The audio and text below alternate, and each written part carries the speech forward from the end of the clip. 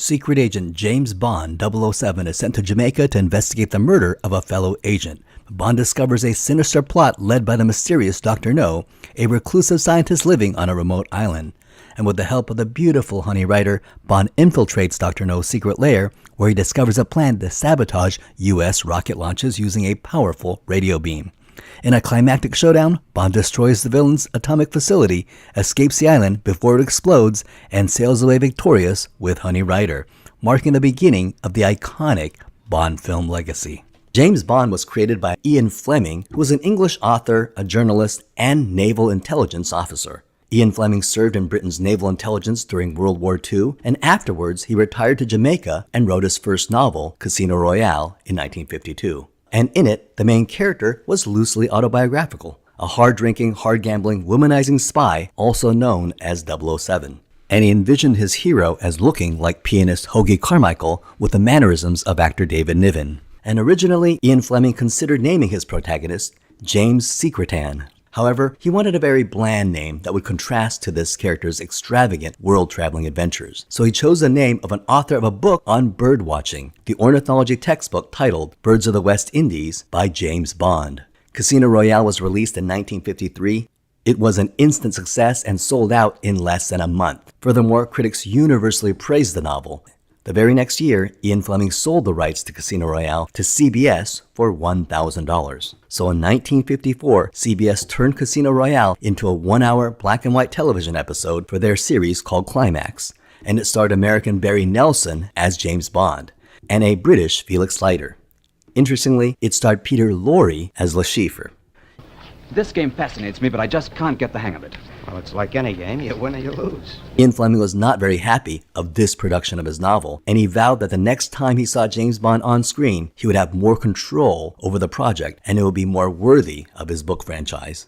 Meanwhile, Ian Fleming was having success with his James Bond book series. The character was very popular, and he even starred in a series of comic strips based on the Ian Fleming novels, and these were also very popular. Interestingly, Dr. No started out as a screenplay before it started out as a novel. In 1956, producer Henry Morgenthau III wanted Ian Fleming to write a screenplay for a TV series titled Commander Jamaica, and the antagonist was a Chinese overlord based on Fu Manchu. However, those plans fell through. So in 1957, Fleming took the premise of Commander Jamaica and turned it into his sixth James Bond novel. The book was released in 1958, and it was the first Fleming novel to receive negative critical reviews in Britain, but did receive positive reviews in the US. In 1961, Ian Fleming met with Canadian movie producer Harry Saltzman about making a James Bond movie, and Fleming ended up selling the movie rights to the James Bond franchise for $50,000.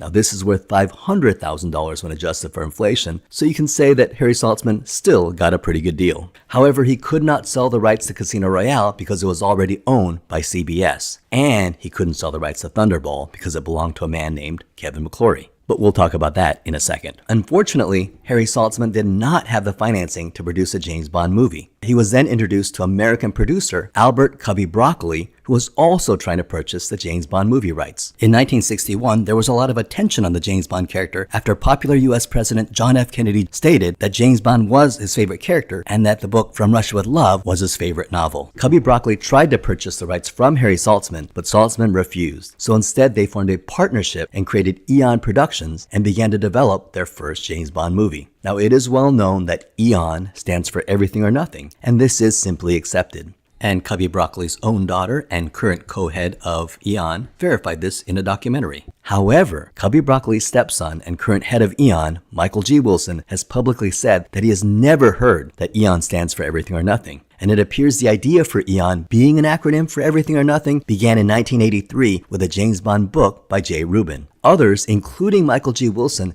have claimed that Eon is a play on Eon, meaning an immeasurable period of time, and was Saltzman and Broccoli's hope that Eon would be around for ages, still making James Bond movies in the future. So, like our international spy himself, the meaning of Eon remains a mystery. Broccoli originally wanted to make Thunderball and was disappointed to learn that Kevin McClory held the movie rights. In 1958, about 4 years before Ian Fleming met Harry Saltzman and Cubby Broccoli, he had a meeting with Kevin McClory, as well as 2 other Hollywood producers, and he invited them to his home in Goldeneye. They brainstormed and wrote a screenplay which would eventually become Thunderball. And it was here that they invented the bad guys, which was an organization named Spectre. When the idea of the screenplay fell through, the partnership dissolved, and everyone went their separate ways. And about 3 years later, in 1961, Ian Fleming published Thunderball and did not mention Kevin McClory. And Thunderball ended up becoming Ian Fleming's 9th James Bond book. Kevin McClory sued Ian Fleming and won. And they eventually settled out of court where Ian Fleming paid Kevin McClory $100,000, and Kevin McClory ended up winning future rights to any movie versions of Thunderball. But we'll talk more about that when we get to our movie Thunderball, as well as Never Say Never Again. Ultimately, Dr. No was chosen because it had a straightforward story and only one location of Jamaica, thus lowering production expenses. Cubby Broccoli was born in Queens, New York and lived in Beverly Hills, and he was completely an American producer, but was committed to maintaining the British identity and the British feel of the James Bond franchise. In 1962, Cubby Broccoli and Harry Saltzman were able to successfully pitch the film to United Artists, and United Artists gave them the ultra-low budget of $1 million to make this movie. Now, to put this into perspective, the other hit from 1962 was Lawrence of Arabia, which was made for $15 million. So Dr. No was 15 times cheaper than the average Hollywood movie coming out at the time. For director, Eon asked Guy Hamilton, but Hamilton turned it down. Hamilton would later go on to direct Goldfinger, but ultimately they hired Terrence Young, who had directed some of Cubby Broccoli's other films. Terrence Young was known for being the suave, well-read, sophisticated playboy with a reputation for being a ladies' man. He was also known for dressing in these expensive suits that were tailored at Savile Row, and he was considered perfect to direct James Bond. For the role of James Bond, Broccoli and Saltzman wanted Cary Grant. However, Cary Grant was already a big star and could only commit to one picture. Their second choice was an actor named Richard Johnson, but at that time he couldn't be released from his MGM contract. Their third choice was an actor named Patrick McGoohan, who turned down the role unless Eon agreed to turn down the sexuality in the movie. Patrick McGoohan would later go on to play a secret agent in the TV show The Prisoner. The next actor they considered was a fairly unknown actor named Roger Moore, and they decided to turn him down because they thought he looked too young and too pretty, and he was also committed to another TV show. Roger Moore would be hired for a TV series called The Saint, which would air on October 4th, 1962, one day before the release of Dr. No. So how did the producers find their James Bond? Broccoli and Saltzman set up an informal contest and called it the Find James Bond Contest, and they had every amateur in show business apply. And after interviewing thousands of actors, the winner was a man named Peter Anthony. Anthony was a male model who looked the part. He was very handsome and very dashing, but unfortunately, he couldn't act. They tried acting classes, they tried tutoring, but he just couldn't play the role effectively. And then they came up with their runner-up, who was a man that impressed producers with his role in a Disney movie called Darby O'Gill and the Little People. Broccoli and Saltzman really liked the rugged and macho look of Sean Connery, but they were worried that he would be unable to portray the aristocratic aspects of James Bond, because Sean Connery was not an educated man. He was a blue-collar truck driver, and when Ian Fleming had heard that this man had been cast, he was very upset. After all, Fleming had written James Bond to be an aristocrat and military officer like himself, and Fleming was not convinced that this blue-collar truck driver would be able to pull off the role of a gentleman spy. Director Terrence Young decided to make Sean Connery his personal project. Terrence Young introduced Sean Connery to his tailor, got him fitted in these expensive suits, actually had Sean Connery sleep in his suit to get more comfortable with the feel of it. And for months, Young took Sean Connery around town and hobnobbed with the elite aristocrats of England. The two went to expensive restaurants, casinos, and partied with a lot of the high-class wealthy women of London. And to Sean Connery's brilliance, he picked it up. He picked up the subtle mannerisms and the nuances of London aristocrat culture. James Bond historians credit Terrence Young as adding the suave and aristocratic manner of Bond to Connery's already masculine and rugged demeanor. It was the synergy of Connery and Terrence Young that created the perfect storm of what we now think of as the complex duality of James Bond. Now, contrary to popular belief, Sean Connery did not wear a toupee in this film, nor in From Russia with Love. Apparently, he still had a full head of hair. Although the balding process had begun, he did not officially start losing hair until Goldfinger, and it was in the third film where Connery began to wear a hairpiece. In terms of the story, when Terrence Young read the script, he was a little concerned about whether James Bond could work or not. Young felt that if James Bond were to be played completely straight, the character would be too despicable and too offensive for the mass audiences. Terrence Young felt that the film needed a little bit of humor. Make it a little campy, so if Connery were to play the character in a tongue-in-cheek manner, it would help get past the censors, but would also be fun enough to appeal to a mass audience. Terrence Young also felt that there were too many flaws in the story of Dr. No, so he had this idea that he could just make up for the flaws in storytelling by keeping the action fast and making it a visual roller coaster ride. The audiences would be having too much fun to notice the flaws in the story. And this is the way editor Peter Hunt also edited the story, to be very kinetic and dynamic and very fast-paced. For the role of the main villain, Dr. No, Ian Fleming had hoped his good friend and playwright, novelist Noel Coward, would play the part. Ian Fleming even sent a telegram to Noel Coward on behalf of Eon. However, Noel Coward emphatically rejected the role, and they received a telegram saying, "No, no, no." One of the actors Eon considered for Dr. No was Max von Sydow. However, Sydow turned down the role, but years later, Max von Sydow would go on to play the head villain Blofeld in the 1984 film Never Say Never Again. Fleming wanted to suggest his step-cousin Christopher Lee, who was already a prominent movie star. However, by the time Fleming pitched Christopher Lee to Eon, producers had already hired Joseph Wiseman for the role. Christopher Lee would go on to play a James Bond villain years later as Scaramanga, the man with the golden gun. Joseph Wiseman, who is Caucasian, wore makeup and prosthetics to appear more Asian. And Wiseman played Dr. No in a very cold and calculating manner, where he has this unnerving calm at all times. This actually contrasted to the way Joseph Wiseman was in real life, who was extremely nervous on set, but once the cameras rolled, he transformed into this very cool character. Lois Maxwell was a character actress in England, and her husband had just suffered a heart attack, and they needed money. So she called her friends and asked for a role in this upcoming movie. Director Terrence Young felt that she didn't have the star quality for a major role and offered her a bit part. He let her choose between the secretary Miss Moneypenny or Bond's girlfriend Sylvia Trench. Lois Maxwell learned that Sylvia Trench would be in a scene dressed only in James Bond's shirt and worried that the scene would be too revealing, and so she chose the role of Miss Moneypenny and even wore her own clothes for the scene. She would go on to play that part for 14 films.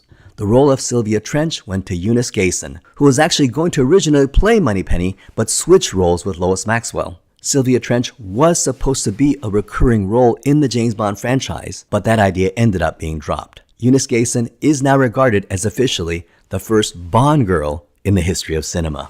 Bernard Lee was hired as James Bond's boss M. Peter Burton was hired as a quartermaster, Major Boothroyd. And Zena Marshall was hired as the Chinese Spectre agent, Ms. Taro, and she would have to wear makeup to appear more Asian. She'll go on to be the second Bond girl in cinema history and the first official bad Bond girl. Jack Lord played James Bond's CIA counterpart, Felix Leiter, and despite a lackluster performance here, he'll go on to a phenomenally successful TV career in Hawaii Five-0. And finally, for the role of the main Bond girl, Honey Rider, they had trouble filling this role. And even as late as 2 weeks into production, they still had not cast Honey Rider. Harry Saltzman saw a photograph of an unknown model named Ursula Andress, and they contacted Ursula Andress and offered her the part without an audition nor reading.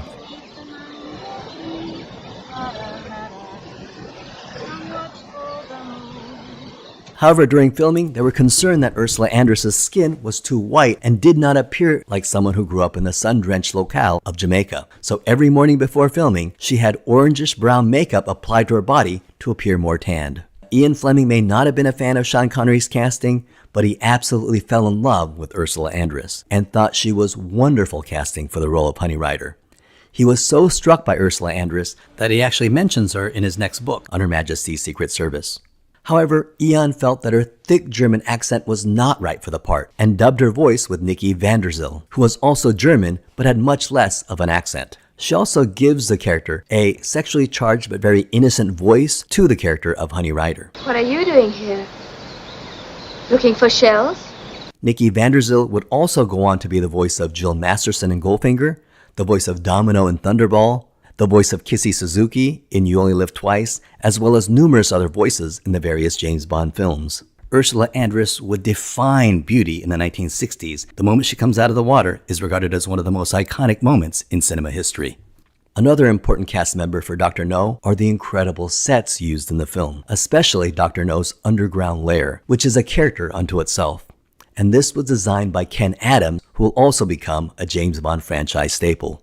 In Dr. No's underground lair, Bond notices a painting and does a double take. And we all missed the reference here, but audiences in the theaters in 1962 would have gotten the reference. This painting is the Portrait of Duke Wellington by Francisco Goya, and this is a real portrait that had been stolen in 1961 and was a huge mystery that was prominent as front page news at the time. And police assumed some mastermind criminal had stolen it, and the joke here is that the mastermind was Dr. No. Ken Adams himself painted the replica we see on film, and everyone in 1962 would have gotten the joke. Incidentally, it turned out that a bus driver had stolen it, and he voluntarily returned the painting unharmed in 1965, 4 years later, and ended up serving 4 months in prison for the crime. Eon Productions reached out to musician Monty Norman after Cubby Broccoli became a fan of his theater production of Belle. Monty Norman was a hot up-and-coming musician in the London theater scene. Monty Norman initially declined the offer, but Harry Saltzman offered Norman and his family a paid trip to Jamaica, and this excited Norman. He was able to have a paid family vacation to an exotic locale for free. And once in Jamaica, he had a great time and he agreed to write the score. Monty Norman wrote several songs for Dr. No, most of which ended up not being used in the final cut of the film. But Monty Norman will later contribute something much greater to the James Bond franchise, but we'll talk about that in a few moments. We also have to talk about the tarantula scene, which may have been terrifying at the time. In the book, it is not a spider, but a poisonous centipede. And apparently the production staff were utterly terrified of this tarantula. They even used a stuntman and a plate of glass to separate Sean Connery from the spider. At that time, most people didn't know much about tarantulas. And today we have people raising pet tarantulas, and we know that they're very friendly and very safe. They're not poisonous and make very friendly pets. So now when you watch the scene, you see James Bond just in panic, truly shaken, and he's smashing this poor beast with a shoe in panic. It is almost laughable to see today. There's an interesting scene in the movie where James Bond has a drop on Professor Dent, a geologist who is secretly a Spectre agent. And this scene will be very controversial because there was a debate whether our hero would shoot a defenseless man. In the end, Eon decided to go for it and filmed the most controversial take of the scene, where Bond mercilessly assassinates the unarmed Professor Dent in cold blood. And it is a cold-blooded scene where James Bond coolly and without any emotion nor remorse shoots and kills Dent. And it is here, in this very moment, in this very scene, where cinema saw the complete birth of the James Bond character on film. A devilishly handsome, witty, sophisticated, intelligent hero with immense sex appeal and a hard right hook, who is also a dark, brutal, remorseless, cold-blooded killer. But all in the service of his country. For the opening of the movie, they wanted to do something special, a symbol of the 007 character, a logo of sorts. The idea came from Maurice Binder. Maurice Binder designed the iconic gun barrel sequence, and he accomplished it by simply pointing a small camera through an actual gun barrel of a real gun. The actor in the sequence is not Sean Connery, but his stuntman Bob Simmons. Sean Connery would not be in the gun barrel sequence until the fourth film, Thunderball. While editing the film, Terrence Young and editor Peter Hunt wanted a new piece of music which could punch up the movie. They contacted Monty Norman, who had composed much of the soundtrack for the film, most of which would be unused, and it is here, after his primary work was already done, during the editing of the movie, where Monty Norman would give his greatest contribution to the James Bond franchise. Monty Norman had already written a song called Bad Sign, Good Sign for his own theater adaptation, V.S. Naipaul's novel, A House for Mr. Beeswax. I was born with this unlucky sneeze. And the score had a very Indian sound, but Norman decided to split the notes, and when he did,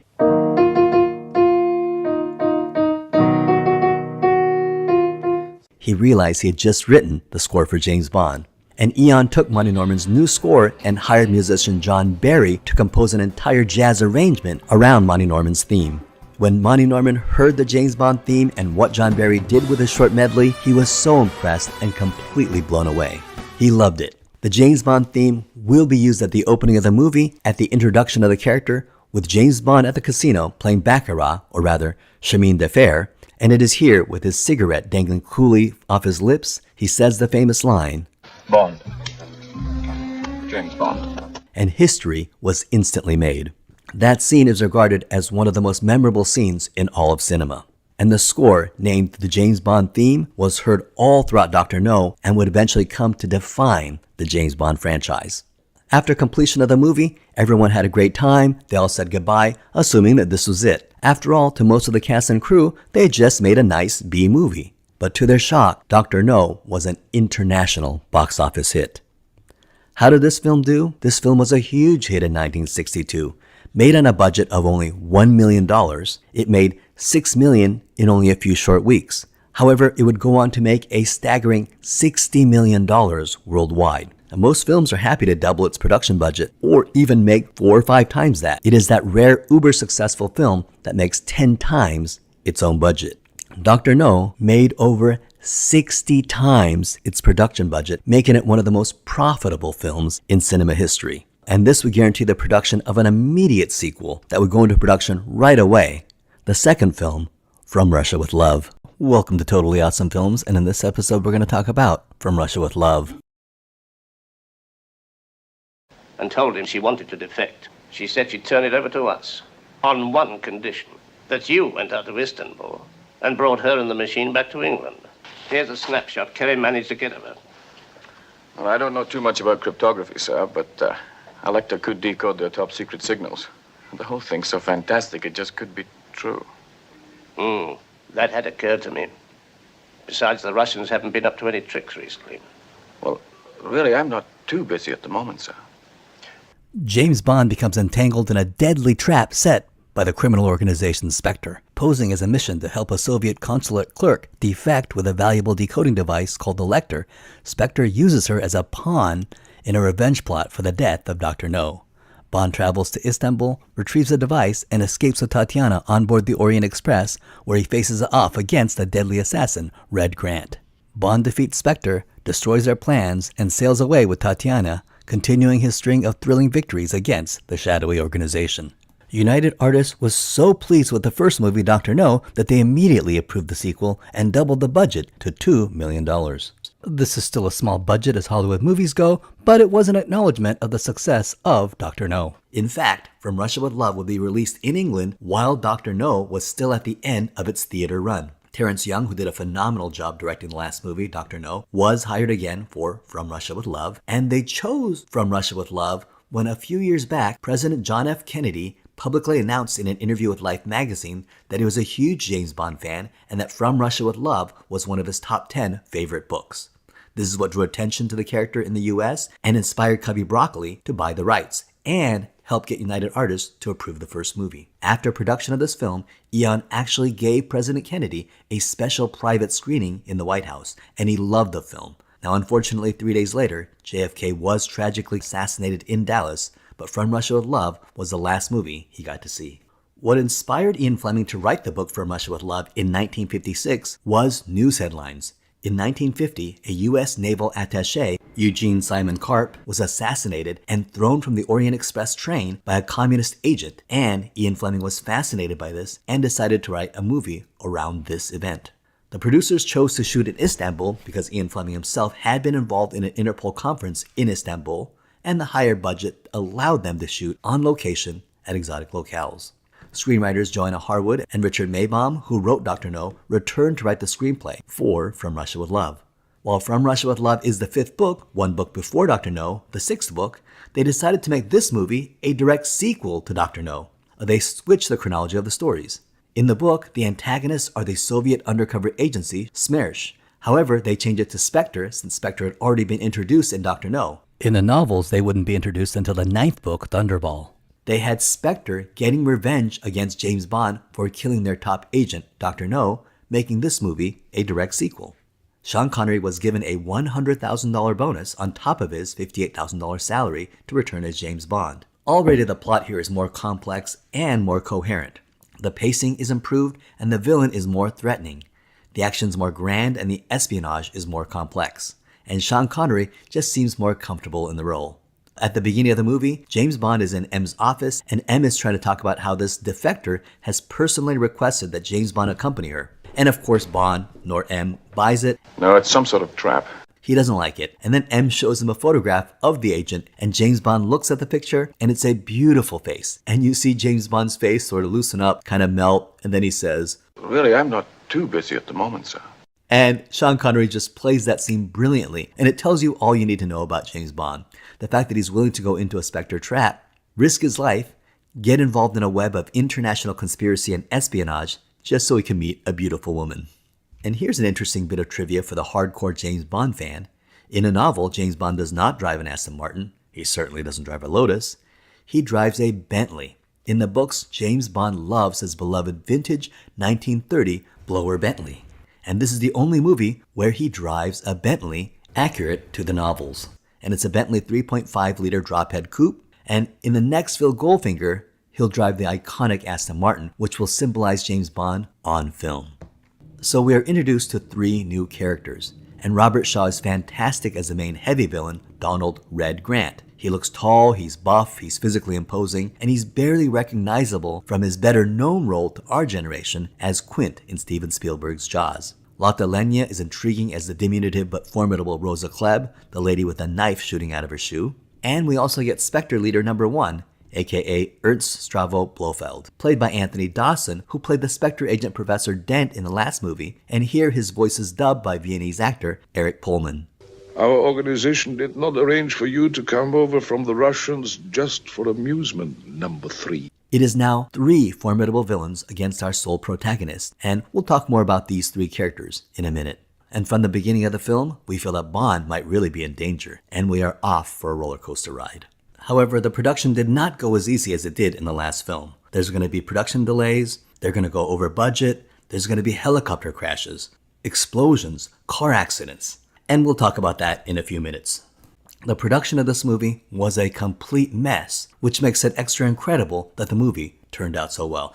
This film actually introduces 2 new elements to the traditions that were established in Dr. No, and this is going to help solidify what we now call the James Bond formula. So already we get the pattern of the gun barrel sequence that was introduced in the last movie, Dr. No, and it is still stuntman Bob Simmons in the sequence. But from here we have 2 new elements that will become permanent James Bond fixtures. The opening action sequence and then the musical montage. And these fixtures will be in every Bond movie going forward. We also get Desmond Llewellyn as Q himself. Peter Burton, who played the quartermaster Major Boothroyd in the last film, was not available for this movie, so they recast him with a new actor. And Desmond Llewellyn will go on to become a James Bond staple. He'll be in 17 James Bond movies, more than any other actor. In 1963, Terence Young asked Desmond Llewellyn to read for the part of Major Boothroyd. Therefore, we know that this is supposed to be the same quartermaster Major Boothroyd who was played by Peter Burton in the last movie. So it is the same character, but recast. However, to avoid confusion, they refer to him here as simply the equipments officer, which made some fans think that he was a separate character. Now, the letter Q for Q Branch was first mentioned in Ian Fleming's first book, Casino Royale, and its head, Major Boothroyd, first made his appearance in Fleming's 6th book, Dr. No. Terence Young knew Desmond Llewellyn from a film he directed called They Were Not Divided, where he had a thick Welsh accent. I coshed when them Island Division chaps. Costume good and proper. Oh, you mark my words, wacky boy. His own natural native Welsh accent, and wanted him for the role of Q because they envisioned Q as having a Welsh accent. However, Desmond Llewellyn strongly believed that Q should have an upper-class aristocratic English accent. Is that all, sir? And was able to persuade Terence Young and Ian Fleming, and was hired for the role.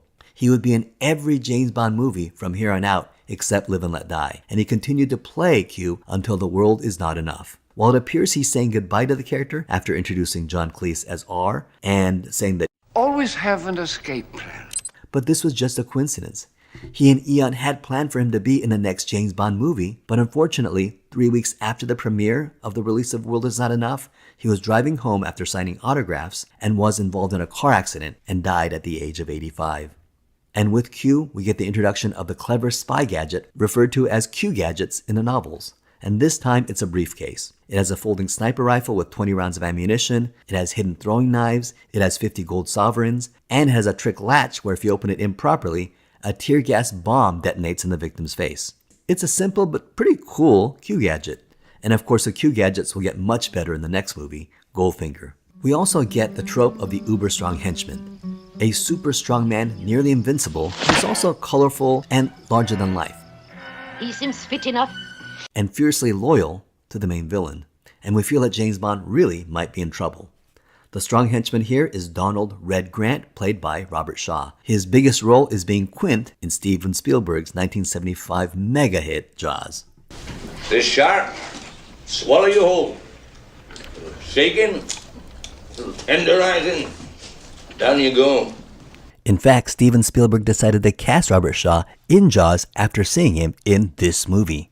And he is fantastic here as Donald Grant. He's fierce, he's strong, very cunning, and we feel he is the Spectre version of James Bond, a worthy nemesis to our hero. They both have short, tight haircuts, but he has blonde hair to Bond's black hair. They're both tough and masculine. While Bond exudes warmth, Grant is cold and calculating. He is Bond's opposite number. However, Robert Shaw was 4 inches shorter than Sean Connery, so he had to stand on a box whenever they did their scenes together. We get so many elements that are associated with the entire James Bond franchise that have become fodder for any James Bond satire or parody. We get Blofeld stroking his long-haired white cat. We get the concept of the femme fatale who switches allegiances due to what has become known as, well, let's say, James Bond's masculine charms. We get exotic locales, and we get over-the-top action. Another thing I really appreciated about this film was the portrayal of certain real-world complexity in the espionage game. When Bond lands in Istanbul, he notices he's being followed, and the chauffeur casually tells him, "They follow us, we follow them. It's a sort of understanding we have." And I love this. One of my favorite scenes in the film, the scene which many cite as one of the best fight scenes in all of cinema, is on the Orient Express when our villain, Agent Red Grant, meets up with Bond and pretends to be his MI6 contact. Now we the audience, we know this is a Spectre agent, but Bond doesn't, and it creates this tense, slow burn, and we the audience are just squirming in our seats. And I thought this was such a brilliant scene. This is pure Alfred Hitchcock in action. And then the scene turns into one of the best, one of the most realistic fight sequences ever put on film. And it's interesting how this action scene, filmed over 60 years ago, is still a better fight scene than many of the fight scenes filmed today. And I think at that time, from the beginning of cinema to the late 1980s, fight scenes were clearly done by actors who couldn't fight. And their punches don't look very impactful, they don't have good technique when they're punching, obviously no fight training, and it sort of looks pathetic on screen. And it looks unrealistic and unconvincing. Well, in 2000, post-Matrix, when Hollywood films began to be influenced by Hong Kong cinema, it sort of shifted far in the other direction. And now, in modern films, when you see a fight scene, everyone is a professional martial artist with too perfect a technique that looks too choreographed. And now every scene feels like a Hong Kong kung fu film, and that comes across as equally unrealistic and unconvincing, but in the other direction. But the fight scene here in this movie, it looks real. It really does look like 2 trained fighters really fighting to the end. And that really adds tension and impact to the film because it doesn't look choreographed. It looks very dramatic and looks very real. And I think only a few films have really topped the realism or even matched the realism of this fight scene. Because director Terrence Young was a college boxer and knew how to fight and had a vision for the scene. And Sean Connery and Robert Shaw actually did the fight scenes themselves, and this short sequence took 3 weeks to put on film. But I think the final product is well worth it. So I'm interested in hearing your opinions. What did you think of this fight scene? Can you think of another Hollywood action scene that is as good or better than the scene presented here? Let me know in the comments below. Agent number 3, Rosa Klebb, was played by Austrian singer Lotte Lenya, who was 65 years old when she starred in From Russia with Love.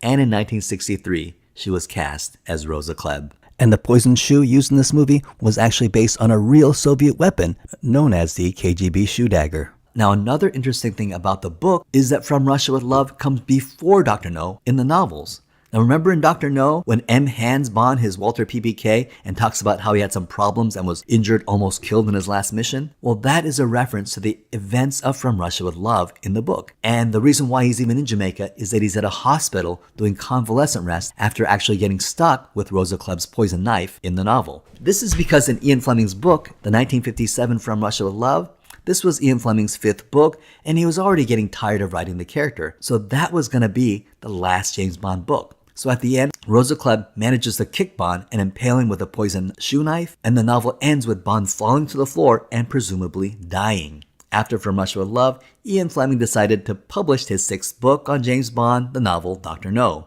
For the role of femme fatale Tatiana Romanova, the producers auditioned many women, but the role went to Daniela Bianchi, mostly because she was Sean Connery's personal pick.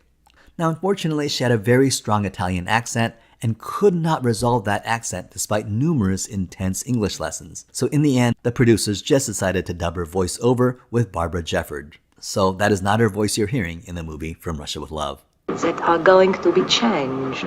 Mexican actor, international legend Pedro Armendariz plays Karim Bey. John Ford actually called Cubby Broccoli and asked if he had a role for Pedro Armendariz to be in his movie and to cast him as a personal favor to him, which Cubby Broccoli, of course, obliged. And sadly, he had terminal cancer during production of this film and actually took the role so he could leave money for his family. And director Terrence Young was very accommodating and let Armendariz film the scenes earlier in production, and sure enough, before he could finish all his scenes, he filmed most of them, but had 2 or 3 scenes left, but actually had to go in the hospital where he would pass away. But the producer's director, Terrence Young, would pay him a full salary that he was able to leave a considerable sum of money that he made from this movie to his children. But it is a really sad story for this legendary actor because he was apparently in a lot of pain during the end of his life from cancer, and when he was at the UCLA Medical Center, he actually snuck in a gun and fatally shot himself in the chest. And it is a very tragic story. But years later, his son would actually follow in his father's footsteps and become an actor himself, and was actually in a James Bond movie. The actor is Pedro Armendariz Jr., named after his father, and he will play General Hector Lopez, the president of Isthmus, in License to Kill. Sylvia Trench returns as James Bond's kind of girlfriend, and she was going to be a regular character in the franchise, but this was dropped, so this will be her last film. Walter Gotell plays Morenzi, a Spectre agent who trains on Spectre Island, and he will go on to be a recurring James Bond character, General Gogol, head of the KGB, for the Roger Moore era of Bond. Manu Norman was not asked to return, and John Barry was hired or promoted as the primary soundtrack composer and will continue to compose James Bond scores for 11 Bond films. And he also went on to write the soundtrack for Dances with Wolves, The Cotton Club, Out of Africa, Chaplin, and oddly enough, Bruce Lee's film Game of Death. But he will go on to win 5 Academy Awards. Ken Adam, who blew everyone away with his production designs for Dr. No, drew the attention of Stanley Kubrick, who hired him for Dr. Strangelove. In this movie, he was replaced by Sid Cain, but Ken Adam would return to design the sets for Goldfinger, You Only Live Twice, Diamonds Are Forever, The Spy Who Loved Me, and Moonraker. Here's an interesting bit of trivia. Ken Adam also designed the famous car in a movie adaptation of Ian Fleming's other famous novel, Chitty Chitty Bang Bang. Ken Adam will be nominated for 4 Academy Awards, winning 2. We can't talk about this movie without talking about the 1959 Alfred Hitchcock classic North by Northwest, which came out 3 years before this movie was an international box office smash hit. It is obvious that From Russia with Love was strongly influenced by North by Northwest. James Bond's look and dress, his suits, mirror those of Cary Grant, and the story structure of this movie mirrors the story structure of North by Northwest. The train scene where Red Grant has the drop on James Bond is pure suspense from Alfred Hitchcock's playbook, that slow burn Hitchcock is always talking about. And finally, the MacGuffin that everyone in the movie is after, in From Russia with Love, the Lecter, is eerily similar to the MacGuffin of the microfilm of confidential government documents that the villains are trying to smuggle in North by Northwest. And also in this movie, there's a helicopter scene which was noted by fans to be reminiscent of the airplane crash scene in North by Northwest.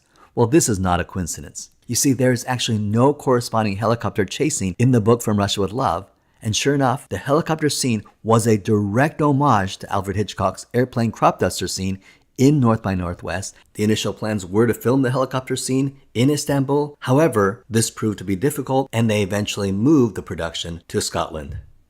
Another scene that was added to the end of the movie to buff up the action sequence is not only the helicopter scene, but also the boat scene. Like the helicopter scene, the boat scene is not in the book, but was added after production to buff up the action of the movie. The boat scene was influenced from an action scene called The Red Beret, which was also directed by Terrence Young. Like the helicopter scene, the boat scene was also going to be filmed in Istanbul. However, the waters around Istanbul proved very difficult due to the high waves, and the boats kept nearly crashing. After principal photography on location in Istanbul, the entire production was moved to Scotland, and the production was seriously late and over budget. In an attempt to catch up on the time, Terrence Young had the crew work late shifts, and they worked so hard that apparently Danielle Bianchi's driver fell asleep at the wheel while driving her to work, and they got in a car accident. Her car rolled over several times and almost went into the water. Sean Connery, who was in the car behind them, came out and helped pull Daniela Bianchi out of her car. Fortunately for production, the complicated helicopter scene actually went off without a hitch. Eventually, much of the helicopter scene was actually filmed with a miniature remote-controlled helicopter. Interestingly, a helicopter crash did occur, but not during the helicopter scene, but actually while scouting locations for the boat scene. Terrence Young was in a helicopter scouting locations when the pilot of the helicopter crashed the helicopter into the lake, almost drowning them both. After being rescued from a helicopter that was submerged in the water, Terrence Young got out and apparently just started directing again. When it came to filming the spectacular boat scene, this involved an incredible explosion of oil on the water. Well, this is a very complicated setup, and they really had one chance to do this right, and they did it. They did it successfully. It seemed to go well. The explosion was grand. However, after the explosion, it turned out that none of the cameras were rolling. You can't make this up. And they had to reset everything up and film it again the next day. Filming was completed, and they only had 3 months to edit this movie before the premiere. However, they were concerned that this movie was a mess. Much of the sequences didn't make sense. The plot did not seem coherent. It was up to editor Peter Hunt to fix the movie, and he only had 3 months to do so. Well, Peter Hunt went to work, and he did just that. The work Peter Hunt did on this movie was brilliant. He reordered sequences, made the plot more coherent, and basically saved the movie. In reordering the movie, one of the things Peter Hunt did is put one of the action sequences before the musical credits, thus unintentionally creating the pre-credit action sequence. Ultimately, Peter Hunt did a monumental job in the editing process. It is believed that Peter Hunt saved this movie in the edit. 5 years from now, Peter Hunt will get the chance to direct his own James Bond movie, and he'll direct the brilliant On Her Majesty's Secret Service, which many regard as one of the best James Bond movies. So the final cut of this film was completed on time. So how did this film do? And how did it do against North by Northwest, the movie it was basically copying? Alfred Hitchcock's North by Northwest was made on a budget of $4.3 million and made a respectable $9.8 million at the box office. Now, From Russia with Love actually blew this out of the water. From Russia with Love was an even bigger hit than Dr. No, and it was both a critical hit and a box office success, doubling Dr. No's receipts. Made on a budget of only $2 million, it made $12.5 million in its first release and would go on to make $78 million worldwide, equivalent to $804 million today when adjusted for inflation. And that's 8 times more than the movie it basically copied, North by Northwest, and only had half of that film's budget. So From Russia with Love was an uncontested smash hit. Now, do you know about the controversial audio track? Apparently in 1991, when Criterion released their Laserdisc with all the audio commentary by director Terrence Young, well, apparently Terrence Young, who was 76 at the time, was retired and maybe just didn't care. Well, he was a little too open and candid and frank about his time directing James Bond and revealed a little too much information about some of the backstage gossip that occurred while filming this movie. For example, he talked about how he thought Ian Fleming was an alcoholic. Terrence Young named people on the set that were smoking marijuana, named them by name. He talked about how actor Armandaris would be in pain from cancer and all of a sudden disappear for a few minutes and then come back appearing all smiling and energetic, obviously having taken opiate painkillers. And on this audio track, he also talked about Lotte Lenya's insatiable womanly appetites and even referred to her as, quote, a freak, unquote. Cubby Broccoli was furious, and who knows, maybe he got some calls from United Artists. He demanded Criterion recall every Laserdisc and presumably burned every disc he could find. Well, he didn't burn all of them. You can find Terrence Young's audio commentary by doing a little Google search and watching it on YouTube, and it's fascinating and disturbing, and you will be shocked with how candid Terrence Young was. It is an absolute must listen. And today, From Russia with Love is still regarded as one of the best James Bond films. Numerous actors, including Lois Maxwell, who played Moneypenny, including the producers, they cite this film as their favorite James Bond movie, and Sean Connery cites this as one of his favorite James Bond films.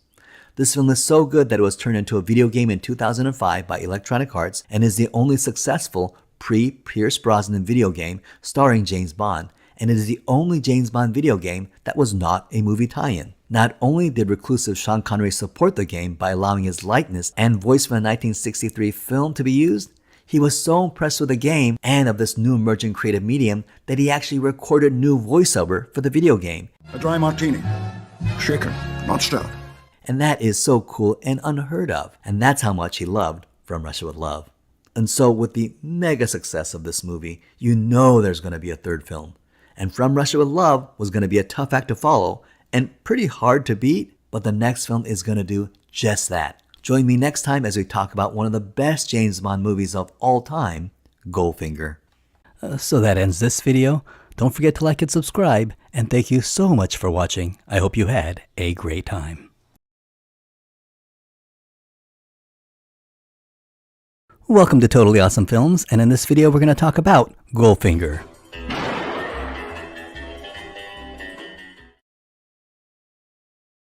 Goldfinger is arguably one of the best movies in the entire James Bond franchise.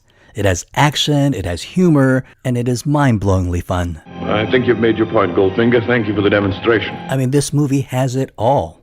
It has an over-the-top villain in Ari Goldfinger. He is charismatic, he is powerful, and he's very dangerous. It has a beautiful Bond girl in Jill Masterson. It has a beautiful femme fatale in Pussy Galore. It has futuristic spy gadgets. It has a supercar. And it has James Bond saving the world from an insane megalomaniacal plot. And it has an uber-strong henchman, a colorful, over-the-top, invincible strongman named Oddjob, who cuts people down by throwing a razor-tipped bowler hat and who can crush golf balls with his bare hands.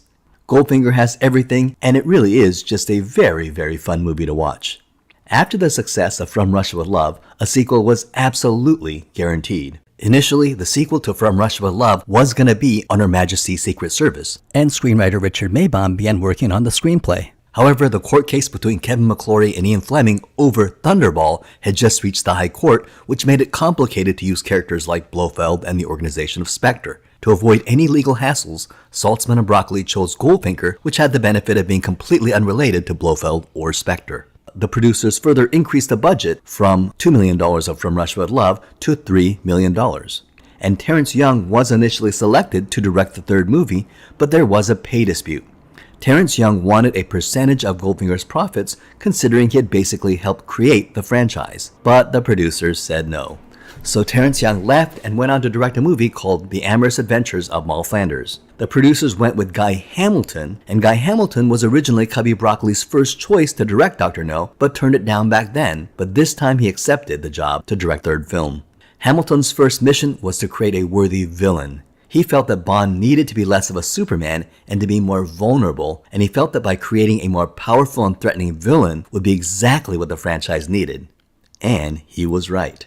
Screenwriter Richard Maibaum, who co-wrote Dr. No and From Russia with Love, was hired to adapt Ian Fleming's novel Goldfinger into the third movie. For the most part, Richard Maibaum kept the general plot of Fleming's book. However, in the book, Auric Goldfinger's plan was to steal the gold in Fort Knox. And after the release of the book, fans and critics criticized the novel because it had a huge flaw in the story, that it would take Goldfinger over 2 weeks to steal the gold in Fort Knox, not just in a few-hour heist. Richard Maibaum had the idea that Goldfinger would not steal the gold, but rather irradiate the gold with a dirty bomb, thereby making his gold more valuable. And in one brilliant stroke, Richard Maibaum fixed a huge plot hole in Ian Fleming's novel.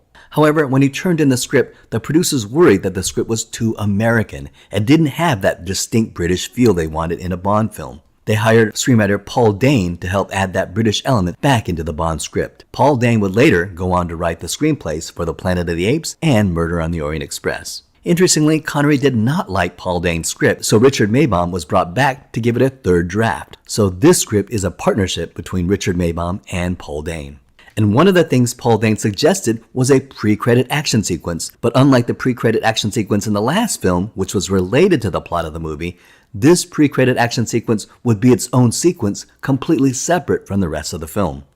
If we could do the pre-credit sequence, which is a wonderful piece of nonsense. Guy Hamilton and Richard Maibaum loved the idea of a short action sequence, which was essentially nonsense to the overall plot, but would set the tone for the rest of the movie in terms of humor, action, and fun. An appetizer for the rest of the movie. And this idea of an unrelated pre-credit action sequence will be a James Bond movie trope from here on out. In the novel Goldfinger, the book starts out with James Bond at a Miami airport and remembering his recent killing of a Latin American drug lord. So in an homage to the book, we actually see that mission in the pre-credit action sequence. So we start the film with James Bond invading the fortress wearing a duck on his head, and it is so awesome. we're thrown immediately into the action, and the James Bond movie starts, he knocks out a guard, he sets charges to explode in the villain's lair, and afterwards he unzips his scuba gear, and he's wearing a flawless tuxedo. It's cool, it's fun, it's funny, and it tells us exactly what kind of movie we're in for. He goes to seduce a woman, but it's a double cross, and he's attacked by a heavy. But then he lets a girl get hit on the head, and then he throws the heavy into a bathtub and electrocutes him. And then dryly adds, shocking. And then he looks at the woman again who betrayed him and says, positively shocking. And here we get one of the first official James Bond one-liners, which will also become a huge James Bond trope. After his mission in Latin America, Bond heads to Miami, where he meets up with Felix Leiter. And Jack Lord, who played Felix Leiter in Dr. No, was asked to play Felix Leiter again, but he turned it down. And he was replaced by a different actor, a professional character actor named Sek Linder. And this would begin the tradition of having different actors play Felix Leiter in every movie. And in fact, only 2 actors, David Hedison and Jeffrey Wright, has played Felix Leiter in more than one movie. Bond observes a gold dealer named Arik Goldfinger and learns that he cheats in gin rummy. He seduces Goldfinger's employee Jill Masterson and forces Goldfinger to lose the game. Bond and Masterson have a fun evening, but they are unaware that danger lurks in the form of Oddjob. And this scene where Harold Sakata strikes Connery with a karate chop to the neck, Sakata actually hit Connery for real. So when you see the pain look on Connery's face, that's not acting. He is really in pain. When Bond awakens, he discovers that Jill is killed and covered in gold paint. And this will become one of the most iconic images of 1964 in all of pop culture. Actress Shirley Eaton even graced the cover of Life magazine on November 19, 1964, painted in gold paint. Now, let me just ask you, is it medically safe for a person to be covered entirely in paint? Most people would say no, you would suffocate. She died of skin suffocation. It's been known to happen to cabaret dancers. It's all right so long as you leave a small bare patch at the base of the spine to allow the skin to breathe.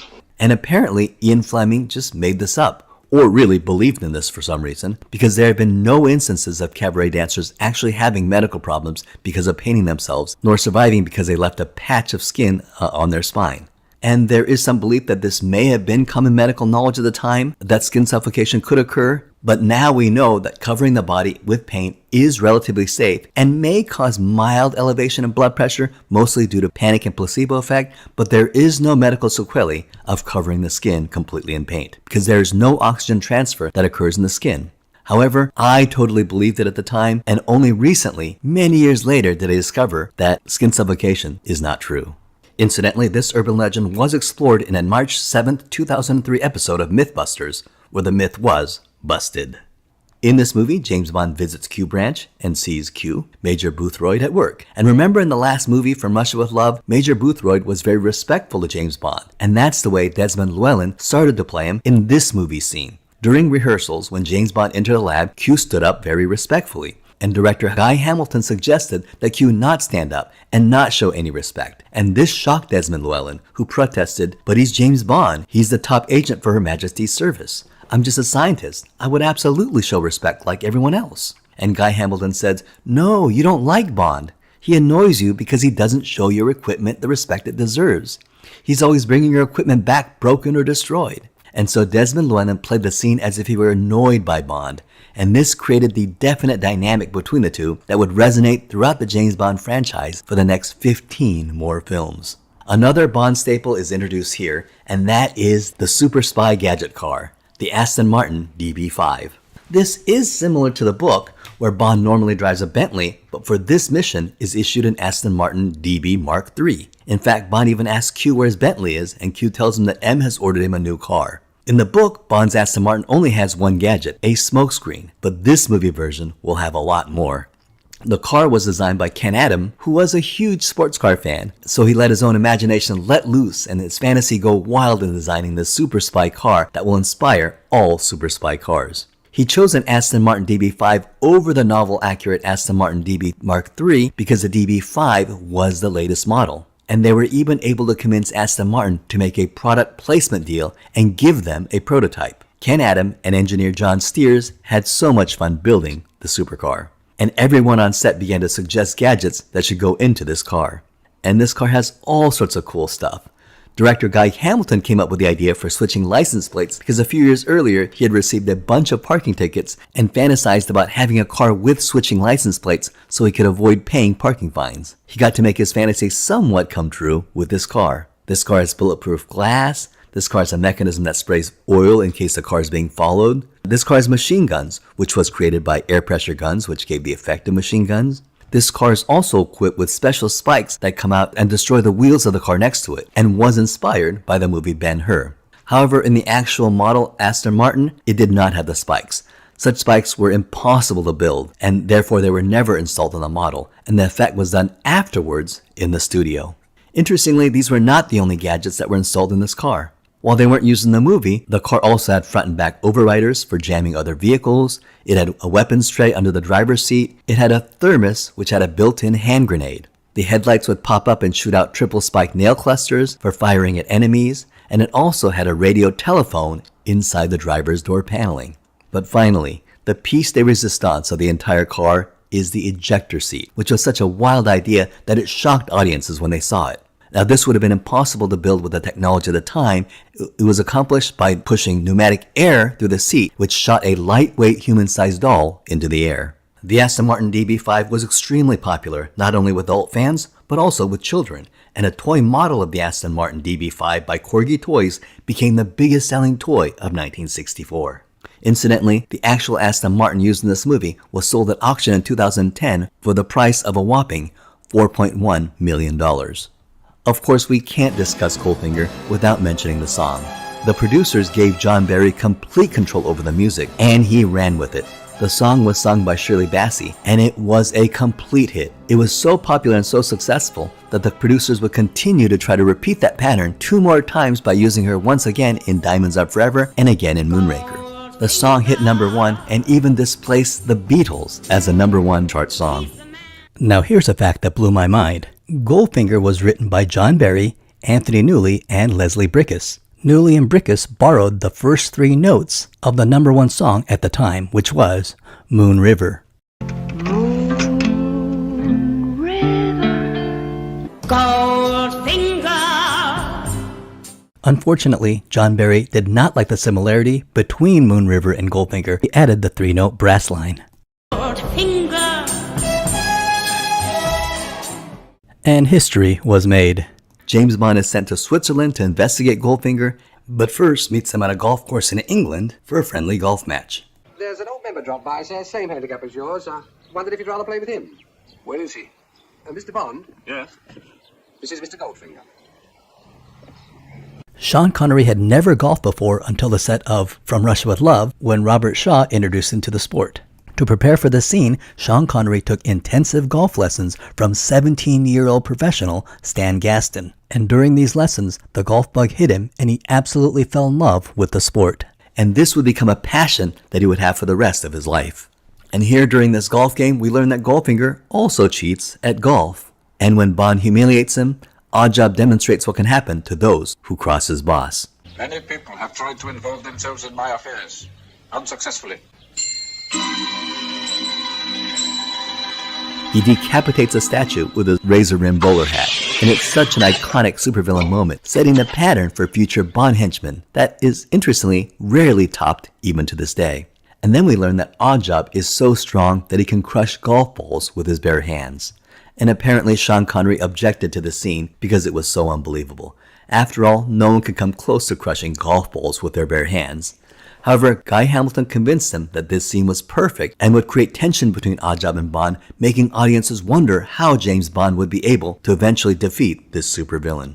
Goldfinger and his henchman Oddjob are considered 2 of the greatest Bond villains of all time, and when we see them, we largely fear for Bond's life. For the main villain, Auric Goldfinger, the producers wanted Orson Welles, but Orson Welles' salary demands were way too high, so they went with German actor Gert Frobe, who was a prominent actor in Germany. Saltzman and Broccoli was impressed with Frobe's build and demeanor and his powerful presence on film. And when Eon asked Gert Frobe's agent if he could speak English, they insisted that he could, and so they hired him. But this was a lie.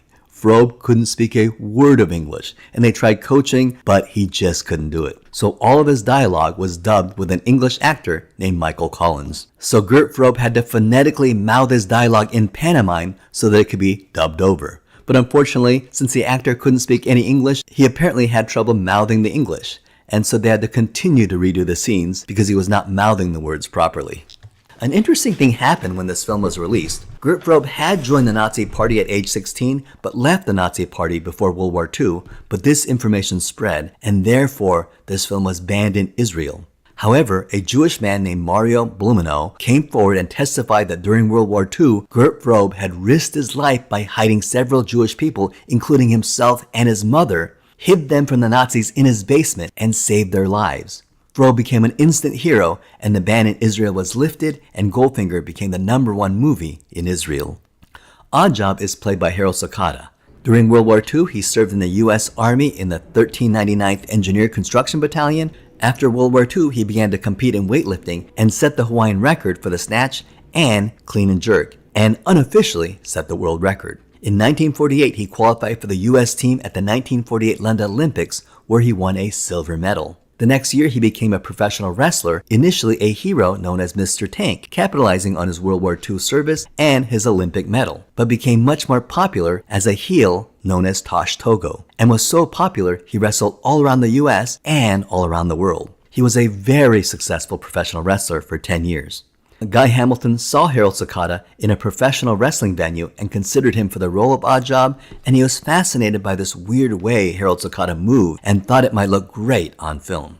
And you can see these odd movements, the way he walks and fights in this movie. Saltzman and Broccoli loved his physical appearance, and they hired him immediately. And Guy Hamilton apparently really liked Harold Sakata and considered him an absolute gentleman and said that he was very professional, and the two continued to be friends for decades after this film. And of course, Oddjob is now considered one of the most memorable villains in all of cinema. James Bond follows Goldfinger and Oddjob to Goldfinger's estate, where he investigates Goldfinger's sinister plan. And here we see the Aston Martin gadget car in action. And it must have been mind-blowing for audiences in 1964 to see something like this on the big screen.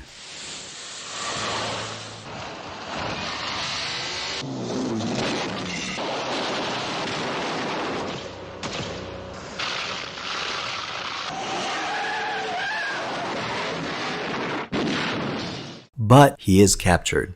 And this leads to another iconic image where James Bond is tied on a torture table, getting ready to be cut in half by a laser. And this was added for the film. It isn't in the book. In the book, Goldfinger threatens to cut James Bond with a buzzsaw. However, lasers were the new thing, and director Guy Hamilton wanted to put this new cutting-edge technology into this film, and even consulted 2 Harvard scientists to help design the accurate look and feel of the laser. And this leads to an iconic line where Bond says, "Do you expect me to talk?" And Goldfinger says, "No, Mr. Bond, I expect you to die." It's a great line, very iconic. Absolutely iconic. Initially, the team actually acquired a 1960s laser to light up that fine red line. And the laser made a very fine red glow when all the lights in the room were turned off. However, when they lit the room with enough lights to film the scene, the red laser was not visible. So there was no way they could film it. It turns out they totally wasted money on the laser. In order to film the effect of the laser cutting the table, Sean Connery lied down on the table while a production team member was under the table, melting the table from below with a blowtorch. So there really was a dangerous metal-cutting blowtorch burning the table headed straight for Sean Connery's groin. A miscalculation, and Sean Connery could have been cut in half just as James Bond, because the production member below could not see above the table and could not see Sean Connery. Therefore, when you see Sean Connery squirm as a laser approaches James Bond's private area, that was not acting. Sean Connery was really nervous and really sweating. Fortunately, the scene went off without a hitch and no one got hurt. And then we meet the main femme fatale. My name is Pussy Galore. For the role of Pussy Galore, the producers wanted Honor Blackman and went to her for the role, which she accepted. And unlike previous Bond girls who were unknown actresses at the time, Honor Blackman was already a huge star. Honor Blackman was already famous as Kathy Gale in The Avengers. Now, not the Marvel comic, but the James Bond-esque TV series with Patrick Macnee as the bowler-wearing John Steed, who always has a beautiful female partner. Honor Blackman accepted the role as Pussy Galore and left the show and was replaced by Diana Rigg, who would go on to play the iconic partner Emma Peel. Diana Rigg would also go on to play a Bond girl in the future movie On Her Majesty's Secret Service. As a humorous reference to Honor Blackman being in a James Bond movie, in one episode of The Avengers, John Steed and Emma Peel actually get a postcard from Kathy Gale who says she's having a great time at Fort Knox. The producers were concerned that the name wouldn't pass the censors and actually considered changing the name Pussy Galore to Kitty Galore. But instead, they decided to play a little clever politics. The producers apparently took the American censor and his wife out to dinner and wined and dined him, and they knew that the American censor was a loyal member of the Republican Party. So the producers talked about how much they were Republicans and how much they hated Lyndon Johnson. And they eventually made friends with him. And this apparently worked. The American censors actually backed off, and they allowed the use of the name Pussy Galore in the movie as long as they would not use the name in any advertisement, posters, or commercials. The character of Pussy Galore was actually based on Ian Fleming's girlfriend on Jamaica, Blanche Blackwell. In Ian Fleming's original novel, Goldfinger, Pussy Galore was a lesbian, which is why she gives Bond the cold shoulder when they first meet, which makes her transformation to Bond's ally a little more problematic. For the scene of Fort Knox, no one is allowed in the gold depository on the Fort Knox base. So the production team had no idea what the interior of Fort Knox looked like. They were able to get blueprints, but they turned out to be very unhelpful. This turned out to be a mixed blessing because Ken Adam just decided to let his imagination let loose and design what he thought the interior of Fort Knox might look like. Freed by any constraints of what the real Fort Knox looked like, Ken Adam just made everything up and envisioned Fort Knox as being a cathedral of gold. And boy did he go for it. Apparently, even the comptroller of Fort Knox was very impressed with Ken Adams' imaginative vision of the vault and sent him a letter complimenting him. Interestingly, movie fans really believed that this was Fort Knox and even wrote letters asking how a British film crew was allowed inside Fort Knox. They had no idea it was all fake and made up by Ken Adam. As for the exterior of Fort Knox, where Pussy Galore's flying circus flies above, gassing all the soldiers, this was a real shot. Cubby Broccoli had some connections with the US military and got permission to film the scene. In the final showdown between James Bond and Oddjob, we have James Bond fighting an invincible foe, all to the counting clock of an atomic bomb. And we wonder how Bond is going to get out of this. But James Bond does find a way and electrocutes Oddjob. However, during this scene, Harold Sakata did not let go because he didn't hear the director say cut and continued to hang on despite receiving quite a shock and burned his hand and arm. And James Bond is desperate to turn off the bomb. A specialist comes in and deactivates the bomb at the last second. And in the original script, the bomb was shut off with 3 seconds to go. However, they thought it would be funny if the bomb was deactivated with 007 seconds left. And that's exactly what they did. Unfortunately, James Bond's creator Ian Fleming died in the summer of 1964, 1 month before the release of Goldfinger. He was only 56 years old and died of a heart attack, likely connected to his heavy consumption of alcohol. Well, how did this movie do? This movie, made on a budget of $3 million, which was the combined budget of both Dr. No and From Russia with Love, went on to be a huge hit. This was both a box office and critical success. It actually made so much money in its original release that it actually entered the Guinness Book of World Records at the time for the fastest box office earnings. And it went on to make $46 million worldwide in its first release, and ultimately $125 million overall, which is worth $1.3 billion when adjusted for inflation. Furthermore, it is considered one of the best James Bond films and the historic moment where James Bond became a true phenomenon. And Goldfinger was the first James Bond movie to win an Academy Award for sound editing. It also began a trend of super spy movies and cheap James Bond clones. Prior to the release of Goldfinger in 1964, there were only 1 or 2 espionage movies per year, but this movie is going to explode that trend of spy movies. And 2 years after the release of Goldfinger, in 1966, Hollywood released 22 espionage films. Goldfinger is rated 71 in the AFI 100 Greatest Films, and in Entertainment Weekly's ranking of all the James Bond films, Goldfinger was rated number 1. Also, elements of this film have been homaged and spoofed in hundreds of movies, including The Simpsons, Austin Powers. Remember, the third movie of Austin Powers is called Goldmember, and it is homaged in the opening sequence of True Lies. And so we see history being created here. This is just an excellent, excellent movie. And so, where do you go from here? After Goldfinger, Eon is going to go all out and create a super high budget movie with a budget of $7 million in the 4th James Bond film, Thunderball. And that ends this video on Goldfinger. Don't forget to like and subscribe, and thank you so much for watching. I hope you had a great time.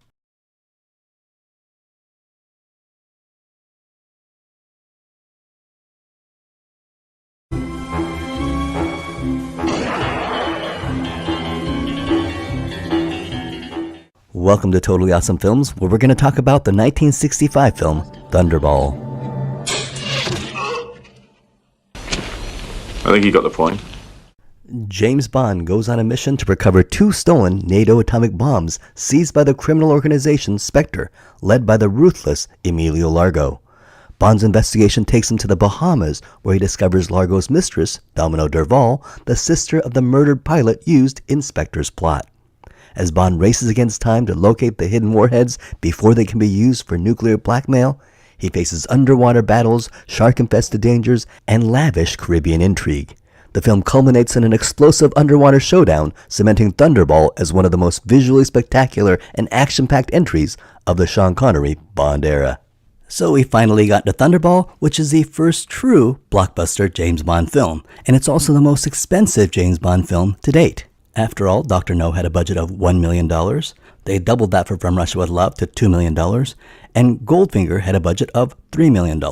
Well, due to the immense success of Goldfinger, United Artists decided to go all out and tripled the budget of Goldfinger and gave Eon $9 million. That's way more than all 3 of the previous movies combined. Because this is when the movie studios realized that the James Bond franchise was a bankable commodity, which of course we already know today. And in fact, Thunderball was such a success that it remained the most successful James Bond film until, when you adjust it for inflation. Can you guess when Thunderball was beaten at the box office and which movie beat it? Thunderball remained the #1 James Bond film, when adjusted for inflation, for 47 years. It was Skyfall who in 2012 barely beat out Thunderball at the end of its impressive 14-week theater run. Only Skyfall has beaten Thunderball at the box office when adjusted for inflation. Today, Thunderball still remains the #2 highest-grossing James Bond film when adjusted for inflation, and incidentally, Goldfinger is #3. The story begins in 1958 with Ian Fleming and a man named Kevin McClory. Now remember, in 1954, Ian Fleming had sold his rights for Casino Royale to CBS for a short TV production of Casino Royale on the Climax TV show, and he was very disappointed in how that turned out. Ian Fleming really believed that James Bond could become a big film franchise and vowed not to get involved in any more half-baked concepts like the Climax TV show. However, he had still yet to meet Cubby Broccoli nor Harry Saltzman. And in 1958, he only had dreams of turning James Bond into a proper movie. So in 1958, 2 years before he would meet Broccoli and Saltzman, his friend Ivar Bryce introduced him to an Irish filmmaker named Kevin McClory, and he and Ian Fleming began to discuss plans for a James Bond movie. Ivar Bryce was a wealthy longtime friend of Ian Fleming who was living in Jamaica. When Ian Fleming decided to move to Jamaica, it was Ivar Bryce who found the home for Ian Fleming, the home which Fleming would name Goldeneye.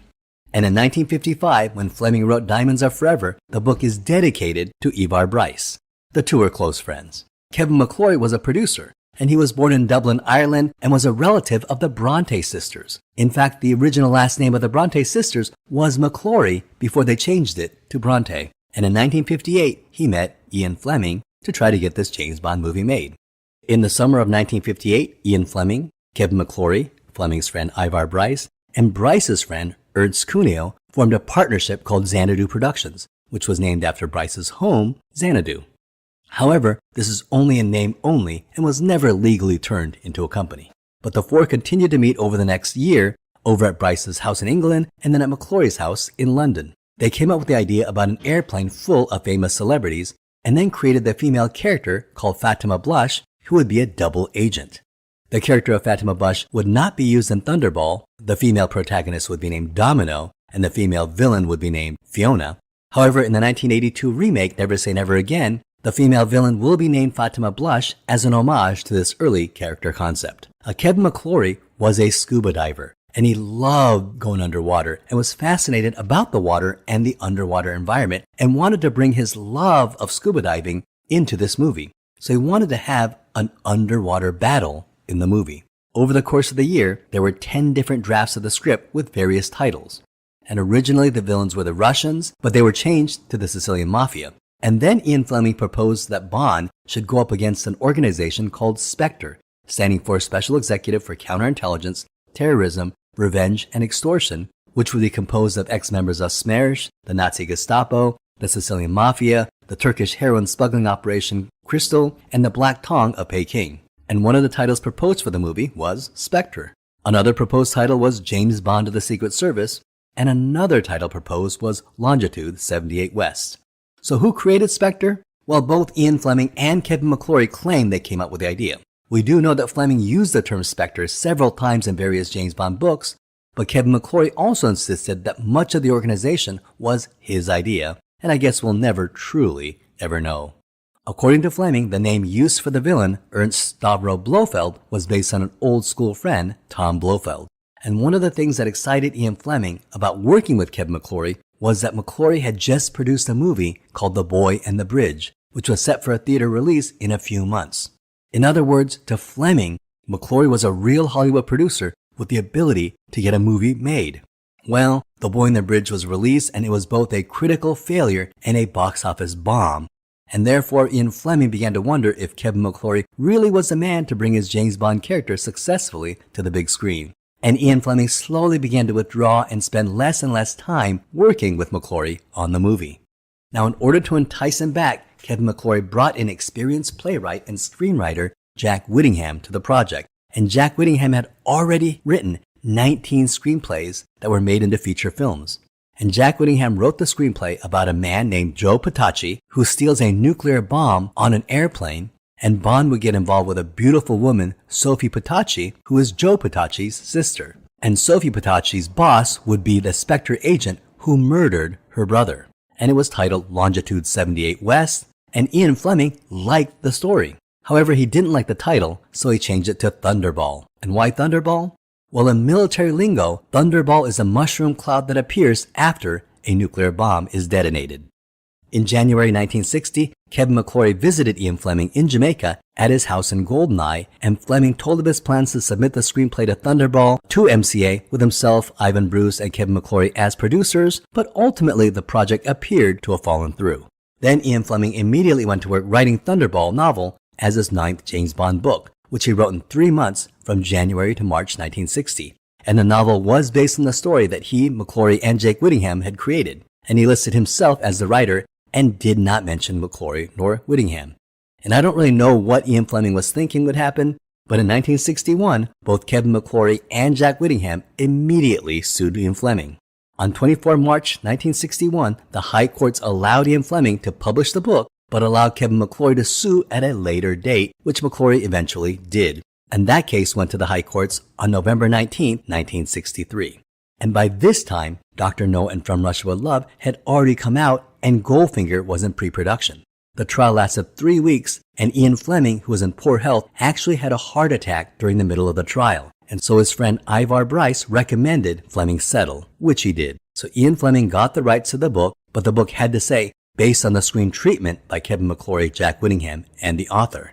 And Kevin McClory won the film rights to Thunderball, as well as certain characters, including Blofeld and the organization of Spectre. Incidentally, 9 months after the trial, Ian Fleming had another heart attack and died at the age of 56.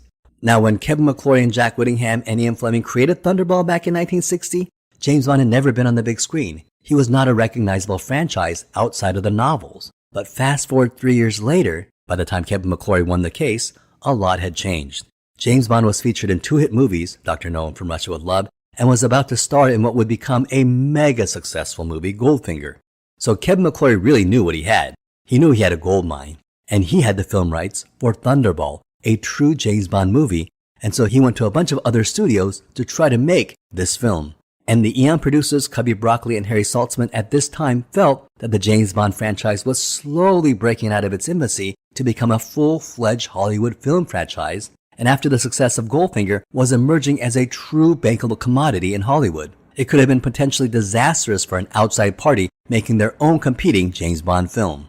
And of course, this is ironic because this is exactly what happened 2 years later in 1967, when a different studio, not related to Kevin McClory, picked up the rights to Casino Royale, which Ian Fleming had sold to CBS in 1954, And the rights ended up at Columbia Pictures, who decided to make a competing James Bond film called Casino Royale.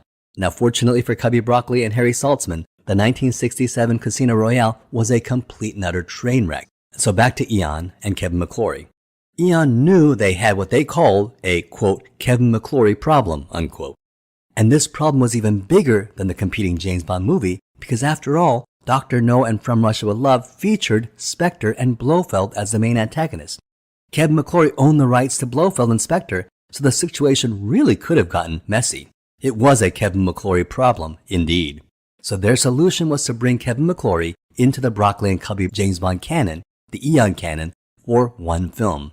Their solution was to make Thunderball their fourth movie, and in this movie, they gave Kevin McClory a huge yet unknown sum of money. We still don't know how much money they agreed to give him, and they gave him the title of head producer, gave him sole producer credit on the film, and they even played on Kevin McClory's ego and gave him a cameo in the film, all in exchange for the rights of the book and film for 10 years. Why 10 years? This is because they thought that in 10 years, which was such an impossible future of 1975, neither Cubby Broccoli nor Harry Saltzman really believed that the James Bond franchise would still be around in 10 years. So this was a very clever solution to the Kevin McClory problem, and Kevin McClory agreed, and Thunderball was made. And because Goldfinger was a genuine international box office smash, so the follow-up film was going to go all out. And of course they got a much larger budget, the budget of $9 million. Director Terrence Young, who directed Dr. No and From Russia with Love, returned to direct Thunderball. And even when you look at the poster, it really outlines the over-the-top nature of this fourth entry, because we have Bond blasting off in his jetpack, we have beautiful women in bikinis, we have helicopters, we have sharks, we have men in scuba gear, we have a giant yacht blasting out of a huge explosion, and this poster really captures the insane over-the-top concept of this movie. So the fourth movie, classically now, follows the formula that was set firmly into place with Goldfinger. You get the gun barrel sequence, you get the pre-credit independent action sequence, you get the title song, you get Bernard Lee as M, you get Q, and you get all his Q gadgets. They're all here now, and they're going to be here from here on out. Now in regards to the gun barrel scene, this is actually the first time that Sean Connery actually did the gun barrel sequence. In Dr. No, From Russia with Love, and Goldfinger, that's not Sean Connery. In fact, it's stuntman Bob Simmons. But when Thunderball was filmed, it was filmed in a new Panavision widescreen aspect ratio, and therefore they couldn't use any old film segments and had to reshoot everything from scratch. So they figured, well, if they're going to reshoot it, why not use Sean Connery? So Thunderball makes history by being the first time Sean Connery does the opening gun barrel sequence. So we start the movie in Paris at the funeral of Colonel Jacques Beauvoir, a Spectre agent who murdered 2 British agents, and Bond is upset that he wasn't the one who got to kill him. He then spots her widow and notices something wrong when she opens her own door. So apparently in 1965, no woman in her right mind would ever open her own door. I guess it was a different time. So before the scene picks up, Bond presumably went to Colonel Beauvoir's chateau, presumably took his jetpack onto the balcony, and waited for the widow to arrive in his study. And when the widow arrives, Bond surprises the widow saying he's there to offer his condolences, and he punches her in the face, revealing that the colonel is indeed Jacques Beauvoir, who has faked his death. It's a very violent fight. It's very action-packed, and Bond gets the best of him and strangles him with a poker iron. It's very brutal. And then he escapes in the famous jetpack.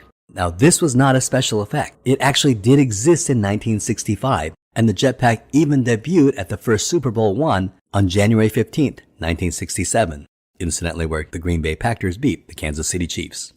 This rocket jetpack was invented in Russia in 1919, but was perfected in the 1950s by the US military. And this one used here is the Bell Aerosystems rocket belt. And even now seems unbelievable, but back in 1966, it was mind-blowing. Now the military had hopes to use this for combat and to travel difficult terrains, but unfortunately it caused too many accidents during the landing. The producers did not want the actor, the stuntman, to be wearing a helmet when featuring the jetpack, because they felt that it would look more James Bond-like if Bond was not wearing a helmet. But the safety inspectors insisted that he wear a helmet. So the producers originally planned to kind of sneak the actor in and do the shot without the helmet, and figured it would be better for them to get forgiveness rather than permission. So they even did test shots with Sean Connery without the helmet carrying the jetpack. However, the pilot of the jetpack was an engineer named Bill Sweeter, and he refused to take the jetpack up for a ride without the safety helmet. And Bill Sweeter was only one of 2 people in the entire world who was qualified to fly the jetpack, so he had a lot more power than the producers did. So it was either have him fly with the helmet or not have anybody fly the jetpack. So the producers agreed, and sure enough, in the movie, you see James Bond put on a helmet before flying, taking the jetpack up in the air to fly. Now, as much as this seems like science fiction even now, you can imagine how spectacular it was in 1966. And believe it or not, jetpacks are for sale now, and some of these companies are actually making jetpacks for commercial use. And the price is estimated anywhere from about $75,000 to about $150,000. If you give that kind of money, you can actually own your own jetpack and fly it. So Bond lands his jetpack next to his car, and we have the return of the Aston Martin DB5 from the last Goldfinger movie, with the familiar bulletproof shield that rises from the back window, and in this movie, it actually has a rear-firing water cannon. Now by this movie, Sean Connery was wearing a full toupee. Contrary to popular belief, he did not wear a toupee in Dr. No nor From Russia with Love, and his balding was covered up with makeup and clever hairstyling.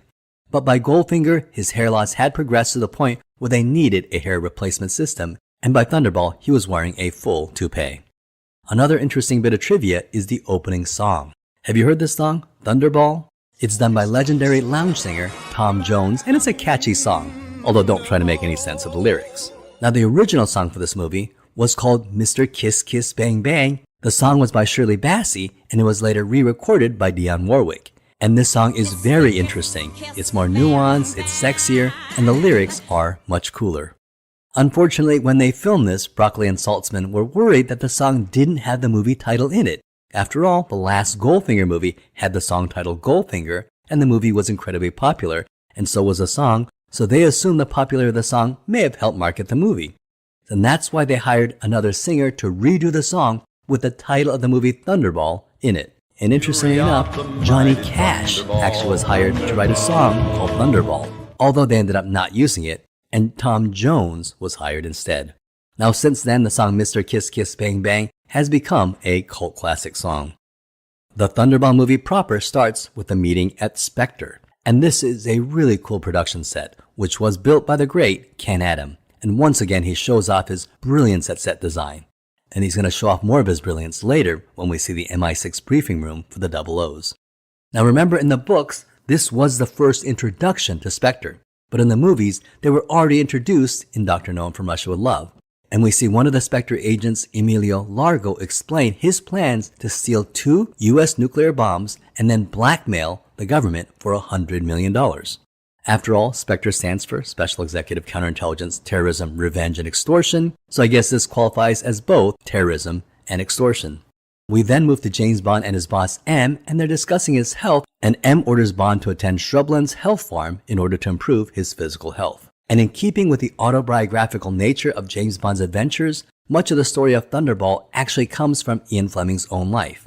For example, the health club Shrublands that James Bond visits at the beginning of the movie is similar to a health club at Enton Hall Health Farm near Godalming that he visited in 1955.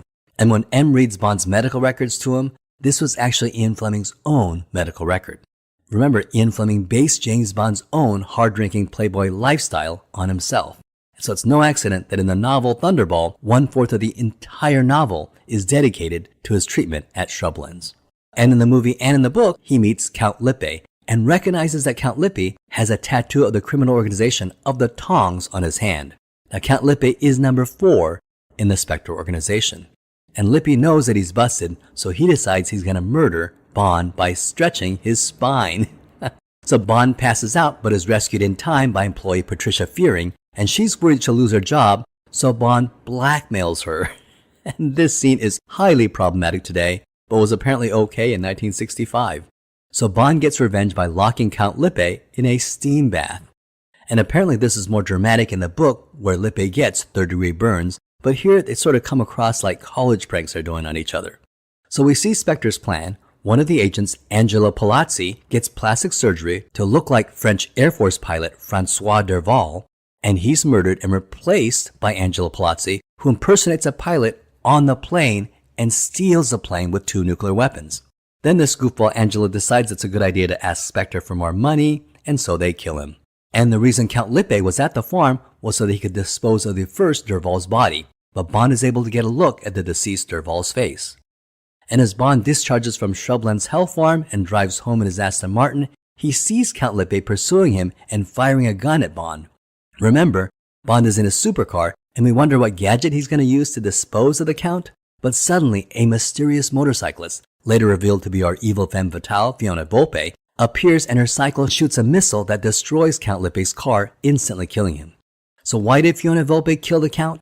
It's unclear here in the movie, but in the book, Spectre leader Blofeld was upset at Count Lippe for his childish antics when trying to kill Bond and decided to have him killed. So I guess we were right in thinking that Lippe and Bond's attacks on each other kind of seemed a little childish. Even Blofeld thought so. The scene itself is very effective and was done practically for the most part. The motorcycle really did have a practical projectile which fired and hit the pursued car, and Count Lippe's car really did explode in a ball of flames. And Lippe's car was driven by stuntman Bob Simmons.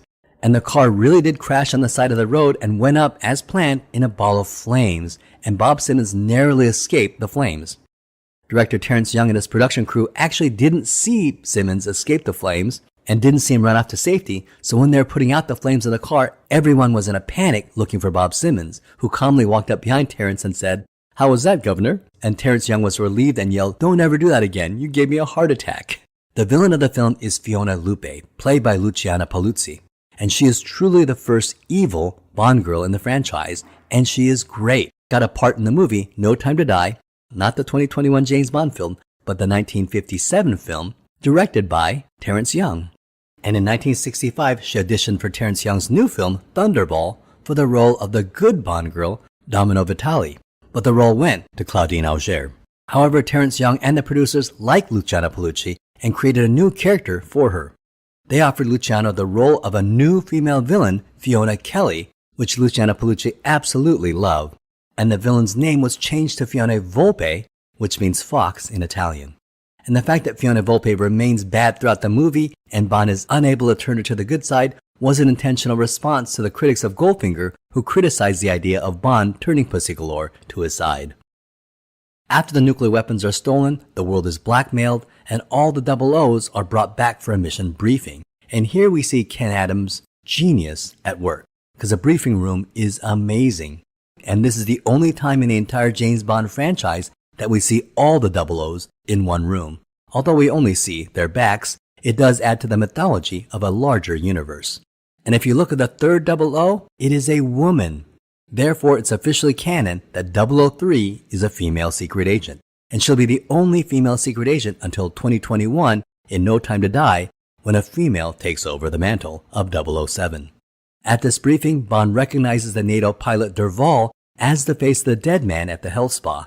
So he asks to go to Nassau to investigate Derval's sister Domino, who is Emilia Largo's mistress. And in keeping with the exotic locales of the James Bond franchise, this film was filmed on location in the Bahamas. The role of James Bond's female ally, Domino Derval, was originally Domino Vitali, but was changed from Italian to French when actress Claudine Auger was cast in the role.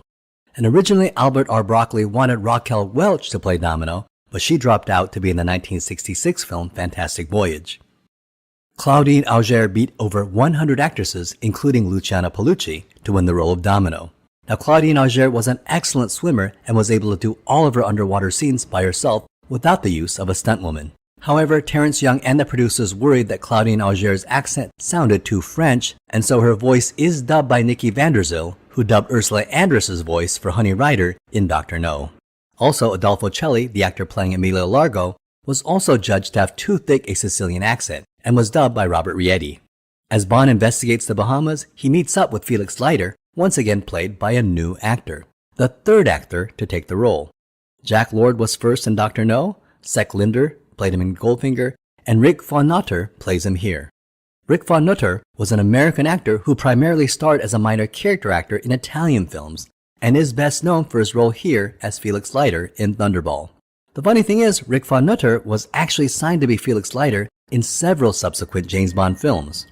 However, the character of Felix Leiter wasn't in You Only Live Twice nor in On Her Majesty's Secret Service. Therefore, Rick von Nutter ended up joining the unfortunate list of ever-rotating actors who only play Felix Leiter in one film each.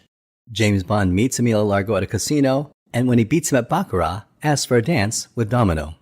Later, James Bond meets Largo at his estate, and here he has one of the coolest, most awesome, quintessential James Bond moments. They're shooting trap, and James Bond asks if it's difficult, and he casually hits the target by shooting it square from the hip, and then says, "Oh, it's not difficult at all." It is just so cool. Easier. Perhaps you'd call one for me. Of course. Ball! Seems terribly difficult. No, it isn't, is it? Now, the movie will also start the spy cliche of the mastermind villain having an affinity for sharks, and a penchant for punishing failure by feeding his men to his sharks. And the film where Largo's man is thrown into the tank of sharks, the stuntman asks for an extra 200 pounds as hazard pay for jumping on top of a live shark. And there's a scene where James Bond is exploring underwater and he encounters a shark. And Sean Connery was petrified of sharks. So the plan was to have Sean Connery in a pool with a long plexiglass wall separating Sean from the shark. However, the production crew ran out of plexiglass, so there was a small 4-foot gap at the end of the plexiglass wall at the other side of the pool. And the crew didn't think the shark could find the small gap in the plexiglass wall and didn't worry about it and didn't tell Sean Connery. So during filming of the scene, they released the shark, and the shark made a direct line for the 4-foot gap and swam into the area with Sean Connery. And Sean Connery couldn't see because the pool was so dark, but the crew was screaming, "Sean, get out of the pool!" But he couldn't hear because he was underwater. And when Sean Connery opened his eyes, he was face to face with a giant shark. And he jumped out of the pool so fast that people joked that they had never seen anyone jump out of the water that fast. I got out of the water without, I think I was dry when I touched the side. I've never seen somebody leave a pool at the speed that Sean did. I don't know whose fault it was, but it didn't happen again. In the scene where Sean Connery coolly climbs out of the pool with a shark swimming toward him was accomplished by pulling a dead shark with a wire pulled by John Steers. But while filming this, Sean Connery was safe, but John Steers was almost attacked by the other sharks that were in the pool. Bond has another ally, the female CIA agent Paula Kaplan, who works with Felix Leiter in Nassau. She is played by Martine Beswick, who played one of the gypsy women in From Russia with Love. Now, unfortunately, she'll be the film's sacrificial lamb, dying to propel the plot. Now, in the Bahamas, Q arrives to deliver some Q gadgets to Bond. An underwater waterproof camera, which must have seemed impossibly high-tech in 1965, a Geiger counter watch, and a miniature underwater breathing apparatus. Now, this underwater breather was totally made up. Nothing close to this exists even today. However, the lore is that an engineer for the Royal Navy saw the movie and contacted the producers of the film, and apparently had been trying to invent a similar device but couldn't do it. So he asked for advice on how the device was created, and the film crew told him that it was completely made up, and then the actors were simply holding their breath, and the engineer was supposedly devastated to learn this. So James Bond meets up with Domino while scuba diving, and they presumably have a good time. In the original cut of the scene, Domino's bikini would float up to the surface. However, Cubby Broccoli worried that it was way too suggestive and decided to remove the bikini. After the intimate moment with Domino, he tells her that her brother is dead, murdered by Largo, and enlists her to risk her life to find the nuclear bombs. And that's a lot to put on Domino in just a few minutes. I guess Bond figured it's better than a nuclear bomb being detonated somewhere in the world.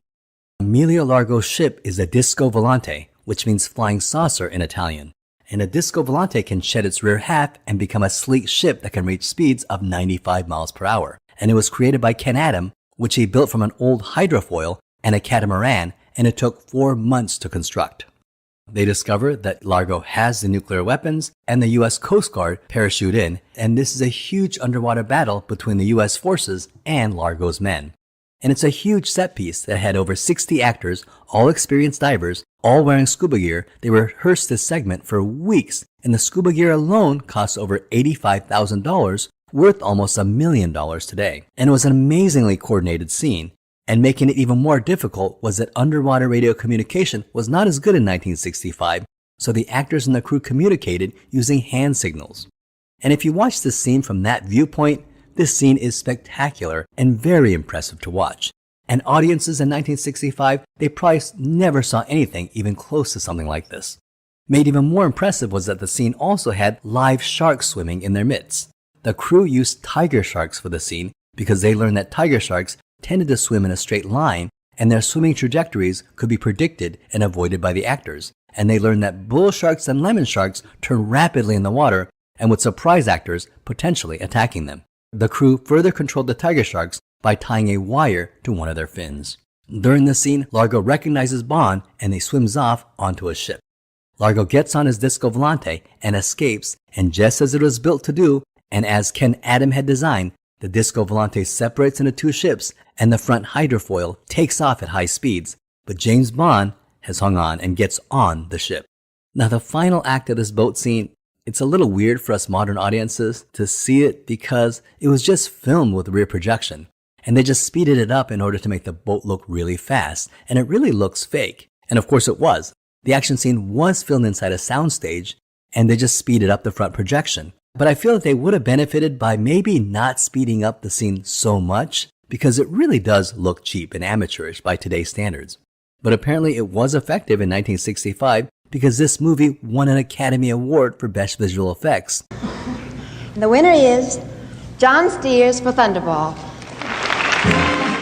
Although I'd like to think it was in spite of this scene. We watch it today and it just seems very fake and not worthy of the climactic final scene of a blockbuster James Bond film. But then I'm reminded it won an Academy Award for Best Visual Effects.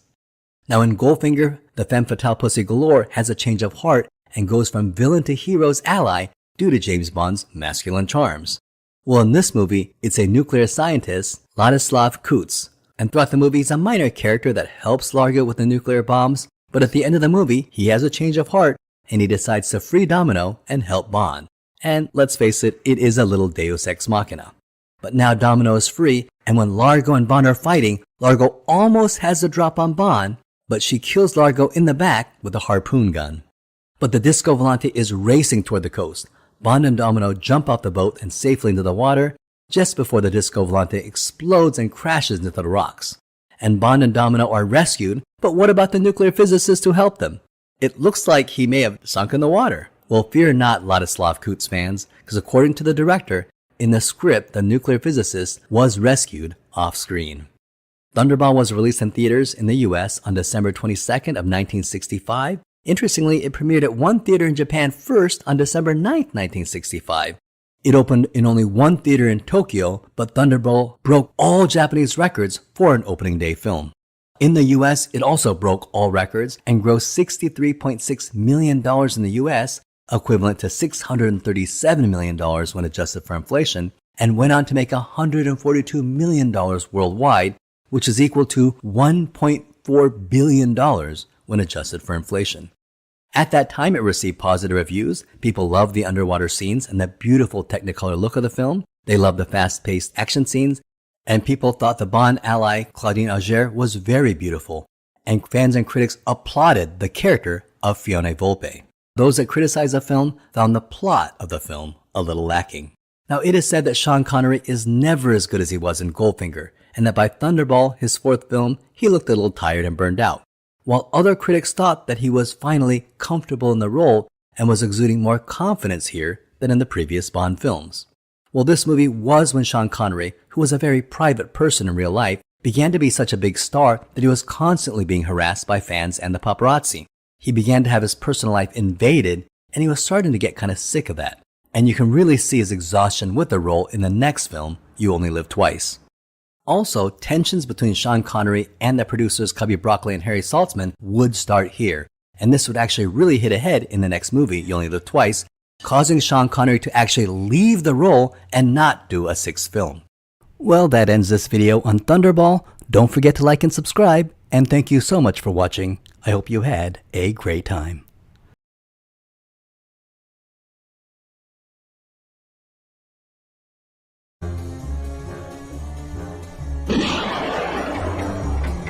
Welcome to Totally Awesome Films, and in this video we're going to talk about the 1967 film, You Only Live Twice. Welcome to Japan, Mr. Bond. This is the movie that had James Bond posing as a Japanese fisherman. The movie where Americans learn something important about the country of Japan. In Japan, men always come first, women come second. The movie where James Bond and an army of ninjas assault a Spectre base hidden inside a volcano. A movie that introduced a villain so memorable and so iconic, Ernst Stavro Blofeld, that parodying him has become a genre unto itself. The inspiration for Austin Powers' Dr. Evil. But unfortunately, this is a movie that nearly broke Sean Connery, forcing him to quit the role of James Bond, leaving Eon Productions in desperate search for a new James Bond. But all in all, it's a fun, thrilling adventure that has our hero going off to exotic locales, with thrilling action sequences, incredible gadgets like the Safecracker and Little Nelly, beautiful women like Aki and Kissy Suzuki, memorable allies in Tiger Tanaka, a terrifying and menacing villain in Donald Pleasance's Ernst Stavro Blofeld. Today, we're going to be discussing the 5th James Bond film, You Only Live Twice. 007 is sent to Japan after American and Soviet spacecrafts mysteriously vanish in orbit, threatening to ignite World War III. Bond fakes his own death to operate undercover and soon discovers that the abductions are the work of Spectre, who is secretly launching rockets from a hidden base inside a volcano. With the help of the Japanese intelligence chief Tiger Tanaka and Agent Aki, Bond infiltrates a lair, marries a local operative for cover, and leads a daring assault with Tanaka's ninja commandos. Now, Sean Connery returns as James Bond for his pseudo-final film, and he actually quit at the end of this, but he would return 2 movies later in Diamonds Are Forever. This movie was based on a 1964 novel by Ian Fleming, You Only Live Twice, which was his 11th Bond book. Fleming got the idea to set the book in Japan after he visited Japan in 1959 for his non-fiction novel, Thrilling Cities. He visited Japan again in 1962 and stayed for 12 days just touring and appreciating Japan's beauty and culture. In the novels, this book was written after On Her Majesty's Secret Service, and while much of the plot of the movie is similar to the book, in the book he's hunting Blofeld and Irma Bunt for murdering his wife, Tracy Bond. The events are reversed in the movies because You Only Live Twice was made first, and the movie On Her Majesty's Secret Service would come next. Now, the 3 books, Thunderball, which was his 9th book, was where he introduced Blofeld and the organization of Spectre. The middle book, On Her Majesty's Secret Service, the 10th book, is where Blofeld and Irma Bunt tries to kill Bond but murders his wife Tracy. And it's the 3rd book, You Only Live Twice, his 11th novel, where James Bond hunts Blofeld to avenge the death of his wife. These 3 books are collectively known as the Blofeld Trilogy. And these 3 books are the only Ian Fleming novels where Spectre and Blofeld appear. And this may seem odd to movie fans who haven't read the book because Spectre and Blofeld have been the villains ever since the start. Now also, this novel was written after James Bond had already been fully established in the movie franchise, with James Bond being played by Sean Connery. Therefore, Ian Fleming wrote James Bond to resemble Sean Connery's portrayal of Bond and made him more relaxed and laid back. However, the overall tone of the novel itself is very dark and pessimistic, and this is likely because Ian Fleming had just had a heart attack during the time of the trial where Kevin McClory sued him for Thunderball, and his doctors told him he had only a few years to live. Therefore, Ian Fleming was facing his own mortality and was in a very dark and pessimistic mood while writing this book. In fact, he released the novel You Only Live Twice in March of 1964 and then died of a heart attack in August, only 5 months after the book was published. He had also just written the short stories Octopussy and The Living Daylights right before his death. After the production of the 4th movie, Thunderball, it was decided that the next film would be On Her Majesty's Secret Service, followed by You Only Live Twice, and this would completely follow the order of the books. Thunderball, On Her Majesty's Secret Service, and then You Only Live Twice. However, Eon realized that On Her Majesty's Secret Service had a lot of skiing scenes and it would take too long to scout all the snowy locations in Switzerland. Therefore, they decided to make You Only Live Twice first and then On Her Majesty's Secret Service next, and begin location scouting early for that film. So by the time You Only Live Twice entered pre-production, Ian Fleming had already passed away. In fact, he died just before Goldfinger hit the theaters. Normally, they'd go to Richard Maybaum, who'd written every other screenplay for the James Bond movies. He wrote Dr. No, From Russia with Love, and Goldfinger, and Thunderball. However, Richard Maybaum was busy working on another screenplay and was unavailable for the first time. So the Eon producers were stuck.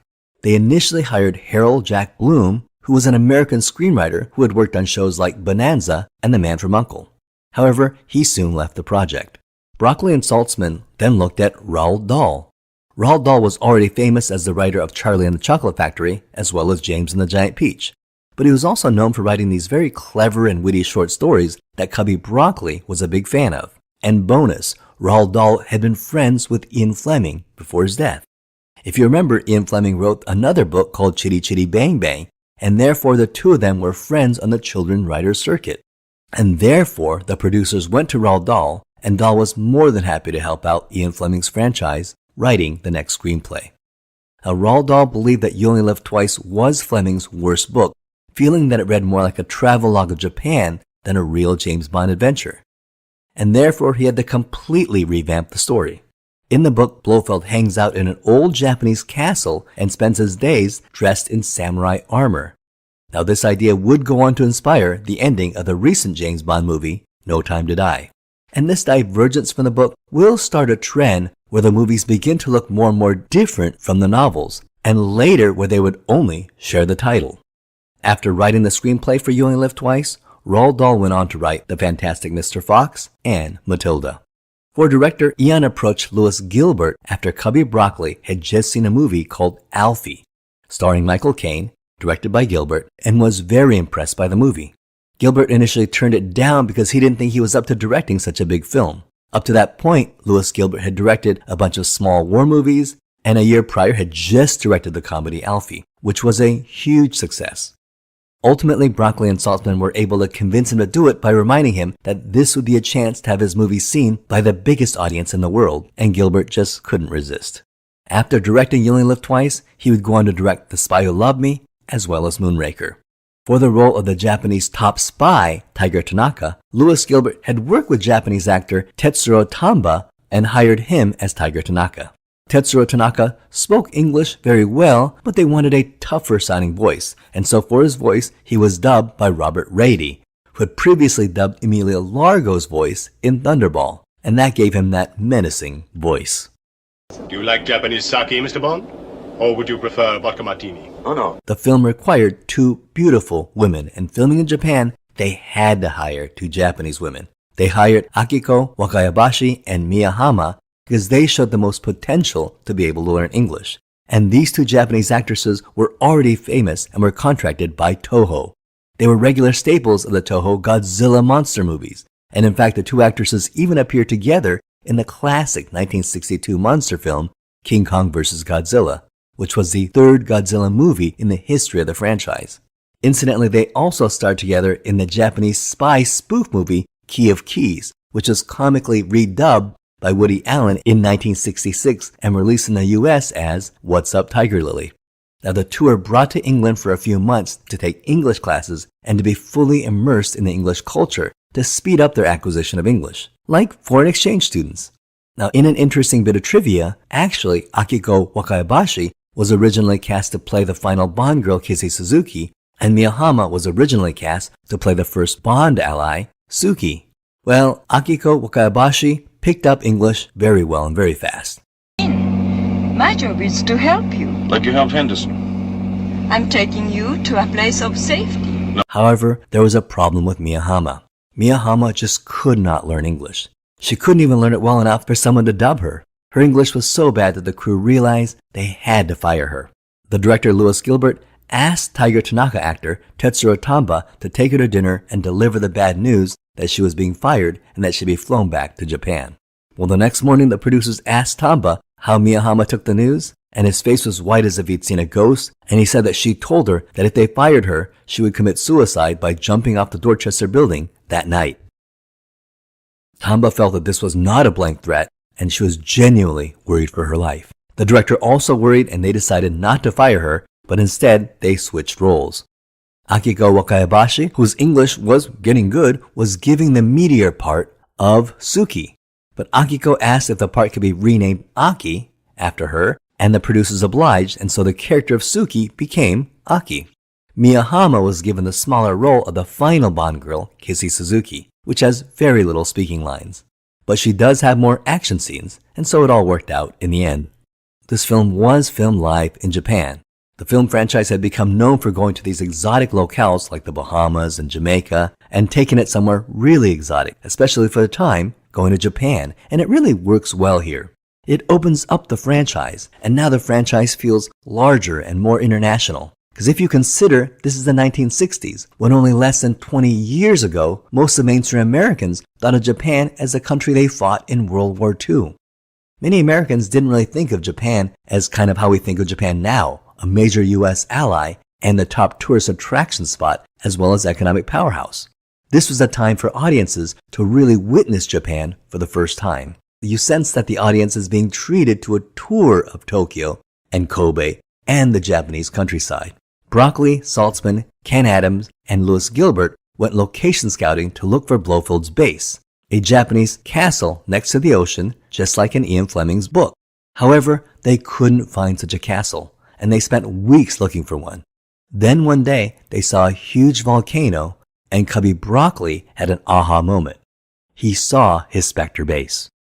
Broccoli knew that this volcano was going to be the massive Spectre lair and would be the centerpiece of the movie. And of course, it was up to Ken Adam to build it. Ken Adam began to draw a series of sketches regarding this massive underground lair. Ken Adam designed the massive complex. He showed the sketches to Cubby Broccoli, who asked how much it would cost to build it. And Ken Adam told him some outrageously high number and said, "It'll probably cost $1 million. And Broccoli said, "If you can build it, you got your $1 million. And now with his design approved, he had to find a way to build it. Right at the end of pre-production of this film, as they were getting ready to fly to Japan, Sean Connery dropped a bomb that would send shockwaves through Eon Productions. He told the producers that this was his last James Bond movie, and he was quitting the role. And Broccoli and Saltzman couldn't believe it, and they begged him to reconsider. However, Connery had made up his mind, and he'd grown tired of the role and was tired of all the invasions of privacy by the fans. Furthermore, he was having difficulty with contract negotiations with Broccoli and Saltzman, who he felt was not paying him enough for the role. He felt that he had created this big franchise, turning both Broccoli and Saltzman into multi-millionaires, while he was being paid very little money for the role. He said that he would return for the price of $1 million, which, if you think about it, was pretty reasonable, and they would eventually pay him that for Diamonds Are Forever. But at this point, they declined, and Sean Connery decided that he had had enough and decided to quit. The relationship between Sean Connery and Eon had deteriorated to the point where Connery refused to act if Saltzman and Broccoli were on the set. However, there may have been a little room to convince him to stay on for one more movie, but that obliterated when they all arrived in Japan. When Sean Connery arrived in Japan, James Bond was already a huge phenomenon, and Connery was really hounded by intrusive Japanese fans and reporters. He thought Western fans were bad, the Japanese were worse. Now, he's here and he has not been given the privilege and respect of Japan for a certain amount of privacy. Connery was really distressed by how much the Japanese paparazzi hounded him. They broke into his hotel room and would not let him eat alone nor sleep. So the producers hired 30 Japanese security guards to prevent the paparazzi and the fans from harassing Sean Connery, as well as guard the set, preventing fans from breaking in and taking props and souvenirs. Unfortunately, even the guards began to take photographs and harassing Sean Connery, and the final straw was that one of them took a photograph of Sean Connery while he was sitting on the toilet going to the bathroom, and the photograph was published in a Japanese newspaper. Understandably, you can see why Sean Connery was upset, and it solidified his decision to quit the role of James Bond. In one scene, Bond meets an MI6 operative living in Japan, and Henderson is played by Charles Gray, who is great here. And I say he's great here because Charles Gray will go on to play Blofeld in Diamonds Are Forever, and he is less great in that film. And at Osato's office, Bond and the driver have a brutal fight. This fight scene is amazing, and most of the fight was done by Bond's stunt double Bob Simmons fighting the driver, who was played by famed professional wrestler Peter Maivia, aka the Flying Hawaiian, who incidentally is the grandfather of Dwayne "The Rock" Johnson. And in this movie, we get one of the coolest gadgets in the entire franchise. It's a small, portable, but very powerful auto-gyro helicopter built by Q. Little Nellie actually exists in real life. It is the Wallace WA-116 Agile, developed by the Royal Air Force in the early 1960s. And the stunt pilots filming this action sequence said it was very dangerous and nerve-wracking to shoot this sequence. And sure enough, someone really did get injured.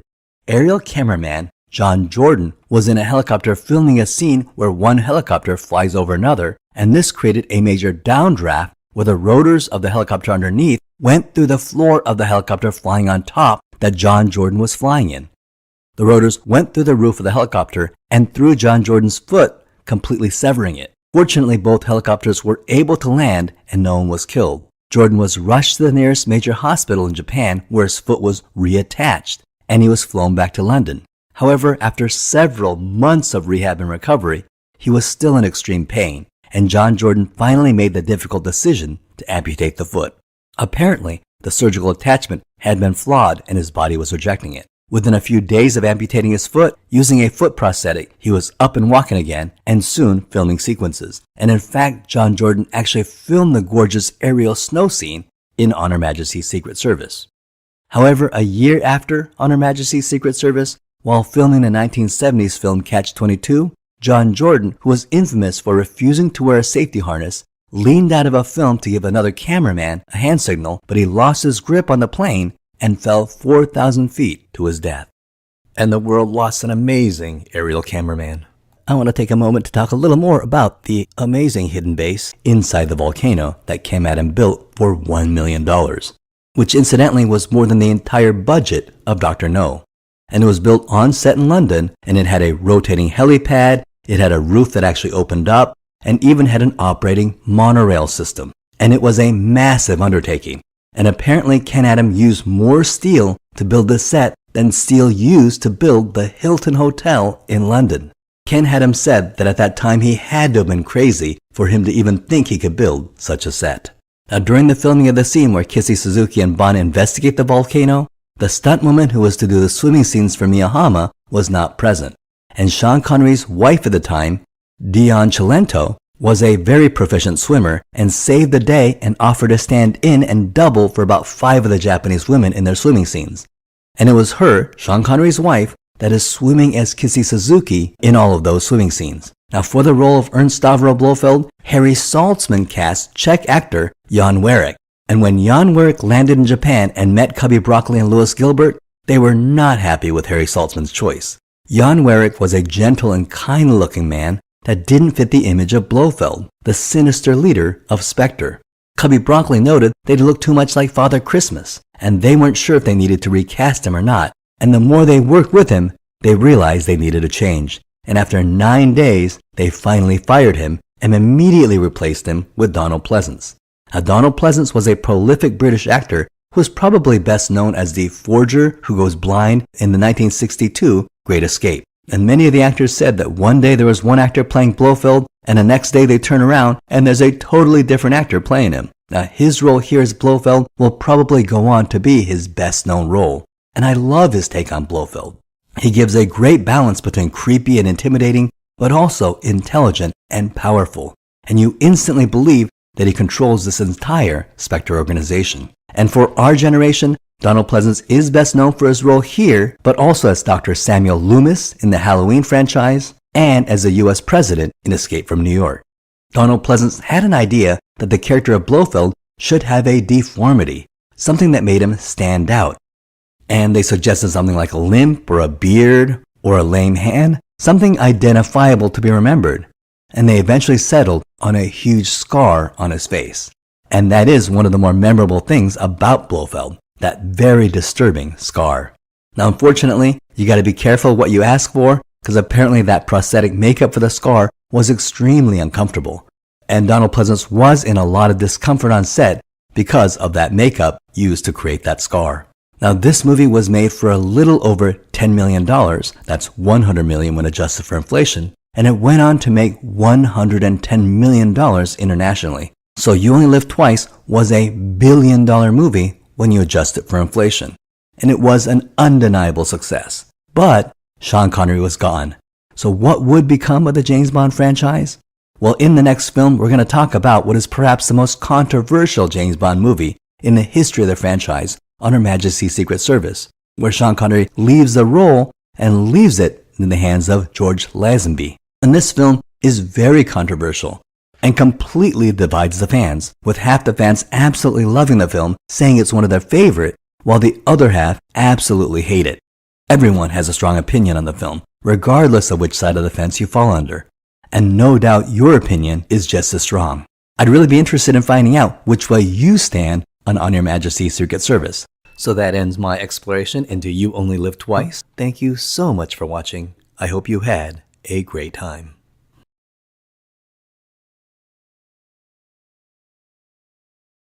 Welcome to Totally Awesome Films.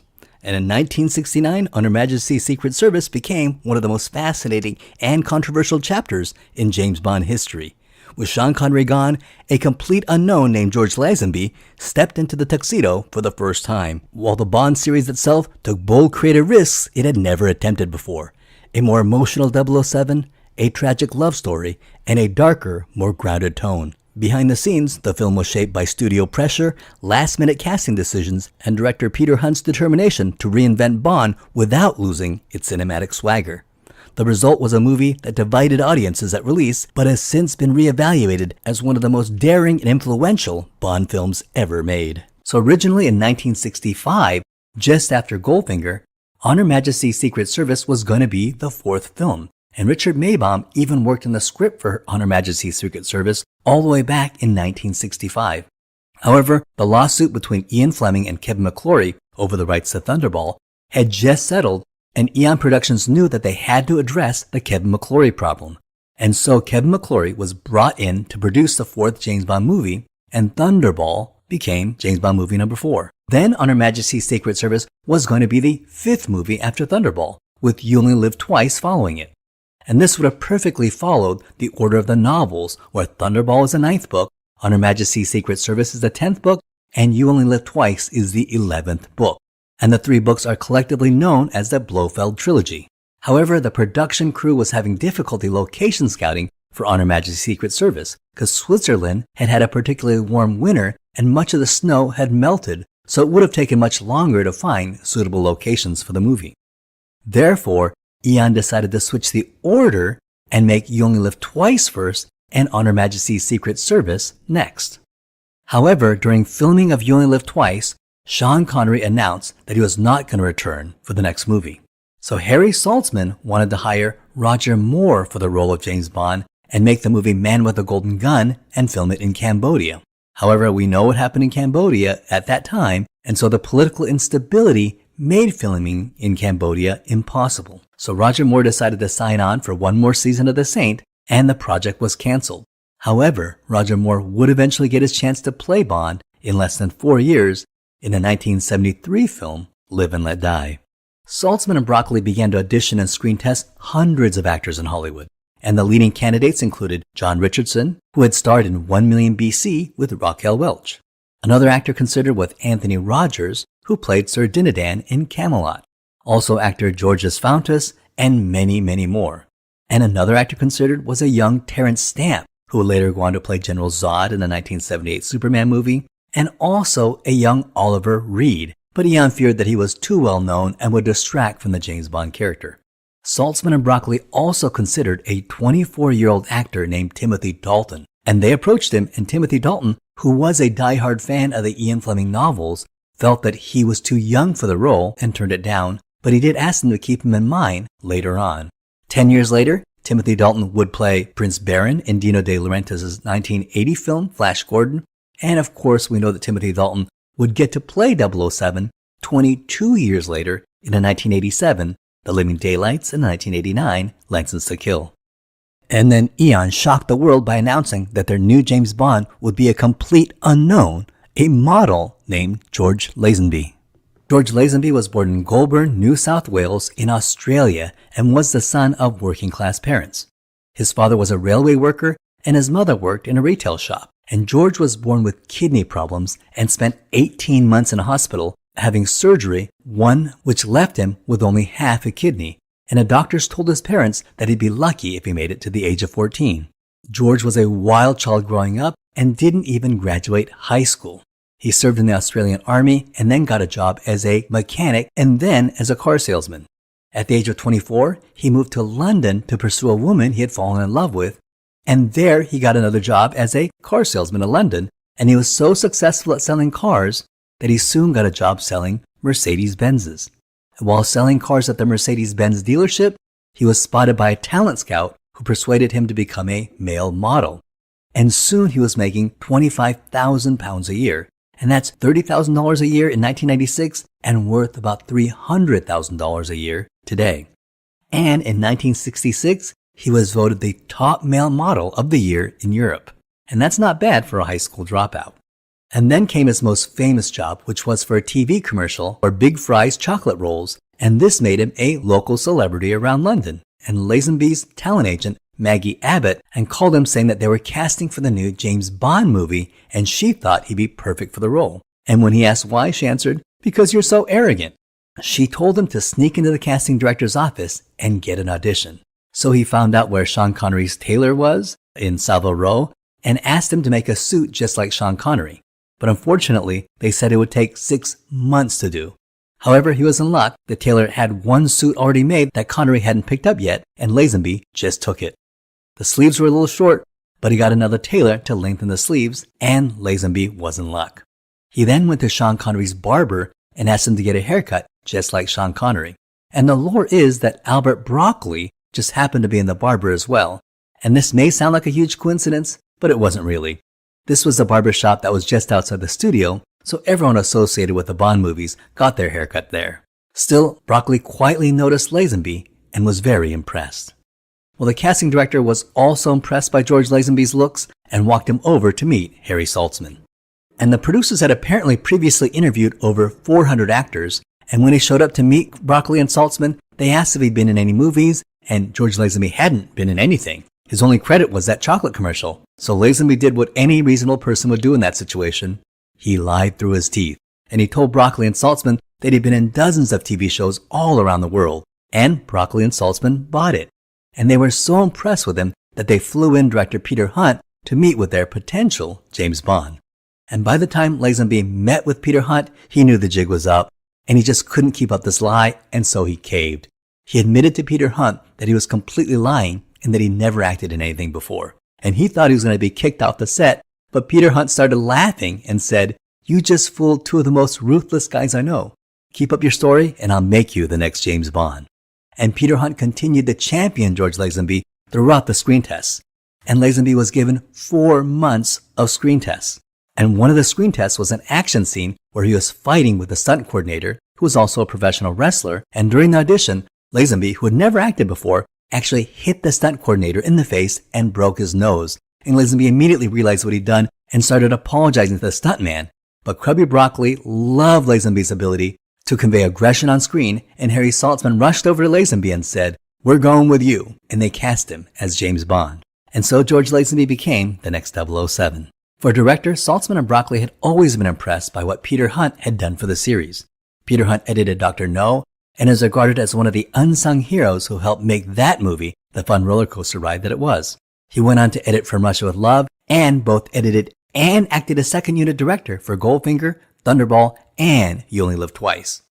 He was the silent MVP of the entire James Bond franchise up to that point, and he lobbied very hard for this directorial role, and Saltzman and Broccoli decided to give him this one chance. Now, because this is George Lazenby's first acting job, they wanted to hire an experienced veteran actress to play opposite him. And they initially went with Brigitte Bardot, who turned down the movie to star in a movie called Chalaco opposite Sean Connery. And so they chose Diana Rigg as Countessa Teresa di Vincenzo.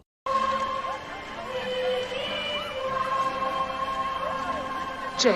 Diana Rigg was born in Doncaster in South Yorkshire, but when she was 2 months old, her father, an executive for a railroad company, moved to India where she would live until the age of 8, and therefore Diana Rigg spoke fluent Hindi as a second language. They moved back to England, and after graduating, she joined the Royal Academy of Dramatic Arts, and at age 21, she acted for the Royal Shakespeare Company and would continue stage acting for the next 8 years. She had multiple roles on stage, TV, and film, but her most notable role was 3 seasons on The Avengers as Emma Peel, opposite Patrick Macnee's John Steed. She replaced Honor Blackman, who left the show to star as Pussy Galore in Goldfinger. And by the time she was cast in On Her Majesty's Secret Service, she was an experienced veteran actress and an absolute professional, having been in hundreds of roles over the course of 18 years. And when Diana Rigg met George Lazenby, she was initially very supportive of him and tried to help him with his scenes. However, as filming progressed, she apparently grew more and more annoyed by his antics, although she remained professional throughout the filming of the movie. Now, to this day, she is best known as Emma Peel and Teresa Bond, and to the younger generation, as Olenna Tyrell in HBO's Game of Thrones. The movie starts out with a gun barrel sequence, and this one's very different. We get George Lazenby, who turns and drops down on one knee as he fires his gun. and then as the blood drips down, it covers the entire gun barrel. It's a small difference, but it's different enough to signal that this is going to be a very different Bond film. Originally, they wanted to explain that James Bond in the movie gets plastic surgery, and the idea was that James Bond, the Sean Connery version, was so well known to his enemies that he needed to change his look to prevent from being recognized. And it's a nice idea, but ultimately they decided that the best way to deal with this was not to deal with it. So they decided not to draw attention to the casting change and just have Lazenby be Bond without any explanation. The only mention that this is a new Bond is from this line. This never happened to the other fella. And apparently this line was not in the script, and it was director Peter Hunt's idea at the last minute. Because all throughout production, George Lazenby apparently would joke, "This never happened to the other fellow," and it usually got a big laugh from the crew. Well, Peter Hunt thought it would be hilarious if he said it here. And while this line is a little controversial today, apparently when it came on the theaters in 1969, this line was a huge hit. And also breaks the fourth wall in a way the franchise had not done up to this point. Two criticisms of George Lazenby's performance is that he sounds boring when he speaks and that he's stiff and wooden when he walks. And I would agree. And it also doesn't help that he's following Sean Connery, who captured the audience every time he opened his mouth and seemed to float on screen every time he moved. Well, when they started to film Lazenby, he had a thick Australian accent and had this side-to-side swagger when he walked that looked exaggerated on camera. And you can see it every once in a while, that side-to-side swagger come back. Therefore, he had to have extensive vocal coaching so that he could sound more English, and had a movement coach to stop that side-to-side swagger. And seeing it from that point of view, I have to admit, he really didn't do a bad job. And the filmmakers wanted to establish that this James Bond was the same Bond as the one played by Sean Connery. And when he's suspended by him, he goes into his office and starts looking at the memorabilia from his past movies. A throwing knife, a watch with a strangle wire, and the underwater breather from Thunderball. 007 disguises himself as the genealogist and decides to investigate a spa run by Blofeld, and is met at the train station by Blofeld's right-hand henchwoman, Irma Bunt. And seeing her for 1 second, you can tell that she's evil. And she's played by German actress Ilse Steppet, who was planned to return in the next film Diamonds Are Forever, but she passed away in December 1969, so this will be her final role. And they get to Blofeld's base, and it is an amazing location. It is a rotating restaurant, the Piz Gloria, atop the Schiltor Mountain near the village of Murin. And so, when James Bond investigates Blofeld's allergy clinic posing as Sir Hilary Bray, these scenes, George Lazenby is dubbed by Sir Hilary Bray actor George Baker. Malt whiskey and branch water, please. And here he meets Blofeld, played by Telly Savalas, who plays a completely different Blofeld than the cerebral mastermind that was played by Donald Pleasance. Here he's more active, he's more physically intimidating, which is more in line with the novels. And this will fit because he's going to have a mano-a-mano fistfight with Bond later in the movie. Telly Savalas was born in 1922 in New York to Greek immigrant parents. And as a child, Savalas was a renowned swimmer and worked as a lifeguard on the beach. During World War II, he served in the U.S. Army in the 12th Medical Training Battalion and served 2 years until he was discharged after being injured in a car accident where he broke his pelvis and spent over a year in the hospital. He then received his bachelor's in psychology from Columbia and was preparing for medical school. He then got a job at the U.S. State Department as the host of Your Voice of America series and worked as an executive producer for ABC News and was the one who hired Howard Cosell for his first job in television. Telly Savalas had not planned on acting, but at age 36, he was asked if he could do a European accent, which he could, and ended up being cast in an episode of Armstrong Circle Theater. He instantly became in demand as a guest star in multiple TV shows, and then starred in Birdman of Alcatraz in 1962, where he was nominated for an Academy Award and a Golden Globe for Best Supporting Actor. This propelled him to superstar status, and at age 40, he started to lose his hair, so he completely shaved his head, leading to his iconic look. He then starred in over 18 major Hollywood films, including Pontius Pilate in The Greatest Story Ever Told, and also starred in The Battle of the Bulge, and as Archer Maggot in The Dirty Dozen. In 1969, he was cast in On Her Majesty's Secret Service, where Eon paid him a cool $1 million for his role as Ernst Stavro Blofeld. A few years after this movie, he would go on to his most famous role as Lieutenant Theo Kojak on 5 seasons of the crime drama show Kojak. Love you, baby. You're beautiful. Oddly, Blofeld doesn't seem to recognize Bond, despite having faced him in Japan only 1 movie ago in You Only Live Twice. And this is an interesting plot hole in this movie. And the real reason is simple. Because from the beginning of production, the producers and director Peter Hunt had made up their mind that they were going to follow Ian Fleming's book very closely. And in the books, On Her Majesty's Secret Service comes before You Only Live Twice. So in that book, Bond is meeting Blofeld for the first time here in the Alger Clinic, and then meets him again in You Only Live Twice. So it's really not explained adequately in this movie and leaves you a little confused. And it has the effect of making you think that these two are not the James Bond nor the Blofeld from You Only Live Twice, but two completely different characters. And I think it contributes to this feeling of being somewhat disconnected from the other Bond films. When Bond escapes the clutches of Blofeld, this leads to an incredible action-packed ski chase. Arguably one of the best action sequences in the Bond series so far. And this is an awesome ski scene. At one point, he even loses a ski and ends up skiing on one ski. And this will also begin the concept of James Bond being a very proficient Olympic-level skier. One that'll be referenced in The Spy Who Loved Me, For Your Eyes Only, and A View to a Kill. And it's a fun scene to watch even by today's standards. It holds up well. And these scenes were filmed by second unit director John Glenn, who was also the editor of this film. And in editing the film, John Glenn used the same technique used by Peter Hunt with the fast cuts and exaggerated sound effects to accentuate the fast-paced action. And this was John Glenn's first job for the James Bond franchise. He'll return as the editor and second unit director for The Spy Who Loved Me and Moonraker, and then go on to work as second unit director for the 1978 Superman movie. And then he'll get the opportunity to be the director of For Your Eyes Only, which was so successful that he returned to direct Octopussy, A View to a Kill, The Living Daylights, and License to Kill. He was the James Bond franchise throughout the 1980s. And one of the ways John Glenn was able to get the beautiful shots of the Swiss Alps was due to aerial cameraman Johnny Jordan. Johnny Jordan had lost his foot in a helicopter accident while filming You Only Live Twice. The doctors were able to reattach the foot, but after months of recuperating in the hospital, Jordan was still in pain, so he made the difficult decision to amputate his foot. And within a few days, he was up and active again, and he was able to be the cameraman for this movie. Johnny Jordan came up with an interesting technique for filming these scenes. He attached himself to a 15-foot parachute cable and dangled himself from a helicopter. And that is some daredevil level dedication. And the results are beautiful. Unfortunately, 1 year after filming On Her Majesty's Secret Service, he was doing aerial photography on a film called Catch-22, and he was flying on a helicopter and was known for refusing to wear a safety harness while flying. He leaned out of a helicopter to signal another cameraman, and his hand slipped and he fell out of the helicopter and tragically fell 4,000 feet to his death. And the world lost an incredible and talented cameraman. For the action sequences, John Glenn also hired members of the Swiss Olympic team, and that's why this action sequence looks so crisp and professional. During the filming of this movie, George Lazenby began to let the fame go to his head. Lazenby was already a confident guy, and suddenly he found himself a superstar. Everywhere he went, people were hounding him with cameras, and he loved it. Early in the filming, George Lazenby was getting $100 per diem every day, and he went to Harry Saltzman and asked how much Sean Connery got for his per diem, which was $1,000 a day. Well, George Lazenby asked for $1,000, that he's pretty much doing the same job, and they gave it to him.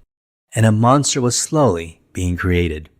So George Lazenby apparently had a suitcase which was full of cash. And on the set, Telly Savalas, who was a card sharp, started hosting poker parties where he won all of George Lazenby's per diem money. And so Cubby Broccoli had to come in and shut down the whole operation.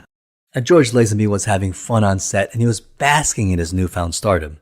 And in one incident, he wanted to go skiing and Cubby Broccoli said absolutely not. They were in the middle of filming and they couldn't risk their main star getting injured. Well, George Lazenby decided to go skiing anyway, and sure enough, had an accident and broke his arm, thus delaying production. And Cubby Broccoli was furious. And in some scenes, you can see Lazenby with a jacket draped over his arm, and this is because he was covering up a cast. For the avalanche scene, this was filmed in conjunction with the Swiss Army.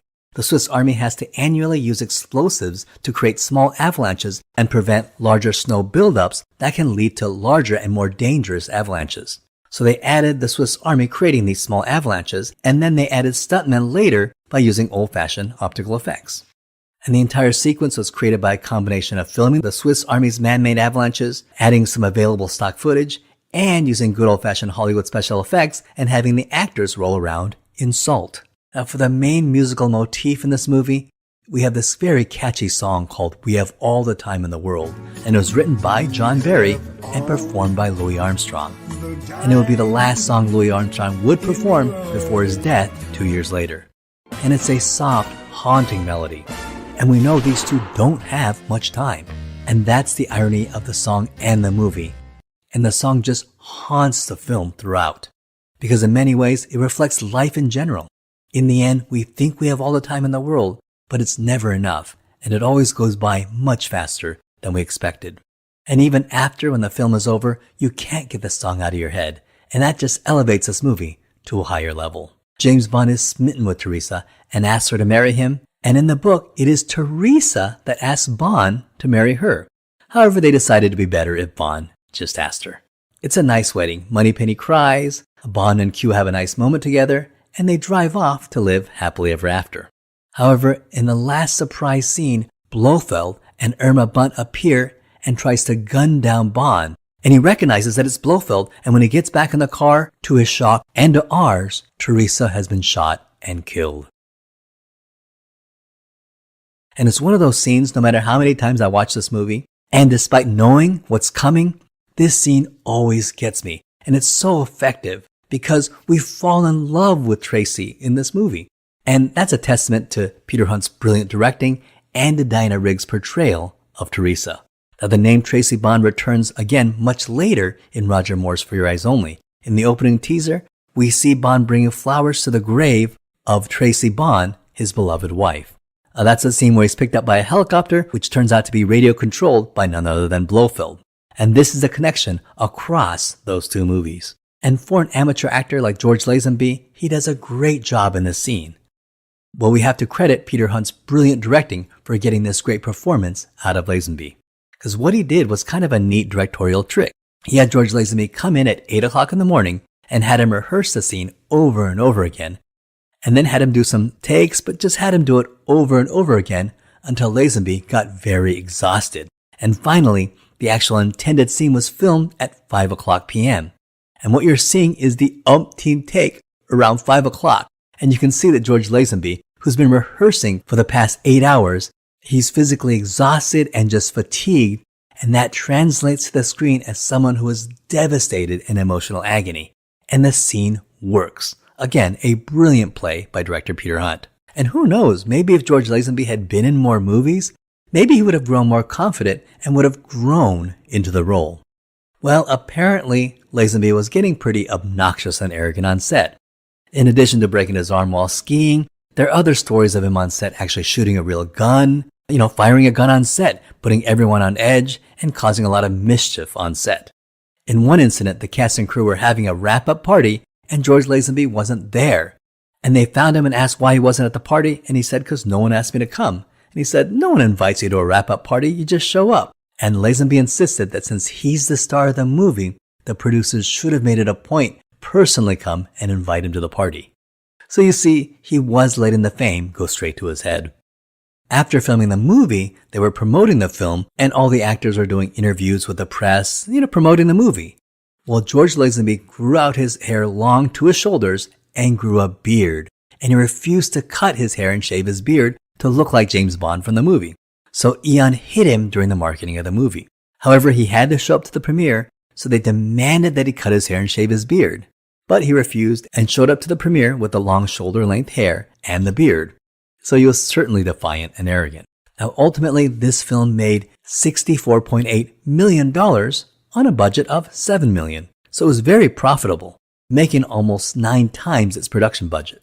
And it was one of the year's top-grossing movies of 1969. Although it should be said that the box office was only about half of what You Only Live Twice made. Still, Eon was very pleased with the results of this non-Connery Bond. And in fact, when this film was re-released, it went on to make a total of $82 million.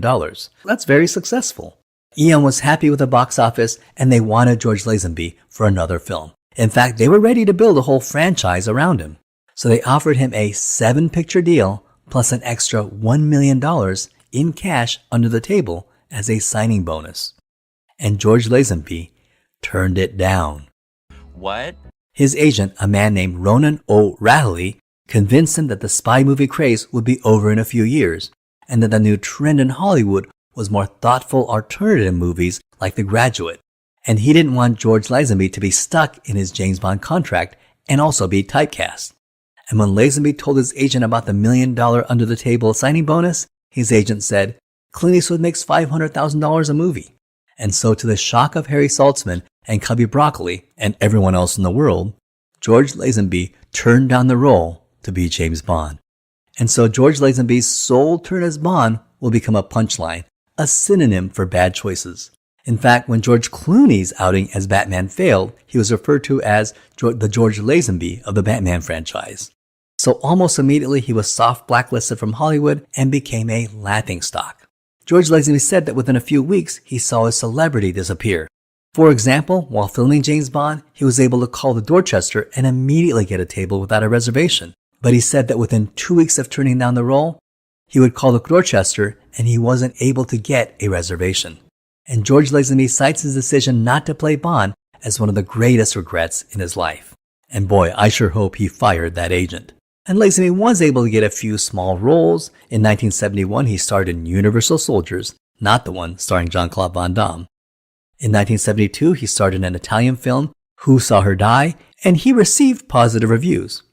However, by 1973, he had spent all of his money he made with James Bond, and he was broke, depressed, and was drinking heavily. So here's an interesting bit of trivia. In 1973, Golden Harvest, the Hong Kong movie company, offered him $10,000 to co-star with Bruce Lee in his next movie, The Game of Death. Not the 1979 atrocity that was eventually released 6 years after his death, but the original 1973 movie Game of Death that Bruce Lee himself had planned to write, direct, and star in. The one starring Kareem Abdul-Jabbar, the scenes of which were eventually released at the end of the Bruce Lee documentary, The Warrior's Journey, which I definitely recommend. So George Lazenby was in Hong Kong meeting with producer Raymond Chow and was waiting for a meeting with Bruce Lee when Bruce Lee had passed out in actress Betty Ting Pei's apartment. And when Betty Ting Pei called Raymond Chow and said that Bruce Lee had passed out and that she couldn't wake him, it was George Lazenby that told Betty to call the ambulance. So it's kind of a small world in the business of international cinema. Well, George Lazenby ended up staying in Hong Kong and made 3 movies for Golden Harvest. The 1974, The Shrine of Ultimate Bliss, the 1975, The Man from Hong Kong, and the 1976, A Queen's Ransom. So in order to support himself, George Lazenby went on to sell real estate and became a very successful real estate salesman. And he continued to get small cameo roles in television and in films. And with the money he made from these small acting jobs, he would purchase more real estate. And soon, George Lazenby became a very wealthy man, with some estimating his net worth to be around $50 million. So that's not bad for a high school dropout who was told he'd never live beyond the age of 14. So what do you think of Her Majesty's Secret Service? It's a great spy film that'll have you on the edge of your seat. It's a great romantic movie that'll pull at your heartstrings, and if you're a James Bond fan, this is one of the most significant events in James Bond's life. The moment where 007 met his match, fell in love, got married, and then lost her. So whether you love George Lazenby or hate him, you can't consider yourself a James Bond fan if you haven't seen this movie. And in the next video, we're going to talk about the next movie where Sean Connery returned to play James Bond one more time in Diamonds Are Forever. Well, that ends this video. Thank you so much for watching. I hope you had a great time.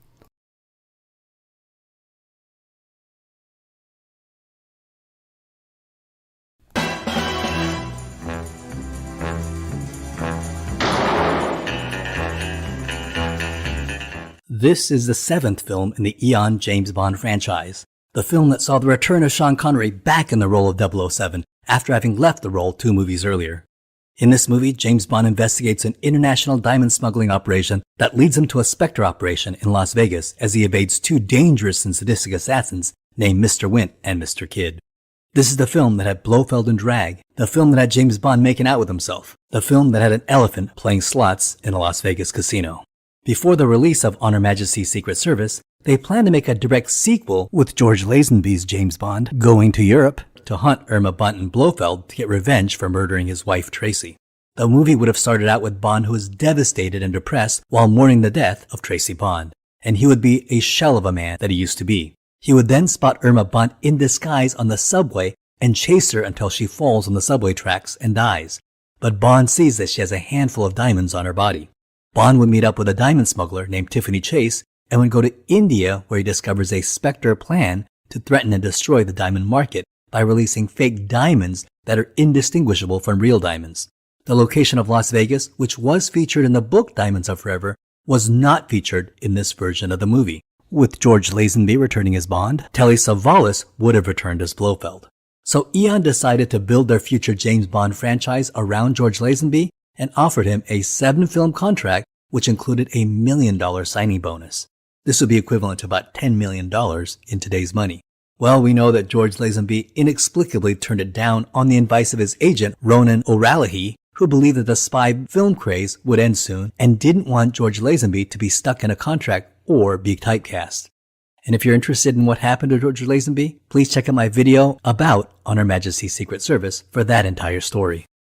So without a James Bond actor, Eon went on a huge search. And at this time, Eon made a very deliberate and conscious decision to make the James Bond franchise more American and decided to cast an American actor for the role of 007. They went to numerous American actors. One of them was Adam West, the American actor who played Batman, and he turned it down because he believed that James Bond should be played by a British actor. Burt Reynolds and Clint Eastwood were also approached, but they also felt that James Bond should be played by a Brit. Eon hired an actor named John Gavin, who was an American, and John Gavin was a famous actor from the 60s and 70s, and most of us, if we saw his picture, would probably recognize him from an episode of The Love Boat or Fantasy Island, and television shows just like that. John Gavin was born Juan Vincent Apablasa in Los Angeles to a wealthy family and attended Stanford University, and during World War II served as a naval officer. He was a very handsome man with strikingly good looks, and he's perhaps best known for playing Julius Caesar in Stanley Kubrick's Spartacus and playing Sam Loomis in Alfred Hitchcock's Psycho. And despite being in lots of small roles, his career as a leading man never took off. However, from 1971 to 1973, he served as the president of the Screen Actors Guild, and during the Reagan administration, he was appointed by President Ronald Reagan as the ambassador to Mexico. And in 1970, he was the new American James Bond. However, the executives at United Artists, the ones that were putting up the money, demanded that Broccoli and Saltzman see if they could court back Sean Connery by giving him more money. And Broccoli and Saltzman objected to this, saying that they didn't like the idea of an actor being able to control the studio this way. However, at this time, Sean Connery's acting career had not been going as well as he'd anticipated. Well, United Artists met up with Sean Connery, and they settled on a deal. Sean Connery would return as the next James Bond, and he would be paid $1.25 million, which is equivalent to about $12 million in today's money. And Sean Connery was one of the highest paid actors at that time. And Sean Connery actually ended up donating a significant portion of that salary to charity. He donated to the Scottish International Education Trust, which helps Scottish artists. Now, we don't know how much of the salary he donated, but it was apparently a very large sum. So that's a pretty classy thing for Sean Connery to do. So with Sean Connery back as James Bond, one of the first things that the producers had to do was to buy out John Gavin's contract. They ended up paying John Gavin the full salary he would have made had he starred in Diamonds Are Forever. It was a huge coup for the studios to get Sean Connery to play James Bond. Even though the last movie, On Her Majesty's Secret Service, was a financial success, making 9 times its money back, the producers still wanted the next movie to do better. After all, it had only made half what You Only Live Twice made. So they went back and they wondered what was their most beloved and successful James Bond film, and that was Goldfinger.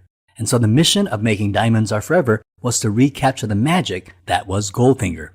Everything about Diamonds Are Forever was going to emulate Goldfinger. So right off the bat, they hired Goldfinger director Guy Hamilton to return to direct Diamonds Are Forever. They also hired Shirley Bassey, who did the famous theme song from Goldfinger, and they hired her to record Diamonds Are Forever. But they also wanted a tone that was similar to Goldfinger. They wanted to return to that more campier style. And for the villain of the movie, they decided to create the twin brother of Auric Goldfinger with a plan to use the same actor, Gert Frobe. Now, when they say they wanted Goldfinger, they weren't kidding. And Auric Goldfinger's brother likes diamonds instead of gold, and it almost sounds like a bad joke in retrospect.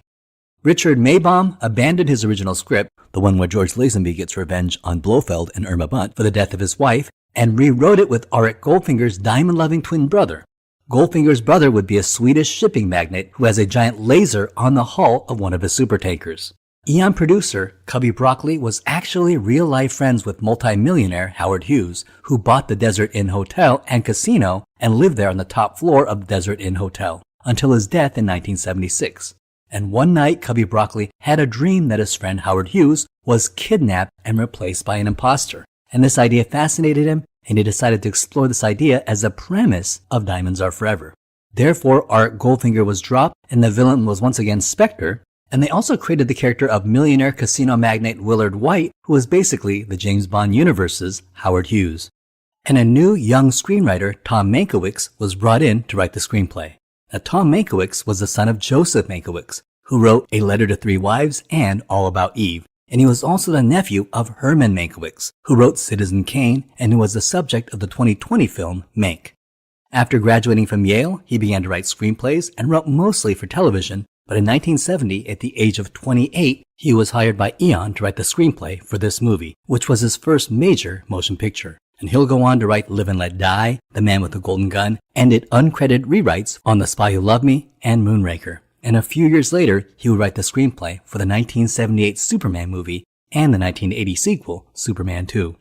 Tom Mankiewicz also helped rewrite Gremlins, The Goonies, and War Games, and even wrote the first draft of the 1989 Batman. And in 1985, he wrote the screenplay for Lady Hawk. Now for the exotic locale, the locale is Las Vegas, Nevada. And while Las Vegas doesn't exactly seem like the most exotic place to film a James Bond movie, because we've been to the Bahamas, we've been to Jamaica, we've been to the Swiss Alps, and we've been all around Europe, and we've even been to Japan. Well, want something completely different? How about Las Vegas? And the original book for Diamonds Are Forever is set in Las Vegas, so it kind of made sense. And on Her Majesty's Secret Service, while doing very well internationally, it really did the poorest among American audiences. And so one of the goals of Diamonds Are Forever was to intentionally target the American audience. In fact, he even drives an American car in this movie, the 1971 Ford Mustang Mach 1, which was donated by the Ford Motor Company on the condition that James Bond must drive this Ford. And that's why James Bond drives the Ford Mustang Mach 1, and they explain it by saying that this is Tiffany Case's car. Cubby Broccoli was really good friends with Howard Hughes, who was a huge James Bond fan, and agreed to let Eon Productions film in his casino, the Desert Inn, for free, and as payment just asked for one copy of the film's print. Apparently, the staff of the casino were given instructions that Cubby Broccoli and the Eon production team could have 100% permission to do anything in the Desert Inn casino while filming the movie. And Howard Hughes was able to get the city to close out certain streets to help a lot of the external shots of Las Vegas. And upon Cubby Broccoli's request, Howard Hughes was able to get the entire Las Vegas Strip closed down for 5 nights, just so Guy Hamilton and Eon could shoot this movie. Now that's some political power. Now remember, in the last movie, if we're thinking of this as a sequel to Her Majesty's Secret Service, Blofeld had just killed James Bond's wife. So this movie starts off with James Bond hunting for Blofeld. And at first it starts off, we see the movie is from James Bond's point of view, so we don't get to see if it's Sean Connery. But we do hear his voice, where's Blofeld? And we realize that Sean Connery is back. Where is Blofeld? Guy! Now unfortunately in this movie, Blofeld is played by Charles Gray, and I don't think he stacks up as well as Donald Pleasance or even Telly Savalas. And it's likely that after paying Sean Connery his $1.25 million, they couldn't afford a major celebrity actor, so they had to settle with Charles Gray. He's definitely a lesser character than the way the previous 2 actors portrayed him, and I think that this is to the film's detriment. Now, Bond fans will remember Charles Gray as the actor that played Mr. Henderson in You Only Live Twice. So here we have the same actor playing 2 different characters in the James Bond series, only 2 movies away, and it kind of gives a weird feeling when watching it today. Now the next weird thing is Sean Connery himself. Now don't get me wrong, it's great to see Sean Connery as Bond, but Connery looks like he's aged 10 to 20 years since we last saw him only 4 years ago in You Only Live Twice. He's aged quite a bit, and he looks tired, his hair seems more gray, he seems weaker in a suit, and he just doesn't seem like he's having as much fun. For the role of this film's Bond girl, Tiffany Case, the role went to an actress named Jill St. John, and she is the first official American Bond girl. And Jane Fonda actually read for the role, so we could have had Jane Fonda in this movie. Raquel Welch and Faye Dunaway were also considered for the role, but eventually went to St. John. And throughout the 60s and 70s and 80s, she had roles in Batman, The Love Boat, Fantasy Island, Magnum P.I., and Heart to Heart. A decade after being in this movie, in 1982, at the age of 42, she began a relationship with Robert Wagner. And in 1990, at the age of 50, the two married, and this is cool, they're still married to this day. And in 1997, the couple starred in an episode of Seinfeld, the Yada Yada episode where Jerry is accused of being an anti-dentite. At a funeral, a couple turns around and it's Robert Wagner as Dr. Abbott, a dentist, and next to him is his wife, Mrs. Abbott, played by Jill St. John. Now, I mentioned that Jill St. John and Robert Wagner began their relationship in 1982, a decade after this movie, because this is a really weird coincidence about the cast of this movie. Jill St. John played Tiffany Case, but the other Bond girl was Plenty O'Toole, who was played by Lana Wood. And Lana Wood was another prominent character actor who had been a regular on the soap opera Peyton Place for 2 years from 1966 to 1968. And she's the younger sister of legendary actress Natalie Wood, who was in Miracle on 34th Street, The Searchers, Rebel Without a Cause, and The West Side Story, and was married to Robert Wagner in 1972, and she would die in 1982 when she fell off a boat and drowned. And there's been a lot of conspiracy theories regarding her death, and it's the stuff of Hollywood lore. Well, both Jill St. John and Lana Wood were in this movie together, and they began a feud when they both dated Sean Connery while filming this movie. And this feud would escalate to the next level 10 years later, because they would have this weird family connection through Robert Wagner. In November 1981, Robert Wagner and Natalie Wood were on that yacht when Natalie Wood fell in the water and drowned, and only 3 months later after her death, Robert Wagner and Jill St. John began their romance.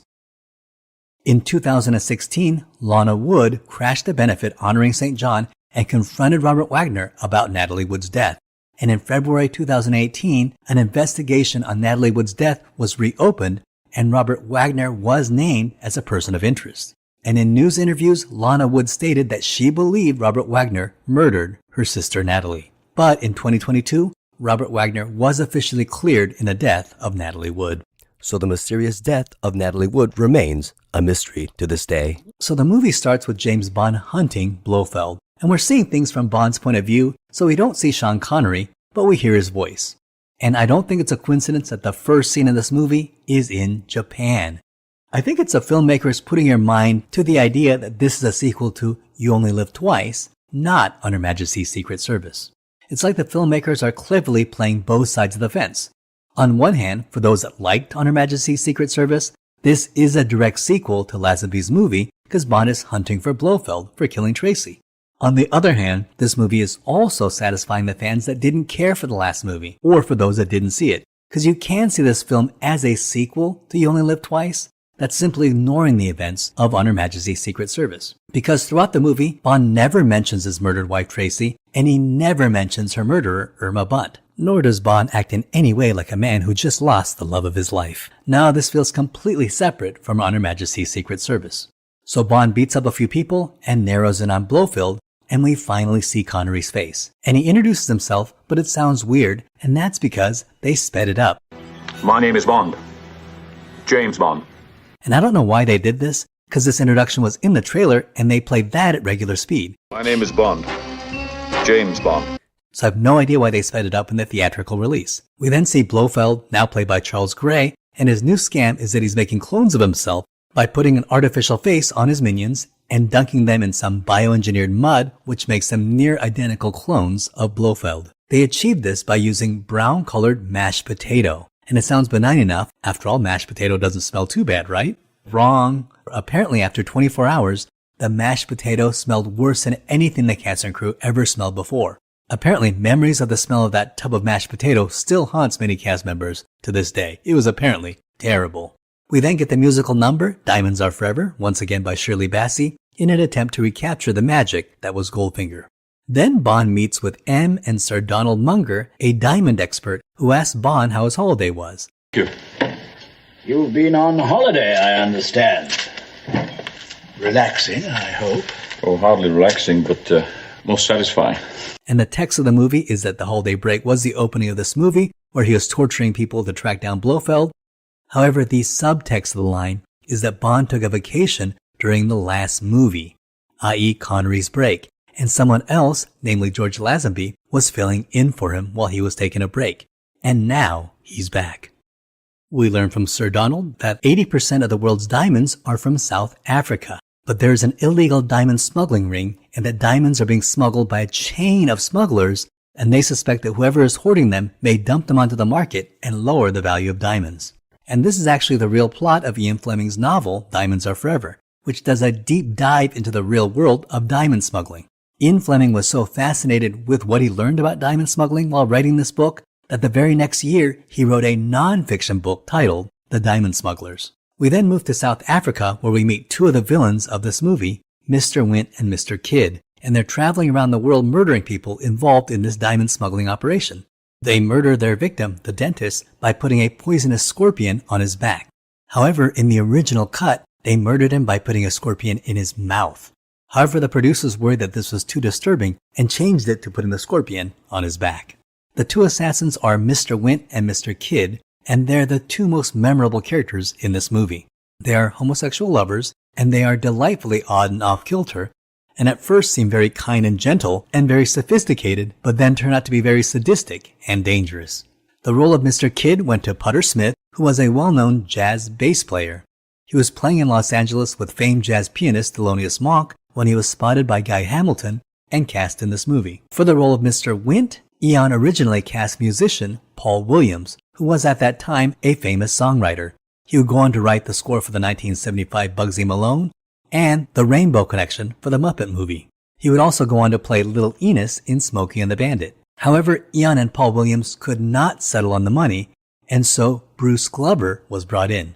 And Bruce Glover was a very prominent character actor and had been in 100 small roles in movies and TV, but today he is probably best known for his role as Mr. Wint in this movie, and is also known for being the father of Crispin Glover, who played George McFly in Back to the Future. And all the diamonds are going to Blofeld, who is building a giant laser which he will fire from a satellite.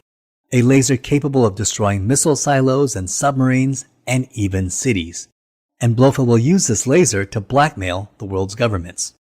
Now, presumably at the start of the movie, Blofeld has finished collecting all the diamonds that he needs, and with the last smuggled batch, he'll send his two assassins, Mr. Wint and Mr. Kidd, to clean up the smuggling chain and assassinate everyone involved.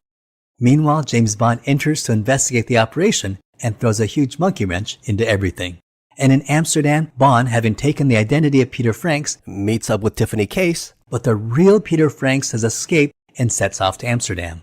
He and Bond meet at Case's apartment, where they have a violent close-quarters fight inside a glass elevator. And this is a fantastic action sequence. He is killed, and they decide to use his body to smuggle the diamonds into the U.S. by putting the diamonds into his alimentary canal.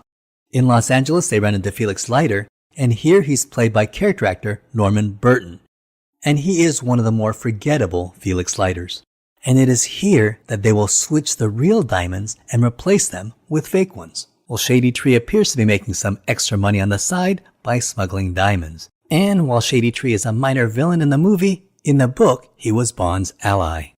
There is also a film scene of Sammy Davis Jr. that also ended up on the cutting room floor. So Bond relaxes at a casino, and while playing craps, Bond meets Plenty O'Toole.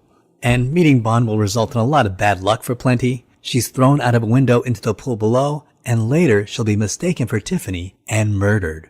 And this is a little confusing in the movie, since Plenty O'Toole is just some local girl that Bond picked up. Why is she murdered?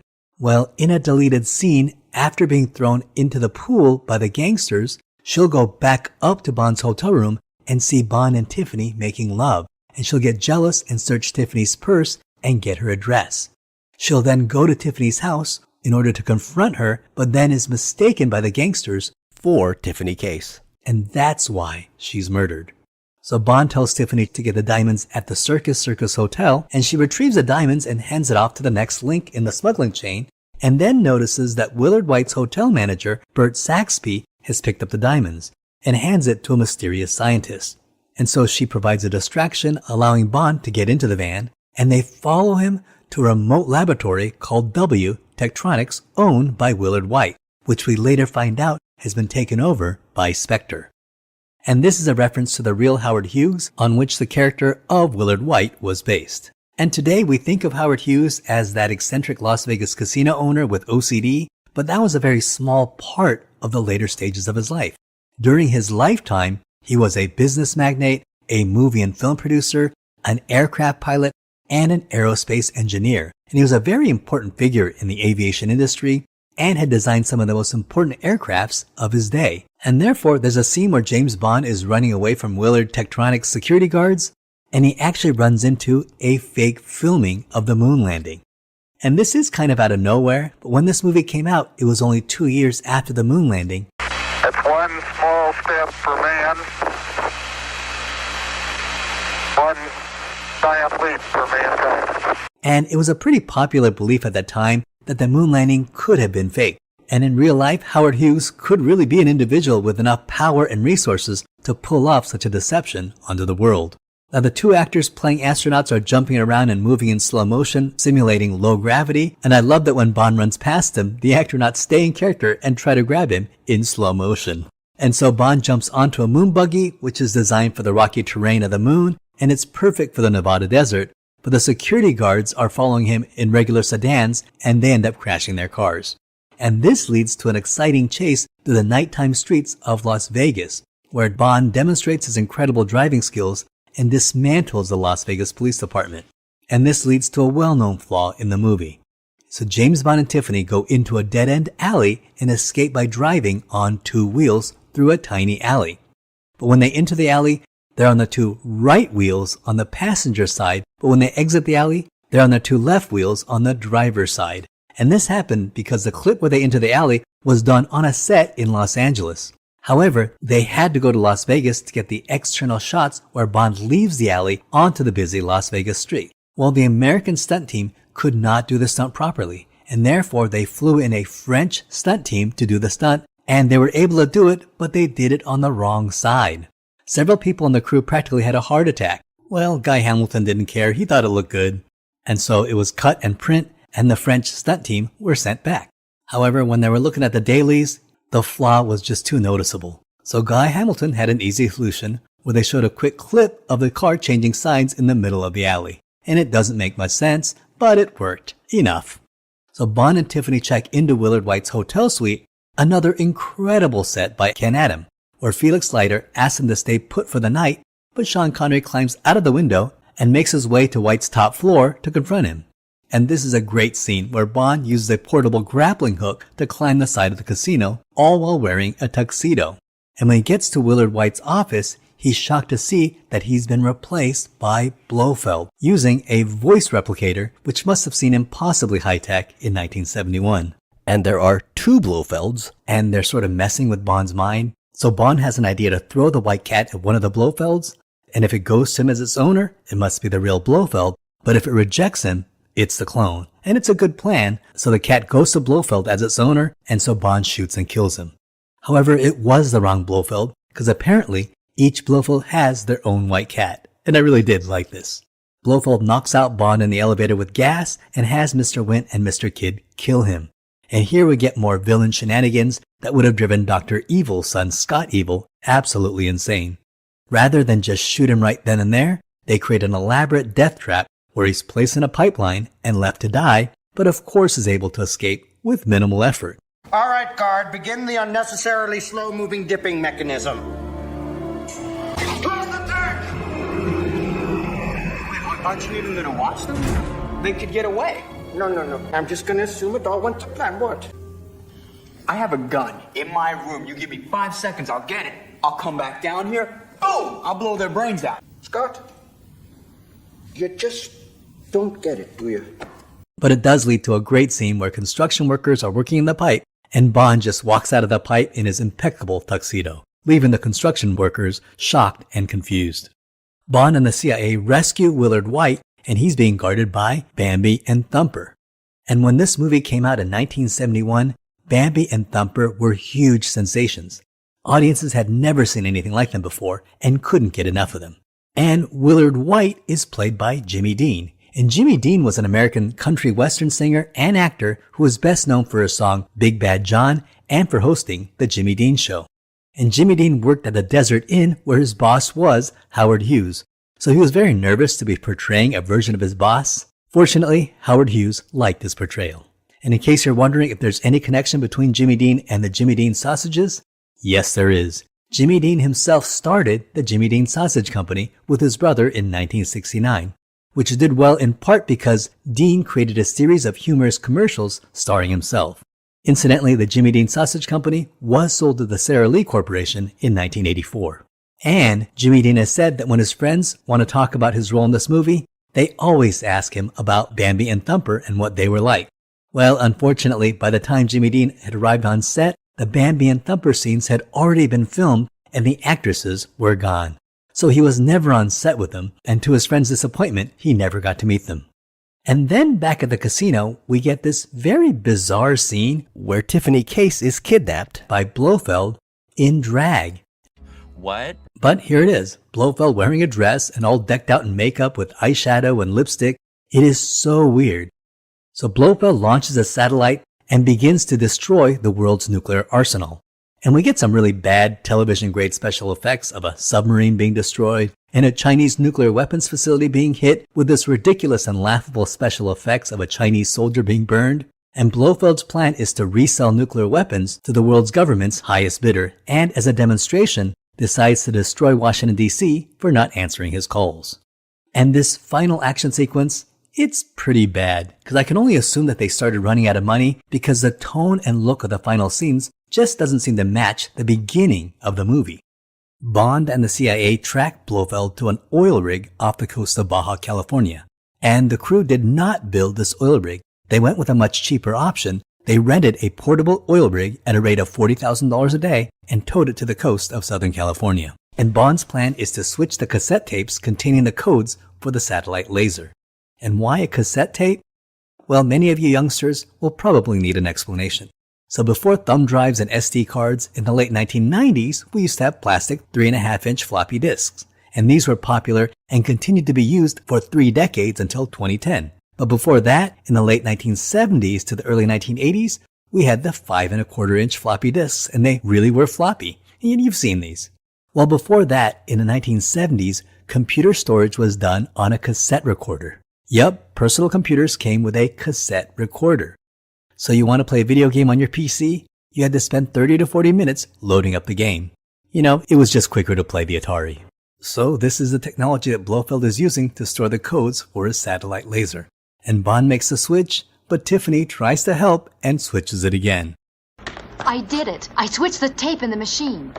You stupid twit, you put the real one back in. Come on, let's go. Then Bond releases a weather balloon which signals to Felix Leiter to commence the attack on the oil rig. And I guess it's an acceptable action sequence. You know, it's got helicopters and machine guns and lots of explosions. Let's say it's a minimally serviceable action sequence. Then Blofeld is about to escape in a miniature submarine, but Bond grabs it with a crane and he starts slamming it against the wall, and it seems kind of like a farce, almost worthy of a Gilligan's Island episode. And this is the final scene of the movie. This is the climactic action sequence of the Bond film. Think of the final boat chase in From Russia with Love, the Fort Knox sequence in Goldfinger, the Spectre lair inside a volcano in You Only Live Twice, and then compare it to this film. It just doesn't compare and comes across as very inferior and low budget.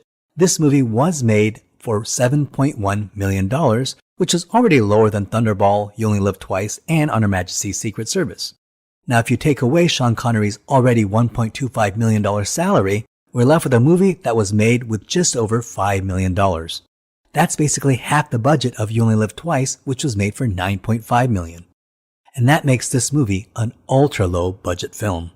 So considering that Thunderball and You Only Live Twice had twice the budget of this movie, well, I think it shows throughout the entire film. Well, that said, ultimately, it didn't really seem to matter. This film was released on the 17th of December 1971, and it was a huge success. It broke the box office record for a 3-day release, and in the US, it remained the #1 film for 7 consecutive weeks. It grossed a total of $43 million in the US and went on to make $116 million worldwide. At that time, it received positive reviews as a fun and irreverent movie. Roger Ebert gave it a thumbs up, and Time magazine called it the best of the lot. Incidentally, Gene Siskel gave it a thumbs down. However, Time has not been kind to this movie. And now, 50 years later, it is considered one of the weaker entries into the Bond canon. IGN listed it as the 3rd worst movie behind The Man with the Golden Gun and Die Another Day, and Total Film listed Mr. Wint and Mr. Kidd as the worst villains in the James Bond franchise. and Bambi and Thumper were listed as the second worst. However, there is still something very fun and watchable about this movie, proving that even one of the worst James Bond movies is still a pretty good movie. And thus we have Sean Connery's exit as James Bond. He will never be in another Eon production and won't play James Bond for over a decade until the non-canon Never Say Never Again. In the next film, we're going to have the introduction of a whole new James Bond played by a man named Roger Moore, who would go on to become pretty much the quintessential Bond of the 70s and 80s and define the next era of 007. So that ends this video. Don't forget to like and subscribe, and thank you so much for watching. I hope you had a great time.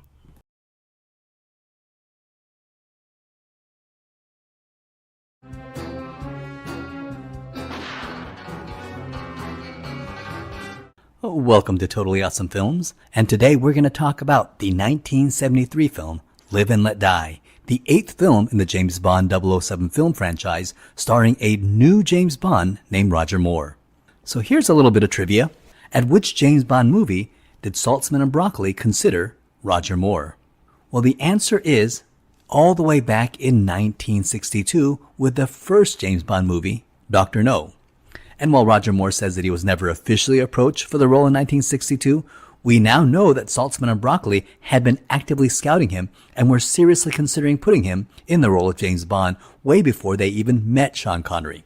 And they eventually decided not to because they felt that he looked too young and too pretty to be James Bond, even though he was 2 years older than Sean Connery. But they decided they wanted someone a little more macho. And the producers always had their eye on Roger Moore, and they considered him again after You Only Live Twice, when Sean Connery decided that he was going to retire from the character. Eon Productions, with Harry Saltzman and Cubby Broccoli, actually approached Roger Moore officially for the next film, which is going to be The Man with the Golden Gun. And they eventually went to Cambodia and did some test shots. Now, unfortunately, we all know historically what happened in the late 60s in Cambodia. They had a bloody civil war, and as a result, the movie had to be canceled. And then Roger Moore signed on for one more season of The Saint. They then considered him again one more time in 1971, but at the same time, Roger Moore accepted a role in a TV series called The Persuaders, the one where he played a character called Lord Britt Sinclair opposite legendary actor Tony Curtis. And because of this role, they eventually had to search for someone else, and they were able to get Sean Connery back for Diamonds Are Forever. So after Diamonds Are Forever, when Sean Connery turned down the next movie, Broccoli and Saltzman knew who their number one man was going to be. It should be said that Eon Productions actually did offer Connery some money to be in the next movie, but Sean Connery turned it down. United Artists, the movie studio that was distributing the James Bond movies, hence putting up the money, actually wanted an American in the role of James Bond. And they actually approached Clint Eastwood to be the next James Bond, since he was a huge star after the spaghetti westerns and he had just made the first Dirty Harry movie. But thankfully, Clint Eastwood also believed that Bond should be British, and he turned down the role. Thankfully, a very classy move on the part of Clint Eastwood. United Artists also asked the Eon producers to consider Burt Reynolds to be Bond, as well as Paul Newman and Robert Redford. But thankfully, the producers Albert Broccoli and Harry Saltzman insisted that Bond be British. And today we take it for granted that they're going to push back and insist that Bond be British, but keep in mind that Cubby Broccoli was an American. He grew up in Queens, so if you think in those terms, I think it's pretty cool that Cubby Broccoli had the integrity toward the character and understood the character's British roots. And respecting the character and respecting Ian Fleming's creation, he stuck to his guns and insisted that the character be British. And I think that is really cool that he did that. So on top of the list was an actor named Michael Billington, who was a British actor. And if you see him, he does kind of resemble Daniel Craig. So you can see which direction they were thinking of going toward. However, Cubby Broccoli really liked Roger Moore. And in keeping with the lighter tone of the movie, similar to Diamonds Are Forever, which had made a ton of money at the box office, they liked that Roger Moore could play James Bond more broad than Sean Connery, since Roger Moore had been in several successful comedies. They eventually pushed Roger Moore to be in the role, although the producers kept Michael Billington in touch just in case Roger Moore didn't work out or backed out of the role. When it became obvious that Roger Moore would be the next Bond, Michael Billington was let go, but a few years later, Eon gave Michael Billington a small role in The Spy Who Loved Me. He's actually the Russian agent that gets killed by Bond in the opening teaser. So Roger Moore was now the new James Bond, set to star in the 8th Bond film, Live and Let Die. Roger Moore was born on October 14th, 1927 in London, and his father was a policeman. And Roger Moore's first job was an apprentice for an animation studio. That's right, Roger Moore almost became a cartoonist.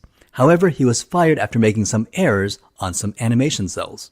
And when Roger Moore was 18, his father helped investigate the robbery of the home of a movie director, Brian Desmond Hurst, best known for directing the 1951 Christmas Carol adaptation Scrooge, and he became a family friend and put Roger Moore as an extra in one of his movies, the 1945 film Caesar and Cleopatra. And then he paid for Roger Moore's tuition to the Royal Academy of Dramatic Arts, where he was classmates with future Bond star Lois Maxwell, who would go on to play Miss Moneypenny. Then Roger Moore served as a second lieutenant officer in the Royal Army Service Corps during World War II, and he served in the Royal Army's Entertainment Corps and was eventually promoted to the rank of captain, where he commanded a unit in West Germany where he looked after military entertainers who were passing through Hamburg. After the war, Roger Moore had small parts in numerous movies and also did some modeling, where he was known for modeling knitted sweaters. And his first substantial role was as the lead in the 1958 series Ivanhoe, playing Sir Wilfrid of Ivanhoe. And in 1959, he was hired as the lead, Silky Harris, in The Alaskan.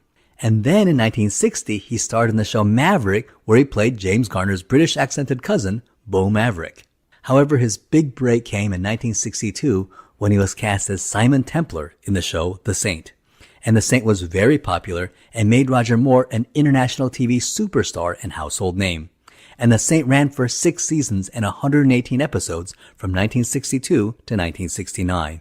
And Roger Moore was arguably the biggest TV star internationally at that time. And after The Saint in 1971, Moore was cast in the action police comedy The Persuaders, starring Tony Curtis. Roger Moore was paid the unheard of sum of $1 million for the season, which at that time was a record salary for a TV actor. And here's an interesting trivia fact. The theme music for The Persuaders was written by John Barry, who had composed the music for all the Sean Connery James Bond films. After The Persuaders ended, Roger Moore was cast as James Bond in this movie. However, here's something that many of you may not know. Roger Moore actually played James Bond before, way back in 1964. And in 1964, there was a British sketch comedy show called Mainly Millicent, and they would have short comedy skits. Think of a 60s version of Saturday Night Live. And on season 1 of episode 4, there was a sketch where Roger Moore, who was already famous for playing Simon Templar, played James Bond. Over there, Mr. Bond? Yes, well, I am on holiday. And in the sketch, he meets Soviet spy Sonia Sokova, and the two have drinks while they try to kill each other, while the waiter tries to kill them both.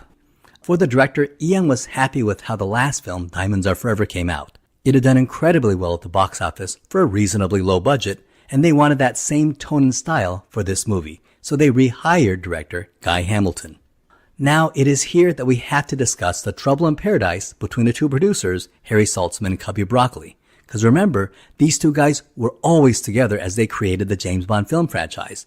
But by this time, their relationship was dissolving fast and would completely dissolve at the end of the next film, The Man with the Golden Gun.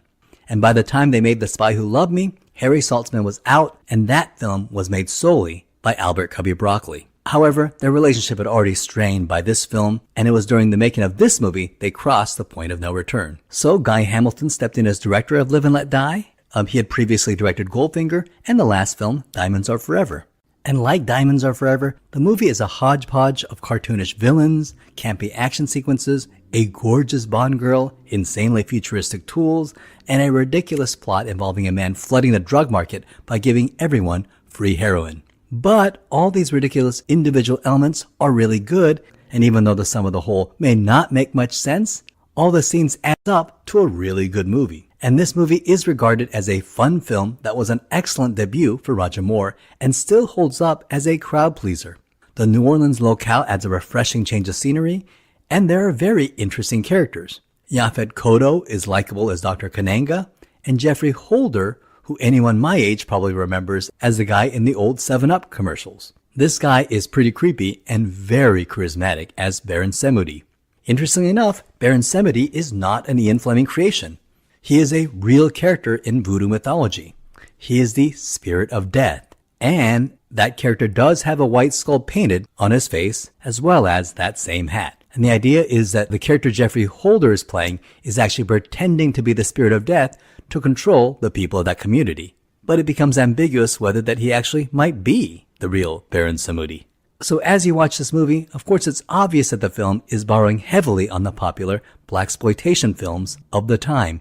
And this is going to be a pattern for James Bond movies. The James Bond does borrow from whatever is trendy.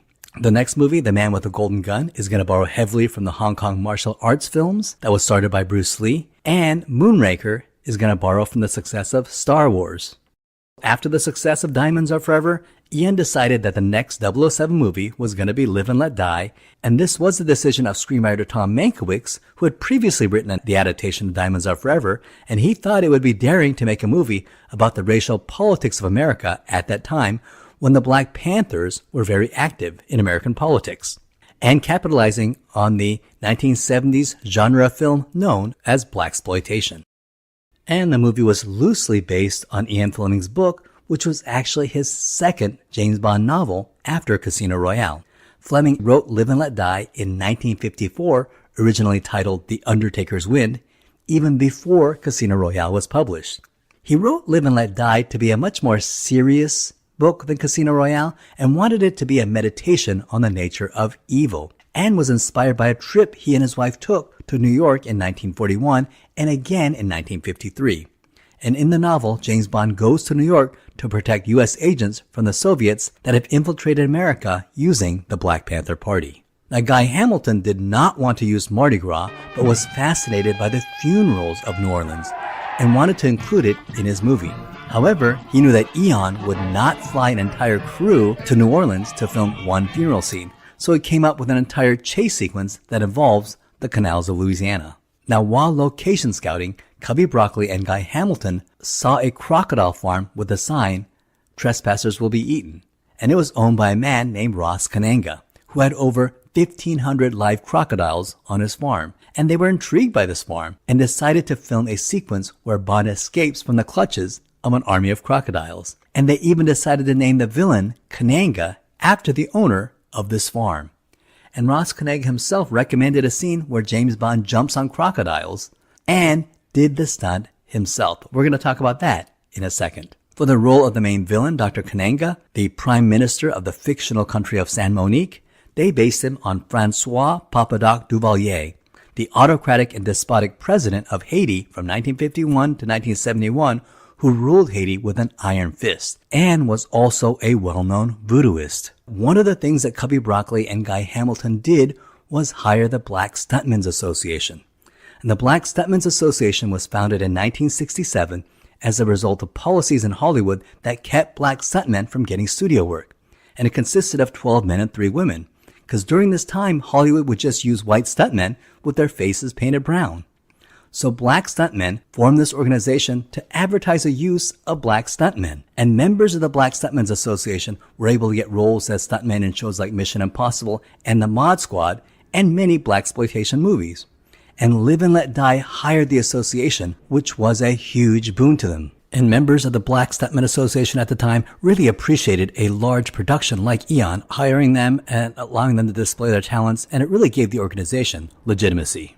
Now, Tom Mankiewicz was correctly worried about the fact that all the villains were black, so they tried to make the villains as likable and interesting as possible. So he does succeed here. You get Baron Samedi, you get Teehee with his mechanical hand, you get Whisper, the heavy-set guy with the raspy voice. They're all very interesting, very charismatic, and very memorable. They are arguably the most interesting and most memorable villains in the entire 007 series, third only to Oddjob and Jaws. And speaking of returning actors, one of the actors that is glaringly missing is Desmond Llewellyn as Q, and he was intentionally left out of the movie. And one of the reasons why is they wanted to set a different tone for this movie to intentionally separate it from the past Bond films. So you had Bond smoking a cigar instead of a cigarette. You had him drink another drink besides the vodka martini. And you didn't have Q.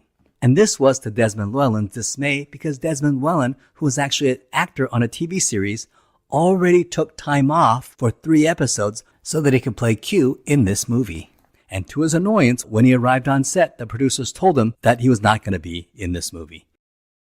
And that is terrible. Shame on Eon. So Desmond Llewellyn was upset, but no matter, because he would return in the next movie and would be in all the James Bond movies after that until his death by a motor vehicle accident just after filming The World Is Not Enough. And of course you can't discuss Live and Let Die without discussing Jane Seymour as a beautiful virgin psychic tarot card reading Solitaire. And as you watch this, you just fall in love with her. I couldn't take my eyes off of her because she's insanely beautiful, and the camera just falls in love with her. Now, unfortunately, this character is very one-dimensional and in many ways is simply a damsel in distress. But fortunately, the saving grace of this character is that she's played by Jane Seymour. And I think Solitaire succeeds based on the insane beauty of Seymour. So interestingly enough, even though Solitaire is Caucasian in Ian Fleming's novel, Live and Let Die, the screenwriter Tom Mankiewicz wanted to rewrite her as an African-American woman and eventually wanted Diana Ross to play her. And this would have been very interesting. But Cubby Broccoli and Harry Saltzman ultimately decided to play it safe, and they said that the character should be Caucasian, and originally considered Catherine Deneuve, but eventually ended up casting a relative unknown named Jane Seymour, who was only 20 years old at the time. And she was very popular and was a breakout hit. And recently she was ranked number 10 out of 26 Bond girls. And there's just something about the way Jane Seymour plays Solitaire that has both this childish innocence, but also this tragic gravitas. So we start the movie, and already the movie is different. We have a new gun barrel sequence. We don't have Bob Simmons' weird little hop. We don't have Sean Connery kind of losing his balance or George Lazenby's awkward crouch. We get a sleek new Bond without a bowler hat, kind of gliding across the screen and going into a fast two-handed gunfire. And I really like this opening gun barrel sequence. I think it's the best gun barrel sequence in the entire franchise. And here we realize that we're going to have a new modern age of James Bond. And then we get an opening teaser that is very different.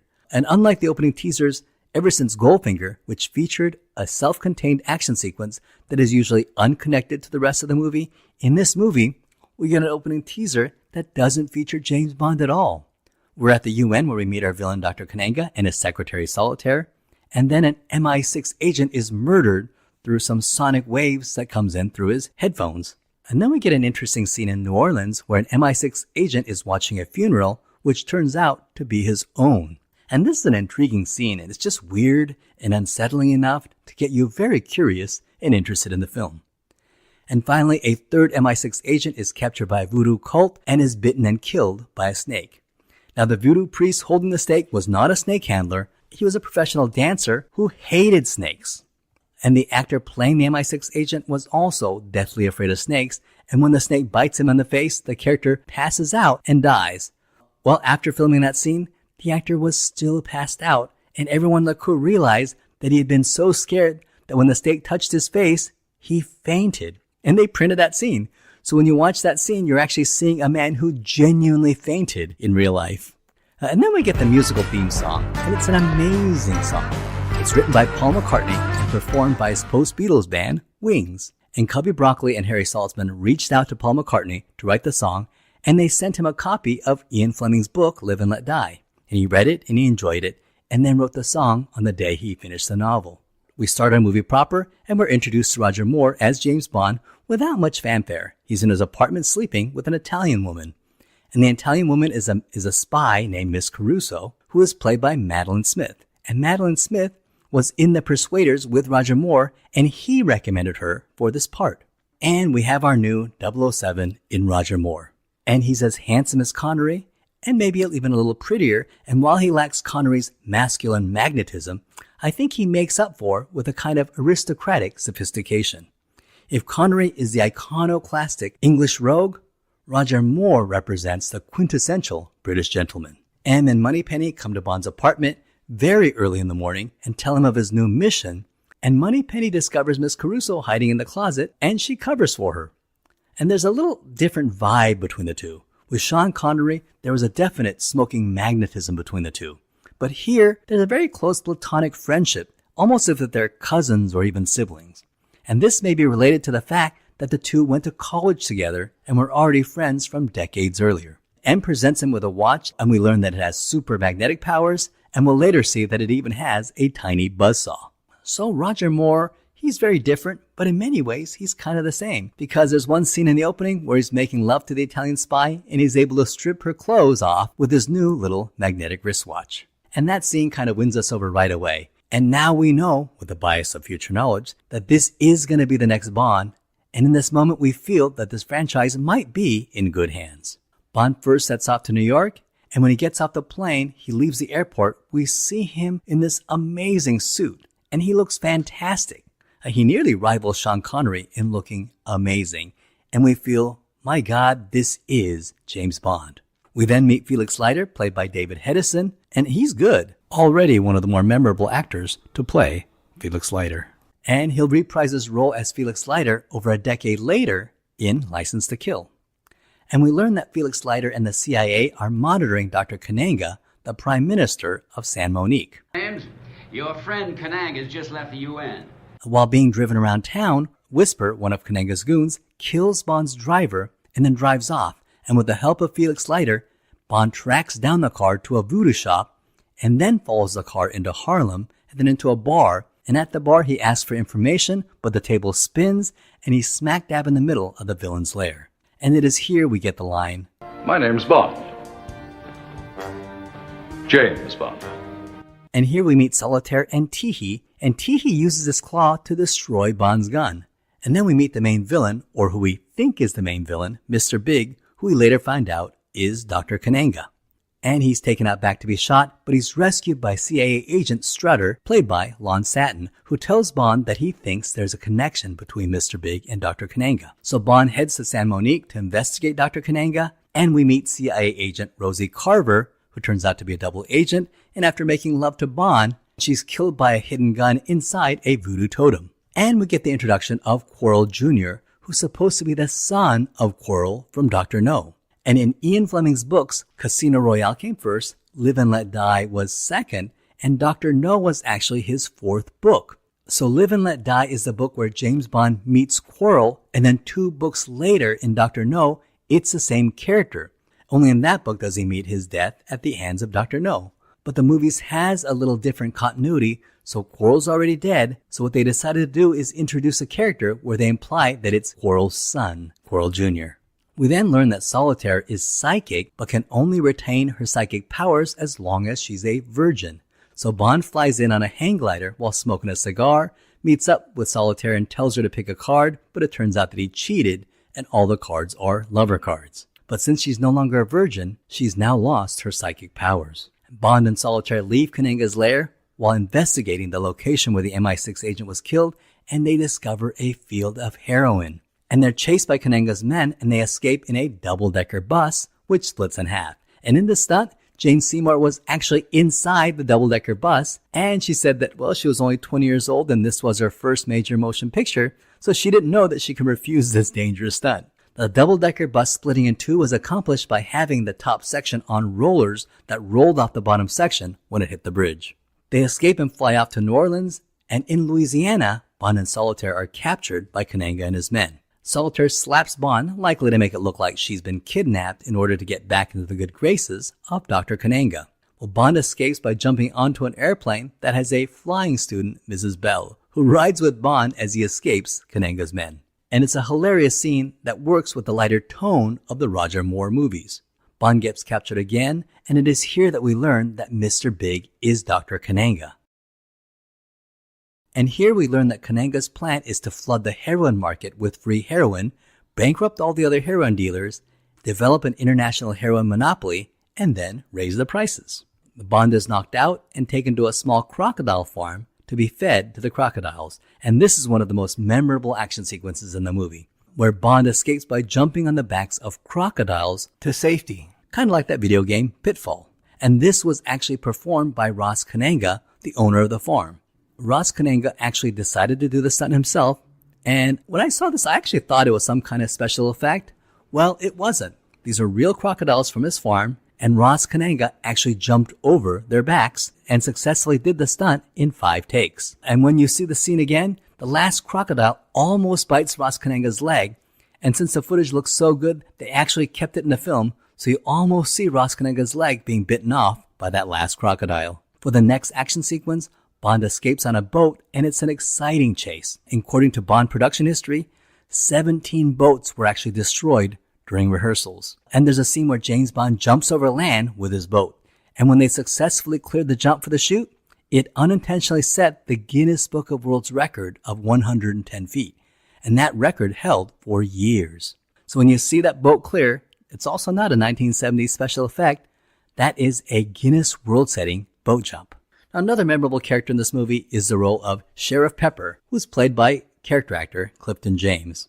And Clifton James noted that these Southern police officers were also proud of their large bellies, so he actually wore padding underneath his uniform to exaggerate and accentuate his large belly into an even larger belly. But he must have been pretty popular at that time. Sheriff J.W. Pepper will return in the next Bond film, The Man with the Golden Gun, with an even larger part. And Clifton James has played this character 100 times in all sorts of movies and played him in a TV episode of Dukes of Hazzards. And then reprised a role in 1980, Superman 2. When the Kryptonian Phantom Zone villains appear on Earth and they wreak havoc in a small town, he's the sheriff of that small town. Now, there is a controversial element to this boat action sequence, and if you've noticed, there's no music during the chase. And I think there are some moments during the chase where the James Bond theme or the main musical score could have augmented the action. And I know John Barry would have done it, but this was an intentional choice by the current music composer, George Martin, who didn't want the music to distract from the action. Now, Bond heads back to San Monique to rescue Solitaire, and I love this final action sequence. Solitaire is tied up and being forced into a voodoo ritual, and Bond crashes the voodoo ceremony, not in a suit, but in a super cool black outfit with a brown gun holster. And it's the first and last time he had this look, but he looks really cool and looks like a superhero. It's a cool costume design right out of a comic book, reminiscent of Nick Fury, Agent of S.H.I.E.L.D., which was based on Sean Connery's James Bond. But the scene just has everything. It has a beautiful damsel in distress. It has a villain with a skull painted on his face. It has voodoo priests holding a handful of snakes. And yes, there's even robots in the scene that Bond shoots, and it turns out to be a decoy. Apparently, Jeffrey Holder was terrified of snakes and did not want to jump into that casket full of live snakes. But on the day of shooting, Princess Alexandria was visiting the set, and she was a James Bond fan and was touring the set, and Jeffrey Holder, being a very loyal British citizen and a fan of the royal family, wanted to impress Princess Alexandria and did the shot and jumped into the basket full of snakes. And the shot does look great, and it's a very terrifying scene. And while filming the scene, the snake handling dancer was bitten in the hand by the snake and dropped it. And everyone on the set was tending to the dancer that nobody noticed that the snake was heading toward Jane Seymour, who was completely tied to the post and couldn't move. And she started screaming. At the last minute, they noticed her and saved her from the snake. So Bond discovers Dr. Kananga's base underneath the voodoo ceremony, and they have a fight where Bond defeats Kananga by inflating him like a balloon until he floats to the ceiling and pops. And it's a bizarre ending, but if you're into this movie, you kind of go with it. This movie has a lighter tone that's going to foreshadow the lighter tone of the Roger Moore era of James Bond. Now, the film was a huge breakout success. The movie was made on a very modest budget of $7 million, which was even less than the budget of Diamonds Are Forever. And the movie made $162 million worldwide. And when you adjust that for inflation, that's $1,144 million. So this was $1 billion film by today's standards. This is twice what Diamonds Are Forever made, and over 3 times what On Her Majesty's Secret Service made. And for British audiences at the time, when it appeared on British television, to this day it still holds the record for the most viewed broadcasts on television in the United Kingdom at 23.5 million viewers. With today's equivalent of $1 billion film, obviously the franchise was in good hands. And Roger Moore was just very good here. He's suave, he's sophisticated, he's a little bit dangerous, he's got a little bit of cruelty, and he's going to be a very different but also very interesting James Bond. That ends this video. Thank you so much for watching. I hope you had a great time.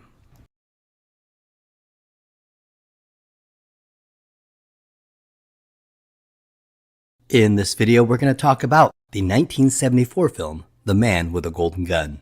After Sean Connery decided to leave the global film franchise phenomenon that he helped create, Eon tried to replace him with George Lazenby in On Her Majesty's Secret Service. And despite being an excellent film, the box office was lukewarm. So Sean Connery returned for one last film in Diamonds Are Forever. but vowed he would never again play 007. And so movie fans, movie critics, and Hollywood insiders began to wonder if the James Bond franchise could actually survive without Sean Connery. Well, the 1973 film Live and Let Die starring Roger Moore was a huge box office hit, giving Eon hope that there might be a 007 after Connery. So Roger Moore made a worthy debut as a very different James Bond than Sean Connery's iconic depiction of the character. And the producers were very happy with the success of the last film, and they were confident in this new direction with Roger Moore. And it looked like Roger Moore was here to stay.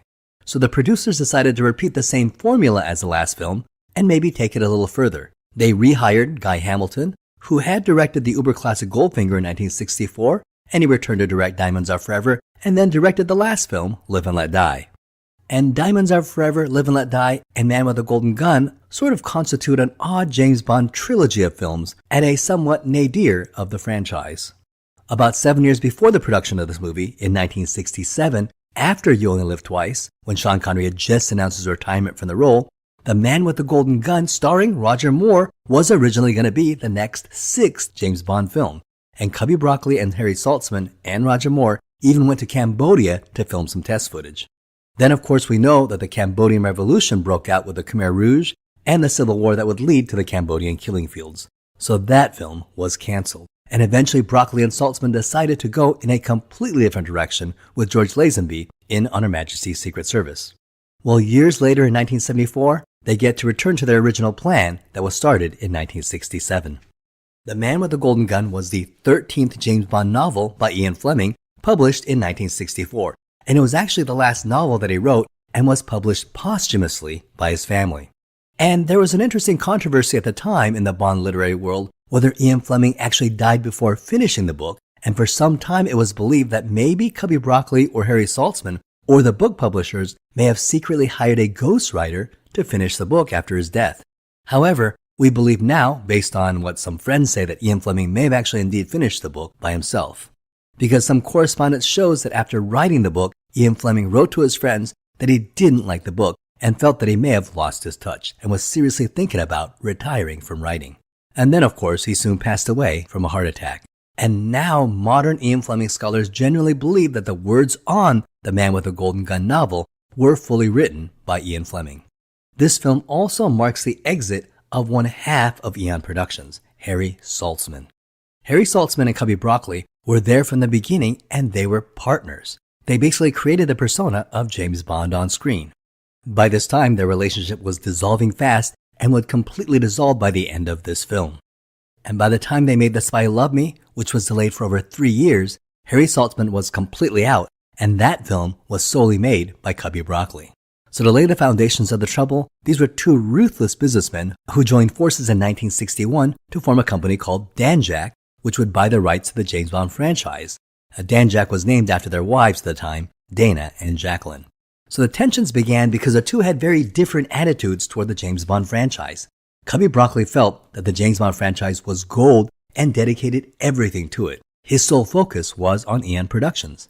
While on the other hand, Harry Saltzman had many ventures and felt that Eon Productions was a small part of his overall empire. So Cubby Broccoli felt that Harry Saltzman was not as invested as he was and felt that he was doing most of the heavy lifting in making the James Bond movies, while they equally shared the profits. And that was at the core of the tension. Just to give you an idea how uninvolved Harry Saltzman was, the crew talk about the elephant stampede incident. So Cubby Broccoli was fully involved in this movie from the beginning, and he was there when Mankiewicz wrote the first draft of the screenplay. He and Guy Hamilton went all across the world looking for a good place to shoot the movie. Well, Harry Saltzman's contribution to the movie, he told Tom Mankiewicz that the final confrontation between James Bond and Scaramanga should involve an elephant stampede. Harry Saltzman thought it would be really cool if Bond and Scaramanga faced each other while riding wild elephants. Well, that confused everybody since it wasn't in the script, and it would have been a major change to the budget to hire 200 elephants. Well, and then Harry Saltzman disappeared, presumably to deal with his other non-James Bond business ventures, so everyone on the crew forgot about Saltzman's elephant idea. Then one day the crew received a huge shipment of over 1,000 elephant shoes. Apparently, Harry Saltzman learned that to have elephants on a movie, they had to wear specialized elephant shoes. And so Harry Saltzman hired an elephant shoemaker and had 1,000 elephant shoes made. And of course, there was no elephant stampede, so there was no elephants, and so there was no use of these elephant shoes. But it gives you an idea how out of touch Harry Saltzman was in regard to the production of the James Bond movies. So Harry Saltzman had a lot of business ventures outside of the James Bond films, and in 1969, one of the business ventures he made was in Technicolor Motion Picture Corporation. And this ended up being one of those crazy business ventures involving ousting of people on the board and crazy business stuff like that. But to make a complicated story as simple as possible, Harry Saltzman got a $40 million loan from Union Bank of Switzerland, and he got control of Technicolor Motion Pictures. And he bought it for $30 a share. But after a few years, Technicolor Motion Pictures was only worth $8 a share. And so Harry Saltzman could not pay the Swiss bank back and even missed a few interest payments. So to pay back the Swiss bank, he asked Cubby Broccoli to dissolve their company Danjaq so he could pay back the Swiss bank. And Cubby Broccoli originally agreed, but he later reneged. And Cubby Broccoli said that it was because he would have to pay too much in taxes, but it was likely because he wanted to purchase Harry Saltzman's shares directly and take sole ownership of Danjaq, and hence sole ownership of the entire James Bond franchise. So Harry Saltzman was so upset with Broccoli that he decided to stick it to Cubby Broccoli and sold his shares not to Cubby Broccoli, but to United Artists. So Cubby Broccoli owned half of the James Bond property, and United Artists owned the other half. And then in 1981, MGM purchased United Artists, making MGM owners of half the James Bond franchise. And it was Cubby Broccoli and MGM that made the Pierce Brosnan James Bond films as well as the Daniel Craig Bond films. And then in May 2021, just a few years ago, Amazon bought MGM, making them the owners of half the James Bond franchise, with the Broccoli family owning the other half. And that's why they're having problems now making the 26th James Bond movie. Because the Broccoli family, who owns half of Bond, wants to create a more serious James Bond film in line with the legacy of the previous movies, where they only produce one movie every few years. However, Amazon, who owns the other half, want the James Bond franchise to be more youthful and hip and appeal to a new demographic. And Amazon also thought of the James Bond franchise as content and wanted to create more content for Amazon Prime. And one of the ideas they kept pitching was a Miss Moneypenny streaming series, as well as a Bond miniseries starring a possible African-American female James Bond. Now, on the other hand, the Broccoli family did not want to dilute the brand and just wanted to focus on making one really good James Bond movie. So for over a year, the Broccoli family and Amazon were at a stalemate. However, in February 2025, the stalemate resolved when Amazon offered the Broccoli family $1 billion for the creative rights to the 007 franchise. And contrary to some belief, the Broccoli family will still own 50% of the franchise forever. And so they'll get to keep 50% of any profits from the James Bond movie. They only gave up creative control. So that means from here on out, whatever James Bond property we see on the big screen or on streaming will be produced 100% by Amazon.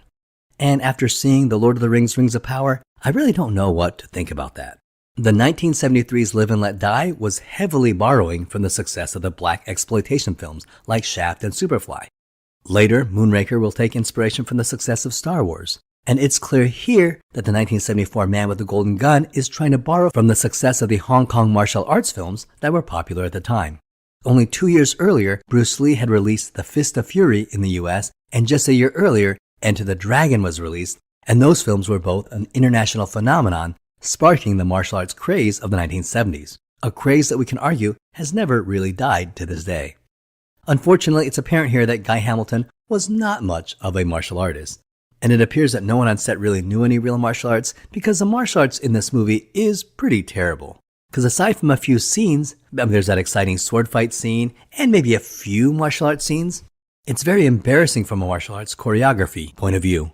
And then we get this laughable scene where two teenage girls takes down an entire organization of trained assassins. And the scene is just ridiculous and really takes the film franchise to a new low. Well, after screenwriter Tom Mankiewicz finished the first draft of the screenplay, he knew that he didn't have a very good script, and he turned it in and apologized to Cubby Broccoli and Guy Hamilton and admitted that he was fresh out of ideas for the movie. Therefore, Cubby Broccoli brought back Richard Maibaum, who had written 6 previous James Bond movies, and he took another pass at the script. And it was Richard Maibaum who added the B story about the Solex agitator. And that's another thing that this film borrows is from the energy crisis, which was in the headlines from 1973 to 1974.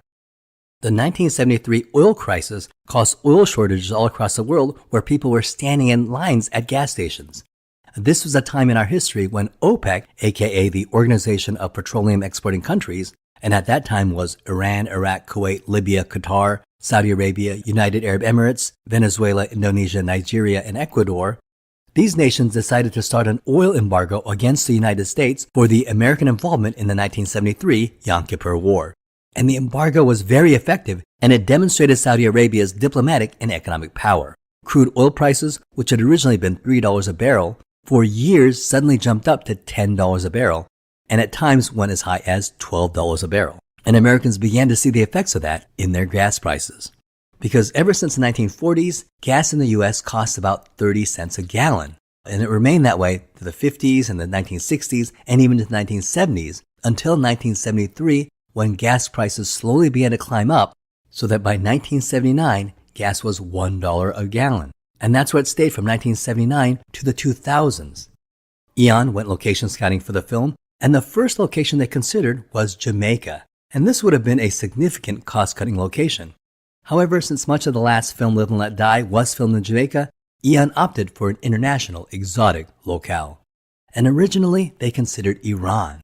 However, they couldn't find any good locations, and so that idea was nixed. The next location they considered was Beirut, since much of the novel takes place in Beirut. However, again, they could not find any suitable locations to film, and therefore only a small portion of the beginning of the movie takes place in Beirut. Guy Hamilton was a huge fan of Vietnam, but considering the Vietnam War, filming there was out of the question.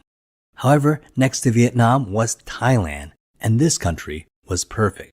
Because in 1974, Thailand was not quite the tourist destination that it was today, and Broccoli and Hamilton fell in love with a small island near Phuket Island, which was at that time very deserted. And so it was decided the two locations for the film would be Thailand and Hong Kong. And this is the second Roger Moore James Bond movie, and he is quite good here as Bond. He continues to play Bond as this paradox of this classy, sophisticated gentleman, while on the other side, this slightly devilish, sadistic assassin. And Moore plays him with just enough of a twinkle and a smile to make him likable and sympathetic, even when he's killing people or committing despicable acts. Because there's something just classy and likable about the way Moore plays 007. For the role of the main antagonist, Francisco Scaramanga, Tom Mankiewicz was inspired by the final action sequence in Shane, where Shane battles the villain Jack Wilson, played by Jack Palance. Therefore, the producers wanted to hire Jack Palance for the role of Scaramanga. However, Jack Palance was not interested and turned it down. The producers then considered Christopher Lee, who was best known for his recurring role as Count Dracula. And when he received the script for The Man with the Golden Gun, he was very excited and accepted right away. And Christopher Lee is brilliant as Francisco Scaramanga. He is Bond's opposite number in this movie, and when you meet him, you fear for our 007. His performance adds gravitas that is missing for the rest of the film. And Christopher Lee is actually Ian Fleming's cousin, and Fleming wanted him to play James Bond when the first Bond movie was being made. Christopher Lee and Ian Fleming love to golf together, and Lee remembers Ian Fleming asking him to audition for the role of Bond. Interestingly enough, in this movie, Scaramanga has a third nipple, which in reality is an actual biological occurrence that's known as polythelia or polymastia. And if you're Chandler Bing from Friends, it's known as a nubbin. Sir Christopher Lee was born on May 27, 1922 in London, and his parents were separated when he was 4 and divorced shortly. His mother then married Harcourt George St. Croix Rose, who was the uncle of Ian Fleming, and thus he and Ian Fleming became cousins. During World War II, Christopher Lee volunteered for the Royal Air Force and then joined Royal Air Force Intelligence. And after the end of World War II in 1946, his cousin Niccolo Carandini, who was the Italian ambassador to Britain, suggested that Christopher Lee become an actor. Initially, he struggled finding roles, and in 1948, he got his first role in a Terence Young movie called Corridor of Mirrors. And after 6 years of struggling as an actor, his first big break came in 1952 when Douglas Fairbanks Jr. began making films and cast Christopher Lee as one of his regular character actors in 16 of his movies. And this gave him regular acting work. Then in 1957, he was cast as Frankenstein for Hammer Productions, and this would be a very fruitful relationship. He then starred as Count Dracula in the 1958 film Dracula, which was a huge hit and was considered one of the best British films. And Christopher Lee became an instant superstar, and he would go on to play Dracula 10 times, 7 more times in Hammer films and 3 more times for films and other productions. And during this time he also starred in The Hounds of Baskervilles, and then played Sherlock Holmes in the 1962 Sherlock Holmes and the Deadly Necklace. And then in 1974, he starred as Scaramanga in this movie. And this role helped him break into Hollywood films, where he consistently continued to act into his 90s and passed away in 2015 at the age of 93. And today he is probably best known for his role as Saruman in the Lord of the Rings trilogy, as well as Count Dooku in the Star Wars prequels. Hervé Villechaize is interesting as the henchman Knick-Knack, and director Guy Hamilton wanted him to be a miniature version of Oddjob, with his bowler hat and his suit. And as an intentional homage to that character, who was a henchman in Goldfinger, which was directed by Guy Hamilton. And Knick-Knack's role here is also similar to the Pink Panther character Kato, a loyal companion who is constantly trying to kill Inspector Clouseau to help him keep his skills sharp. And likewise, Knick-Knack would hire mob assassins to try to kill Scaramanga and lure them into his funhouse to give Scaramanga some exercise. So Hervé Villechaize is an intriguing actor, and his charisma shines on screen, and we can see the groundwork for why he'll become one of television's most iconic characters, Tattoo on Fantasy Island. And apparently, Hervé Villechaize had an appetite for women and really enjoyed himself in Thailand. He spent every night hanging out at the Thailand strip clubs and at the brothels, and people say that he frequently came on set hungover with no sleep, having had all night of partying. But his cast members state that he was the sweetest gentleman and was absolutely charming and kind to all of his castmates, and they all fell in love with him. And he apparently had a very friendly crush on Maud Adams, and the two would give each other small gifts every day, and she absolutely adored him. One star who did not appreciate Hervé Villechaize was Roger Moore, who simply found him a deviant and a very creepy man, and admitted that he struggled to warm up to him. Hervé Villechaize was born on April 23, 1943 in Paris, France, and was born with dwarfism and stood at 3 foot 11 inches. His father was a surgeon and his mother was a wealthy European socialite. Villechaize was initially a painter and photographer, and at the age of 16 he studied art, and in 1961 he became the youngest artist to have his work displayed in the Museum of Paris. And at age 21 he moved to the United States and began to act in off-Broadway plays. And he got small roles in various movies, but was so poor that he was living out of his car in Los Angeles when his big break came by being cast in this film. And after this movie in 1977, he was cast as Tattoo, Mr. Rourke's assistant on Fantasy Island. Sadly, in 1993, at the age of 50, Hervé, who suffered from depression and alcoholism, as well as chronic pain, tragically took his life. The character of Knick-Knack was originally named Demi-Tasse, which is half cup in French. Maud Adams starred in this movie as Andrea Anders, who was Scaramanga's girlfriend, and she's the one who sends Bond the bullet, which eventually triggers this movie. And in reality, it turns out that she is betraying Scaramanga in hopes that James Bond will kill him, thus freeing her. Maud Adams was born on February 12, 1945 in Luleå, Sweden, and she wanted to become an interpreter, but at the age of 18, a photographer asked to take her picture and then submitted it to the Miss Sweden contest, and this launched her successful modeling career. At the age of 25, she was asked to appear in the 1970 film The Boys in the Band, which led to guest spots on Hawaii Five-0 and Kojak, and then she starred in this movie, which catapulted her to international fame. Maud Adams will go on to star in another James Bond film as the main femme fatale in the movie Octopussy. And interestingly, a lot of people don't know that Maud Adams had a brief 3-second uncredited cameo in A View to a Kill. Maud Adams was friends with Octopussy director John Glenn and was visiting the set of View to a Kill, and John Glenn put her in the background just for fun as an Easter egg for die-hard fans. If you blink, you'll miss it. So she therefore remains the only Bond girl to be in 3 Bond movies as 3 different characters. And if you see her, she's walking in the background when Bond is talking to Agent David Yip, who's played by Asian actor Chuck Lee. And now we have to talk about another weak element in this movie, which is the Bond girl, Mary Goodnight, played by Britt Eklund, who actually lobbied very hard for this role. Britt Eklund had been a fan of the James Bond franchise since she first saw Dr. No, and she was dazzled by the scene where Ursula Andress emerges out of the water, and she dreamed of one day being a Bond girl. Britt Eklund telephoned Cubby Broccoli and asked if she could be considered for the role of Mary Goodnight. Cubby Broccoli was interested in hiring Britt Eklund as Mary Goodnight and had just cast Maud Adams as Scaramanga's doomed lover, Andrea. However, when it was officially announced that Maud Adams was officially cast, Britt Eklund misunderstood and thought Maud Adams was cast as Mary Goodnight, and she was devastated and admitted that she cursed Maud Adams. She was then relieved to get the call that she was being strongly considered for Mary Goodnight. Britt Eklund was born on October 6, 1942 in Stockholm, Sweden, and as a teenager, she was spotted by a talent agent who sent her to London and set her up for auditions where she initially had small roles in various Swedish films. Now, prior to her role in this James Bond movie, Britt Eklund has a connection to another infamous James Bond film.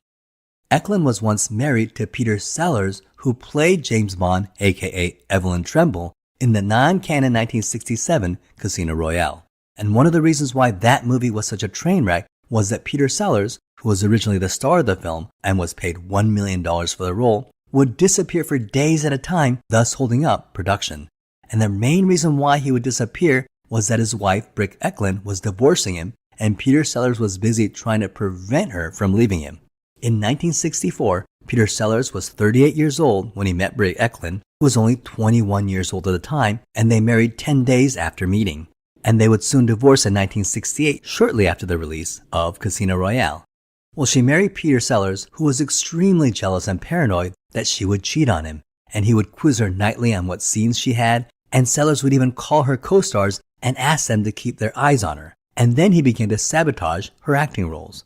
So in 1967, she became fed up with him and tried to divorce him, but he continued to beg her not to leave him. Well, they finally did divorce in 1968. This movie starts with Scaramanga and his girlfriend resting on his private island and served by his butler, Knick Knack. And Knick Knack secretly hires an American gangster to assassinate his boss. And the gangster is named Rodney and is played by legendary character actor Mark Lawrence. And this is likely the same gangster from Diamonds Are Forever, the one who threw Plenty O'Toole out of the window. And while that character is not named, he was also played by Mark Lawrence and played exactly like the same character here, and they even have the same hat. Knick Knack pays Rodney to try to kill Scaramanga, but he's too good, and Rodney bites the dust. And this appears to be something Scaramanga does every day in order to keep his stills fresh. And it is interesting that we have 2 Roger Moore James Bond films, and both of the introductions do not feature James Bond. We then jump to the musical number with a song by Scottish singer Lulu, and the song is catchy, but it's a little too on the nose. And today it is considered one of the worst James Bond theme songs. We then get Roger Moore who checks into M's office, and here we get a Roger Moore James Bond trope where M asks Bond what he knows about some random topic, in this case what he knows about the man with the golden gun, and Bond just happens to know everything about that topic. What do you know about a man called Scaramanga, 007? Scaramanga, the man with the golden gun. Born in a circus, father the ringmaster, possibly Cuban, mother English, a snake charmer. And we learn that Scaramanga has sent a golden bullet with 007 written on it, indicating that Bond is his next target. So M pulls James Bond off his assignment and has him find Scaramanga before Scaramanga can find him. When they were creating the promo shot for this movie, the filmmakers loved the fact that Christopher Lee was substantially taller than Roger Moore, which gave James Bond the feeling of being the underdog in the rivalry. Another brilliant element in this movie is the actual golden gun, which supposedly fires a 23-karat golden bullet, and is probably the most memorable iconic prop in the film. And this is pure James Bond fantasy, and I love it. Scaramanga assembles this gun from a golden fountain pen, a cigarette lighter, and a cigarette case, and uses a cufflink as a trigger. Also, Scaramanga holds the actual golden bullet he's going to use to kill his target in his belt buckle. And apparently Christopher Lee struggled while assembling the golden gun and found its construction quite challenging. Apparently there were 3 models of this gun made, and each of them was valued at about $100,000. However, in 2008, it was noticed that one of the golden guns had been stolen from the prop room at MGM. Q discovers that a gunmaker named Lazar, who lives in Macau, makes the bullet for Scaramanga. And Bond threatens Lazar and learns that his mistress picks up the bullets at a casino, and Bond follows her. And here we meet Bond's contact, Mary Goodnight. James Bond tracks Scaramanga's mistress to her hotel room and, shockingly enough, slaps her around. And this is where we get the difference between Roger Moore's Bond and Sean Connery's Bond. Because when we see Sean Connery do this, we didn't bat an eye. He just had that demeanor of someone who would do that. But when Roger Moore does it, it just seems out of place.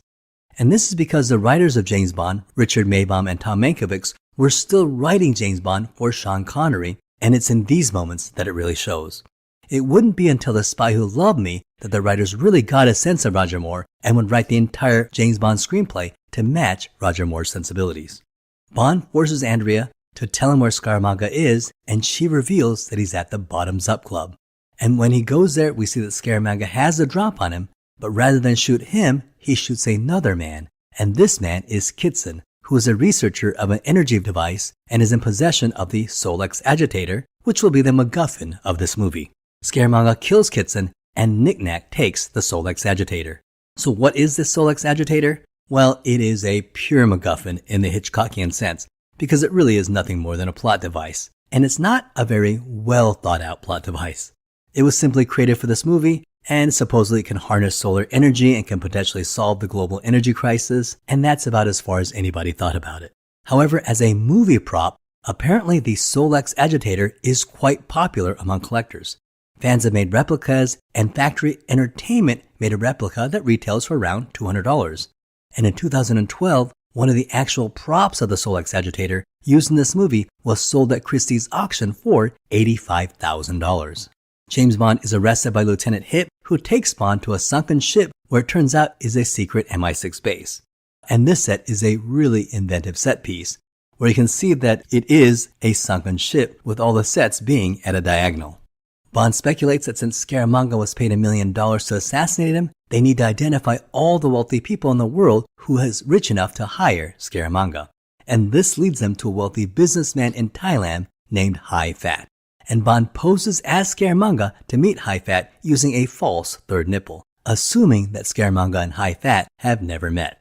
And while it appears that Hai Fat seems to have fallen for it, we then learn that Scaramanga and Hai Fat had met earlier, and this is a trap for James Bond. And it's from this point in the movie that the movie begins to descend progressively further and further into weirdness.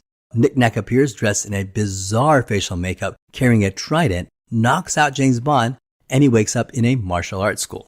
Now remember, this was capitalizing on the martial arts craze of the early 70s, and we see a few visual homages to the Bruce Lee movies. James Bond is pitted against some students, and he cheats and knocks one of them out during the bow, but the second guy doesn't look like he'll for it, so James Bond jumps through the window. Luckily for Bond, Lieutenant Hip and his two nieces happen to be driving nearby, and in a bit of absurdity, his two teenage nieces turn out to be skilled at martial arts, and they're able to take out an entire martial arts school of adult male assassins? Okay. This is ridiculous, except that it gets some modern redemption because of who's playing one of the nieces. Who is playing one of the nieces is Qiao Yuan.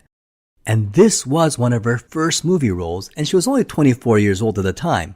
Well, she'll become one of the most famous Hong Kong action stars in the future, and is probably most famous in the US as the landlady in the 2004 film Kung Fu Hustle. In a bizarre twist, Lieutenant Hip actually picks up his two nieces, but forgets to pick up Bond, leaving him with a martial arts school of assassins. And this leads to the main action piece of the movie, where Bond is being chased through the streets and the rivers of Bangkok.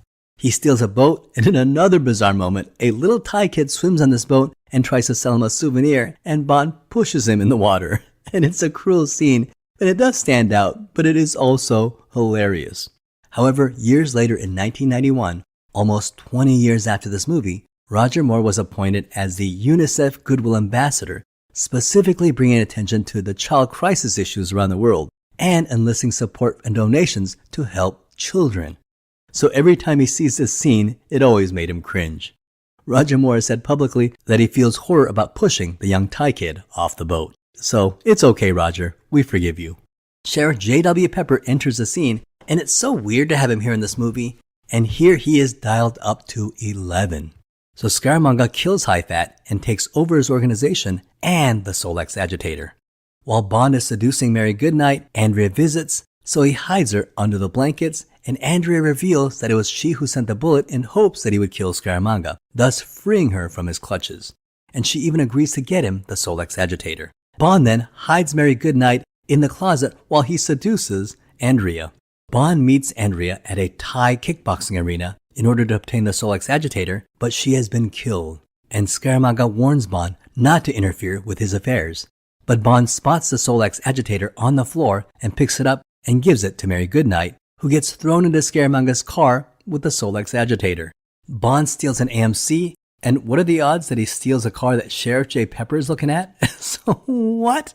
Why would Sheriff Pepper be looking at buying an AMC while vacationing in Thailand? But let's face it, it's not the weirdest thing about this movie. So Bond with Sheriff Pepper in the passenger seat are in hot pursuit of Scaramanga and Knick-Knack, who have just kidnapped Mary Goodnight. And one of the highlights of this film is a stunning practical stunt, which in reality was one of the most dangerous stunts performed on screen at the time.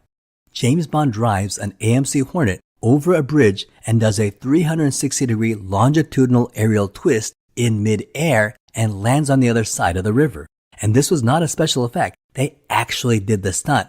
And what got him the idea is that producer Cubby Broccoli saw this stunt being done by a famous driver named Jay Milligan, who used to perform a smaller and shorter version of the stunt called the Astro Spiral Drop.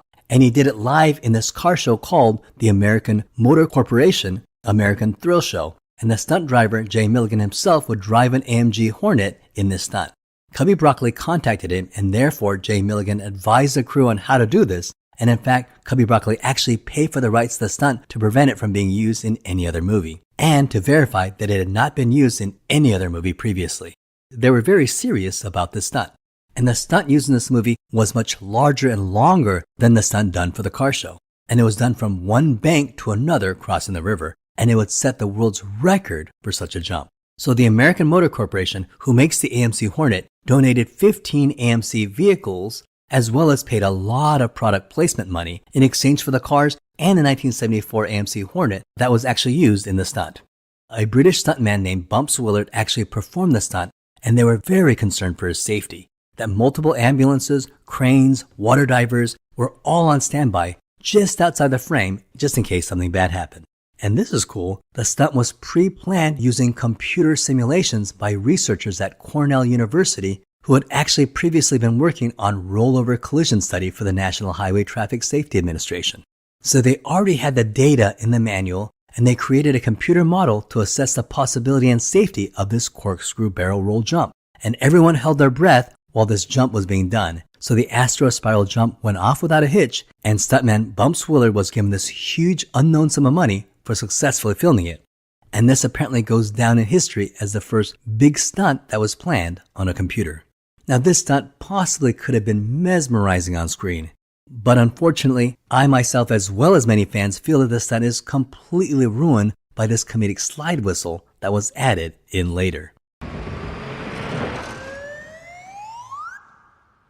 And if you've seen this, you know what I'm talking about. This slide whistle sound effect boggles the mind why they added this, and it does ruin a potentially awesome scene. What happened was that legendary composer John Barry, who came up with the James Bond theme song, apparently argued with Albert Broccoli over whether it should be left in or not. And we don't know who wanted it in and who wanted it out, but it is assumed that John Barry actually wanted it in because years later, John Barry has gone on to say that he regretted putting that sound effect in. And many critics cite the slide whistle as a sort of a metaphor for a larger concept of what's really wrong with a film, a potentially good movie that is undermined by cheap comedy. Now there are some other weird elements. First of all, I think it's kind of weird that the car itself is an AMC. The AMC were makers of these weird automobiles in the 1970s like the Pacer and the Gremlin. And you've seen them. These are very odd looking cars, and once you've seen them, you just can't forget them. And this is when product placement begins to undermine the movie. Because Scaramanga, the world's greatest assassin who gets paid $1 million per hit, who owns his own island and can drive any car he wants, he should have driven a Ferrari or a Lamborghini, and that would have given him some panache as well as some menace. But in this movie, he drives an AMC Malador hatchback, which just makes him look like a goofball. Although the hatchback is apparently a flying hatchback with wings, it's still not believable. And apparently that stunt where the car turns into an airplane was done by using a miniature remote control model. But imagine if that car was a Ferrari or a Lamborghini that transformed into an airplane. That would have been so much more awesome. So James Bond tracks Mary Goodnight through her tracker to Scaramanga's island, and this is an amazing location, with these rocks seem to grow out of the water. And back when this was filmed, it was a hidden location in Thailand that was basically deserted. Well, the people of this island are going to capitalize on its association with the James Bond movie and call it James Bond Island, and it will immediately become a popular tourist spot. And to this day, James Bond Island is a very popular tourist destination. Scaramanga welcomes Bond, and he even gives Bond a tour of the facility, And just like any of the best Bond villains, he's going to invite Bond to a nice, luxurious meal just before they begin to kill each other like civilized people. So the conceit is that Scaramanga has only one golden bullet to kill his enemy. And there's a deleted scene where Bond would construct a Molotov cocktail and throw it at Scaramanga, but he would use his bullet up by shooting the cocktail in the air. However, Scaramanga would have a second bullet. And this would demonstrate both Scaramanga's amazing gun shooting skills, but also show that he cheats. And in a clever bit of foreshadowing, remember Chekhov's wax statue?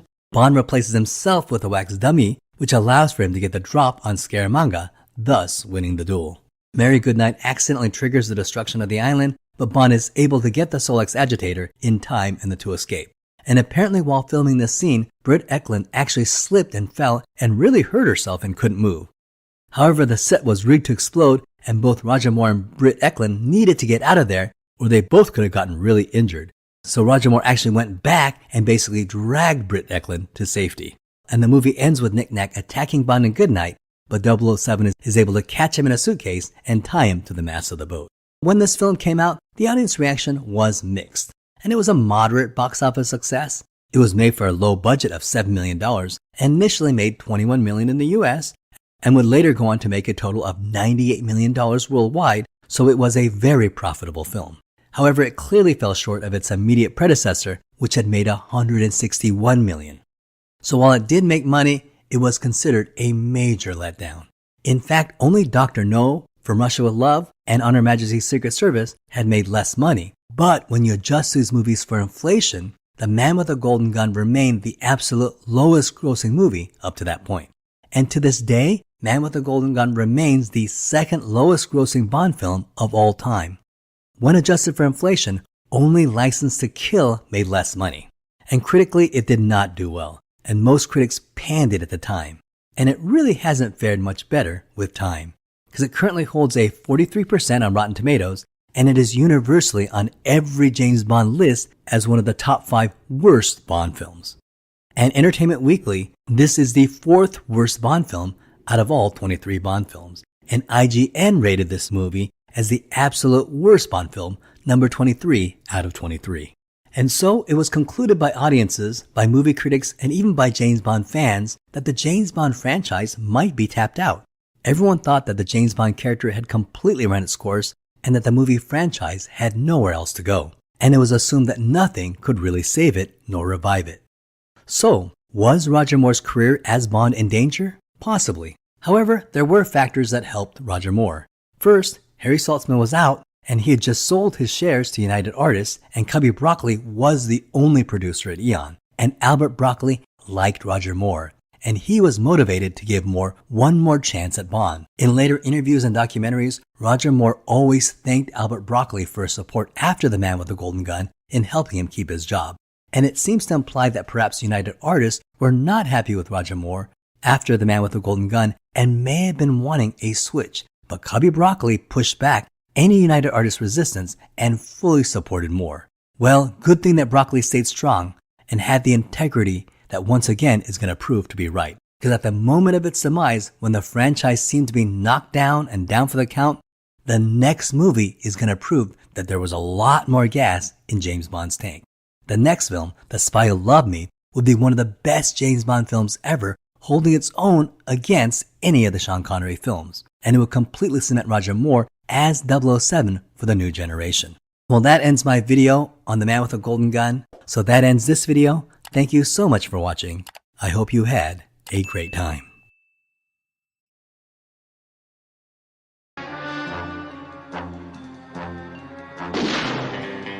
Hello, welcome to Totally Awesome Films, and today we're going to talk about The Spy Who Loved Me, the 10th movie in the James Bond franchise and the 3rd movie in Roger Moore's resume.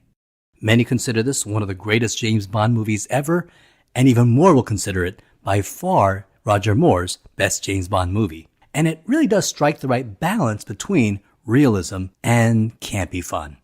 It has cool futuristic gadgets, sexy women, exotic locales, powerful henchmen, and an evil big boss. It even has a sports car that turns into a submarine.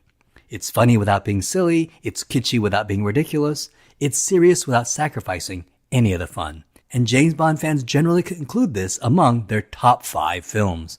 And even the most die-hard Connery fans will probably have to concede that this film is worthy of a Connery Bond film. So when you talk about James Bond with the grown-ups, and they always talk about how much of a better Bond Sean Connery was, most of the adults do concede that The Spy Who Loved Me was as good as a Connery Bond. And then there'd always be some adults that say that Spy Who Loved Me was their ultimate James Bond film. And I feel that the trilogy of The Spy Who Loved Me, For Your Eyes Only, and Octopussy can be compared to some of the best Sean Connery and Daniel Craig Bond films ever. Eon Productions, who made all the James Bond films since Dr. No, was a partnership between Albert Cubby Broccoli and Harry Saltzman, and they created the James Bond film franchise. In 1961, Harry Saltzman and Cubby Broccoli formed Danjack, named after their wives Dana and Jacqueline, and this company held the license for the James Bond property. They made all the James Bond movies, from Dr. No to From Russia With Love to Goldfinger, all the way to Live and Let Die and The Man with the Golden Gun. However, half of Eon, Harry Saltzman, suddenly ran into some financial hard times. Harry Saltzman had spread himself out pretty thin, and he had invested in a lot of other businesses, including a lot of other movie studios. And this was at the core of the dynamic duo's problems, and the tensions began to show as early as Diamonds Are Forever. At the core of their troubles was their differing attitudes toward the James Bond franchise. Cubby Broccoli was all in on Eon and the James Bond property and devoted everything he had to the success of the James Bond franchise. He knew James Bond was a gold mine. Meanwhile, Harry Saltzman saw Eon as a small part of his larger entertainment empire. And so Cubby Broccoli was starting to feel that Harry Saltzman was not as invested in James Bond as he was, and that he was doing most of the work while Harry Saltzman was splitting half the profits. Now the problem really hit ahead when Saltzman borrowed $40 million from a Swiss bank to purchase a movie studio called Technicolor Motion Pictures Corporation in 1969, and he bought it for approximately $30 a share. And there was some corporate wheeling and dealing that went behind the scenes, and Saltzman was hoisted out of the board. And so he lost this corporate power struggle. And in 1978, Technicolor Motion Picture Corporation was worth $8 a share. And the Swiss bank loan was due, and Harry Saltzman even missed a few interest payments, and he had to pay the bank back. So at the end of The Man with the Golden Gun, Harry Saltzman asked his Eon partner, Albert Broccoli, to dissolve Danjack, which owned the James Bond license, so that he could pay the Swiss bank back. And Cubby Broccoli initially agreed, but then later on reneged, saying something like he didn't want to pay all the taxes. It was likely that Cubby Broccoli was wanting Harry Saltzman to sell him his shares directly so that he can take over the James Bond license all by himself. Well, as revenge, Saltzman sold his shares of Danjack and Eon for $20 million to United Artists. So now Cubby Broccoli owned half of the James Bond franchise, and United Artists owned the other half. And it was under this arrangement that The Spy Who Loved Me was made. And this partnership would make Moonraker and For Your Eyes Only. And in 1981, MGM would purchase United Artists, forming MGM UA, making them the owners of half the James Bond franchise. And it was this partnership between Cubby Broccoli and MGM UA that made the Timothy Dalton movies, the Pierce Brosnan films, and the Daniel Craig films. Well, recently in 2021, Amazon bought MGM UA, making them the owners of half the James Bond franchise. And that's the drama that's going on right now. So the Broccoli family was at a stalemate with Amazon on the direction of the James Bond franchise. When Amazon head Jeff Bezos heard that Barbara Broccoli was not happy with Amazon and that they were at a stalemate, he basically said, make her an offer she can't refuse. And boy, did they. Because Amazon offered the Broccoli family $1 billion for the creative rights to the James Bond movie franchise. That's 1 billion with a B. Now, contrary to popular belief, the Broccoli family will still own half the James Bond franchise, so they'll still share in half the profits of anything Amazon makes. The $1 billion was only to give up creative control, and it was indeed an offer they could not refuse. So from here on out, every James Bond movie, every James Bond streaming spin-off show, everything James Bond will be made solely by Amazon, with the Broccoli family sharing in the profits. Now, unfortunately, after seeing what Disney did to Star Wars and seeing what Amazon themselves did to Lord of the Rings, Rings of Power, a part of me is pretty worried. Well, back to The Spy Who Loved Me. So Albert Cubby Broccoli had to make this one without his partner, Harry Saltzman. So Guy Hamilton, who had directed Goldfinger, Diamonds Are Forever, Live and Let Die, and the last film, The Man with the Golden Gun, was originally attached to direct this film. Interestingly, he left the James Bond franchise to direct. Now this is weird. Do you know which movie he left the James Bond franchise to direct? He left the James Bond franchise to direct Superman the movie. That's right, Guy Hamilton was originally going to direct the 1978 Superman the movie, and they were set to film Superman in Italy, but once they hired Marlon Brando could not set foot in Italy because the Italian government was threatening to arrest him for obscenity charges due to his film The Last Tango in Paris, directed by Bernardo Bertolucci, who the Italian government actually arrested for 3 months. So it was not a blanket threat. As a result, they had to move the production to the UK, and Guy Hamilton could not set foot in the UK because of tax problems. So for the Salkinds, it was between Guy Hamilton or Marlon Brando, and of course they chose Marlon Brando. So Guy Hamilton was out, and after an extensive director search, they finally found Richard Donner. And this is interesting. There's actually another connection between the James Bond franchise and Superman the movie. Even though the original script was written by Mario Puzo, Puzo turned in a 550-page script. Therefore, the screenwriting team of Robert Benton and David and Leslie Newman rewrote the movie into a more appropriate 120-page script. And then director Richard Donner brought in his own screenwriter, his friend Tom Mankiewicz, to turn that film into the movie that we saw on screen. Tom Mankiewicz, who also wrote the screenplay for Live and Let Die, The Man with the Golden Gun, and who did uncredited rewrites for The Spy Who Loved Me and the next film, Moonraker. So there's a weird Superman and James Bond connection. And another weird Superman and James Bond connection was that Superman was filmed on the James Bond set at Pinewood Studios. So Cubby Broccoli went in search for directors, and they eventually settled on Lewis Gilbert, who had directed the previous movie, You Only Live Twice. The Spy Who Loved Me was the 10th book in the Ian Fleming series, and the original book was totally different from this movie. And up to now, even though much of the James Bond movies departed somewhat from the original Ian Fleming novels, the core of the movie resembled the novels. Dr. No, From Russia with Love, Goldfinger, Thunderball, You Only Live Twice, On Her Majesty's Secret Service, Live and Let Die, and The Man with the Golden Gun basically take the basic story elements from the novel. Probably Dr. No, From Russia with Love, and On Her Majesty's Secret Service probably follow the novels the closest, with Diamonds Are Forever and The Man with the Golden Gun diverging the most. Well, The Spy Who Loved Me will be the first James Bond movie that has almost nothing to do with the Ian Fleming novel. And this is because Ian Fleming did an experiment while writing The Spy Who Loved Me, where he wrote the entire novel from the point of view of a Canadian woman, Vivienne Michel, who has to work with James Bond. The book was panned by critics, and fans didn't really take to it as well. And Ian Fleming ended up hating it. So when he sold the rights to his novels in 1961 to Saltzman and Broccoli, he refused to sell the story rights to The Spy Who Loved Me, and all he sold them was the title, which if you think about it, is an excellent title. So Cubby Broccoli commissioned a completely new story from scratch, and many writers worked on the script.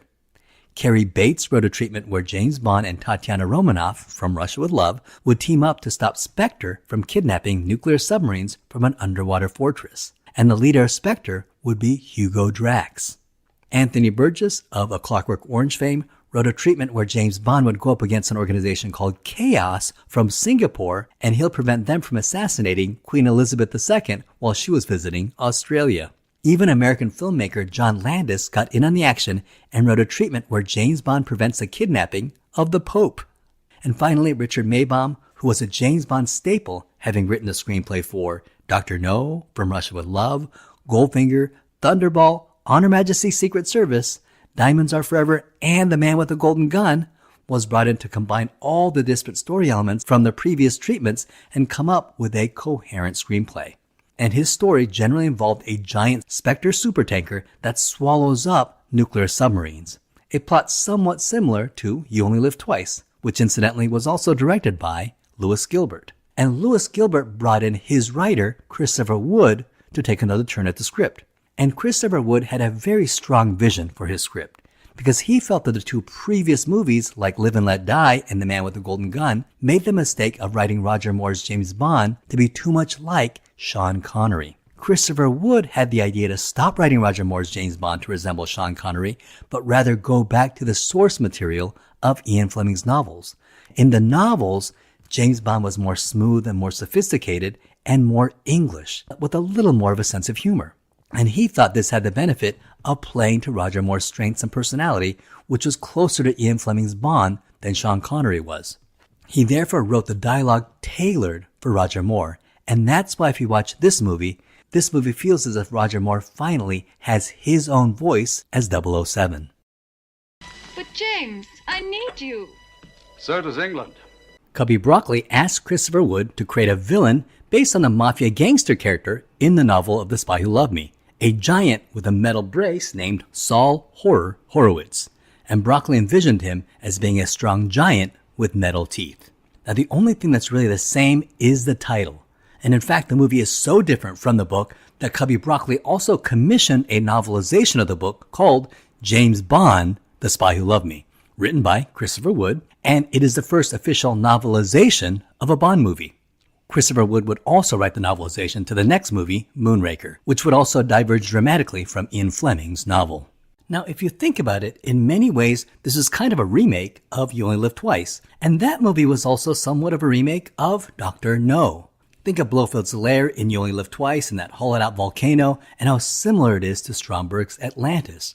And it should be noted that at this point in production, the main villain of this movie was still Blofeld. In both films, James Bond breaks into this megalomaniac's lair, which is a fortified hideout, and the stronghold is fortified with the villain's own army. And the two strongholds, both designed by Ken Adam, even each had a working monorail system.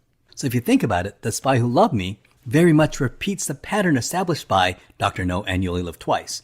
And if you really think about it, the next film, also directed by Louis Gilbert, is Moonraker, which will also repeat that pattern again. The original first draft of the script was written by Richard Maibaum, and then the second draft was completed by Christopher Wood. And incidentally, Richard Maibaum is also going to write the primary screenplay for Your Eyes Only, Octopussy, A View to a Kill, The Living Daylights, and License to Kill. So he has his footprints on the whole creation of James Bond as we know it. Well, just as filming was about to commence, enter Kevin McClory. Remember him? If you haven't checked out my video on Thunderball, please check out that video for the entire story. But to make a long story short, back before the days of Eon, and Albert Broccoli and Harry Saltzman, Ian Fleming actually met with producer Kevin McClory and his screenwriter Jack Whittingham to try to get a James Bond movie made. And they came up with a story about a villain named Blofeld who ran a huge criminal organization called Spectre, who had stolen 2 nuclear bombs and was planning on blackmailing the world. And they called it Longitude 78 West. Well, that partnership fell through, and then Ian Fleming published the story, renamed it Thunderball, but he didn't give credit to Kevin McClory nor James Whittingham. I don't really know what Ian Fleming was thinking or what he thought was going to happen, but Kevin McClory sued and was winning the court battle, but Ian Fleming had a heart attack during the trial, so he was persuaded by his friends to settle. And in 1963, the settlement said that Ian Fleming owned the rights to the book Thunderball, but had to give credit to Jack Whittingham and Kevin McClory. However, all movie rights to Thunderball went to Kevin McClory, and that included the rights to Blofeld and Spectre. Well, there was a problem, because before this settlement, Ian Productions had just made 2 movies, Dr. No and From Russia with Love, that featured Blofeld and Spectre. And that's why in the third film, which was at the time of this lawsuit, Goldfinger didn't have Spectre nor Blofeld in it. Well, as a clever compromise, Albert Broccoli and Harry Saltzman brought in Kevin McClory to produce their 4th film, Thunderball, gave him full producer credit, gave him a whole bunch of money, and even let him have a cameo in the movie, and in exchange, Ian would get the rights to Blofeld and Spectre for 10 years. And that's why they were able to make You Only Live Twice, On Her Majesty's Secret Service, and Diamonds Are Forever, which heavily featured Blofeld and Spectre. Well, by the time of this movie, their 10 years had run out, and the rights to Blofeld and Spectre reverted back to Kevin McClory. And he sued Eon to stop the filming of The Spy Who Loved Me, stating that they had plagiarized his Thunderball. Albert Broccoli fought this in court, and for the most part he won, so filming would recommence, and the story that they came up with could be used, but the character of Blofeld and the organization of Spectre would have to be changed. And that's why the villain, who seems so much like Blofeld, was changed to Stromberg at the last minute. Now this script by Christopher Wood really lets Roger Moore shine, because Roger Moore is great here as James Bond. He's confident, he's charming, he's deadly, he's funny when he needs to be, but also serious and intense when he needs to be. And I think he has the right balance. And in this film, I think he's also gained a certain confidence in the role. And this film finally feels as if Roger Moore has completely exorcised any of Connery's demons, leaped out of his shadow, and has settled in 007's skin. He's completely convincing as Britain's top secret gentleman spy. And in this movie, he is James Bond. For the role of top Soviet spy Anya Amasova, aka Triple X, this was particularly difficult to cast because they needed someone tough and beautiful who could come across as James Bond's equal. And for the role of Anya Amasova, they originally wanted to cast Lois Childs. She'll go on to play Dr. Holly Goodhead in the next film, Moonraker. And I can totally see it. I can see her in this movie. However, she had temporarily retired from acting, so the producers had to scurry and find a replacement. The producers ended up auditioning multiple women, and Catherine Deneuve lobbied hard to play the part of Anya Amasova. However, Catherine Deneuve was already a big star who could command a salary of $400,000 to $500,000 per picture. However, she wanted to play Anya Amasova so badly that she even agreed to cut her usual salary in half, going as low as $200,000. However, Cubby Broccoli said that he could only afford to pay her $85,000, so Catherine Deneuve couldn't go that low and dropped out of the project. Other actresses like Martha Keller and Dominic Sands were also considered. However, 4 days before filming, Triple X had not yet been cast. Fortuitously, one of Broccoli's friends asked him if he can do him a favor and give him a small part for one of his female friends. Well, no problem. So Albert Broccoli agreed to give Barbara Bach a small part in the film. However, when she came on set, they were intrigued with her stage presence. So they decided to audition this unknown American actress, Barbara Bach, for the role of Anya Amasova and gave her a screen test. And she had the best screen test of any of the actresses and also had excellent chemistry with Roger Moore. And so she was cast as Triple X. And this character really is fantastic. She really is 007's opposite number in the KGB, and she is their top spy. And she's beautiful, she's smart, she's deadly, and really the best match for Bond yet. And they look good working together, whether they're fighting villains or fighting each other or kind of one-upping each other in meetings to impress their leaders. There's this really good chemistry between these two. And she does come across completely as James Bond's equal. And we sort of feel that the world is in better hands because these two are working together. And Barbara Bach really is good. For me, I mostly remember her as the MacGuffin love interest in the movie Caveman, the antagonist to Kelly Long's Good Girl character. Now, Barbara Bach was born in Queens, New York, and she is of Jewish and Irish descent. At age 14, she joined the Eileen Ford modeling agency and quickly became the most sought-after face in all of modeling. Now, incidentally, Barbara Bach is the wife of Beatles drummer Ringo Starr, and they met and married each other on the set of the 1981 comedy film Caveman, which actually is one of my favorite comedy movies of all time, and I may have to review that for this channel one of these days. As you can imagine what being married to Ringo Starr was like, the two engaged in heavy alcohol and heavy drug use together from 1981 to 1988 when the two checked into a rehab center, got sober, and the two have remained sober to this day. And here's something really cool. After 40 years of marriage, they're still married. Well, after the two got sober, Barbara Bach was accepted into the UCLA psychology department, and she received her master's in psychology in 1994. Now, another wonderful addition is the evil henchman Jaws. David Prowse, who will go on to play Darth Vader, was considered for the part. And another actor that was considered was Jack O'Halloran, who is best known for playing the Phantom Zone villain Non in Superman 2. However, Cubby Broccoli was watching the TV show The Barbary Coast and spotted Richard Kiel and cast him in the role of Jaws. Now, Richard Kiel was a prominent and working character actor who had multiple roles in TV shows whenever they needed a tall man. And Kiel is most famous for being in The Twilight Zone and in the old Wild Wild West TV show. And Richard Kiel had been in hundreds of movies and TV shows, and film-wise was probably most prominent in 1974, The Longest Yard with Burt Reynolds. But his role here as Jaws will propel him to celebrity status, to the point they even had to bring him back as a good guy in the next film. And to the younger generation, he is probably best known as Happy Gilmore's boss in Happy Gilmore, the one that gets the nail in his head. Now here's something interesting.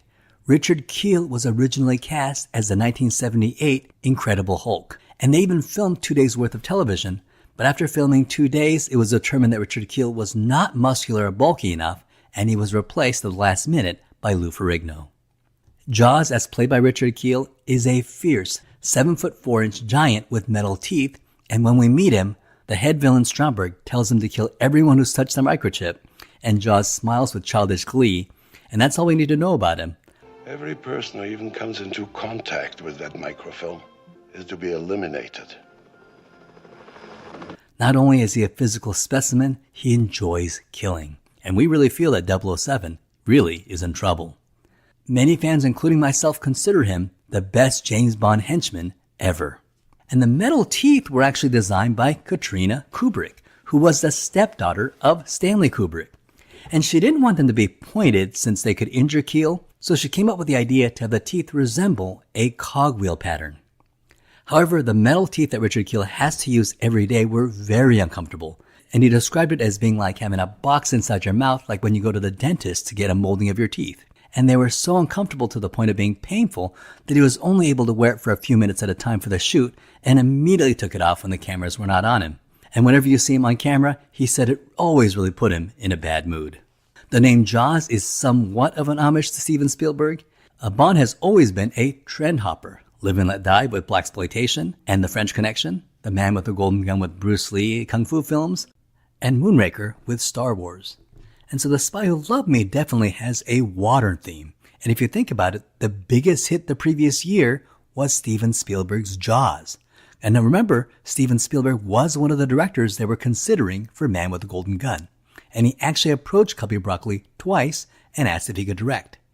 Now at that time, he was judged not to have enough experience and was turned down both times. So he went and made Indiana Jones. And to this day, Steven Spielberg has expressed interest in one day directing a James Bond movie. And I would have loved to see Steven Spielberg direct a James Bond film, but now that seems less and less likely. And now with Amazon making the James Bond movies, there's even rumors that Christopher Nolan may be on the short list to direct the next James Bond movie. The big baddie in this movie is a billionaire named Karl Stromberg, played by German actor Kurt Jürgens. And Karl Stromberg wants to start World War III and destroy the world so he can make way for his underwater civilization. Now, one thing you don't want to miss is that when you're watching this movie, look at Karl Stromberg's hands, because he's supposed to have webbed hands. And it's hard to see on TV, but it's more visible on the big screen. And now that we have Blu-ray with better definition, you're actually able to see it again.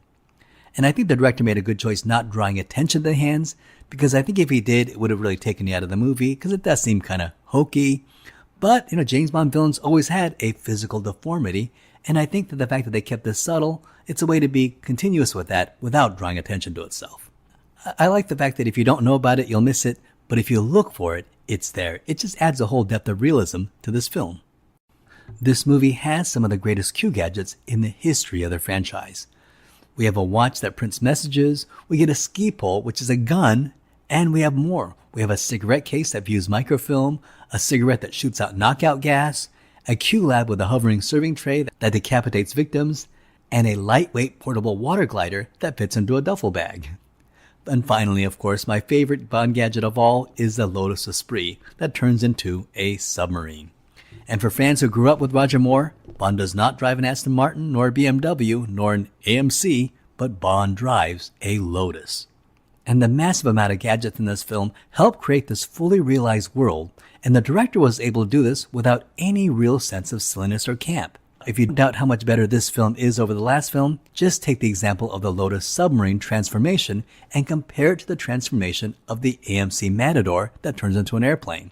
The flying Malador just seems like a ridiculous joke and is completely unconvincing. But in this movie, you really feel that the British government actually has a Lotus that can turn into a submarine. It is totally convincing. And the story of how Ian got to use a Lotus is actually pretty interesting. Now, apparently there was a lot of competition to see which car would get the product placement into this Bond film. A man named Don McLaughlin, who was the PR manager of the Lotus company, knew that he was up against some pretty hefty competition, but really wanted his car in the next James Bond film. Well, he knew the Lotus was not a very well-known car, so he found out where and what time the producers were having lunch, and he covered up the name of the car with tape, and he just drove the Lotus, and he nonchalantly parked it right where the Broccoli's were eating, got out of the car and walked into the building, and of course a crowd gathered around the car. He really had no business at that building, but was just pretending, and afterwards he just calmly walked back into the car and drove away nonchalantly. And of course the producers were fascinated by the car that could cause such a crowd to appear, and they eventually got in touch with the Lotus dealership and got in touch with him and inquired about the unusual looking car. And it was a very successful tactic. In fact, the product placement was so successful that after the Spy Who Loved Me movie, everybody who could afford a Lotus wanted a Lotus Esprit. And it was so popular that if you had the money to buy a Lotus Esprit, you had to go on a 3-year waiting list. That's how popular the Lotus Esprit became after it was featured in this movie. And so after an almost 3 to 4 year break, the longest break in the James Bond franchise so far, audiences got their James Bond film. And the movie starts out with a gun barrel sequence, and they had to shoot a new sequence due to the new aspect ratio. And here, Roger Moore is wearing a tuxedo, and it looks great and will define James Bond for the rest of his tenure. The movie starts with a nuclear submarine that gets kidnapped, and we cut to Moscow where we learn that the Russians have also lost a submarine as well. And we're introduced to General Gogol, who is M's opposite number in the KGB. And he is informed of the missing submarine. General Gogol is played by Walter Gotell, who incidentally played the Spectre agent Morenzi in From Russia with Love. And he's going to be a regular antagonist for the Roger Moore James Bond.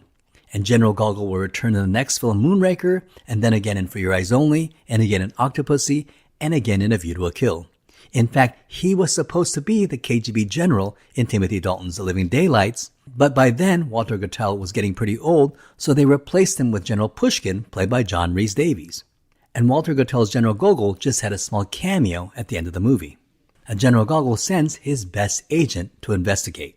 And you see a man and a woman making love, and we get a close-up shot of a very Bond-looking agent, and he's got that well-combed black hair, a square jaw, a handsome face, and he actually looks a lot like George Lazenby in On Her Majesty's Secret Service. And we assume that he's USSR's best agent, and then he turns around, and it's actually the woman. It's a very interesting twist, and it already makes XXX more interesting, and it kind of buys you into the movie. Incidentally, that James Bond-looking actor that plays the male lover of XXX is actually actor Michael Billington, who was the second choice to play James Bond in Live and Let Die, and eventually lost the role to Roger Moore. And today, Michael Billington is best remembered as Colonel Paul Foster in the 1970 show UFO. We then go to M, who also gets news that a U.S. nuclear submarine has been kidnapped, and he then sends Bomb a message on his wristwatch, which turns out to be a ticker tape printer. And that's already a pretty cool gadget within the first seconds of the film. But James Bond wears a bright yellow suit with a bright red backpack. And we already see that this Bond is going to be very different from Sean Connery. And then when the woman says, I need you, Bond says, So does England. And it's already very distinctly Roger Moore. And then he's off skiing down the Austrian slopes, and suddenly a group of assassins close in on him. And we have 007 evading Soviet assassins, swishing through the mountains in incredible first-person action. And it's a stunning action sequence. And this ski sequence was filmed by second unit director John Glenn, who also directed the ski sequence in On Her Majesty's Secret Service. John Glenn, who already shows immense talent for filming James Bond action, will go on to leave an indelible mark on the James Bond franchise, because he will direct the incredible For Your Eyes Only, and then direct Octopussy, and then direct A View to a Kill, and then direct The Living Daylights, and License to Kill, defining James Bond for the 1980s. And one assassin closes in, and 007 shoots him with his ski pole, another really cool Bond gadget. And the Soviet agent who dies by Bond's ski pole is the secret agent we met earlier, the one played by Michael Billington. He's XXX's lover, and this will set up tension between James Bond and XXX, who now has motive to kill Bond and avenge her lover. And then it looks like Bond has no more room to ski. He's headed straight for a cliff, and then he jumps off the cliff and is in free fall for what appears to be an eternity. And it really sets a tone for what's going to be a great ride. The cool thing about this scene is that it was not a special effect. A stuntman actually did the jump. And that stuntman's name was Rick Sylvester, who was a skier and a stuntman who had actually never done the jump before. This was his first time doing it, but he was confident that he could do it. However, Cubby Broccoli and the production team were very worried about the dangerousness of the stunt. And while they were waiting for Rick Sylvester to do the stunt, there was a huge delay and there was no jump. And so Cubby Broccoli assumed that Rick Sylvester got scared and changed his mind. So Cubby Broccoli called Rick Sylvester, who was on top of the mountain, and said, "Listen, Rick, you don't have to jump. Nothing is more important than your life, and I don't want you to risk your life for some stupid movie." And Rick Sylvester started laughing and said, "No, I was just waiting for the wind to die down."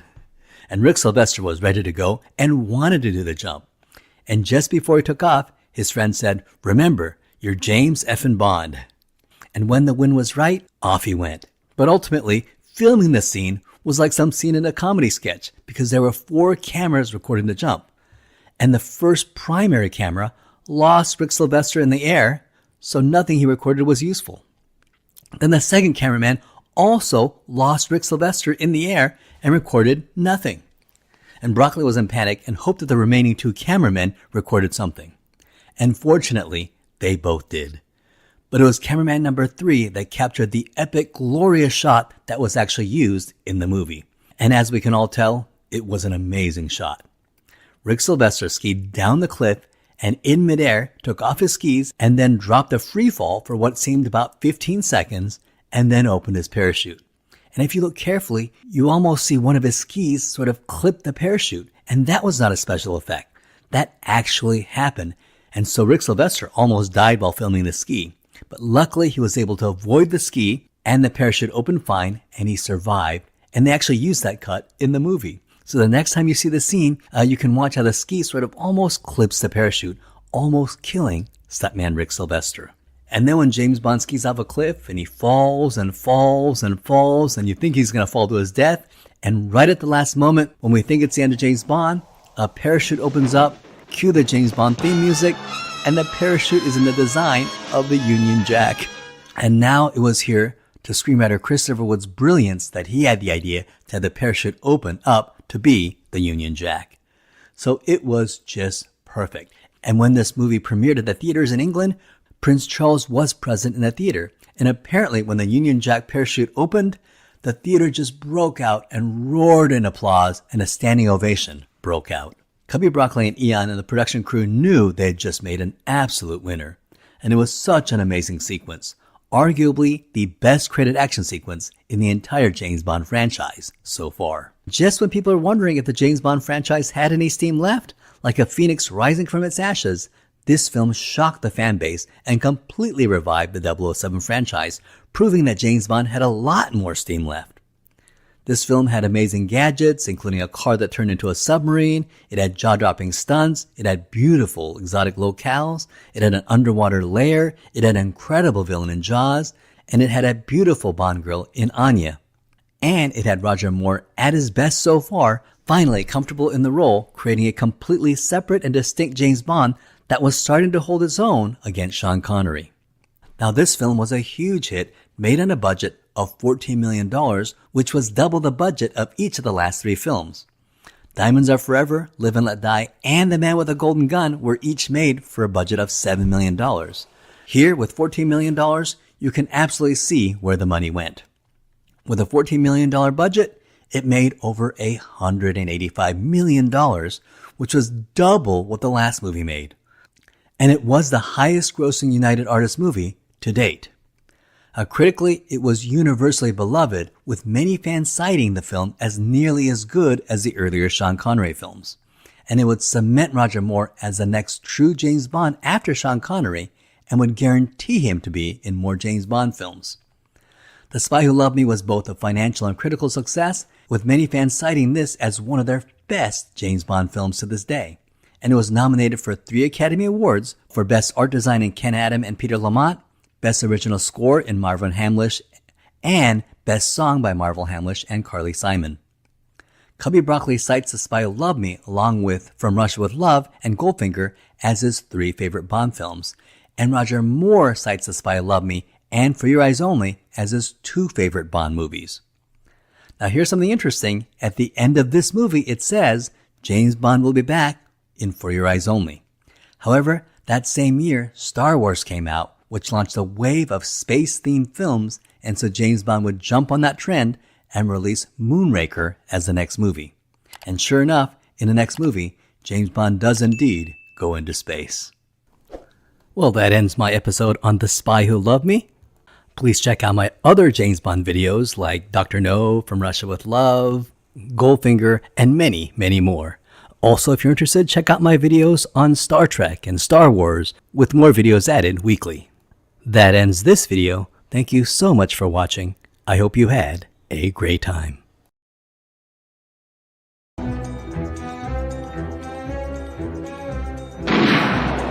In this episode, we're going to talk about the 1979 film Moonraker, the 11th film in the James Bond franchise. And this is the film where James Bond goes into space, gets involved in an epic laser battle with US Space Marines in zero gravity. The movie where Jaws returns, falls from a plane without a parachute and tries to flap his wings to fly in the air, gets a girlfriend, then becomes a good guy.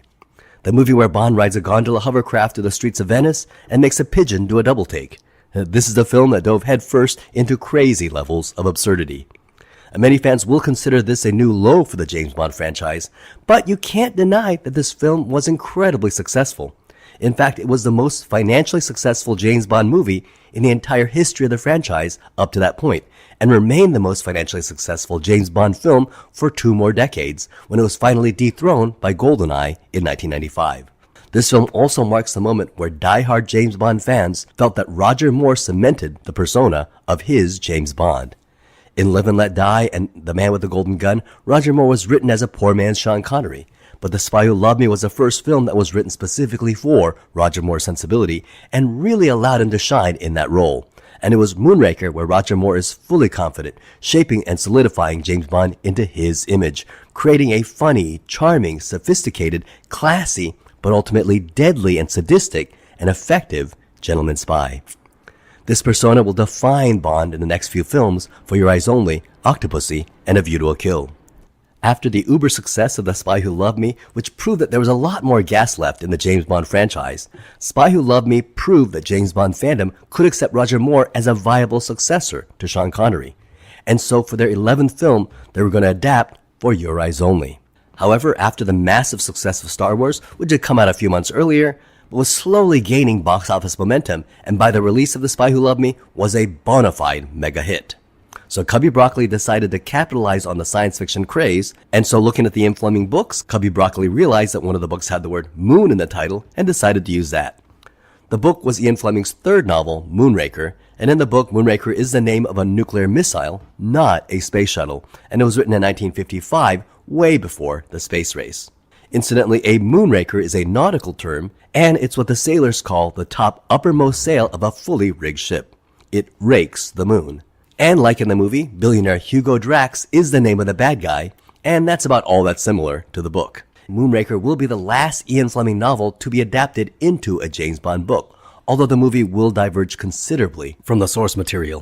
The 1981 For Your Eyes Only will be based on a short story, For Your Eyes Only, combined with his short story Risiko, and the 1983 movie Octopussy will be based on the short stories Octopussy and Property of a Lady. A View to a Kill was also based on a short story, A View to a Kill, although the story of the movie diverges considerably from that short story. The Living Daylights will be based on a short story, The Living Daylights, and License to Kill will be based on Ian Fleming's short story, The Hildebrandt Rarity. That said, Cubby Broccoli was not the first person to try to adapt Moonraker. The true origins of the movie version of Moonraker actually go all the way back to 1955, immediately after Ian Fleming had just published his 3rd novel, Moonraker, after Casino Royale and Live and Let Die. He had already sold the license to Casino Royale, so he was desperate to make either Live and Let Die or Moonraker into his first James Bond movie. And so he decided to focus on selling Moonraker.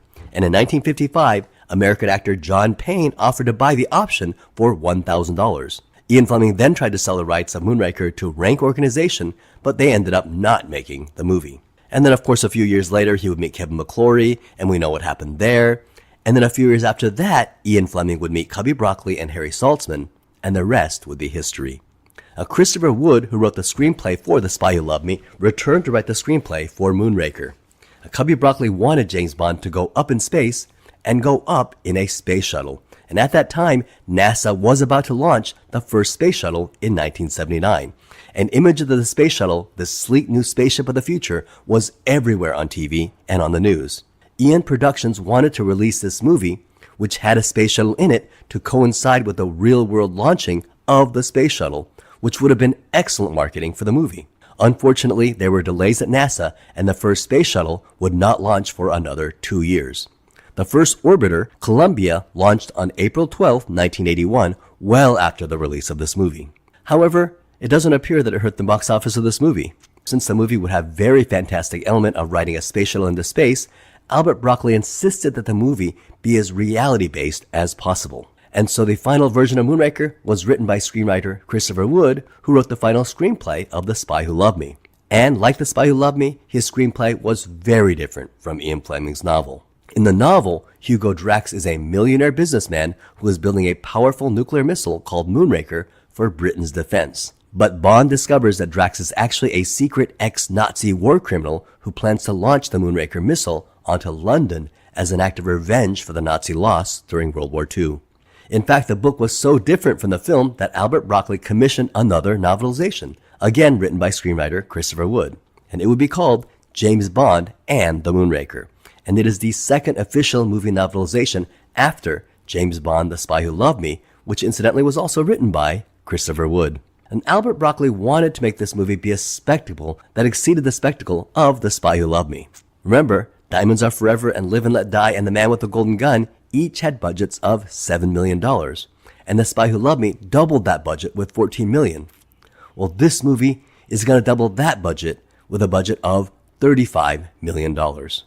For location scouting, Albert Broccoli and his stepson, Michael G. Wilson, who was being groomed to take over Eon Productions, went location scouting, and one of the first places they visited was India and Nepal. And they loved the location of India, namely the Taj Mahal, but they realized they would need far more preparation to film a James Bond movie there, but they kept India and the Taj Mahal in mind for a future James Bond film and would eventually set their next movie after For Your Eyes Only, the 1983 film Octopussy, in India. The next place they visited was Rio de Janeiro, Brazil. And while in Brazil, Broccoli and Wilson discovered the Iguazu Falls, and this was a huge waterfall in the south of Brazil and is one of the largest waterfalls in the world. While they were location scouting in Brazil, it was the Rio Carnival Festival at that time, and the script was not completed, and by the time the script was completed, they realized that Carnival would be long over. So they decided to bring in a film crew over immediately and film the festival as if they would film a documentary. And that way, they would get the footage and use it later when the screenplay was completed and the movie was being filmed. Now, also in 1978, Steven Spielberg contacted Albert Broccoli and offered to direct the next James Bond film, which would have been Moonraker. But Albert Broccoli turned him down and gave the directing job to Louis Gilbert, who had done an excellent job in The Spy Who Loved Me, as well as You Only Live Twice a decade earlier. Now, it was decided that much of this movie, including the space station scenes, would be filmed in Paris, France. So this would be a joint English and French production. However, to the Eon crew's dismay, the French had a very different way of doing things compared to the British or the Americans. The French production began at 11 a.m. and they worked straight for 8 hours until 7 p.m. And this was set in stone, no negotiation. If they worked 1 minute outside these hours, the production had to pay exorbitant French overtime fees. So basically, it was assumed that you only worked in those 8 hours, and there was no overtime. The actors, however, particularly Roger Moore, loved this schedule and found it very relaxing. Not only did he get to be in Paris, he got to sleep in until 11 and was done with work by 7 p.m. Originally, they wanted to cast Hollywood legend James Mason in the role of Hugo Drax. However, since this is going to be a joint British production, they had to go with a French actor as part of the stipulations of the joint agreement. Louis Jourdan was considered for Drax, and he would later go on to play Kamal Khan in Octopussy. Ultimately, Michael Lonsdale was cast as Hugo Drax. He appeared in over 180 French movies and TV shows, but his best-known English role is here as the villain opposite Roger Moore in Moonraker, as well as in the 1986 film The Name of the Rose opposite Sean Connery, the 1979 Day of the Jackal, and in the 2005 film Munich opposite Daniel Craig. For the role of Drax's right-hand man, Chang, he would be played by Aikido master Toshiro Suga. and apparently how he got cast was that he was Michael G. Wilson's friend. Toshiro Suga was an Aikido instructor in Paris, France, and at that time, Michael G. Wilson was learning Aikido in England from Ueshiba, who was Toshiro Suga's master. And Master Ueshiba introduced the two. And when Ian decided to film Moonraker in Paris, he specifically went to Toshiro Suga's dojo and asked him to audition for the role of Chang. And years later, Toshiro Suga said he had a great time filming Moonraker, and his greatest memory was how kind Roger Moore was, and described him as a real gentleman who was kind and treated everyone with respect. And I think that is totally awesome. Today, Toshiro Suga, who is 75 years old, lives in Paris and is a 7th Dan in Aikido and has a successful dojo and travels throughout Europe giving Aikido seminars. For the role of CIA agent Dr. Holly Goodhead, they first offered the role to Jacqueline Smith. However, she turned it down due to scheduling conflicts with filming Charlie's Angels. While looking for an actress to play Dr. Goodhead, Lewis Gilbert happened to sit next to Lois Childs on an airline flight, and this was a total unplanned coincidence. Lois Childs had already been offered the part of Anya Amasova for The Spy Who Loved Me, but turned it down due to having temporarily retired from acting. During this flight, Lewis Gilbert was convinced that she would be perfect for the part and convinced Lois Childs to take the role of Dr. Holly Goodhead. And Lois Childs said that the coincidence of her sitting next to Lewis Gilbert on the plane gave her a sense that being in Moonraker was destined, and agreed to be in the movie. Lois Childs was born in Houston on April 15, 1947, and her uncle was Eddie Childs, the oil tycoon and owner of the Texas Rangers, and she grew up in a very wealthy family. While studying in New York City, she was discovered by a Glamour magazine editor who featured her on the cover of Glamour's annual college issue, and she soon landed lucrative modeling contracts throughout the 1970s. In 1972, she starred in her first movie role, Together for Days, which also marked the first movie role for Samuel L. Jackson.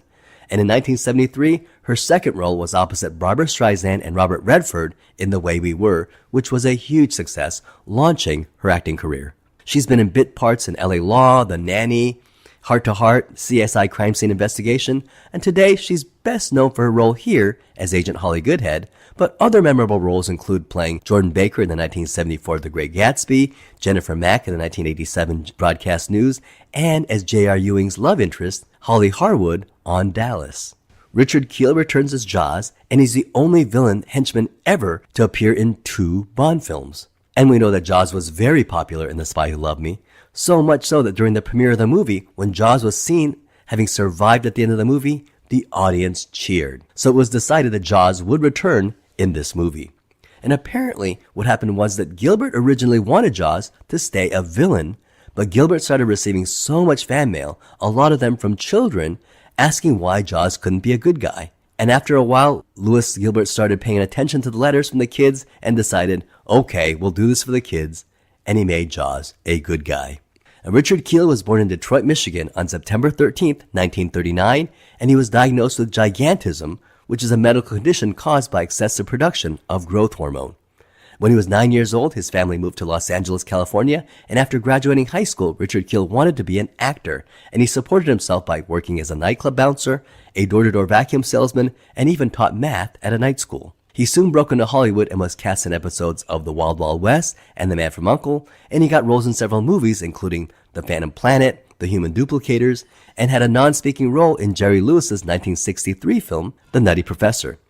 He was also in The Barbary Coast, where Eon producers saw him and cast him as Jaws in The Spy Who Loved Me.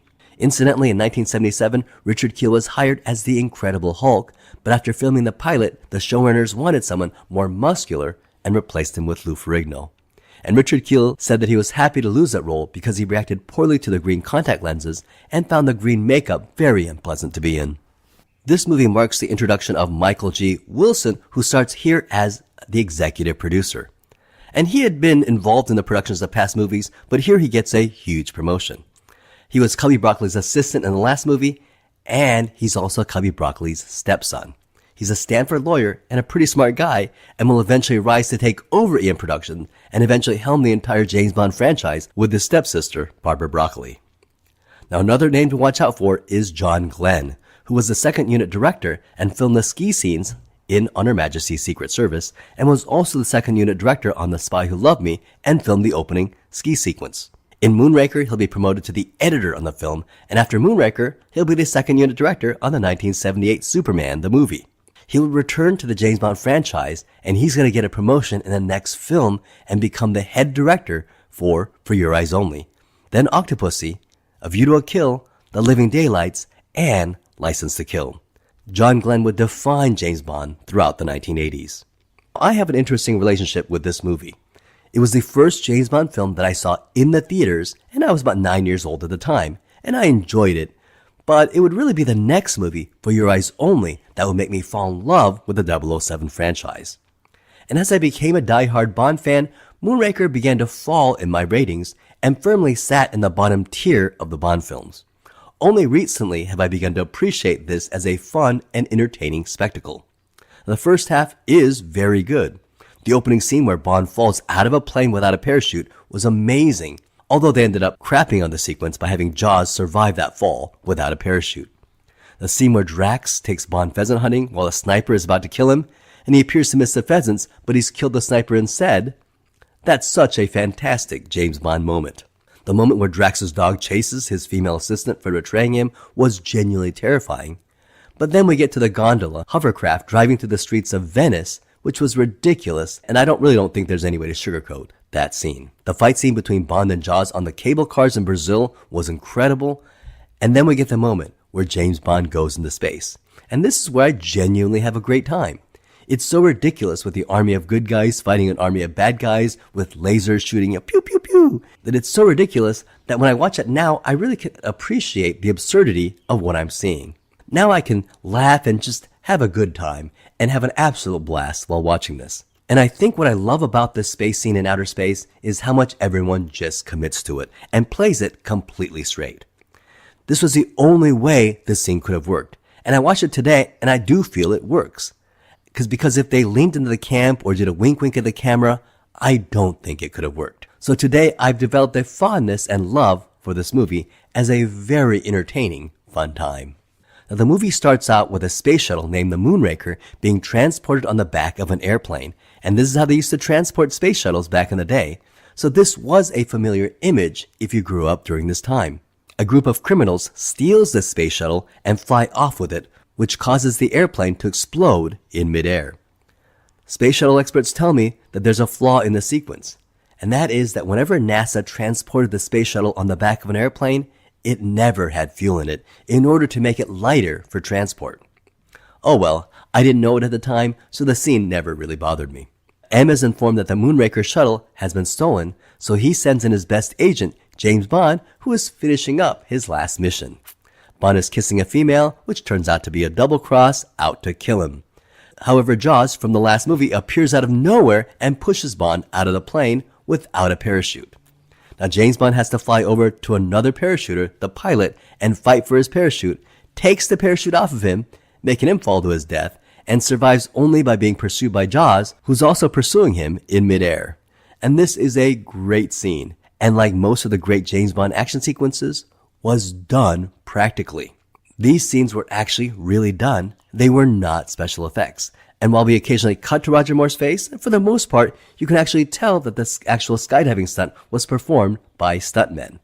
The scene was actually shot in free fall by two stuntmen, Jake Lombard and BJ Worth, and they actually performed the fight choreography in the air during free fall, plummeting 100 miles an hour toward the earth. Jake Lombard, who played James Bond, wore a dummy parachute over a suit which had a real parachute under the suit. And the suit was actually kind of a breakaway suit that he could activate it without having to take off the suit. Jake Lombard had long hair and a beard, shaved the beard and got a haircut like Bond, and looked a little bit like Roger Moore, which allowed a lot of close-up shots of his face while in free fall. BJ Worth played the pilot, but was not available for the pickup shots on the plane, so another actor, Jean-Pierre Castaldi, who resembled BJ Worth, played the pilot in the pickup shots. Now there was a third diver who also had the camera mounted on his helmet. And the thing is, when you factor in setting up the actors and getting ready to fight and do the fight, they were only able to film about 2 to 3 seconds of footage per jump. And another problem they had while filming this scene was simply filming it. The scene required that the cameraman wear a film camera mounted on a helmet and free fall with the stuntmen as they fell. However, due to technology at the time, the camera was very heavy, and it was heavy enough that when the cameraman pulled the parachute, the deceleration from the chute could risk breaking the cameraman's neck. And they really didn't know what to do and considered canceling the whole scene. However, Cubby Broccoli visited a camera studio and saw that the studio had been experimenting with a lightweight Panavision camera made from plastic, and it would sit on a lightweight titanium case. However, the studio considered it a failed experiment. Broccoli insisted that they work on it and create a lightweight camera mounted on a lightweight helmet.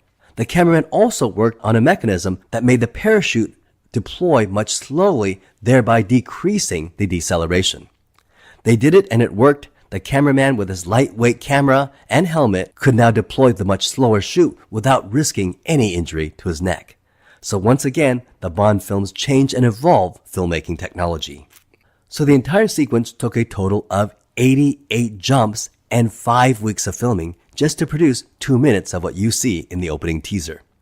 And it's impressive how they were able to film this sequence and tell a coherent story. You really believe that Bond flew out of the plane, stole the guy's parachute, and was chased in the air by Jaws, and right when Jaws is about to bite his leg, Bond deploys his own parachute and survive. However, the intensity of this awesome action scene is somewhat compromised by the ridiculous ending, because Jaws pulls his cord, but the chute doesn't open, and then he tries to flap his arms like wings and try to fly, and then he falls into a circus tent. And we learn that Jaws is going to survive this fall, which sort of makes him immortal. And this will set the tone for the comedy in the rest of the movie. We then get Shirley Bassey returning to sing Moonraker, which is generally regarded as one of the bottom-tiered Bond theme songs, and Shirley Bassey sang Goldfinger and Diamonds Are Forever, and also sang an alternate version of Mr. Kiss Kiss Bang Bang for Thunderball, which was not used in the film. And she's the only singer to have performed a Bond song more than once. It is interesting that the musical montage does not lean into the visual space theme of the movie. Oh well. James Bond meets with M and the Minister of Defense, who sends him to investigate Hugo Drax. Q outfits Bond with a watch that can shoot deadly darts, and this will be James Bond's primary weapon in this movie. This is the only movie where Bond does not have his Walther PPK, or his alternate Walther P99. Bond goes to California to meet Drax and is greeted by a helicopter pilot, Corinne Dufour, who takes Bond to Drax's French chateau, which is supposedly brought over from France, building the chateau brick by brick.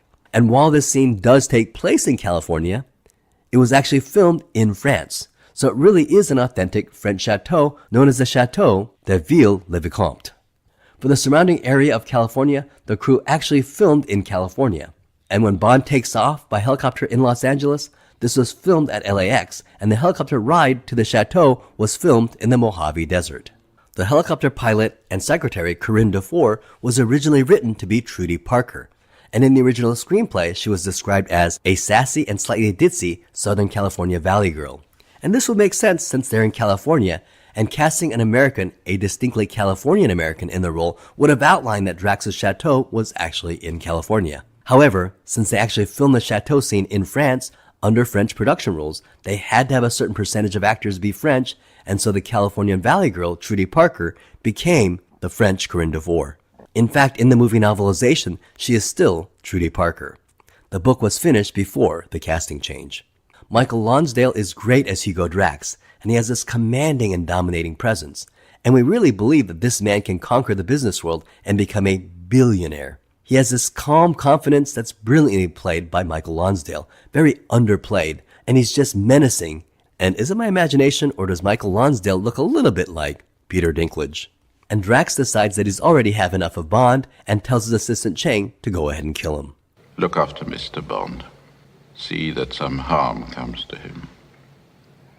Bond is given a tour of Drax's facility where he meets this movie's Bond girl. The Bond girl is played by Lois Childs, and despite her ridiculous name, Holly Goodhead, arguably one of the worst names in the James Bond franchise, she's a very good counterpart to our 007. I really liked her in this movie. But you can't talk about this movie without talking about the name Holly Goodhead. I really didn't mind Pussy Galore, I didn't mind Octopussy, I didn't mind Xenia Onatopp, but somehow the name Holly Goodhead always caused me to cringe a little. I'm curious, did the name Holly Goodhead bother you, or did some of the other Bond names bother you more? Lois Childs has this smoldering intensity, and I think she holds her own as Bond's intellectual equal. And unlike Denise Richards, she is believable as a PhD scientist, and also believable as a CIA agent posing as a scientist. And instantly there is pronounced antagonism due to Bond's perceived sexism. And in many ways, this is also a story arc for James Bond where he learns to appreciate this female as his equal. And the Roger Moore James Bond is going to have a very interesting relationship with women. Now, Sean Connery's Bond was definitely sexist by today's standards, although it may be a little ahead of its time for the 1960s. Roger Moore had Solitaire and Mary Goodnight, who were extensions of Sean Connery's James Bond's relationship with women. But then you have a series of very strong women who are able to hold their own against James Bond. Anya Amasova in The Spy Who Loved Me, Dr. Goodhead here, Melina Havelock in For Your Eyes Only, and the best Bond girl yet, Maud Adams as Octopussy in Octopussy. Dr. Goodhead gives Bond a demonstration on the centrifuge, and there's a sense that Goodhead wants to embarrass him a little, but she is called away by Chang, who increases the speed to dangerous levels. And I remember when I saw this movie as a kid, this scene really freaked me out because it felt so real. And this centrifuge is another incredible set design by Ken Adam. And when the centrifuge hits above 10 Gs, Bond's face begins to contort to the increased pressure. And I remember seeing this as a kid and being absolutely convinced that Bond was traveling at incredible speed. Well, it was actually very easy to create this illusion. Roger Moore simply had air blown on his face to simulate the pressure. Bond uses his dart gun watch to destroy the panel and break the centrifuge. There are also some genuinely great James Bond moments here. I love the scene where Hugo Drax invites 007 to do some pheasant hunting, and before the hunt, we get the movie leaning into its space theme, and the horn blasts the theme of 2001, A Space Odyssey.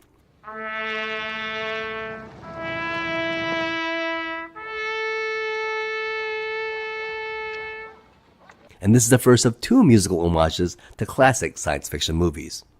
And meanwhile, the sniper has climbed into the tree in the woods and is aiming to kill James Bond. Bond follows the pheasants flying and shoots at the birds, but apparently misses. And when Drax tells him, "You missed, Mr. Bond," Bond coolly says, "Did I?" And you see a sniper fall dead from the tree. You missed, Mr. Bond. Did I? It's an amazing James Bond moment. Now, originally, Christopher Wood had the idea of Bond navigating the canals of Venice on a motorcycle, hopping onto bridges and even hopping onto a gondola on his motorcycle. But then they had the idea of a high-speed gondola. So they first attached a motor to a real gondola and learned the hard way that gondolas are not meant for high speed. Once the gondola hit past 15 miles an hour, it sunk to the bottom of the canal. The crew had to build their own boats from scratch and built 4 high-speed boats that resembled the look of a gondola but could achieve speeds of 60 miles an hour. So in The Spy Who Loved Me, we had an amazing Lotus which turned into an awesome submarine, and I guess they wanted to do an inversion of that. The last film had a land vehicle that goes into water, so how about in this film we get a water vehicle that goes on land? And I can almost imagine everyone in the writer's room patting themselves on the back, giving each other high fives, saying, "That's brilliant." Well, it's not really brilliant. And I actually think it's quite a big swing and a miss. And maybe it's the inflatable raft, hovercraft underneath the gondola that just gives the vehicle a distinctly uncool look. And so we have this Venetian gondola turning into a hovercraft, which Bond drives the busy streets of Venice, while tourists and local onlookers look on doing comedic double takes. But what absolutely works in the scene in an otherwise absurd moment is Roger Moore's calm and cool demeanor while driving this crazy looking contraption. He's just so nonchalant as if he were driving to work on a Tuesday morning, and he totally sells the scene and almost saves it. Apparently the scene where the gondola bottom inflates and floats up and rides onto the dock, this scene was very difficult to film. Once the gondola's hovercraft bottom inflated, the whole thing became unsteady, rocked in the water, and threw Roger Moore into the canal waters. And he was drenched and had to go back to his dresser and change his suit. They tried filming the scene again, and again it became unsteady and tipped him over and threw Roger Moore in the water, and he had to go back and change into another suit. The problem is, they only had 5 suits for the day, and 2 had already been drenched in water, and Moore changed into his third, again into the water, and then his 4th suit, and again while filming, the gondola threw him into the water. Moore was down to his last suit, and the crew were getting worried. Fortunately, the 5th time was a charm, and they were able to film the scene successfully. Now, one of the problems filming this scene was the huge crowd of tourists in the background. Louis Gilbert and the filming crew did not expect there to be so many tourists, and they were very difficult to wrangle. Fortunately, it does add to the bit of authenticity to the scene. While Bond is driving the gondola around town, we do get the pigeon, which does this really fake-looking double take. I mean, it's just so fake looking. Obviously, it's just a pigeon looking to the right, just rewound and forwarded the film. Well, apparently, this was a very frustrating and difficult moment to film. They had to glue a pigeon to a wooden board. Glue a pigeon to a wooden board? Yes, they actually glued a pigeon to a board and waited for him to turn his head left, which apparently took quite a while. All for a scene that has become incredibly maligned. At least the pigeon will go on to arguably become the most famous live-action pigeon in all of cinema. Now this next bit of trivia is for die-hard Bond fans only. The alcoholic sitting at the outdoor cafe in the streets of Venice sees the gondola and wonders if he's hallucinating. He is a James Bond Easter egg. He's played by actor Victor Turjansky, and he is a recurring character in the franchise known as the alcoholic or the man with the bottle. And in the world of James Bond, he is not only portrayed by the same actor, he's supposed to be the same character. He was in The Spy Who Loved Me when the Lotus came out of the ocean and onto the beach. He appears again here in Venice and will appear again in For Your Eyes Only at the Alpine ski slope. Bond then sneaks into a laboratory where the secret code is the musical theme from Steven Spielberg's Close Encounters of the Third Kind.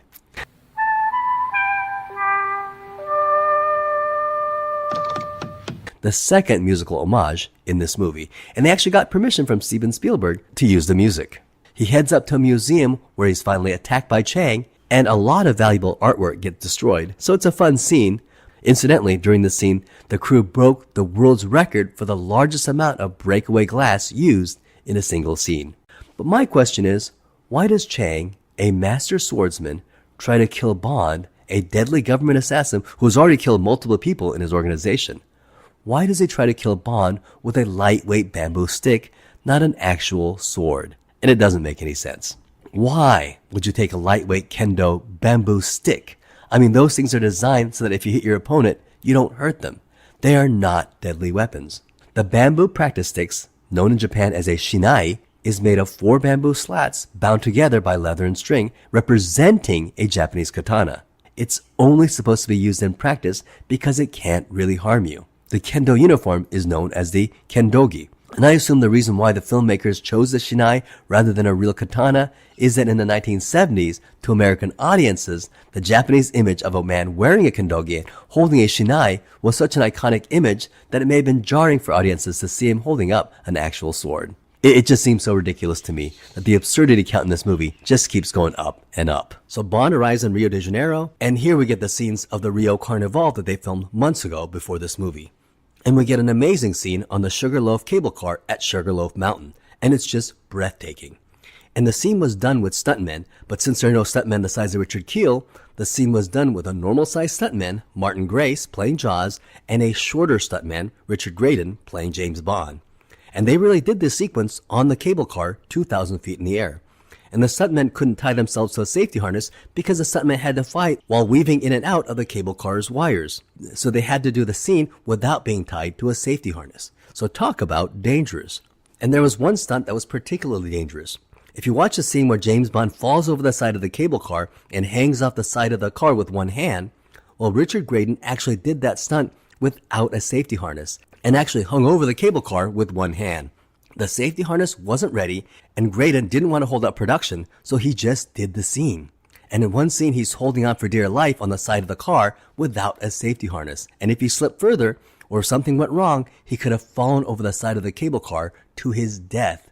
And Richard Graydon has gone to say that filming that scene was the scariest moment of him doing any stunt of his entire career. Knowing that, it really makes me nervous every time I see that scene. Jaws attacks Bond and Goodhead, but they're able to trap him in a cable car, and they use a chain to slide down. But Jaws tries to catch them with the cable car, which leads to him crashing into the building. And in the rubble, a young woman helps him, and the two fall in love. And the woman is named Dolly, and it's the beginning of Jaws' turn to the light side, and it is an interesting choice. Well, here's a kind of cool story. The director wanted Jaws to fall in love and created this character Dolly, who was supposed to be a giant woman herself, like Jaws. But Richard Kiel suggested that the girlfriend be someone short, since his wife was also short. So they hired an actress named Blanche Ravillec, and after filming, the producers saw it and they were worried. Because they were worried that fans would not believe that Jaws, someone who's that tall, could have such a short girlfriend. Therefore, they considered reshooting the film and hiring a much taller actress, someone closer to Richard Keel's height. However, Richard Keel, who himself is 7'2", showed a picture of his actual wife, and his wife is the same height as Dolly. And when they saw it, the producers decided, okay, I guess it's believable, and decided to keep in actress Blanche Revelec as Dolly in the movie. And the two walk off holding hands, and I guess that's a choice. And here's a bit of trivia for the diehard James Bond fan. I want to ask you, does Dolly wear braces in this scene? Now lock in your answer, because the answer is Dolly does not wear braces. But legions of James Bond fans remember Dolly wearing braces, and I have to admit, I'm also one of these fans. So many fans have claimed that the original theatrical cut actually had Dolly with braces, and for some mysterious reason, the filmmakers removed it and replaced it for a VHS release. Well, in reality, this appears to be a case of the Mandela effect. Dolly never had braces in any version of Moonraker. Bond finds Drax's base, but the base is occupied by numerous beautiful women, which is right up Bond's alley. And this is another incredible set by Ken Adam. And Ken Adam wanted to build a set to look as artificial as possible in order to outline the massive expense that Drax must have put in to build this structure. Therefore, the rocks have an unnatural shiny quality, and this was an intentional touch added by Ken Adam. This turns out to be a trap, and Bond is attacked by a giant python. However, he's able to kill the python by using Holly Goodhead's secret pen with a poison needle. And this was a real python that was used. There was a man in Tarzana, Los Angeles, who has 2 giant pythons that he rents out to Hollywood films, and each python weighed 400 pounds. So the scene where a python swims in the water past the stuntman was a real python, but when we see Roger Moore actually wrestle the python, that was a fake model. But the combination of the real python with the model really looks like Bond is fighting a python. Jaws and Drax arrive and pick up Bond out of the water, and Drax says, Mr. Bond, you defy all my attempts to plan an amusing death for you. Incidentally, that jungle scene that was used at Drax's fortress hideout, that is known as the Twin Pyramids at the complex of Tikal in Guatemala, and it was used in another famous movie. So take a look at the scene with the pyramid in the jungle and those very woods, and that pyramid was used to represent the moon of Yavin 4 in Star Wars, aka Star Wars Episode 4 A New Hope. So when they said that they were trying to copy Star Wars, they really weren't kidding. And then we're taken to the entrance of Drax's headquarters, and we get another incredible Ken Adams set. And I really feel that Ken Adams really outdid himself in this movie.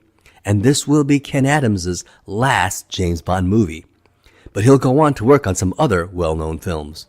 He'll work on Pennies from Heaven with Steve Martin, the 1985 Richard Gere vehicle, King David, the 1990 film The Freshman with Marlon Brando, The Addams Family Values, The Madness of King George, which will earn him another Academy Award, as well as many, many more films.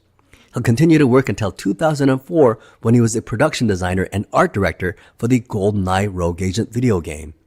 And in 2002, he was given the Art Directors Guild Lifetime Achievement Award, and in 2013, he was given the Art Directors Guild Contribution to Cinematic Imagery Award for his work on the James Bond franchise. And in 2018, 2 years after his death, he was inducted into the Art Directors Guild Hall of Fame. He would pass away on March 10, 2016, at the age of 95. They obtain 2 yellow uniforms, and they themselves blast off into space. And as ridiculous as the idea of James Bond blasting off into space is, I'm impressed by how well this scene actually works. And again, it works because the crew totally took the scene seriously and absolutely played it straight. If there was any element of winking at the camera, it could have turned into a farce. But the scene looks great, and it holds up well to this day. I think this scene looks better than many, many CGI scenes filmed today. And I hate to say it, but they had me believing that James Bond was going into space. How were those incredible space scenes filmed, like the shot of the Moonraker space shuttle flying over the Earth toward the space station? This was 10 years before CGI, and they didn't have George Lucas's Industrial Light and Magic. And they were also worried that traditional blue screen would not look convincing enough. So visual effects supervisor Derek Meddings had a simple but brilliant idea. He would shoot one element on a film negative, rewind the film back into the camera, and then shoot another element on the same film negative. And this proved to be surprisingly effective. And when processed, it looked seamless and really looked like a space shuttle flying in space above the Earth. And that's how the space scenes were accomplished. Drax plans to wipe out humanity with his deadly Orkin toxin, while his genetically superior crew survive in space, and after everyone has died, his genetically pure Superman will repopulate the Earth with himself in charge.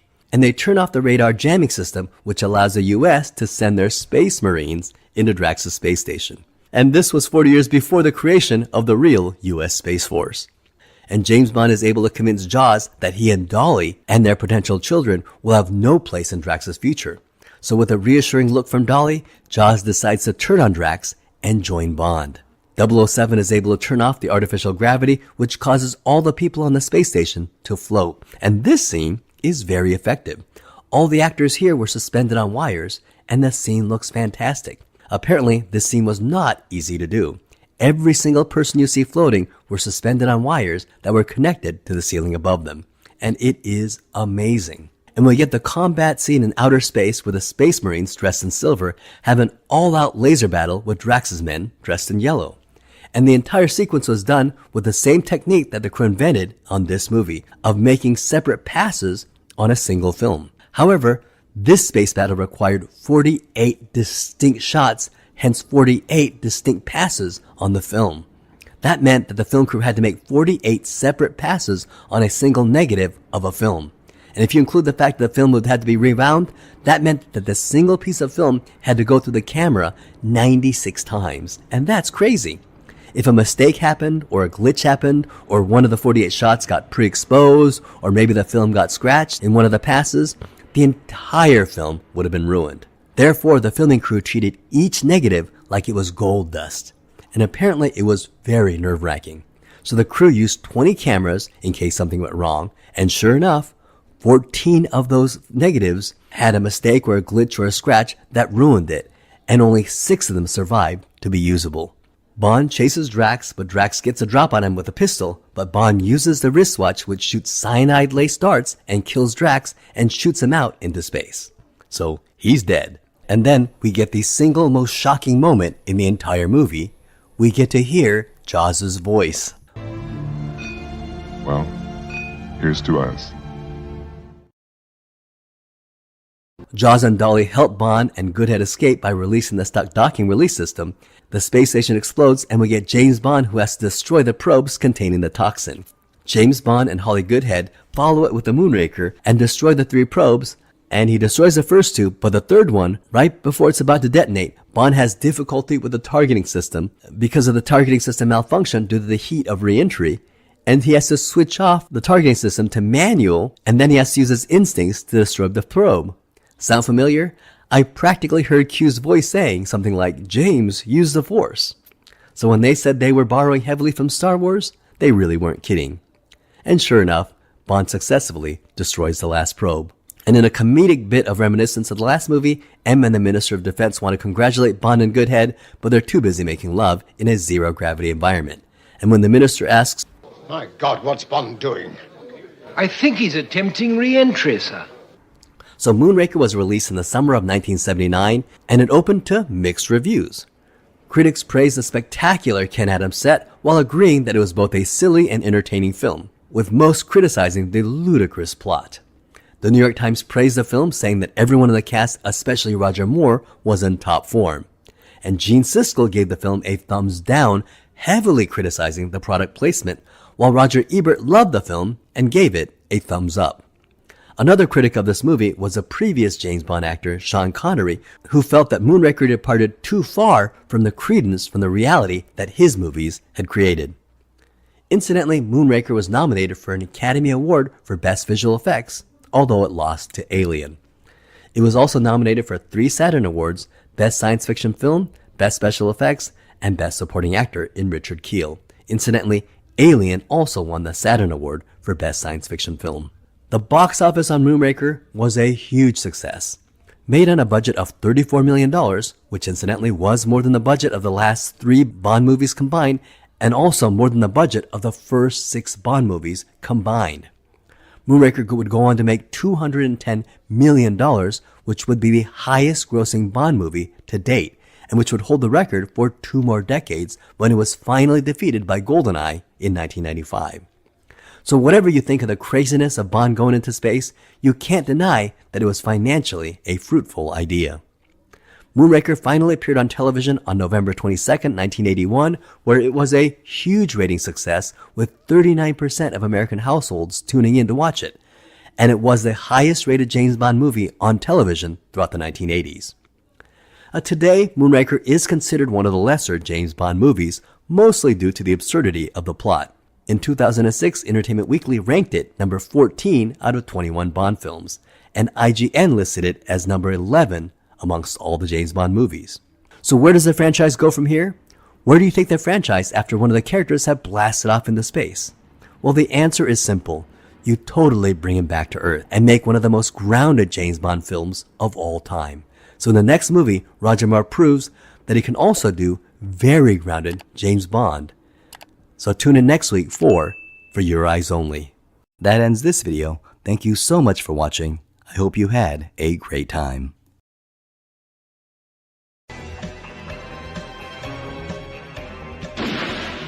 In this video, we're going to talk about the 12th movie in the Eon James Bond franchise and the 5th Roger Moore James Bond movie, For Your Eyes Only. This is the movie that intentionally grounded James Bond back to the real world after he blasted off into space in the last film. And the James Bond movies have been trying to go progressively larger and grander since The Spy Who Loved Me took the Bond franchise larger than The Man with the Golden Gun, and Moonraker would go further than The Spy Who Loved Me. And sure enough, this would start a cliche in Hollywood. Whenever a franchise gets bigger and bigger with each installment, you say that they will eventually go into space. The Fast and the Furious franchise played with this cliche. So how do you top Moonraker, where Bond literally went into space? What, do you have Bond meet aliens? Well, you don't. You don't even try. So the filmmakers decided to bring Bond back to Earth. And bringing Bond back to Earth was the mantra for this movie. Eon Films intentionally went in this new direction, emphasizing more on seriousness, on realism, emphasizing more on tension, plot, and character. So the screenwriters decided not to write a film where the entire planet is threatened, but decided to write a kind of smaller movie that sort of returned to the Anglo-Soviet tensions of the Cold War.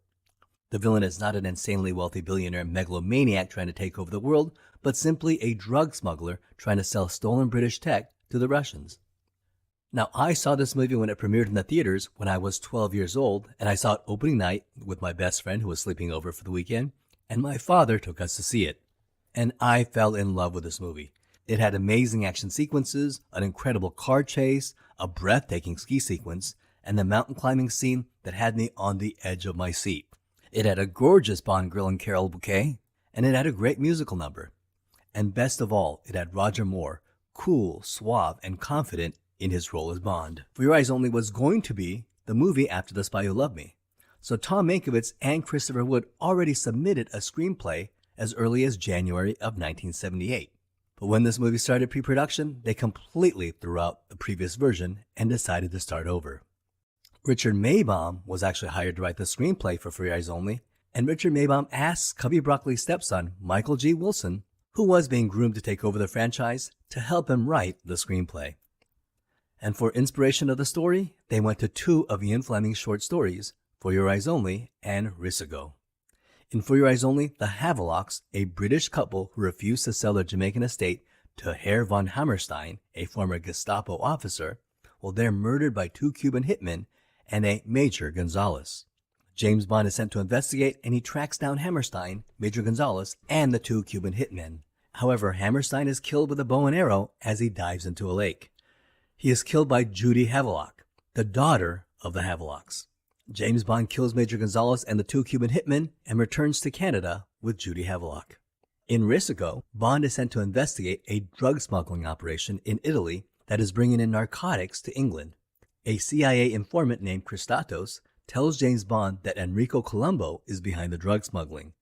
While investigating Colombo, Bond is captured by him, and Colombo informs Bond that it is really Christatos who is the drug dealer and that he is also backed by the Russians.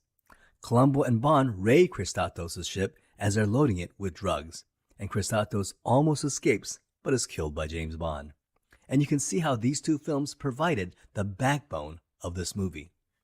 This movie marks the promotion of John Glenn. John Glenn was the second unit director on Her Majesty's Secret Service, responsible for the amazing sea sequences in that movie.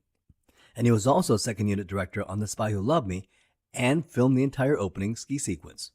He then went over to Warner Brothers and was second unit director on Superman the movie, and then returned as editor on Moonraker. And here they promoted him to the director's chair, and he eventually would go on to direct 5 Bond films: For Your Eyes Only, Octopussy, A View to a Kill, The Living Daylights, and License to Kill. He directed more Bond movies than any other James Bond director, and he's responsible for defining 007 throughout the 1980s and for introducing the entire generation, like me, to the James Bond franchise. Now, it's hard to believe that Roger Moore almost did not star in this movie. Moore had signed a 3-picture deal which ended with The Spy Who Loved Me, and he agreed to do Moonraker on a film-by-film basis, but was unsure if he'd do a 5th movie. Moore said publicly that he was concerned that he was getting too old for 007 and didn't want to do disservice to the beloved character. So it was a classy sentiment, and I really do believe that Moore is a very thoughtful and classy gentleman. However, we know that at the end of the day, Roger Moore wanted to play James Bond for this 5th movie. And we know that Cubby Broccoli wanted Roger Moore for this film. However, it's always this negotiation dance that actors and producers have to do with each other in order to get the best deal for the actor, and for the producer to make sure they don't give the actor too good of a deal. Negotiation. This is what you do in business. So Roger Moore pretends he's not interested in playing James Bond in order to get Cubby Broccoli to offer him more money, and Cubby Broccoli always has to remind Roger Moore that there are other actors interested in playing Bond.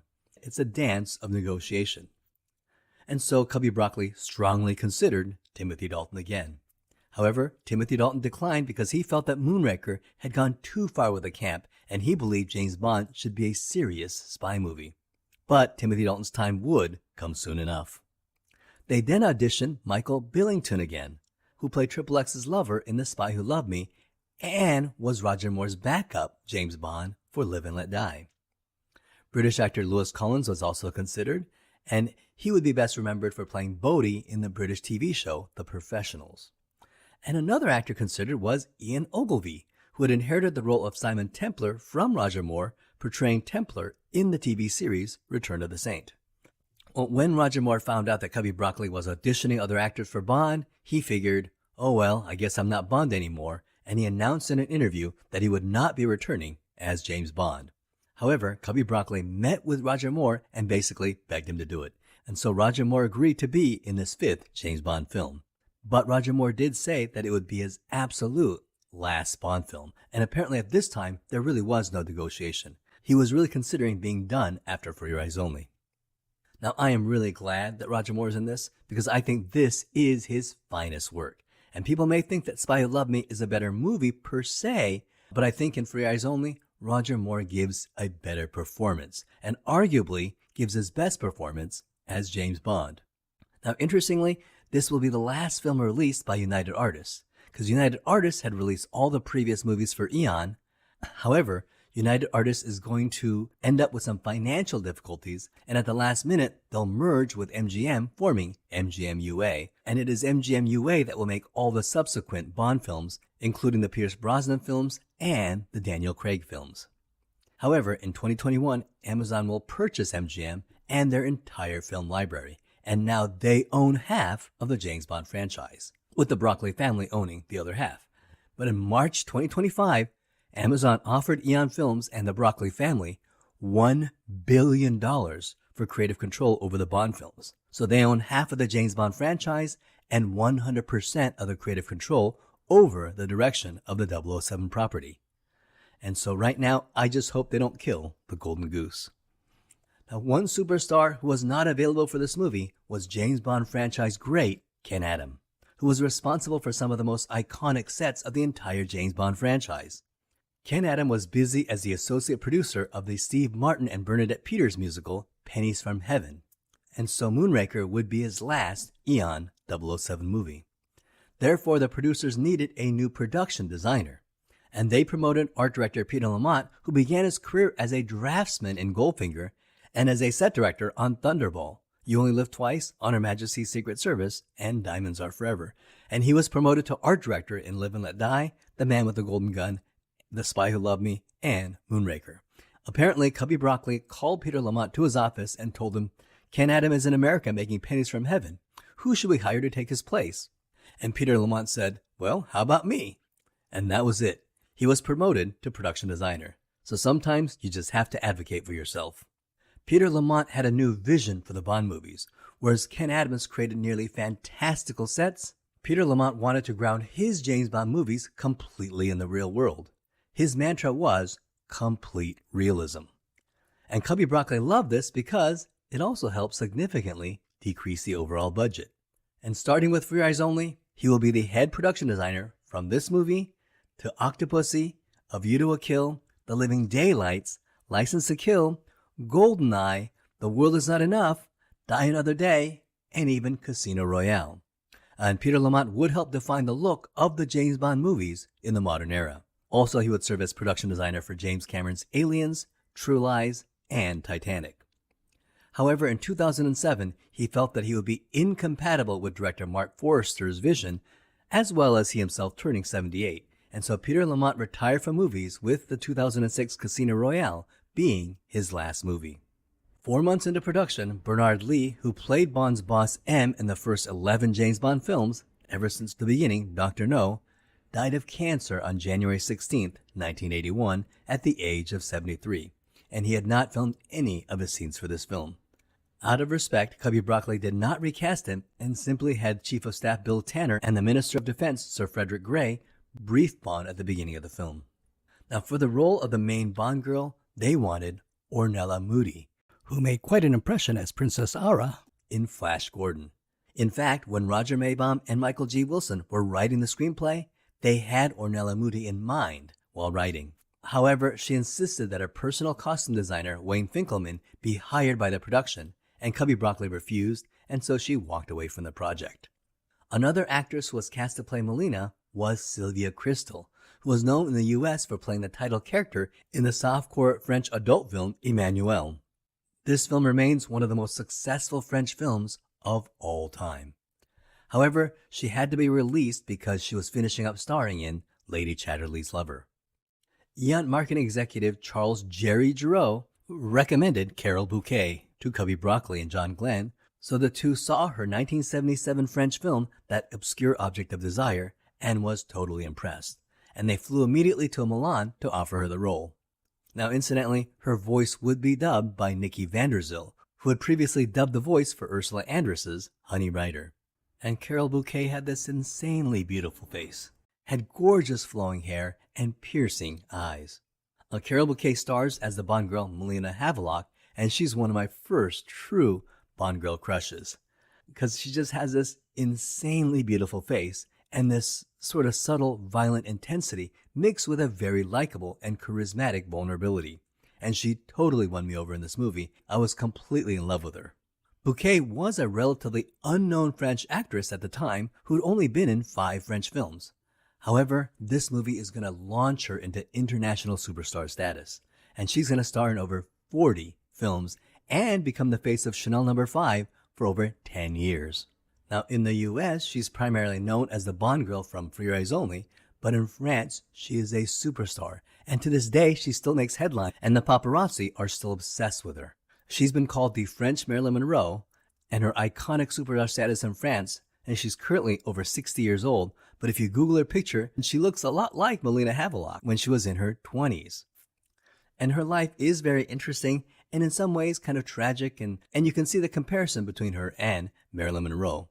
She was romantically attached to Gerard Depardieu from 1997 to 2005. And then in 2005, a scandal broke out when it was discovered that during the presidency of François Mitterrand, who was the French president from 1981 to 1995, had actually secretly wiretapped her. So can you believe that the French president was wiretapping this actress? It was bizarre, but apparently it was rumored she was having an affair with the recent French president, Nicolas Sarkozy, who was president from 2007 to 2012, and the tabloids claim that this president had just become obsessed with her. The affair has not been substantiated, but at the same time, it gives you an idea of how obsessed the French public is with Carole Bouquet, and you begin to understand the Marilyn Monroe references. It should be mentioned that those are not her legs in the poster for this movie. The model who owned those legs were unknown for years, but now we know that it was 22-year-old model Joyce Bartle, and the poster was photographed by Morgan Kane. and is now considered one of the most iconic posters of all time. Morgan Kane achieved that sexy effect by having model Joyce Bartle wear her swimsuit backwards. Now, when I was a teenager, one of the urban legends was that the Bond girl in this movie was once a man. Do you remember hearing this? Maybe people my age might remember this scandal. And of course, some people, including myself for a little bit, wondered if they were talking about Carol Bouquet. But of course, Carol Bouquet is a biological woman and has always been a biological woman. But there is actually a transgender woman who played one of the 11 women who are wearing bikinis in the background in the mansion scene where Locke delivers the money to Hector Gonzalez, the Cuban hitman who murdered Melina Havelock's parents. So the actress in question is Carolyn Cozy, a London model who was born Barry Kenneth Cozy, and she began hormone therapy to become a woman at age 17 and then had sex reassignment surgery. And believe it or not, her life is actually pretty fascinating and worth mentioning here. Carolyn Cozy started her career as a nightclub dancer, and she almost immediately became the most sought-out glamour model in London and even posed for Playboy in 1981. And then that year, she was cast as an extra in this movie, until in 1982, a tabloid outed her as a transsexual. At this time, it was a very different time, and society was not hip to the concept of gender dysphoria. And so she began to receive death threats and began to lose all of her modeling contracts. Until she met a wealthy Italian count, actual European royalty, who fell in love with her. He knew she was a transgender woman, born a biological male, but they were engaged for 4 years, and she became an outspoken advocate for the rights of transsexuals. And in 1983, she sued the British High Courts for transsexuals to be legally recognized as the reassigned gender. And the trial went on and eventually went to Europe's highest court, and after 7 years of legal battle, she won, and the European High Courts actually ruled in her favor. And this is one of the landmark cases where men who get sexually reassigned to women are now legally considered women. To this day, Carolyn Cozy is happily married and living in Atlanta, Georgia. Now, for the bad guy, Aristotle Christastos, they hired Julian Glover. And Ian loved Julian Glover because he was suave and handsome, but had a subtle, sinister look. And in 1967, he was considered as one of the contenders to play James Bond, replacing Sean Connery on Her Majesty's Secret Service, but was only 31 years old at the time of Her Majesty's Secret Service and looked way too young to play Bond. He eventually lost the role to George Lazenby. However, at the time of For Your Eyes Only, he looked way too old to play Bond. Now, the previous year, he had played the Imperial officer General Veers in The Empire Strikes Back. The shield will be down in moments. You may start your landing. And today, he is probably best known as Walter Donovan in Indiana Jones and the Last Crusade. And for the role of Bond ally Milos Colombo, it was Cubby Broccoli's wife, Dana Broccoli, who suggested Chaim Topol. And Chaim Topol was famously known as the Fiddler on the Roof, but it really impressed the producers with his role as Dr. Hans Zarkov in Flash Gordon. The casting happened when Cubby and Dana Broccoli met Chaim Topol at a party in London, and she was a huge fan of his. As they were meeting Topol, "Oh, Topol, nice to meet you. I just had a good idea." Dana turned to Cubby Broccoli and said, "Cubby, what do you think of Topol playing Columbo?" And that was it. That was how he was cast. Incidentally, I have completed the video of Flash Gordon and will be releasing it after my James Bond series. So in the opening pre-credit action sequence, the film starts with James Bond visiting the grave of his late wife, Teresa Bond. And James Bond married Teresa in On Her Majesty's Secret Service, but she was killed at the end of the movie by Blofeld. And the gravestone even reads, "We have all the time in the world," which was the haunting theme of that movie. The idea of Roger Moore's James Bond visiting Teresa's funeral was the idea of director John Glenn, who really wanted to layer his James Bond movie with connections to past Bond films, outlining that his Bond was the same character as Sean Connery in Lazenby's Bond.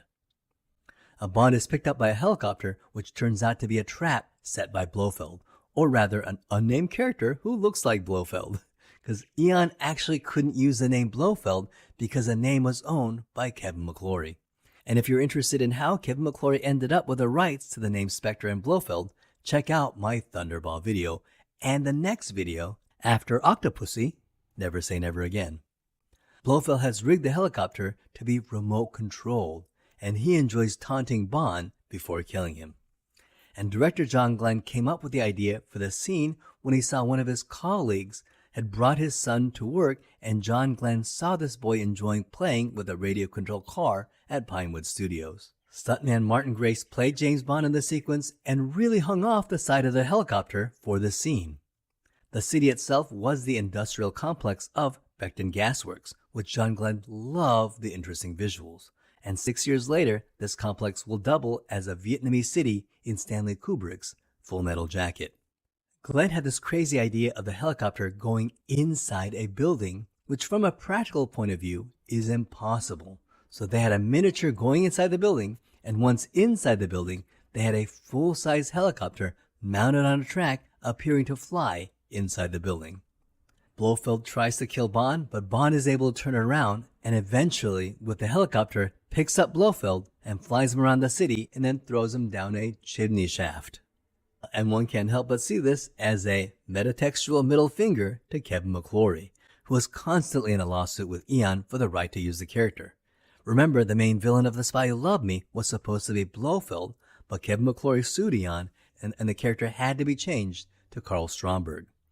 And here Eon is basically telling Kevin McClory that they don't need Blofeld nor Spectre to make a great James Bond film. And you know, they were absolutely correct. This movie will be the last time Blofeld will be in an Eon-produced James Bond film until 34 years later, until 2015 film Spectre. And the unmanned Blofeld actor was played by John Hollis, and his voice was voiced by Peter Moonraker, the man who had redubbed all of Sam Jones's dialogue for Flash Gordon. Flash Gordon, quarterback, New York Jets. That's one more James Bond Flash Gordon connection. Now, the tensions between Kevin McClory and Eon Productions will reach a fever pitch next year when Kevin McClory announced that he'll be making a competing Bond film with original Bond actor Sean Connery. And that film is Never Say Never Again. Now, after the pre-credit action sequence, we get one of the most famous James Bond songs ever. The song is For Your Eyes Only by Sheena Easton, which was a breakout success. I mean, this song was huge, because if you were around in 1981, you'll remember that this song was everywhere on the radio. You couldn't turn on a radio without hearing this song. And for the music, John Barry could not work on this film because he was not allowed to work in the UK for tax reasons. And this was actually common for many wealthy Britons in the 1970s who had to leave the UK to avoid paying high taxes. And so For Your Eyes Only was written by Bill Conti, who was already famous for writing the music to Rocky. And Michael Leeson wrote the lyrics to the song, and to perform the song, they went to Blondie. Blondie, with their lead singer Deborah Harry, was huge in the 1970s and the 1980s with hits like Tide is High, Rapture, and Call Me, as well as many others. And Deborah Harry was so excited to do the music for the movie that she and Blondie wrote their own version of For Your Eyes Only.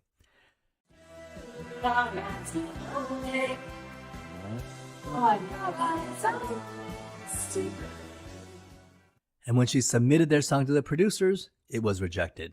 Broccoli wanted Bill Conti's version. However, Blondie wanted to perform their own song, not Conti's. And so Blondie was let go, and Sheena Easton was hired to sing the song. Sheena Easton was a 21-year-old Scottish pop singer who had success with her first single, Modern Girl, and her second single, Morning Train. And For Your Eyes Only propelled her to international stardom, and she was nominated for an Academy Award and a Golden Globe in 1982. And she won a Grammy Award for Best New Artist. Maurice Bender, who had created the visuals to the musical montages for every James Bond film, liked the look of Sheena Easton and decided to feature her in the montage. When Maurice Bender first met Sheena Easton, he said, "I must have that face." And as of 2025, she remains the only singer of a Bond theme song to be featured in the musical montage. And the ATAC will be the MacGuffin of this movie, sought out by both James Bond and the Russians. Now, John Glenn wanted a movie where James Bond has to use his wits rather than rely on cartoonish gadgets. So in the opening act, he had his Lotus blow up, and he has to survive by driving this beat-up Citroën 2C. And John Glenn stated that he intentionally inserted this as a metaphor for the new direction of the James Bond films, and I think it totally worked. And the humble Citroën 2CB is a popular French economy car. In 1981, Citroën released the 2CB 007 edition of their popular car. And it was painted yellow like the movie, with a 007 sticker across the side, and even had sticker bullet holes all around the vehicle. And a miniature version of this model car was extremely popular. And the Citroën 2CB remains one of the most iconic and popular cars of James Bond. And we meet Erich Kriegler, an East German Olympic biathlete, and he's going to be the main henchman of this movie. And he tries to kill Bond from a distance, and as Bond skis away, more bad guys and motorcycles chase him. Now, originally the bad guys were going to be on snowmobiles, but John Glenn had the idea that motorcycles may appear more sinister. And this is one of the best action sequences in the entire James Bond franchise, and it is so entertaining. Because John Glenn turned to the same team that he used to film the ski sequences in On Her Majesty's Secret Service and in The Spy Who Loved Me. This included ski unit director Willy Bogner Jr., and Willy Bogner and John Glenn came up with the entire ski sequence of this movie and designed it as an evolution of the ski sequences of the previous two movies. And another goon working for Locke is Charles Dance, and we can see him clearly as Bond is riding the elevator. And this movie is Charles Dance's feature film debut, but he's going to have a fantastic career. He'll immediately land the role of the villain in The Golden Child, then The Last Action Hero, and then Underworld Awakenings, and many, many more, but is best remembered as Tywin Lannister in the Game of Thrones. But it all started here. And then we get Victor Turjansky, also known as the alcoholic or the man with the bottle, making his third and final debut. He was there when James Bond drove the Lotus out of the water, he was in Venice when Bond drove his gondola hovercraft, and he's here now as Bond skis down the mountain. And according to Bond lore, not only are all three guys played by the same actor, it is supposed to be the same character. And in a highlight, he even skis down a bobsled course. And this is likely an homage to James Bond chasing Blofeld on the bobsled in On Her Majesty's Secret Service, but boy, this scene is incredible here, and it blows away the previous scene. Now, unfortunately, while filming this scene, it actually ended in tragedy when one of the stuntmen, 23-year-old stuntman named Paolo Regan, was actually killed during the last day of shooting. While shooting the bobsled scene, the bobsled flipped over and Regan was trapped underneath, and he later died in the hospital from injuries he sustained during that accident. Bond and Christastos check on Columbo, who is also at a restaurant with his mistress, Countess von Schlaff, played by Cassandra Harris, and she takes Bond to her house. And here's an interesting bit of trivia. Pierce Brosnan visited the set of For Your Eyes Only when he was only 23 years old, and at that time he was married to Cassandra Harris, who played Countess Liesl von Schlaff. And Cassandra Harris really wanted Pierce Brosnan to one day play James Bond, and intentionally brought her husband to the set so that he could meet Cubby Broccoli. Well, it worked. The entire production team, as well as producer Albert Broccoli, was fascinated by Brosnan, and they're all thinking the same thing. This guy looks like he could be the next James Bond. And so Albert Broccoli took Pierce Brosnan and Cassandra Harris out to lunch and was even quoted as saying, "If he can act, he's my guy." And of course, the next year, Brosnan was cast as Remington Steele, proving that he could act, and he'd be inching closer and closer to one day playing Bond, although that wouldn't happen for another 14 years. Now, sadly, a few years after this movie, Cassandra Harris would be diagnosed with ovarian cancer and would eventually succumb to it in 1991 and pass away at the tragically young age of 43. Pierce Brosnan supported her, adopted her 2 children from a previous marriage, and stayed by her side until her passing. And Pierce Brosnan is such a class act.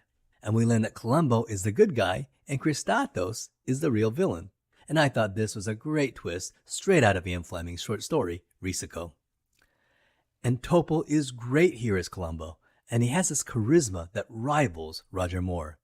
And Topol himself came up with this idea of his character always snacking on pistachios. Columbo takes Bond on a raid of Christastos' ship, and sure enough, not only does Locke work for him, he is indeed smuggling heroin. This raid was filmed with over 30 stuntmen, including legendary James Bond stuntman Bob Simmons, who had worked with Bond ever since Dr. No and even played Sean Connery's Bond in the opening gun barrel sequence for the first 3 James Bond movies. Now, in one of the most artistic action sequences, Bond chases the evil henchman Locke, who is driving up a monastery in Albania, and Bond runs up the flight of stairs before confronting Locke head on. Bond shoots Locke, who almost falls over the cliff, but Bond throws the white dove emblem, and then you see Locke kind of helpless and pleading for help, and James Bond just looks at him and gives the car a violent kick, which makes the car fly over the cliff, killing him. And it is a shocking moment. Roger Moore himself even expressed concern that this might be out of character with Bond. However, John Glenn convinced him to do it, and John Glenn felt that this was perfectly in line with Roger Moore's Bond, but was just giving him a harder edge to the character. And they were both right. It was out of character and surprised a lot of old school Roger Moore fans, but on the other hand, it was a fantastic moment, and the scene totally works. And as a teenager watching this, it was one of the most defining aspects of Bond, showing us that there is this dangerous, cold-blooded killer underneath the kind and likable gentleman exterior. And in retrospect, it is one of Roger Moore's finest moments as James Bond. Bond heads to the Ionian Sea and meets up with Melina. And I never noticed that Melina looks different underwater, and this is because all of her scenes were done on land, not underwater. And that's because Carol Bouquet had either bad sinuses or problematic inner ear. Either way, they hurt when she went scuba diving in the water. And therefore, all of her scenes were done by blowing her hair with a huge wind machine and then slowing the footage. And this was done by speeding up the film to 80 frames a second and then playing it at normal speeds of 24 frames per second. So basically, it was slowed down to 4 times the normal speed. And then they added bubbles to the scene by simply putting Alka-Seltzer imposed on the negatives. And it looks convincing. You know, for years I never realized that she wasn't scuba diving. Bond and Melina get help from Columbo and his men to help assault Christatos on St. Cyril's. Now, the fortress at St. Cyril's Monastery was actually filmed at the Monastery of the Holy Trinity, the holy community of Meteora, located in central Greece. And the church was constructed in the 14th century, and sure enough, it was built by monks who had to carry up supplies and built the monastery with a rope and basket. And it is considered a UNESCO World Heritage Site. Eon Productions had to pay the local bishops of the Greek Orthodox Church to film the movie there and got permission from the Greek Orthodox Church to film. However, it appears that the local bishop kept the money and forgot or simply did not tell the monks of Meteora about the filming crew. Nor apparently did the local bishop give the monks any of the money that Eon paid. So when Eon arrived, the monks refused to work with the filming crew, nor did they allow them in the monastery. And the monks even started sabotaging the filming by putting laundry in the scene and things like that.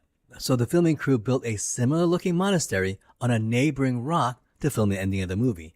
And all the interior scenes were filmed inside a soundstage at Pinewood Studios and was designed by Peter Lamont. Meanwhile, a legal battle began between the monks of the Meteora versus the local government of the area. And this case even reached the Greek Supreme Court. The Greek judges eventually decreed that the monks had the right to refuse all interior shots of the monastery, but the external view of the monastery belonged to local government and could be used by the Eon film crew. And this allowed them to use the external shots of Meteora. James Bond rock climbs up St. Cyril's Mountain to attack the fortress, and this was early 1980s, the beginning of the rock climbing fad. And it not only reflected the growth of this up-and-coming fad, but may have even helped popularize it as a new sensation. One of Christatos' men, Apostas, knocks off a carabiner, and Bond falls off the side of the mountain and is stopped by a single carabiner.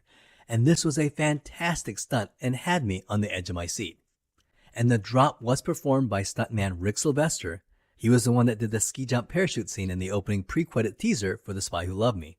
And he apparently said that when he did this, he himself was actually scared to do the scene. After all, the moment he reaches the bottom of the rope, he is jerked to a stop, and this could create enough force to really injure him. So Derek Meddings, who did the special effects, created a contraption where a bunch of sandbags would slow his descent at the end, decreasing the violent jerk. And it worked. Rick Sylvester was not injured, and he was relieved that the stunt worked, without any injuries. And while most of the climbing sequence was done by Rick Sylvester, Roger Moore did some of the safer climbing for up-close shots, which also included hanging 4 feet off a mountain. And Roger Moore had a terrible fear of heights, and had to take a Valium with a glass of beer in order to do the scene. Bond climbs back up on the rope with his shoelaces, and this technique of using shoelaces on a rope to ascend a mountain was known as the Prusik knot, and it was invented by Austrian mountaineer Carl Prusick in 1931. And when he climbs back to the top, he throws a spike like a throwing knife and kills Apostas, who falls from the top of St. Cyril's all the way to the bottom. He's dead. Bond activates the basket and brings all of Columbo's men up, and Bond has a showdown with Kriegler, and Kriegler is also thrown off of St. Cyril's. Yep, he's also dead. Bond grabs the ATAC from Christastos, but Melina is about to kill him with her crossbow, but Bond warns her about the stakes of revenge. Christastos is about to kill Bond, but is saved by Columbo and a throwing knife. General Gogol arrives to take the ATAC, but Bond throws it over St. Cyril's and sends it crashing below.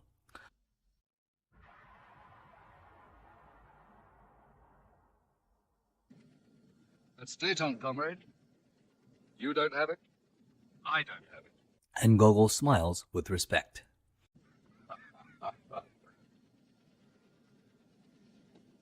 The movie ends with Q, Chief of Staff, and the Minister of Defense patching Bond through to Prime Minister Margaret Thatcher. And Margaret Thatcher was played by comedienne Janet Brown, who in the 1970s and 1980s was famous in England for performing impersonations of Margaret Thatcher. When James Bond is climbing the mountain, in one scene he actually reaches for a ledge and a pigeon flies out and scares him, and thus us, the audience. This is John Glenn's trademark, and he thought of it here. And in subsequent films, he'll always have a flying pigeon scaring the protagonist in almost every movie he's directed. He believes that it invests the audience in the scene when this happens. In For Your Eyes Only, it happens here when Bond is climbing St. Cyril's. It happens in Octopussy when James Bond is climbing the ledge of Kamal Khan's house. It happens in The Living Daylights when he's at night ready to attack Whitaker's house in Tangiers. Bond is scared by pigeons by the pool. It happens in License to Kill when James Bond is ready to put explosive toothpaste in front of Sanchez's window. The only film not to have a pigeon is A View to a Kill, where instead of pigeons, you get a cat that gives Bond the false scare at Stacey Sutton's house, and also use Stacey Sutton's birds in a birdcage in San Francisco to give you a false scare. The pigeon false scare is definitely a John Glenn hallmark, which he himself has talked about. It's his Alfred Hitchcock cameo. Now apparently, director John Glenn and Roger Moore had a great working relationship. John Glenn loved working with Roger Moore, and Roger Moore also loved working with John Glenn. And in fact, the two were close friends, and in 2007, it was Roger Moore who wrote John Glenn's biography. Now, something very odd happened during the premiere of this film. The premiere was shown to Prince Charles and his fiancée at the time, Lady Diana Spencer, at a charity benefit for the Royal Association for Disability and Rehabilitation. And nothing wrong with that, right? After all, Prince Charles was a huge James Bond movie fan. And it seemed like a good idea at the time, until you realize that the opening scene, you have James Bond throwing a man in a wheelchair down a chimney chute. This caused a lot of people, a lot of royal and wealthy elite people of England, to complain about the insensitivity of the producers. And I gotta admit, they kinda have a point. And again, I really shouldn't laugh. However, the movie did go on to become a huge financial success.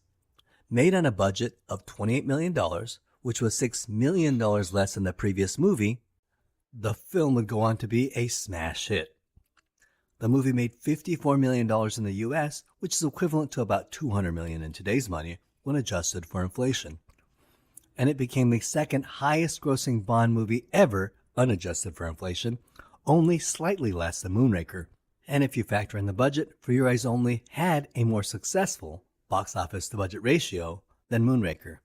It went on to make $194 million worldwide, which is equal to about $700 million in today's money. In fact, the financial success of this movie probably saved United Artists. United Artists had just lost over $40 million due to Michael Cimino's Heaven's Gate in 1980, and United Artists had to file for bankruptcy. And when this film raked in $194 million at the box office, it saved United Artists from directly going under and set up the scenes that allowed for the MGM merger, which allowed United Artists to survive a few more decades. Furthermore, this film received mixed to positive reviews from the critics. Most critics praised the action, but many critics felt that Roger Moore was getting a little old to play James Bond. However, time has been very kind to this film, with now people considering it one of the best James Bond movies. In 2006, IGN ranked this the number 6 best James Bond film out of 21 films. and MSN said that For Your Eyes Only is one of the best Roger Moore films that rivals Sean Connery's James Bond movies. And in 2008, Entertainment Weekly rated For Your Eyes Only number 10 best James Bond film out of 22 films. The film was nominated for an Academy Award for Bill Conti's theme, For Your Eyes Only, and it was also nominated for a Golden Globe. And at the Academy Awards, Albert R. Broccoli was honored with a Lifetime Irving G. Thalberg Memorial Award. And Roger Moore himself has gone on record to say that The Spy Who Loved Me and For Your Eyes Only were his two favorite James Bond films. And both movies were re-released after his death as a tribute to Roger Moore. And half of the proceeds were donated to UNICEF, for which he served as a Goodwill Ambassador. My favorite merchandising tie-in was the comic book. Marvel Comics released a comic book adaptation of For Your Eyes Only, written by Larry Hama and drawn by Howard Chaykin, and it was only the second comic book tie-in since Dr. No, although Marvel would later publish the comic book version of Octopussy in 1983. And after this movie, Roger Moore believed that he would not return for James Bond. Again, he really felt this time that he was getting way too old to play an action star and was concerned that he was doing the character a disservice. And producers began to audition other actors, including American actor James Brolin. And they also interviewed Lambert Wilson and perennial favorite Timothy Dalton. And however, in my next podcast, I'm going to talk about what factors led Roger Moore returning as James Bond for what he thought would be one more film. And that is that a competing James Bond film, Never Say Never Again, starring Sean Connery, was about to hit the theaters before Octopussy. And this meant that Roger Moore would be absolutely crucial. So I'm going to talk about Octopussy in my next video, and then I'm going to talk about Never Say Never Again. Well, that ends my video on For Your Eyes Only, and if you like this video, please check out my videos on Goldfinger, on The Spy Who Loved Me, and Moonraker. And please tell me what you thought of For Your Eyes Only, and where it ranks among your favorite James Bond movies. And that ends this video. Thank you so much for watching. I hope you had a great time.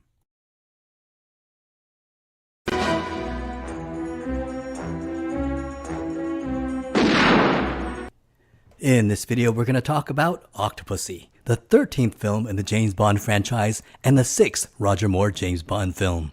And this is a film where James Bond dresses up like a clown, where he tells a wild Bengal tiger to sit, and it does, where James Bond swings from vines of a jungle while yelling like Tarzan. And this is also the film where we get first-rate, non-stop action from beginning to end, where we get the most beautiful and toughest Bond girl in the history of the franchise to date. It has memorable villains in Kamal Khan, Gobinder, and General Orloff, and once again we get Roger Moore, cool, suave, and in top form as the quintessential gentleman spy. We feel that James Bond is having the time of his life saving the world, and it's good to be James Bond. However, when 007 fans from the 1980s think of Octopussy, we can't separate this movie from another James Bond film. And this was 1983, where the world got two James Bond films.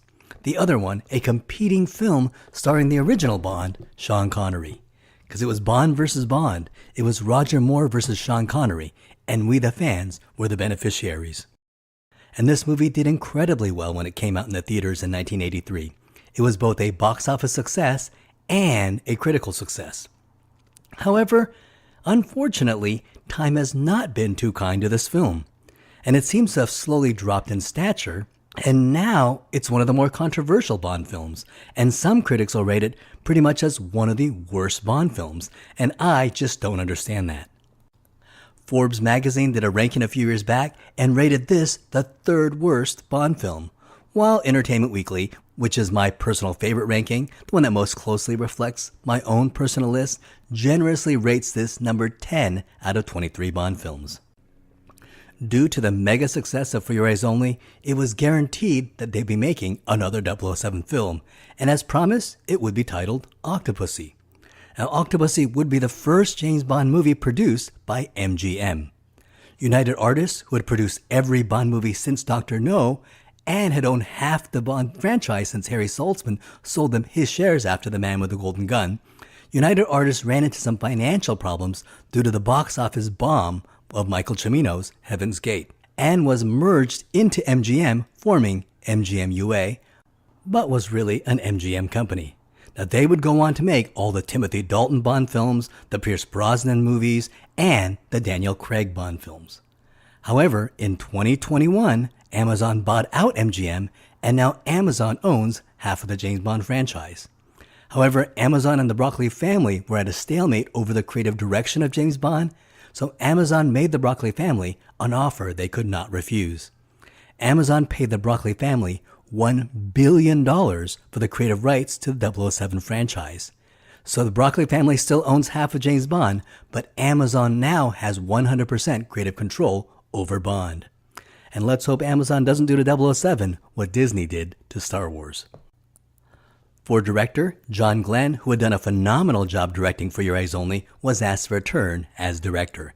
And he's going to do a similarly grounded film, although he's going to add a little more absurd jokes in this movie. But like For Your Eyes Only, the main villain isn't trying to take over the world, but is rather just trying to make some money smuggling jewels. And Octopussy was going to be loosely based on 2 short stories written by Ian Fleming, Octopussy and another short story called The Property of a Lady. In the short story Octopussy, Octopussy is not a woman circus leader, but rather the story about James Bond tracking down a World War II war hero named Major Dexter Smythe, who apparently had stolen some Nazi gold. Bond tracks him down and gives him some time to settle his affairs, and then Major Dexter Smythe commits suicide by getting the poisonous octopus pet of his to attack him. And this segment was used in the movie and was spoken by Octopussy as a character background event. The short story Property of a Lady is about James Bond investigating a possible double agent who is secretly working for the KGB and is paid by auctioning a Fabergé jewel in the agent's name. And Bond investigates this and goes to the auction, and he notices when the KGB agent is bidding for it, Bond decides to keep betting just to see how much the KGB is willing to pay for this Fabergé gem. The movie was going to take elements from both stories and merge it into one long story. Unfortunately, Ian Fleming's 2 short stories, Octopussy and Property and a Lady, were way too short to support a full movie. Michael G. Wilson, who was the stepson of Cubby Broccoli and a Stanford lawyer, was being groomed to take over the Bond franchise. He was close friends with Hollywood screenwriter Raymond Sanchez, and Raymond Sanchez was one of the many writers of Star Trek II, The Wrath of Khan. Now remember, that movie was written by committee until director Nicholas Meyer put all the disparate elements together and wrote the final shooting script. Raymond Sanchez wrote the sequence where the crew of the Reliant goes down to Ceti Alpha 5 and discovers Khan's crew.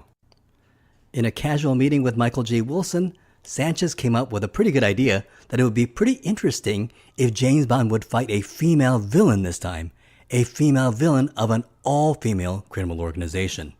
And then he went on further to say that the woman would be named Octopussy, and she would run an all-women criminal group using a traveling circus as a front. And rather than be a full bad guy, she could have a noble side and also be Bond's love interest.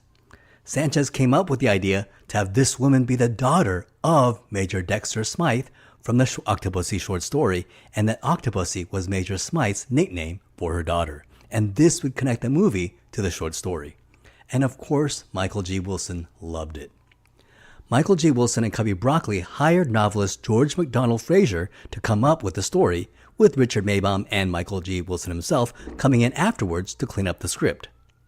George MacDonald Fraser was the author of a popular series of books called the Flashman series, and it was about a hard-drinking, womanizing British officer in 1832 and his world travels, getting into adventures for the British Crown.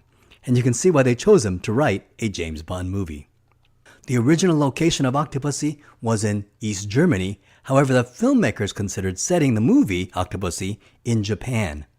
However, George MacDonald Fraser set his story in India because a James Bond movie had never gone to India before.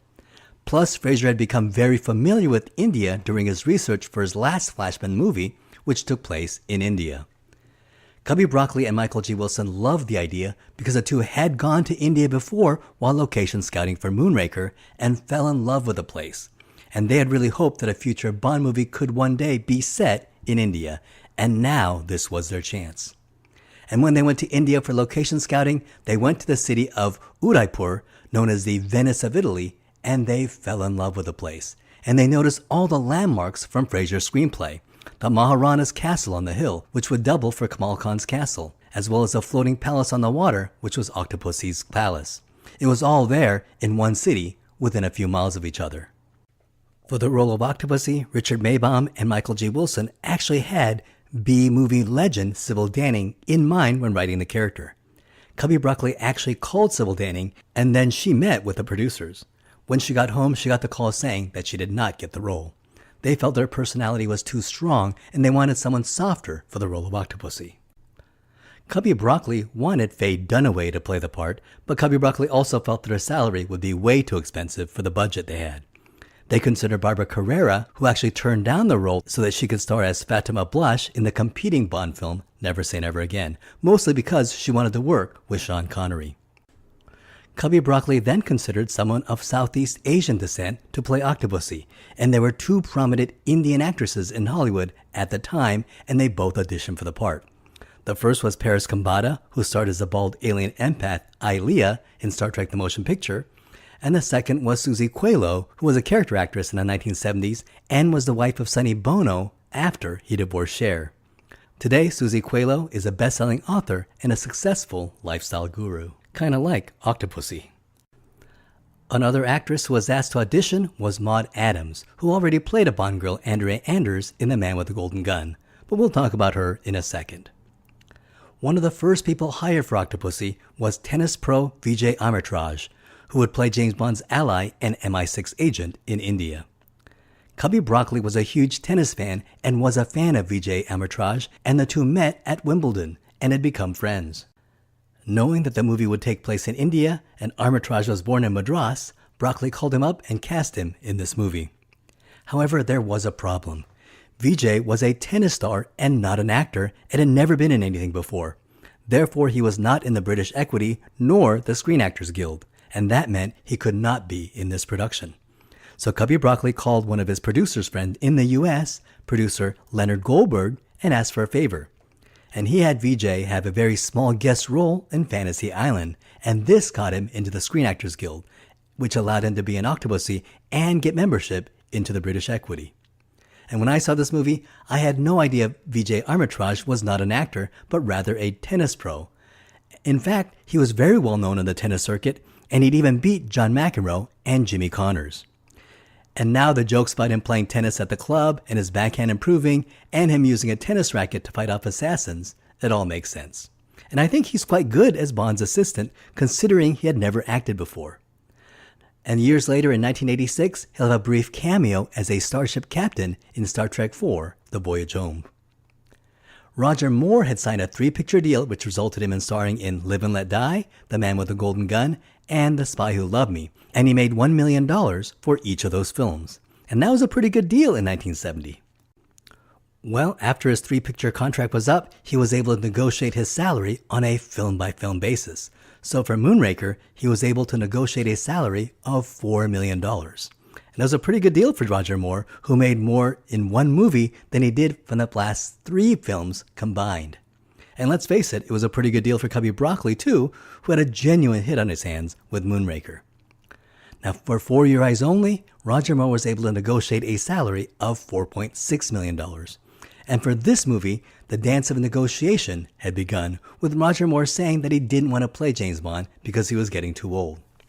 Negotiation. Well, Cubby Broccoli did his part in the negotiation and acted like he didn't want Roger Moore, and he began to audition other actors for Bond.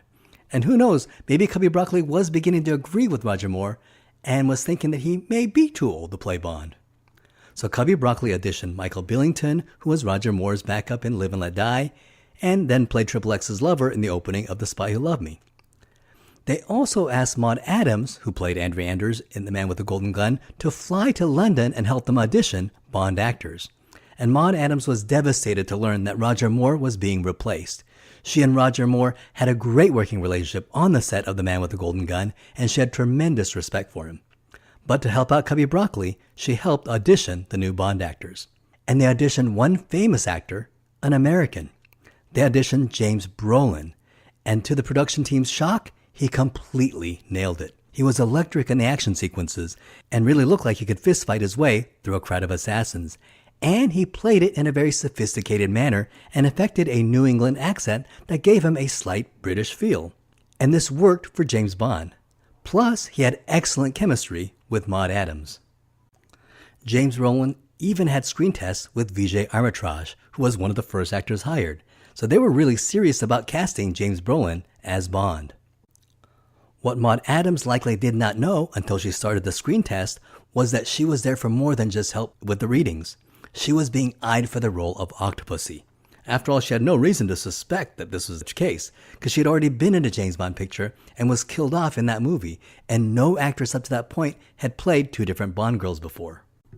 But they loved her screen test audition, and she was cast as Octopussy. And I thought she was great in the role, and at that time she impressed audiences as a stronger, very different Bond girl, one of the best Bond girls yet, and even now she is ranked as one of the top.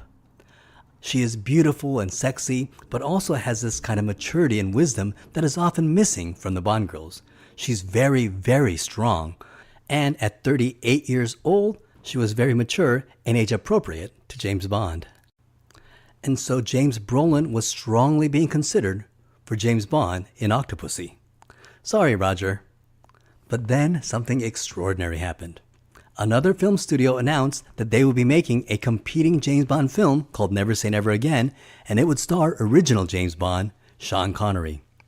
So how did this happen?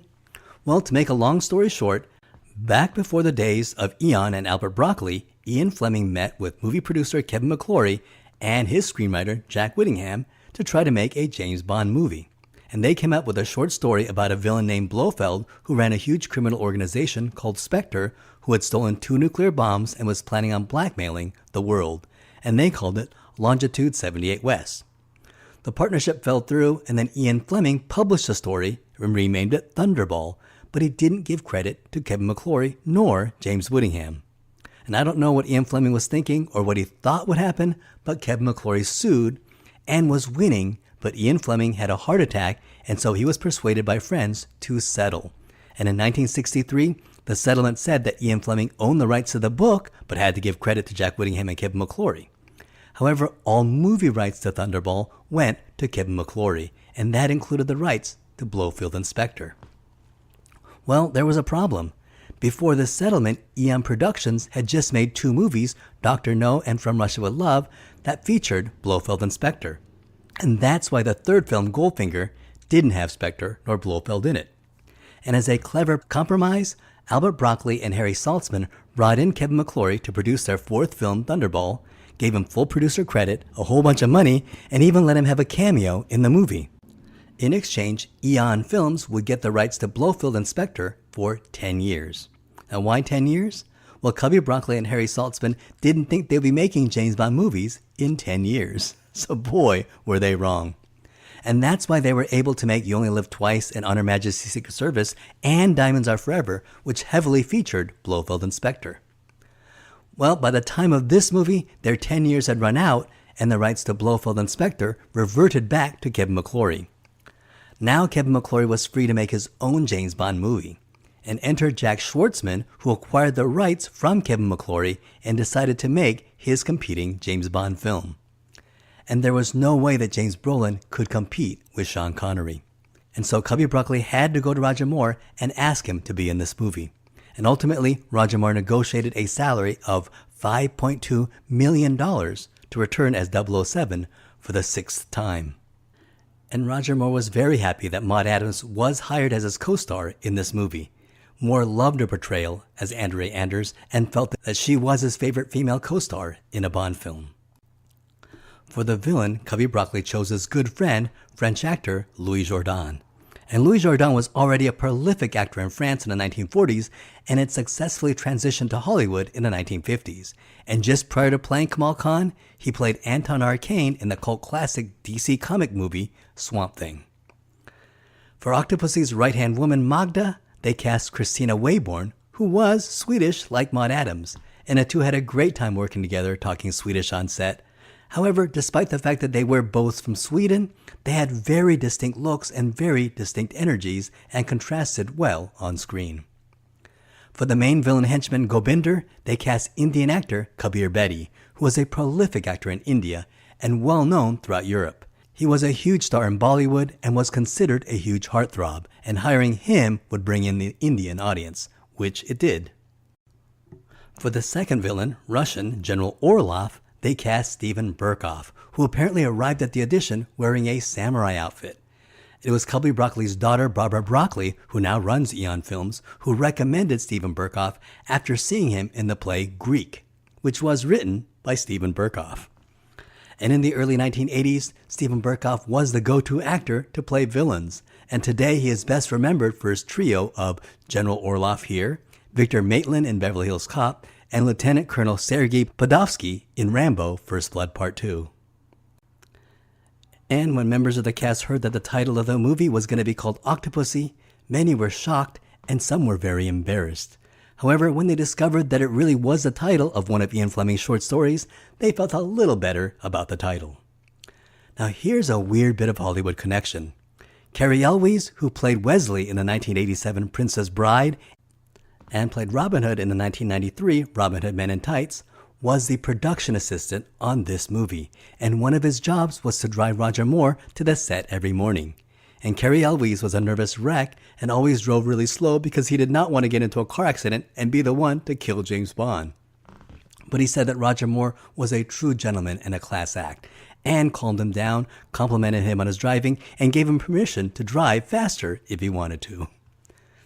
Now the movie starts with one of the best opening pre-credit action sequences of all time. James Bond is in Cuba, and we see a very Fidel Castro-like leader enjoying a horse show. And while this was indeed supposed to be Cuba, these sequences were filmed in London. James Bond is in disguise as a horse trainer, but then turns his clothes inside out and then is disguised as Cuban officer Colonel Luis Toro. And he sneaks into the hangar with a bomb, intending to blow it up, but gets captured by the real Colonel Toro. However, his female ally helps him escape, and he gets into the trailer, which appears to have a horse, but the horse lifts up to reveal a tiny airplane. And this airplane is really cool, and it just feels like something an international secret agent would be flying. Now, this scene was not a special effect. This mini airplane actually exists. The airplane is known as the Acrostar DB-5J, and it was created by Beatty Aircraft Company, and it's for real. It weighs 220 pounds, and it can reach speeds of 300 miles an hour, and it held the Guinness Book of World Records for being the world's smallest airplane from 1979 to 2004. And not only is it famous for starring in this movie, it also made appearances in Budweiser commercials and commercials all throughout the 1980s and 1990s. The Cuban army shoots a heat-seeking missile, and Bond leads the heat-seeking missile into a hangar, and he's able to use it to destroy the hangar. And when Bond flies inside the hangar, this was accomplished by building a replica of the Acrostar flying on its side, with Roger Moore riding inside and being driven inside the hangar. And the Acrostar replica was mounted on top of an old Jaguar automobile. And the Jaguar was hidden by placing objects in the foreground. But if you slow down the footage, you can actually see the posts connecting the Acrostar to the Jaguar. Still, it was very convincing when you're watching it. Now, for the explosion of the hangar, a miniature hangar was built and exploded. Bond flies to safety, and in a very James Bond-like moment, he is able to make it to a small local gas station, and he says, "Fill her up, please." We then get the musical montage, All Time High, written by John Barry, with lyrics by Tim Rice, and performed by Rita Coolidge. Rita Coolidge is best known for the song Higher and Higher, which she sang with her then-husband, Chris Christopherson. And All Time High is one of the 7 song titles that does not refer to the film's title in it. And it's one of the first songs in a while not to have the title of the movie anywhere in the lyrics. But I guess you can't have a song with the lyrics Octopussy being repeated in it. And whatever you think of the opening song, the musical theme is beautiful, and it works perfectly for the movie. And after being absent in For Your Eyes Only due to tax issues in the UK, John Barry was able to return to write the music for this movie. And when Barry wrote All Time High, he wanted to avoid using instruments associated with India, such as the sitar, which he felt would have distracted from the drama of the movie. And today, it's considered one of the lesser James Bond opening songs, but I find it very catchy, and at the release of Octopussy in 1983, All Time High did spend 4 weeks at the #1 spot on the United States Adult Contemporary Singles Chart. We then open to the movie proper with a clown being chased by 2 knife throwers. And when I first saw the movie, I thought this clown was James Bond, but he's hit in the back and falls into a river, and we later learn that this is 009. Stabbed in the back with a throwing knife, he makes it to a posh party at the British Embassy and reveals that he has a Fabergé egg. And when James Bond goes into M's office, he notices a much younger secretary named Penelope Smallbones, who's supposed to be Moneypenny's assistant. And it was obvious that they were planning on phasing out Lois Maxwell and replacing her with Smallbones. And Lois Maxwell makes no secret of her displeasure, even when acting in this scene. And Lois Maxwell admitted that she was very upset until she learned that the actress for Penelope Smallbones was the daughter of one of her friends. She was played by Michaela Clavell and was the daughter of James Clavell, the author, and her mother was April Stride. And Lois Maxwell and April Stride were friends coming up together in the modeling world when they were both 18 years old. So it really is a small world. And in M's office, we have a new M, and he's played by Robert Brown, who played Admiral Hargraves in The Spy Who Loved Me. And they never really address this, if this is supposed to be a recasting of the old M, or if Admiral Hargraves was promoted to the head of MI6. They never addressed it, leaving it very ambiguous. While I personally like to believe that Admiral Hargraves was promoted to the head of MI6, I did quite a bit of research on the internet, and most fans tend to think that Robert Brown is playing a recasted version of Miles Messervy, and that Bernard Lee and Robert Brown are indeed playing the same character. Well, nope. For me, this M is Admiral Hargraves. M informs Bond that 009 has been killed and that the Fabergé egg he was carrying was a fake. And the real one is being auctioned off today by an anonymous seller. And this Fabergé egg is called The Property of a Lady, which is a subtle reference to one of Ian Fleming's short stories, Property of a Lady. They assume that the Russians might be selling the property of a lady in order to fund some covert operation, and thus James Bond is sent to investigate. We then move to the Soviet Union, and we go to the meeting of the KGB generals, and we get General Gogol. And here we get actor Paul Hardwick, who is playing Soviet President Leonid Brezhnev. And when this scene was filmed, Brezhnev was still the president of the Soviet Union. However, by the time this movie came out, Brezhnev had died in November 1982, making this scene an anachronism. And even though the James Bond novels were written in the climate of Soviet tensions between the West, if you think about it, this movie is the first time that James Bond is actually fighting Russians in the James Bond movies. Even in From Russia with Love, the bad guys were Spectre, not the Russians. And in The Spy Who Loved Me, they were allies, and in For Your Eyes Only, they were friendly competitors. And there's a reason for this. Cubby Broccoli believed that the politics between the Americans and the Russians would soon change, and he didn't want the James Bond movies to feel dated. Anyways, the Russian generals strategically planned their domestic and foreign policy, while one of the generals, General Orlov, has much grander plans for the Soviet Union. And Steven Berkoff's portrayal of General Orlov is incredible. The second you see him, you know he's the villain. The West is decadent and divided. And he's played with the exact balance of intelligence and unbalanced insanity. He's totally deranged. And he plans an aggressive campaign to expand the Soviet Union into Western Europe, certain that the West has become too decadent to mount a proper defense. But General Gogol thinks he's crazy and just shuts him down. James Bond is sent to the auction to investigate the Fabergé egg, accompanied by MI6 antique expert Jim Fanning, played by Douglas Wilmer. And they spot Kamal Khan, an exiled Afghan prince and wealthy businessman, that he's bidding for the egg. And Bond decides to bid for the egg himself just to see how badly Kamal Khan wants it. And Jim Fanning looks like he's about to have a heart attack. And while looking at the egg, he switches the real egg with the fake one. And also forces Kamal Khan to spend much more money than he planned, just to end up buying a fake Fabergé egg. And the Fabergé egg will be the MacGuffin for this movie, or at least until General Orlov smashes it. Now, for those that know, the Fabergé egg was not created for this movie. Fabergé eggs are real, and they were made by Carl Fabergé from 1885 to 1917, and they were presented annually to the wife of the Russian Tsar, Alexander III, and later to his son, Nicholas II, as Easter gifts, and a total of 50 were made, and 42 have survived to this day. And what's cool about it is that each of the Fabergé eggs are totally different from each other, and they're really cool. And I enjoy looking at Fabergé eggs. I think they're amazing. And the Fabergé egg used in this movie is based on a real existing Fabergé egg. So while in this movie they call this egg the property of a lady, which is in honor of the name of the short story for which the movie is based, the real Fabergé egg is called the Imperial Coronation Egg, and it looks very similar to the one used in this movie. Carl Fabergé made the coronation egg in 1897, and in 1979 it was sold to Malcolm Forbes, who bought it for $2.16 million.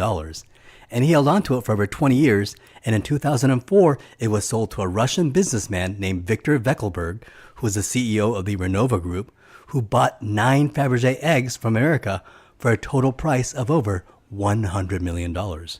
And now the significance of this is that these Fabergé eggs now are back in Russian hands, and I think that's pretty cool. M sends James Bond to India to investigate Kamal Khan and what connection he might have to the Russians. And in India, he meets up with MI6 contact Vijay, who breaks the fourth wall by playing the James Bond theme song on his Snake Charmer Punji flute. And when Vijay says, "This was the wrong cover, I hate snakes," this line was totally true. Vijay Armitage had a deadly fear of snakes and really struggled to film these scenes. This was the wrong cover. Taxi. I hate snakes. Taxi, sir. That afternoon, Bond goes to the country club and observes Kamal Khan and sees that he is clearly cheating at backgammon by using loaded dice. And James Bond uses Kamal Khan's loaded dice, and I love how he rolls double sixes and doesn't even look at what he rolled, and he just knows that he rolled 2 sixes. It's a total James Bond move. Totally awesome. And Kamal Khan's henchman Goldfinger pulls an odd job and crushes the dice with his bare hands. And this scene where Kamal cheats at backgammon was taken from the novel Moonraker, where Bond catches Hugo Drax cheating at bridge and beats him at his own game, and in the book Hugo Drax tells Bond, "Spend the money quickly, Mr. Bond."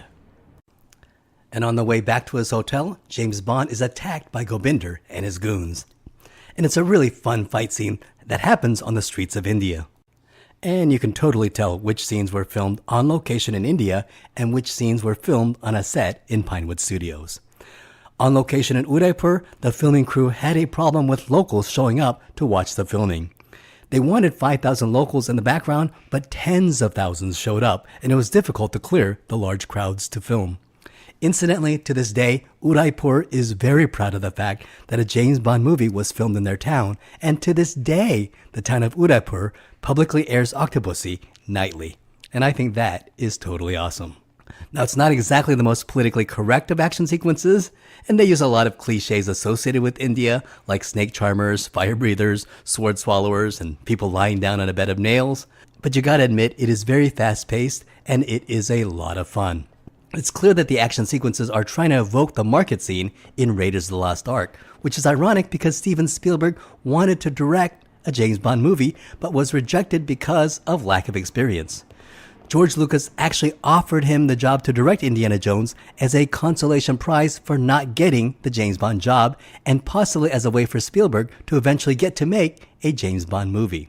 So Indiana Jones was copying James Bond, and now you have James Bond copying Indiana Jones.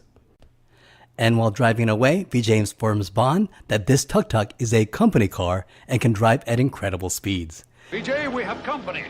No problem, this is a company car.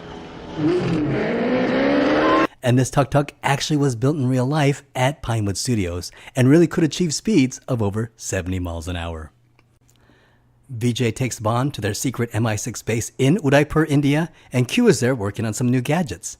And here at the smashing door, we get the return of Smithers, who is played by Jeremy Bulloch, who also played Boba Fett in Empire Strikes Back. Q arms 007 with a pen that spills acid and plants a listening device inside the Fabergé egg so Bond can listen to everything with an earpiece.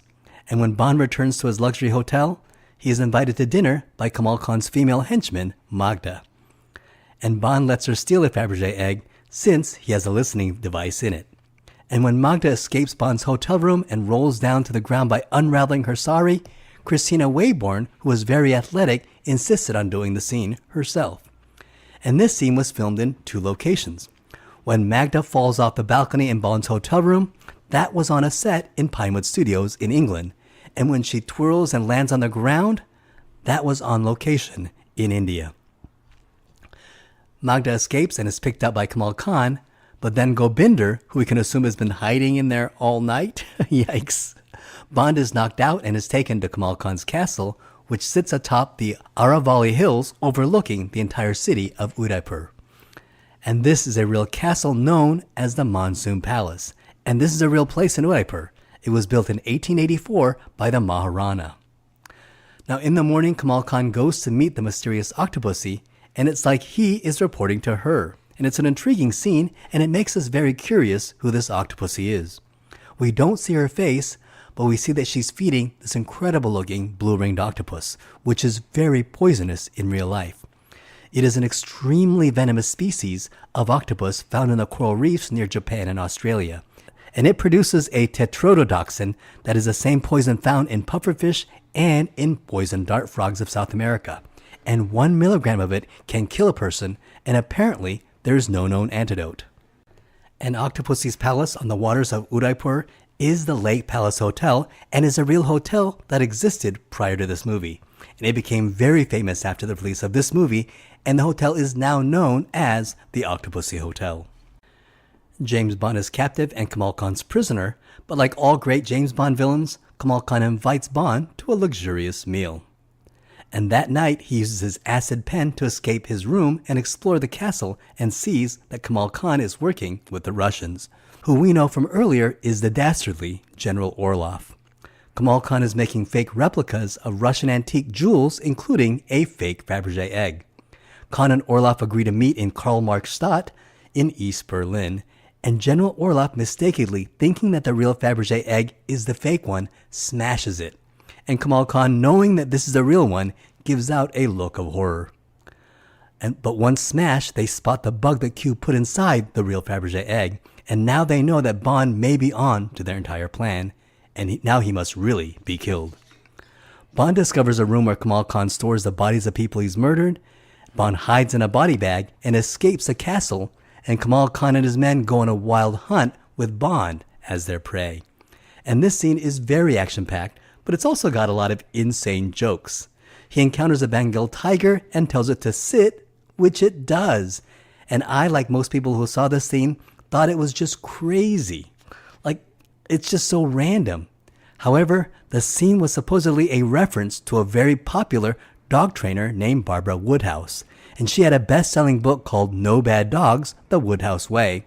And she also had a very popular TV show in England at the time of Octopussy called Training Dogs the Woodhouse Way, where she would train dogs by using a kind but firm tone, and her common catchphrase on the show was, "Sit," and she would also lift her hand. So many people in England would have gotten the joke. And knowing this, it does make the scene a little less crazy and random. And then James Bond swings from a vine while giving a Tarzan yell. And I don't think there's any explanation for this. It was pretty ridiculous in 1983, and it's ridiculous now on rewatch. But Economy tour. That night, he explores Octopussy's castle on the water, and he gets there using a fake crocodile boat, which I really liked. Presumably, he needs this fake crocodile boat because the waters are filled with real crocodiles. And we meet Octopussy, and Maud Adams looks fantastic, and I love her in this movie. Not only is she insanely beautiful, but she's smart, she's tough, she's powerful, and she's not exactly a good guy. She's complicated. She's also a smuggler and a criminal who is working with Kamal Khan and Orlov to smuggle jewels. And I love this. It puts Octopussy and James Bond on closer footing. Octopussy knows of James Bond because years ago he was sent to track down her father, and he gave him a few days to settle his affairs, of which he chose to commit suicide. And Octopussy appreciated Bond giving him a choice and wanted to thank him. Kamal Khan comes in to inform Octopussy that Bond escaped, only to find out that Bond is her guest. And I love how irked Kamal Khan is. You have a nasty habit of surviving. You know what they say about the fittest? Bond and Octopussy share a moment, and Maud Adams and Roger Moore have excellent chemistry together. And another important factor that makes this scene work so well is that Maud Adams, who was 38 years old at the time, seems much more age appropriate than previous Bond girls. Roger Moore was 54 at the time, so with only a 16-year age difference, in Roger Moore's James Bond terms, they're practically the same age. That night, Kamal Khan hires Indian assassins to murder James Bond, and there's one assassin who has a yo-yo buzzsaw weapon, and that is totally James Bond. Unfortunately, they kill poor Vijay, and they're about to kill James Bond, but a drop of water alerts him. And incidentally, filming this scene, the actor with the buzzsaw fell and broke his arm, and he begged not to be replaced. He had his arm put in a cast, and he completed the scene, and you can see the cast in some of the scenes. This is a great fight sequence, which ends with Bond and the assassins falling out of a window into the waters, where the assassin is eaten by a crocodile. When I saw this in 1983, I was confused because I wondered if the crocodile boat had like a mode that acted like a real attacking crocodile, which really didn't seem to make sense to me. Well, I don't think so, because now I see it as the assassin got eaten by a real crocodile, and this presumably gave Bond enough time to escape, find his crocodile boat, and get away. James Bond remembers that Kamal Khan and Orloff are to meet in Karl Marx Stadt, in East Berlin, where Octopussy Circus is also performing. And we meet the two knife-throwing twins who killed 009 at the beginning of the movie. We learn that Magda is actually working for Octopussy, and Kamal Khan's plan is that he has fooled Octopussy into thinking that the circus will be a front while smuggling Russian jewels out of East Berlin. And one of the stops for the circus is Fellstadt Air Base, a U.S. air base in West Berlin near the East Berlin border. And Fellstadt Air Base is not a real air base, but was created for this movie. And the sequences of the base were actually filmed in the Royal Air Force Upper Heyford, an RAF base in Oxfordshire, England. For the circus, they actually converted the 007 stage in Pinewood Studios and turned it into a real working circus. They hired hundreds of child actors to be in the audience, and the cast and crew also brought in their families, and they had a great time while real circus performers entertained the audience. Orloff and Kamal Khan have replaced the jewels with a nuclear bomb, which will go off and destroy the U.S. airbase, triggering the Russian advantage in Western Europe. Bond kills one of the knife-throwing twins and confronts Orloff, and this leads to a crazy sequence where Bond is chasing the train while driving his car without wheels on train tracks. It's incredible. Another train is about to crash into Bond's car, but Bond is able to jump on the circus train in time. The scene where the train hits the car and sends it flying, and when the car lands, it lands on a small boat, and the stuntman playing the fisherman barely got out of the boat in time before the car smashed into it. It was a closer call than they had planned. The KGB find Orloff's car filled with Russian jewels. Where is General Orlov now? He was last reported heading towards the border. And at the border, Orloff is shot and killed while chasing after Bond. Come and see. The disgrace to the uniform. But tomorrow, I shall be the hero of the Soviet Union. And this leads to an incredible action sequence where Goldfinger and one of the twins is chasing Bond on the train. And what made this sequence difficult to film was that the top of the train was not flat, but had a curved shape. Now, unfortunately, while filming this sequence, one of the main stuntmen, Martin Grace, who had done much of the famous stunts throughout the Bond franchise, including hanging off the side of the helicopter in For Your Eyes Only. While hanging off the side of the train, a concrete pole was jutting out from the ground, and they had not planned it properly, and in fact the train moved into an area where they had not scoped it out, and Martin Grace slammed into the pole at a speed of the moving train, and he fractured his leg and fractured his hip, and spent 6 months in the hospital recovering. And while he was in the hospital, Roger Moore stayed at his bedside. Now fortunately, he did make a full recovery and was able to work on A View to a Kill. Bond and the twin fall off the train, and it looks like the knife thrower has the edge on Bond and says,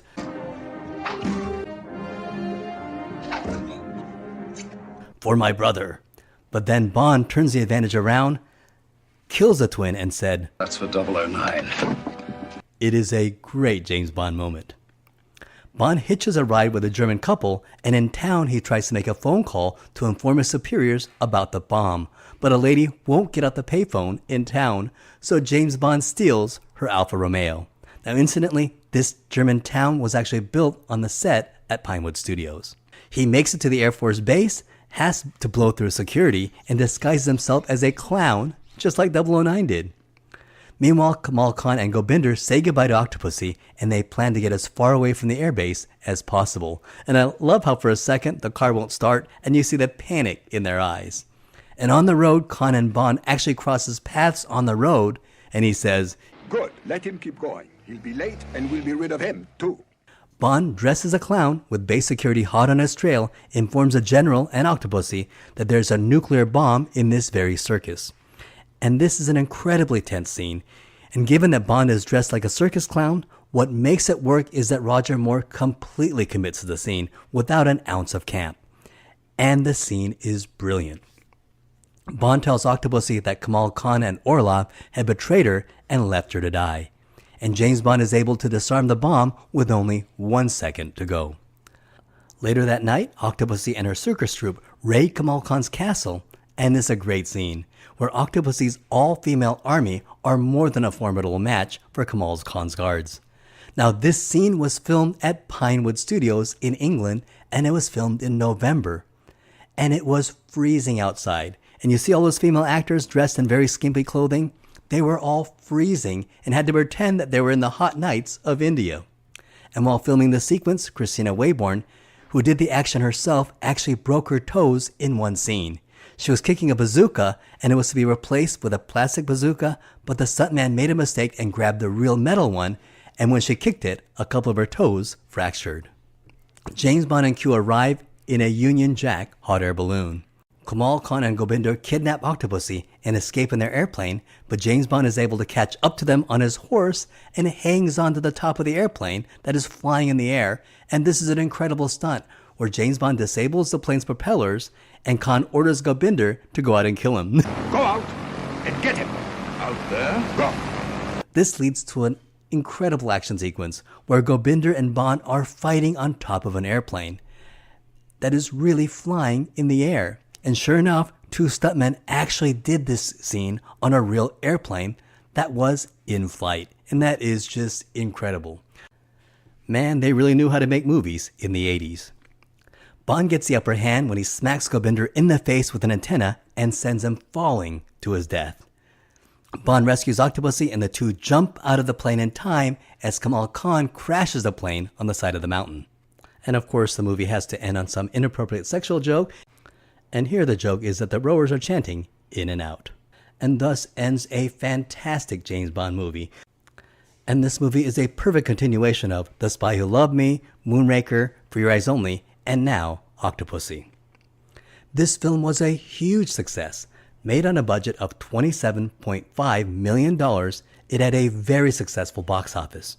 It made $68 million in the US and went on to make $187.5 million worldwide, nearly equaling the box office for Your Eyes Only. This film earned mostly positive reviews. Critics praised John Glenn's directing and praised Louis Jourdan's performance as Kamal Khan, and many praised the incredible action sequences. Those that did not like the film generally criticized the absurdity of the many of the crazy jokes. So, how did this movie do against the Sean Connery film? Well, first you have to understand the historical significance of the idea of Bond versus Bond and this idea of Sean Connery versus Roger Moore. And it's pretty cool to think that Roger Moore was only signed on to do 3 films, and here he is in his 6th James Bond movie going head-to-head against the big guy, the original James Bond. Well, Never Say Never Again came out 4 months later, and when the box office receipts were counted, Octopussy beat Never Say Never Again. Never Say Never Again, which was still a huge success, made $160 million, which was $27 million less than Octopussy, and Never Say Never Again had a much higher budget at $36 million. And this definitely gave Roger Moore a huge boost of respect as our generation's 007. So much so that despite Octopussy being planned as Roger Moore's last James Bond movie, Cubby Broccoli would throw a huge pile of money at Roger Moore, over $7 million, to star in one more James Bond movie, A View to a Kill. That's more than 40% more than he had made for either For Your Eyes Only or Octopussy, and it was an offer he could not refuse. This movie would cement Roger Moore's legacy as James Bond, because Sean Connery made 6 James Bond movies, and with this movie, Roger Moore, who was initially just going to make 3 movies, ended up making 6 movies himself, But however, with the next film, A View to a Kill, Roger Moore would make 7 James Bond movies, one more than Sean Connery. Although if you consider the non-canon Bond film Never Say Never Again, Sean Connery also made 7 James Bond movies. That ends my video on Octopussy. Join me next week for Never Say Never Again. That ends this video. Thank you so much for watching. I hope you had a great time. In this video, we're going to talk about the 1983 Sean Connery film, Never Say Never Again. And 1983 was a great year for 007. Not only did we get an incredible James Bond movie starring Roger Moore in the 13th Eon film Octopussy, but the original Bond was also back, the real Bond, Sean Connery. It had a beautiful, sexy, twisted femme fatale in Fatima Blush, and it had an evil but very human villain in Maximilian Largo. And it had some great action sequences, an underwater shark scene, a motorcycle chase, and then there's a scene where James Bond and Maximilian square off in a video game. And I thought that was perfect. And it had Sean Connery and Kim Basinger doing the tango. It has a hilarious Rowan Atkinson in this movie. And it had Bernie Casey as the coolest and most memorable Felix Leiter up to that point. I mean, how can you not love that? And on the other hand, I knew that this was not an Eon production. It didn't have the opening gun barrel scene, it didn't have the iconic Monty Norman James Bond theme music, and it didn't have a lot of the tropes that I'd come to associate with a James Bond franchise film. And I was okay with that because I understood that it was a competing film. And at that time, it was received as a great James Bond movie back in 1983. And I vividly even remember both Gene Siskel and Roger Ebert giving them their 2 thumbs up and absolutely praising this movie. However, time has not been kind to this movie, and today it is generally considered a low, bottom-tier James Bond movie. And for me, I'm so tied to my own nostalgia for this film that I have difficulty understanding why critics hate this movie so much. So let's explore the crazy story of how a competing James Bond movie starring Sean Connery even gets made. So the story begins in 1958 with Ian Fleming and a man named Kevin McClory. Now remember, in 1954, Ian Fleming had sold the rights for Casino Royale to CBS for a short TV production of Casino Royale on the Climax TV show, and he was very disappointed in how that turned out. He knew that James Bond could become a big film franchise and vowed not to get involved in any half-baked concepts like the Climax TV show. However, he still had yet to meet Cubby Broccoli nor Harry Saltzman. And so in 1958, he only had dreams of turning James Bond into a proper movie. And in 1958, 2 years before he would meet Broccoli and Saltzman, his friend Ivar Bryce introduced him to an Irish filmmaker named Kevin McClory. And he and Ian Fleming began to discuss plans for a James Bond movie. Ivar Bryce was a wealthy, longtime friend of Ian Fleming who was living in Jamaica. In fact, when Ian Fleming decided to move to Jamaica, it was Ivar Bryce who found the home for Ian Fleming, the home which Ian Fleming would later name Goldeneye. In 1955, when Fleming wrote Diamonds Are Forever, the book is dedicated to Ivar Bruce. So the two were very close friends. And Fleming was very excited to meet this producer, Kevin McClory. In 1958, he met Ian Fleming and they tried to get a James Bond movie made. And in the summer of 1958, Ian Fleming, Kevin McClory, and Fleming's friend Ivar Bryce, and Bryce's friend Ernst Cuneo formed a partnership called Xanadu Productions, which was named after Bryce's home, Xanadu. However, this was only in name only and was never legally turned into a company. The four continued to meet over the next year, once at Ivar Bryce's house in England and then again at McClory's house in London. And they came up with an idea about an airplane full of famous celebrities and created a female character named Fatima Blush. Now, the character of Fatima Blush would not be used in Thunderball. The female protagonist would be named Domino, and the female villain would be named Fiona Volpe. However, in this movie, Never Say Never Again, the female villain was named Fatima Blush as an homage to this early character concept. So over the course of the year, there were 10 different drafts of the script with various titles. And originally, the villains were the Russians, but they were changed to the Sicilian Mafia. Then Ian Fleming proposed that Bond should go up against an organization called Spectre, standing for Special Executive for Counterintelligence, Terrorism, Revenge, and Extortion, which is composed of ex-members of SMERSH, the Nazi Gestapo, the Sicilian Mafia, the Turkish heroin smuggling Operation Crystal, and the Black Tongue of Peking. And one of the titles proposed was Spectre. And another title proposed was James Bond of the Secret Service. And another title proposed was Longitude 78 West. So who really came up with Spectre? Well, both Ian Fleming and Kevin McClory claim that they came up with the idea. And we do know that Fleming used the term Spectre several times in various James Bond books, but McClory insisted that much of the organization was his idea. So I guess we'll never truly know. But according to Fleming, the name used for the main villain, Ernst Stavro Blofeld, was based on his high school friend, Tom Blofeld. And one of the things that excited Ian Fleming about working with Kevin McClory was that McClory had just produced a movie called The Boy in the Bridge, which was set for a theater release in a few months.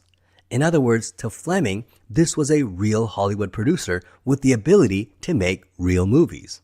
Well, when The Boy in the Bridge was released, it was both a critical failure and a box office bomb. And therefore, Ian Fleming began to wonder if Kevin McClory really was the man to bring his James Bond character successfully to the big screen. And so Ian Fleming began to spend less and less time working on the movie with Kevin McClory. So in order to entice him back, Kevin McClory brought in an experienced playwright and screenwriter, Jack Whittingham, to the project.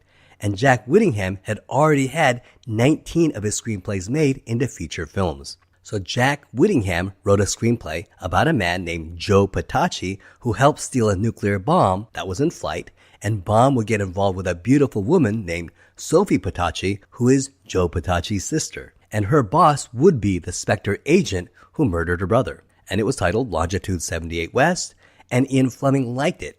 However, he didn't like the title, and considered changing it to Thunderball. Well, why Thunderball? Well, in military lingo, Thunderball is the mushroom cloud that appears after a nuclear bomb is detonated.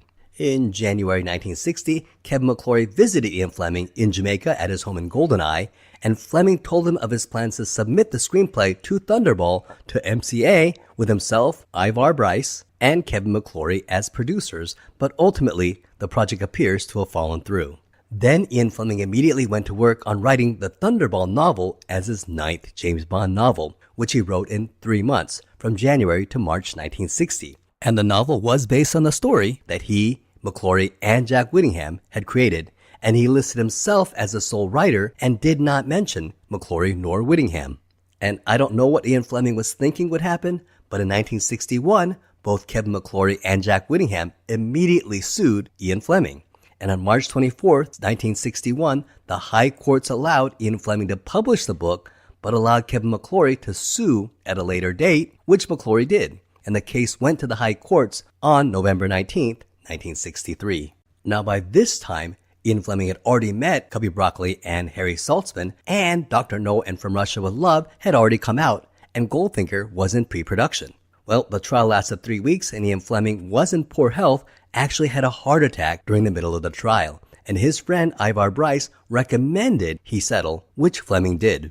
There may have been another reason why Ivar Bryce was so keen on Ian Fleming settling. Kevin McClory had in his possession some letters between Fleming and Bryce that suggested that the two may have been more than friends, and McClory threatened to publish these letters if Fleming didn't settle.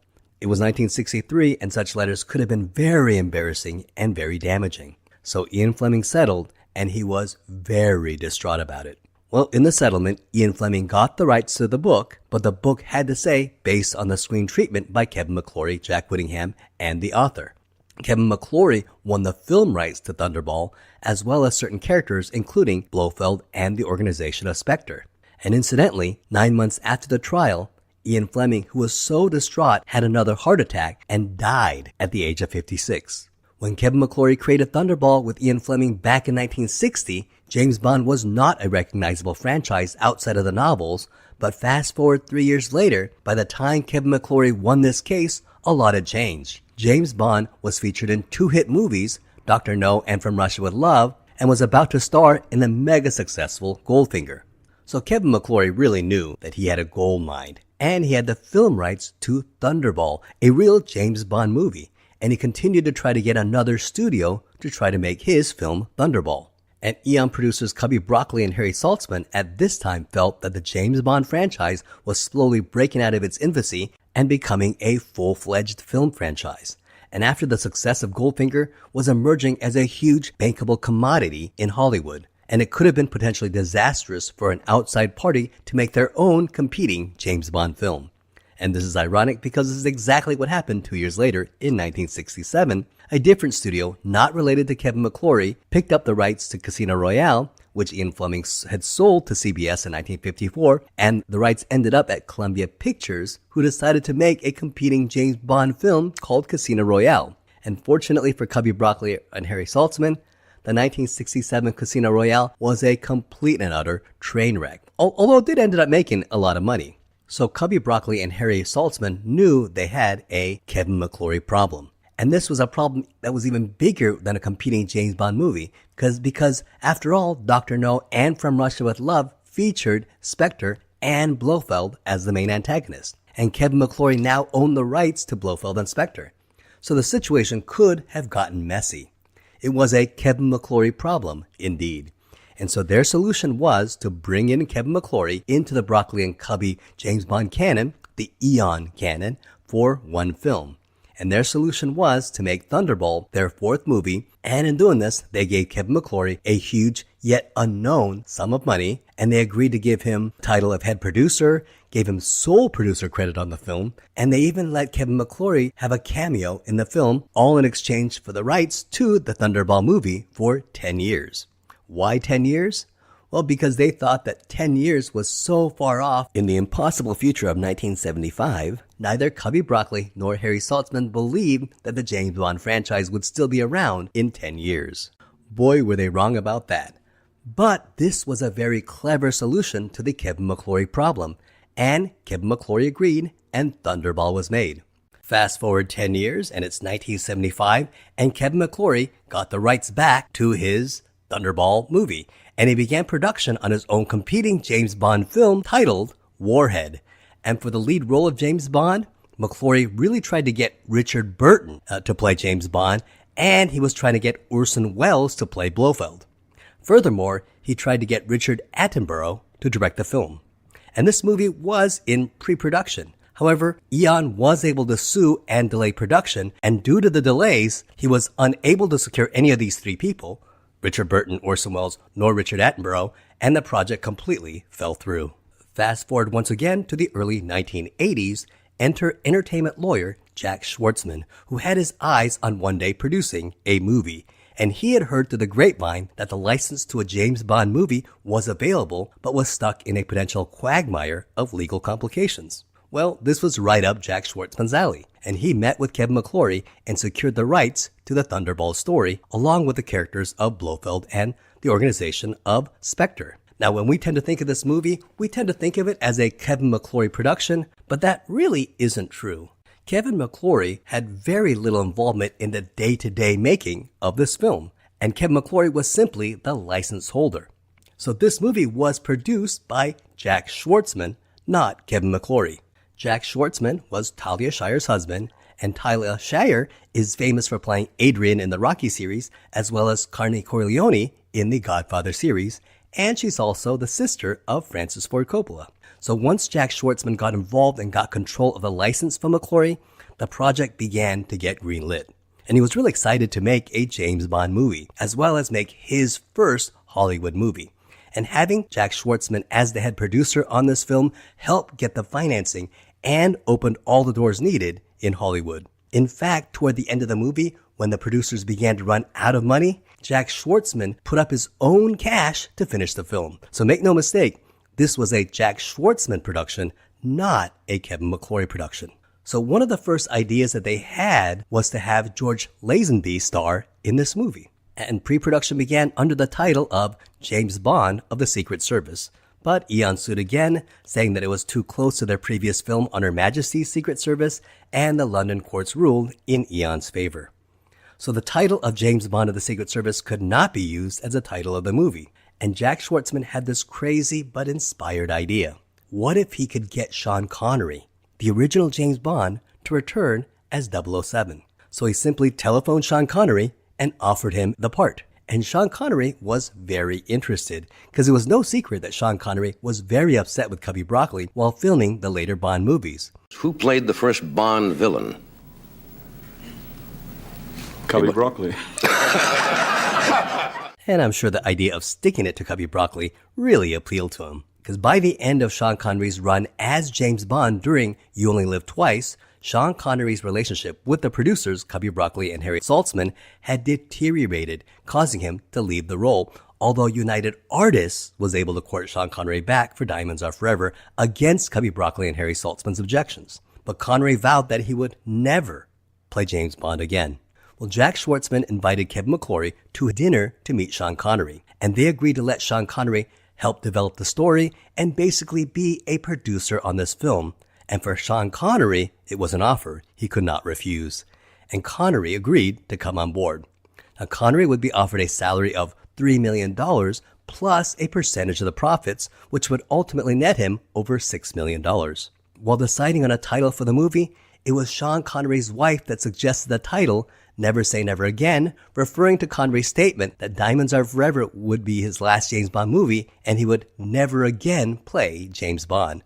And the producers loved it. And when you watch the credits, they actually acknowledge her in the credits by saying, title Never Say Never Again by Micheline Connery. Incidentally, Never Say Never Again would be the first James Bond movie not to be named after an Ian Fleming novel or short story. For director, Sean Connery wanted Richard Donner, who had just blown the world away with his Superman movie in 1978. However, Richard Donner did not like the script and turned down the project. The filmmakers also approached Peter Hunt, who had directed On Her Majesty's Secret Service, but he also declined, citing loyalty to Cubby Broccoli.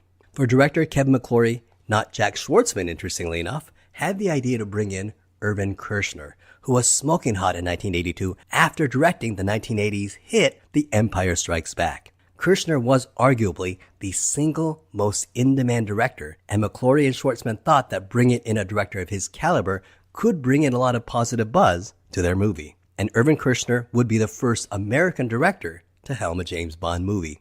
For screenwriter, Kershner and Schwartzman first hired Lorenzo Semple Jr. And Lorenzo Semple Jr. was an old screenwriter on the Batman TV show, and today is probably best known for writing the 1980 film Flash Gordon. And so when writing the screenplay for this Thunderball remake, he had a very interesting dilemma, a legal dilemma. After all, a whole other company, Eon Productions, owned the license to James Bond, and they've been very litigious. You only have rights to the story of Thunderball. Therefore, you have to stay within the story of Thunderball. However, the movie Thunderball itself is also owned by Eon, so you can't make a shot-by-shot remake or risk being sued for plagiarism by Eon. Plus, it would be pretty uninteresting a movie if you just copy the film, shot for shot. But you see the challenge? You have to be similar to Thunderball, but you can't be too similar to Thunderball. What you do have is the novel Thunderball, and you can stay as close to that novel as you want. So Lorenzo Semple Jr. went straight to the novel, and he had an idea for the premise of the story, and it was about James Bond, who was old and almost in retirement, and he's coming back out of retirement to try to recapture his youth. And it was more of a psychological drama about a man wrestling with his aging. And since over 1/3 of the novel of Thunderball took place at the health spa, Semple Jr. placed the first half of his movie in the health spa in order for him to prepare for his mission. And Lorenzo Semple Jr. wanted his movie to reflect the real-world politics of the time, and what was in the news at that time was the oil crisis. And so the villain of the movie was not a megalomaniac, but rather a successful businessman who had a plan to launch a missile at the oil fields, thus lowering the world's supply of oil and increasing the price of his own oil reserves. And there was a lot less action, less international intrigue, and it was more of a psychological drama. And people who read it said it was more reminiscent of the 1965 British spy film, The Spy Who Came In From the Cold. And the producers were very worried that this story was not what James Bond fans had come to know as a 007 movie. And Sean Connery himself hated it. He thought it was boring, and he said, "This is not what I signed up for." So Lorenzo Semple Jr. was let go, and they started the story over from scratch, although he is still credited as the primary screenwriter. Sean Connery contacted Tom Mankiewicz, who had written Diamonds Are Forever, Live and Let Die, and The Man with the Golden Gun to come in and help work on the script. However, Tom Mankiewicz felt loyalty to Cubby Broccoli, and he declined. Sean Connery then hired British television writer Dick Clement and Ian LaFreniere to rewrite the script. And the movie we see on screen is the version that Clement and LaFreniere wrote, although because of Writers Guild of America restrictions, Lorenzo Semple Jr. is credited as the screenwriter of this movie. Now, before we get to this movie, we got to talk about a very bizarre incident that happened in 1982. Sean Connery trained with an up-and-coming martial artist who was receiving a lot of buzz in Hollywood after working as a fight choreographer on the 1981 film The Challenge.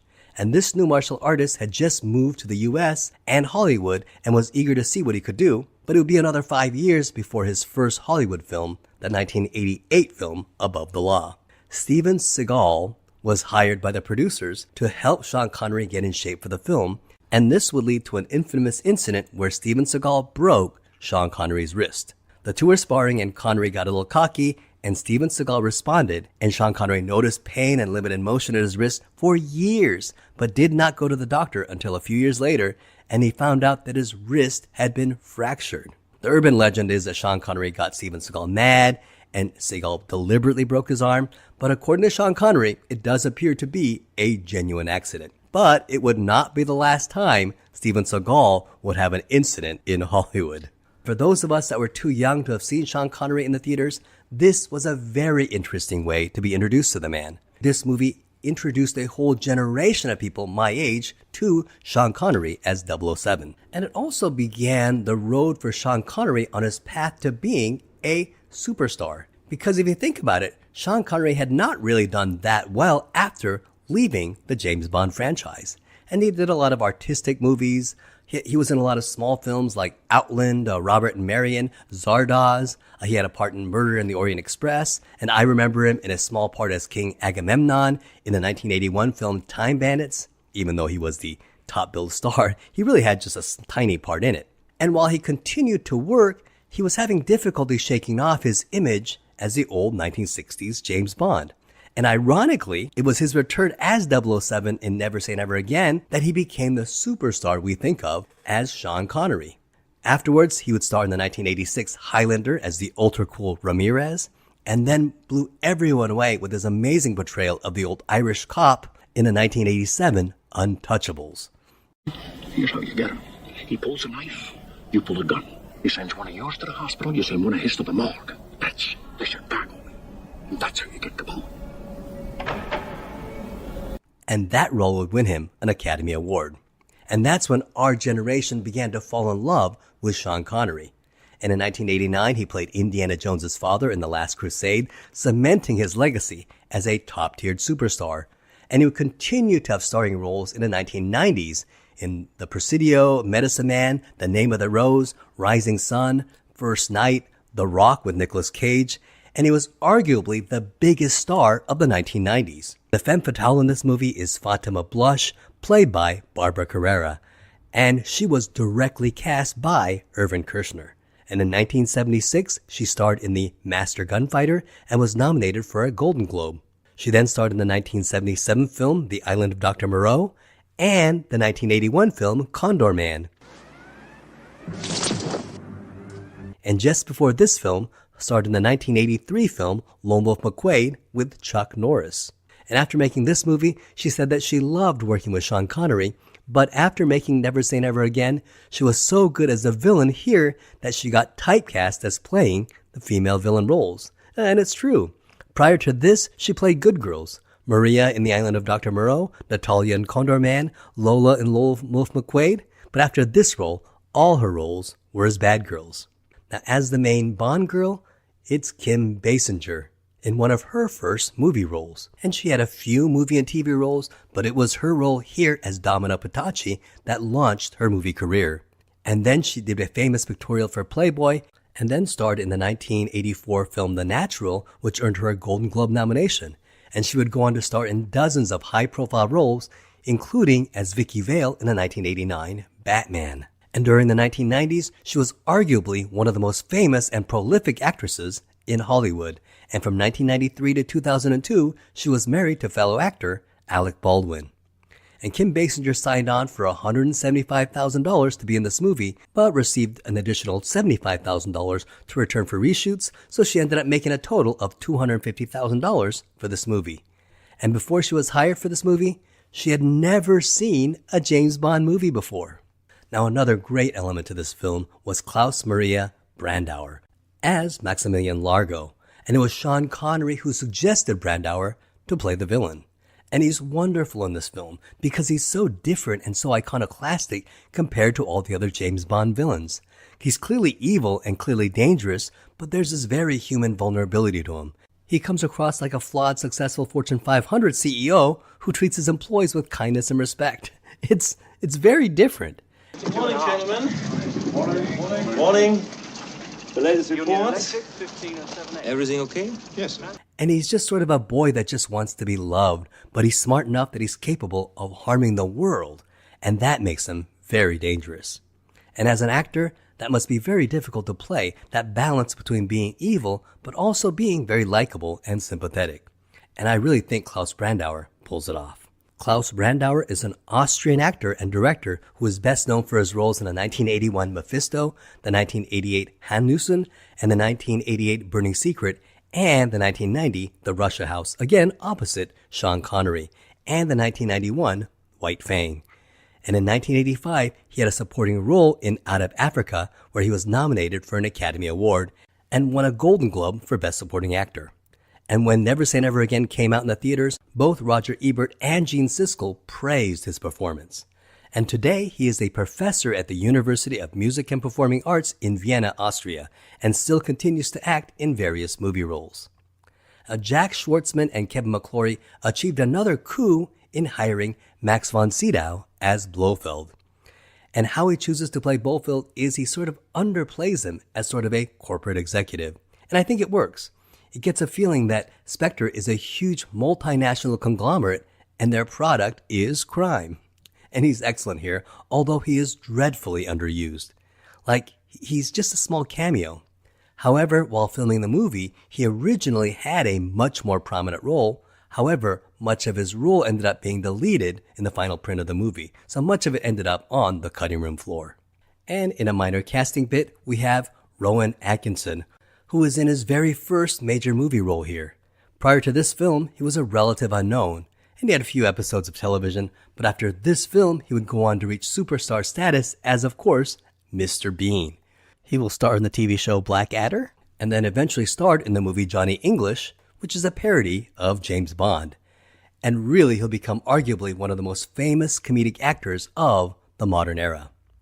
And we also have Pat Roach in this movie, and if you remember, he dies when Bond splashes his urine on his face, and he backs up into a broken wall of beakers. Well, I did not recognize him at the time, but this is the same actor who played the bald Nazi who attacks Indiana Jones in Raiders of the Lost Ark, the one that gets killed by the propeller of the airplane. And it turns out that he was also the bad guy in Temple of Doom and in The Last Crusade. Now, apparently he also played Hephaestus in the original Clash of the Titans, the god that ends up making the robotic owl, Bupo. And I have to admit, when I saw this movie, I was a little confused by who he played in the movie. Now, when we see him for the first time, we assume that he's a Spectre agent. After all, he appears after Fatima Blush recognized him. But after he's killed, M says that it was a jilted husband who was mad that Bond slept with his wife. No! Caught you seducing his wife, did he? And I remember that line getting a huge laugh in the theater. And when I saw this as a 14-year-old, I took that statement literally, and I thought it was actually a pretty clever switch, like a reversal of the old James Bond trope. Well, I see it nowadays, and I'm starting to realize that he really was a Spectre assassin, and that his character's name is Lippe, who works for Spectre. And M was just being a jerk and assuming that some cuckolded husband was angry at Bond. And when Bond says, "No, sir," Bond really was telling the truth. So I'm curious, did you assume that Lippe was a Spectre assassin, or did you actually take M's statement literally and thought he was simply a jealous husband? Let me know in the comments below. But we have to remind ourselves that there is no opening gun barrel scene, there's no classic James Bond theme, there's no pre-credit action teaser, and there's no sexy music montage. The formula is gone, and so this movie was a chance for Jack Schwartzman and Kevin McClory to show the world what they were made of, a chance to prove that they were really artists. And they got Sean Connery, they got the superstar cast, they had the right to Spectre, they have this huge budget, and I think it was a chance to show us an artistic version of 007 that was unmoored to the Eon James Bond franchise. Basically create a new language of the James Bond movies. And a great example of making a fantastic James Bond movie without the Eon James Bond tropes was actually done by Eon Films in 2006 with Casino Royale, because that movie broke itself out of the James Bond tropes while being absolutely fantastic. According to rumor, the behind-the-scenes production of this movie was disastrous. And one of the problems during production of Never Say Never Again was that the film basically did not have a producer. There was no one at the helm of the ship, and this is because the producer of this film, Jack Schwartzman, was producing a movie for the first time and had no experience in how to produce a film. He was unable to fight and advocate for the crew, and Sean Connery was disgusted at what an incompetent producer Jack Schwartzman was, and apparently had no respect for him. Furthermore, in addition to being very inexperienced, Jack Schwartzman was also very busy fighting ongoing lawsuits from Eon Films, who were actively trying to shut this film down. Jack Schwartzman has gone on to say that if he could do it all over again, he would hire an experienced assistant producer who could help him with the movie. And when you think about it in those terms, it seems a miracle that this movie came out as great as it did. For the beginning of the movie, Irvin Kershner and the writers came up with an interesting opening. James Bond would be invading a South American fortress to save a kidnapped heiress, all to the sound of a ticking clock. And the sound of the ticking clock would get louder and louder. And it would later be revealed to be a training exercise, one that James Bond fails. And Irvin Kershner and the writers loved this opening scene. And for the opening, Kevin McClory wanted to do a version of the gun barrel scene, but they decided not to. Too legally risky, and so they just stuck with this bizarre repeating 007 visual motif. Come on, guys. Both Casino Royale and Skyfall did very clever versions of the gun barrel scene without doing a gun barrel scene. So I'm telling you, Eon themselves did a better version of what Kevin McClory and Jack Schwartzman wanted to do than they did themselves.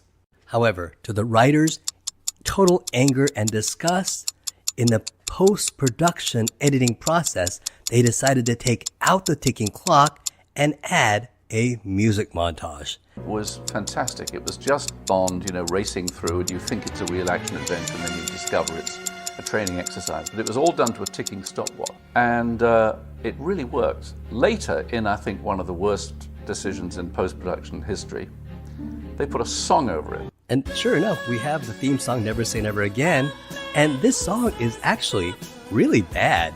And not only is it bad, but it just sounds like it's sung off-key, and it's an earworm that just sticks in your ear for a couple of days, but it really doesn't sound good. Well, interestingly, this song was originally written for Bonnie Tyler, and she was very honored to be asked to do a James Bond theme song because she was a huge Bond fan. However, she disliked the song so much that she refused to do it, even though she really wanted to do a James Bond theme song. She really regretted declining doing the song. Well, in her free time, she focused on her fifth studio album, Faster Than the Speed of Night, which included the song Total Eclipse of the Heart, which would not only be her most successful single, but it would be one of the most popular songs of the 1980s. So Bonnie Tyler would be okay. The song was eventually sung by a singer named Lonnie Hall, who I think is actually a better singer than she seems to do here. So how did we get such a terrible opening song? Well, that's also a very interesting story. At first, Phyllis Hyman sang the first version of Never Say Never Again, which was actually really good. It was written by Jim Ryan and Stephen Forsythe, based on the score by Michael Legrand. Jim Ryan and Stephen Forsythe were hired by Warner Brothers to write the song for this movie. It wasn't something they did on their own. This was the official song. And they auditioned singers, they hired Phyllis Hyman, and she apparently came into the studio without rehearsal, sang the song perfectly on her first take. And Warner Brothers loved this version of the song, and they were planning on using it for the movie. However, Michael Legrand, who actually wrote the score for Never Say Never Again, had the contractual right to write the song based on his score which he created, and threatened to sue Warner Brothers if his version of the song was not used. And he did have the legal right. And so the Phyllis Hyman version, which everyone preferred, had to be thrown out, and Michael Legrand's version which was the one we're all familiar with, the one with by Lonnie Hall, ended up being used for the movie. Now, incidentally, in 1994, a year before her death in 1995, Phyllis Hyman called Jim Ryan and told him that Never Say Never Again was the best song she ever recorded. Well, let's hear it again now, because it really is good. Never say never again. In 2008, Jim Ryan and Stephen Forsythe were able to release Phyllis Hyman's version of Never Say Never Again, and now it is available to the public. And it is too bad that Phyllis Hyman never got to see her song be released to the public. Now, the main hint that this is a training exercise is that when we see Sean Connery shoot his gun, there is no muzzle flash. However, it doesn't explain this, where he genuinely seems to strangle this poor guy to death. And then the captor stabs James Bond with a knife, and it turns out to be a training exercise. And we get a new M, who is played by Edward Fox, and he's a very famous character actor in England, and is probably best known to American audiences as M in this movie. And M and Bond have a very interesting relationship, because basically M hates Bond. Not too shabby, sir. But dead, 007, dead. And maybe they wanted to subvert expectations by having M hate Bond, and Q like Bond. And it's okay. It really didn't bother me then. But now I watch it and I think, man, why does M hate Bond so much? It really doesn't make sense. We get a new Moneypenny, played by a slightly younger Pamela Salem, and she's the first actress other than Lois Maxwell to portray Moneypenny. And this is well before Lois Maxwell retired. Maxwell will portray Moneypenny one more time in the 1985 A View to a Kill. And Pamela Salem doesn't have the magnetic chemistry that Lois Maxwell and Sean Connery had, but she's an okay character, if not somewhat forgettable. Now, like Thunderball, James Bond goes to the health spa at Shrubland Farms. And this is straight from Ian Fleming's novel. And in keeping with the autobiographical nature of James Bond adventures, much of the story of Thunderball actually comes from Ian Fleming's own life. The health clinic Shrubland Farms that James Bond visits at the beginning of the movie comes from a real-life similar health trip that Ian Fleming took to Eaton Hall Health Farm near Godalming that he visited in 1955. And now that Connery is in his 50s, he does look like a man who needs to go to a health spa. So it's very age appropriate. And do you recognize the car that he drives up in? That's a Bentley, which was Bond's favorite car in the novels. In the Ian Fleming novels, his favorite car is his 1930 Flower Bentley. And in the movies, it was shown briefly during an opening scene in From Russia with Love and never seen again for the entire franchise. But here, Bond drives a 1937 Bentley 4.5-liter gurney nutting 3-position drophead coupe. And it's really a nice reference to the Bond of the novels. And here at Shrubland Farms Health Spa, he gets some chiropractic work done, and then we're introduced to this film's femme fatale, the bad Bond girl Fatima Blush, played by Barbara Carrera, and she is the movie's Fiona Volpe. And remember, when Ian Fleming and Kevin McClory and Jack Whittingham were writing their initial treatment of the movie that eventually became Thunderball, the original name for the female character was Fatima Blush, a true Easter egg for the die-hard James Bond fan.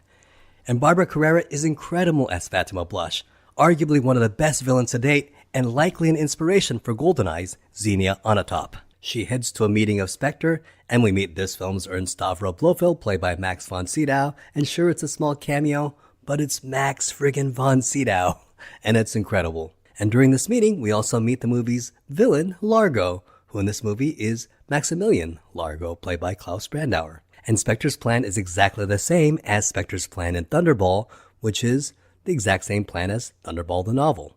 Kidnap 2 U.S. nuclear missiles and ransom them to the world. While James Bond is seducing some nurse, Fatima Blush is manipulating some guy named Jack Patachi, and she is altering Patachi's eye with a replica to resemble that of the U.S. president.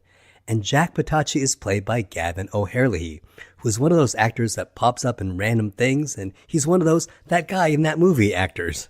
He always plays these shady characters, but he plays them really well, and he's really been in everything. And he's probably best known for his role as Jack Patachi here, as well as Brad Wilson in Superman 3, the gang leader in Manny Fraker in Death Wish 3, and in a surprising role as the good guy as the noble knight Eric Thaubert in Willow. However, I will always think of Gavin O'Herlihy as Chuck Cunningham, Richie Cunningham's older brother in Season 1 of Happy Days, who was mysteriously written out of the show by Season 3. And while James Bond is spying on them, he totally screws up and the shades lift up and Bond is spotted. And Fatima Blush uses night binoculars and recognizes that it is James Bond. And so the very next morning, while working out, Spectre agent Lippe attacks him. So yeah, Fatima Blush sent a Spectre agent to kill Bond. And Lippe is so strong that weights just bounce off his chest. And they fight in a lab, and Bond splashes a beaker of liquids that seem to immobilize him. And when he looks at the beaker, he realizes the beaker was his urine sample. And it's a great bit. And I do remember in the theaters, this got a huge laugh. Then it turns out that he punctured his back with a whole bunch of broken beakers. And here, M won't even believe that a Spectre assassin tried to kill him and just assumes that he was attacked by a jealous husband. So Jack Patachi completes his mission at the Air Force, uses his eye to get authorization as the president, and replaces 2 dummy missiles with live nuclear warheads, and the 2 missiles are remote controlled to an area near Spectre. And do you recognize the sound of the missiles flying overhead? Well, Warner Brothers reused the audio for the Batwing in Batman 89. Now, upon completion of the mission, Fatima Blush knocks him off, and she kills him by throwing a snake into his car and causes him to have an accident. And it's a bizarre way to kill someone, but I guess it works in the reality of this movie and adds to the demented nature of Fatima Blush's character. Now, Spectre now has 2 nuclear warheads, and Blofeld threatens the world. And the actor playing the Italian minister is Robert Riety. And who is Robert Riety? Well, he dubbed Alfonso Celli's voice as the original Emilio Largo in Thunderball. Is to demand a ransom from the North Atlantic Treaty Powers of $280 million. So that's a nice James Bond Easter egg and a cool connection to the original movie. And while Blofeld doesn't show his face, he only shows his pet, a white Persian cat. And the white Persian cat has become a symbol of the Blofeld character in the movies, specifically the Eon movies, because the idea of Blofeld having a white cat was not in the novels. The novels make no mention of Blofeld having a pet cat, so the filmmakers took a little bit of a legal risk in putting that white cat here in this movie. We then go to Largo's boat, and in Thunderball, Emilio Largo sailed in a large boat called the Disco Volante. And in this movie, Maximilian Largo sails in a huge ship that is practically a cruise ship, and it's called the Flying Saucer. And in case you didn't know, Disco Volante in English is Flying Saucer. In real life, this ship was the Nabila, which was built in 1978 by billionaire arms dealer Adnan Khashoggi and named after his daughter, Nabila. The Nabila has 11 suites, a 12-seat movie theater, a waterfall, a medical clinic, and a disco inside. And it's not known exactly how much it costs, but some give it an estimate of $85 million. And in the closing credits of this movie, there's a line that says, "Thanks AK," and that refers to Adnan Khashoggi, who allowed them to film aboard this 280-foot yacht. Now in the movie, Maximilian Largo has a room where he spies on his girlfriend, Domina Patachi, played by Kim Basinger. And an interesting twist, she genuinely seems to be in love with him. And Largo gives her a gift called the Tears of Allah, which is a setup that will pay off later when it is revealed that this is where Largo will hide one of the nuclear bombs. We then meet this movie's quartermaster, who is referred to as Algernon. Algernon. And he's played by Alec McCowan, and he's very likable and very memorable. And sure, he's no Desmond Llewellyn, but he's a worthy replacement. And they spin their relationship so that in this movie, Bond and this Q actually really like and respect each other. And I think that works. Algernon is happy that Bond has returned and how much he's missed him, and says, I hope we're going to have some gratuitous sex and violence. I certainly hope so too. And their banter is a subtle break the fourth wall reference to Sean Connery returning to the role of James Bond, suggesting that things just haven't been as fun with Roger Moore in the role of 007. So Bond is sent to investigate, and he's sent to the Bahamas. And once he arrives, he's met by this incompetent contact, Nigel Smallfawcett, played by Rowan Atkinson. And there's a fun and popular fan theory that Nigel Smallfawcett stayed with MI6 and eventually changed his name to Johnny English. Right. Johnny English, I'm here to see Pegasus. Fatima Blush and James Bond recognize each other, and when Fatima apologizes for getting him wet, I made you all wet. Bond tells her, Yes, but my martini's still dry. Classic Bond. The two make love on a boat and they go scuba diving, and Fatima Blush sends a radio-controlled shark that is attracted to a signal on Bond's scuba gear. But he's able to escape the shark, and he ends up meeting the woman he was flirting with earlier. And she's played by actress Valerie Leon, who actually had a small role playing the receptionist in The Spy Who Loved Me. So Fatima Blush goes into Bond's room and plants the bomb. But it turns out the two went to the woman's room, and Bond calmly says, Proof that we made the right decision. About what? Your place or mine. So Bond really does live life on the precipice. And Nigel Smallfawcett actually does some pretty good detective work. That Largo's boat is en route for the south of France. So Bond then heads off to the south of France. And there we meet Nicole, who is this film's sacrificial lamb, but we also get this movie's Felix Leiter. And I love this because he's played by Bernie Casey, and he's great. It's a small role, but he's arguably the most memorable Felix Leiter to date, and is arguably the best Felix Leiter until Jeffrey Wright in Casino Royale and beyond. The filmmakers loved the idea of an African-American actor playing Felix Leiter because it would be so different, and they loved that Bernie Casey had this very sinister and dangerous looking face. Now, Bernie Casey will have other memorable roles, for example, as the fraternity head UN Jefferson in Revenge of the Nerds, and as the teacher Mr. Ryan in Bill and Ted's Excellent Adventure. So next day, Bond sneaks into the health spa that Domino is going to and pretends to be a masseuse. And he learns that Maximilian Largo is holding a charity benefit. And that night he sneaks into the charity benefit, and this is an amazing scene. It's a great James Bond moment where he basically uses his James Bond Jedi mind trick to terrorize the security guard and convinces him that he's holding a tiny bomb. This bomb has a tiny gyroscope inside.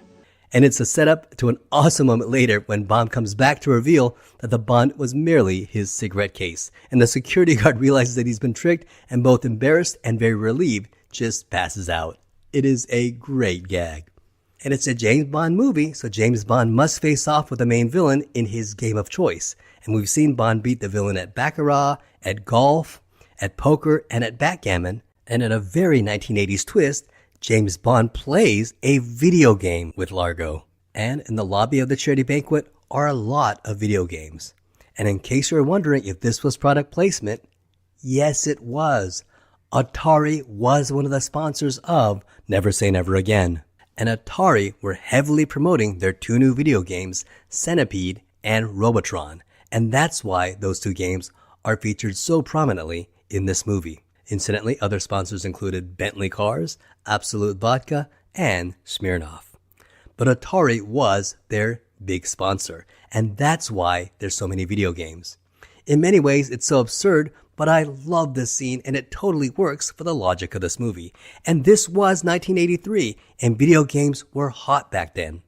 Video game arcades were the hot new thing, and to give you an idea how recent the video game craze was at the time of this movie, Space Invaders had come out in 1978, Pac-Man had come out in 1980, Donkey Kong Defender and Frogger had come out in 1981, and in 1982, when this movie was being filmed, Miss Pac-Man and Donkey Kong Jr. and Joust had just been released. So we really were at the dawn of the video game fever. And Atari at that time was the big fish.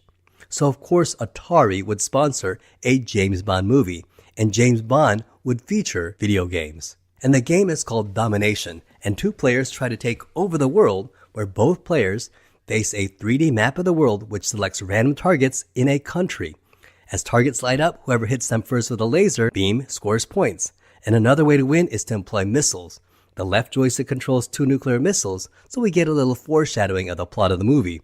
Whereas the right joystick controls a shield to block the missiles coming in. And if the missile comes through unblocked, you lose the game. And if you lose, you get a shock to the hands. And that was great. And I love this foreshadowing in the movie. And when James Bond blocks Maximilian's 2 bombs, the heat gets too hot for Largo, who decides to let go and forfeit the game. Incidentally, when the player blocks a missile with their shields, the shield was designed to resemble the 007 gun barrel sequence. So I guess the filmmakers got to put in the gun barrel sequence somewhere in this film after all. And rather than take Largo's money, he asked for a dance with Domino. $7,000. I'll settle for one dance with Domino.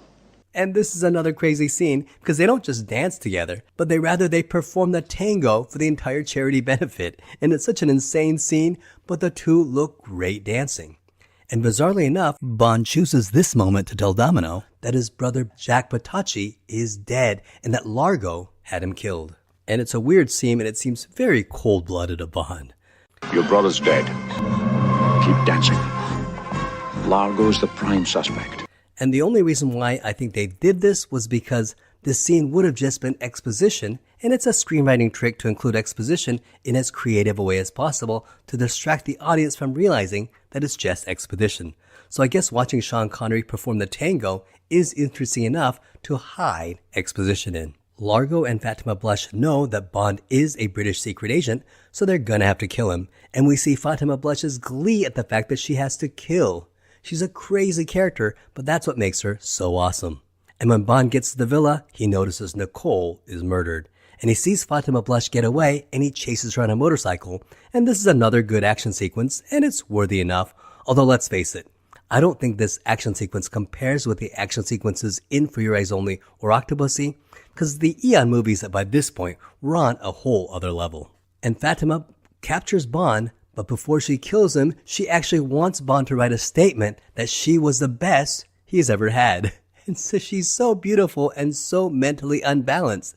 She's a great villain character. And so Bond shoots her with the exploding pen, but it doesn't seem to work at first. But the explosive bullet kicks in and she explodes, leaving behind smoking boots. Bond and Felix investigate Largo's boat and Bond gets captured. And like all great Bond villains, he treats Bond like a guest on his boat, pretty much giving him free rein to go anywhere on the ship. Bond, knowing that Largo is spying on him, asks Domino for a kiss, and this totally sets off Largo. But he keeps his cool until the flying saucer arrives in North Africa, where he has Bond in prison and then sells Domino to North African slavers. And this fortress actually exists, but not in North Africa.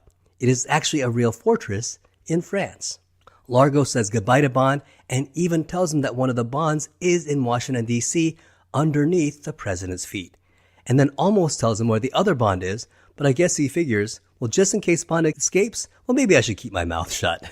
And Largo chooses not to kill Bond, but like all great Bond villains, he always gives Bond that little chance to escape. So Scott Evil would have a field day with this moment. I have a gun in my room. You give me 5 seconds, I'll get it. I'll come back down here, boom, I'll blow their brains out. Bond uses his laser watch to escape and finds a horse to rescue Domino, and they jump off the top of the fortress into the ocean. A stunt involving a horse jumping off a cliff caused controversy among animal rights activists, including the RSPCA, and it became standard practice for movies to include a disclaimer, when applicable, indicating that no animals were mistreated during production. And this scene had to be done with special effects, and we even see the horse swing safely after the jump, and in reality, had a horse carrying 2 people fell off a height of 744 feet, which is the height of the cliff top of the fortress, the horse and the 2 riders would have seriously been injured or killed. Felix and the U.S. government submarine arrives to rescue Bond, and they speculate that Largo has hidden the bomb in an underwater well that is mapped by the Tears of Allah jewel that Largo gave Domino. So Bond asks if the ship is equipped with the latest XT-7B, as if this is some standard military issue. Are you equipped with the new XT-7Bs? That's top secret. And so of course they are, the standard military issue. And it's a missile that fires from an underwater submarine and turns into jetpacks, an homage to the start of Thunderball's pre-credit sequence where Bond rides a real jetpack. And here, it's pretty obvious that it's just special effects. Now, interestingly, for the underwater scenes, they were able to hire Rico Browning to direct the underwater scenes for this movie, and Rico Browning was the man who directed the underwater scenes for Thunderball back in 1965. So I think that's really cool continuity. Unfortunately, director Irvin Kershner and the 2 writers Dick Clements and Ian LaFernay struggled to write the last act of the movie, and they were tapped out creatively and really struggled, and therefore sort of poo-pooed the writing of the ending of the movie. And sure enough, critics do say that the ending is the weakest part of an already kind of weak screenplay. So Felix Leiter and the Navy raid Largo and Inspector Goons, Largo escapes with the nuclear bomb, and so James Bond gets a helicopter and has them drop him into a well. And I always felt bad for the villagers who has to witness a man diving into their drinking water. Well, this leads to a fight between Bond and Largo, and like in Thunderball, Domino avenges her brother by killing Largo with a spear gun just in time to save James Bond. Now at the end of the movie, Bond tells Nigel Smallfawcett that he will never again work for MI6. And then we have a woman say, "Darling, never say never again."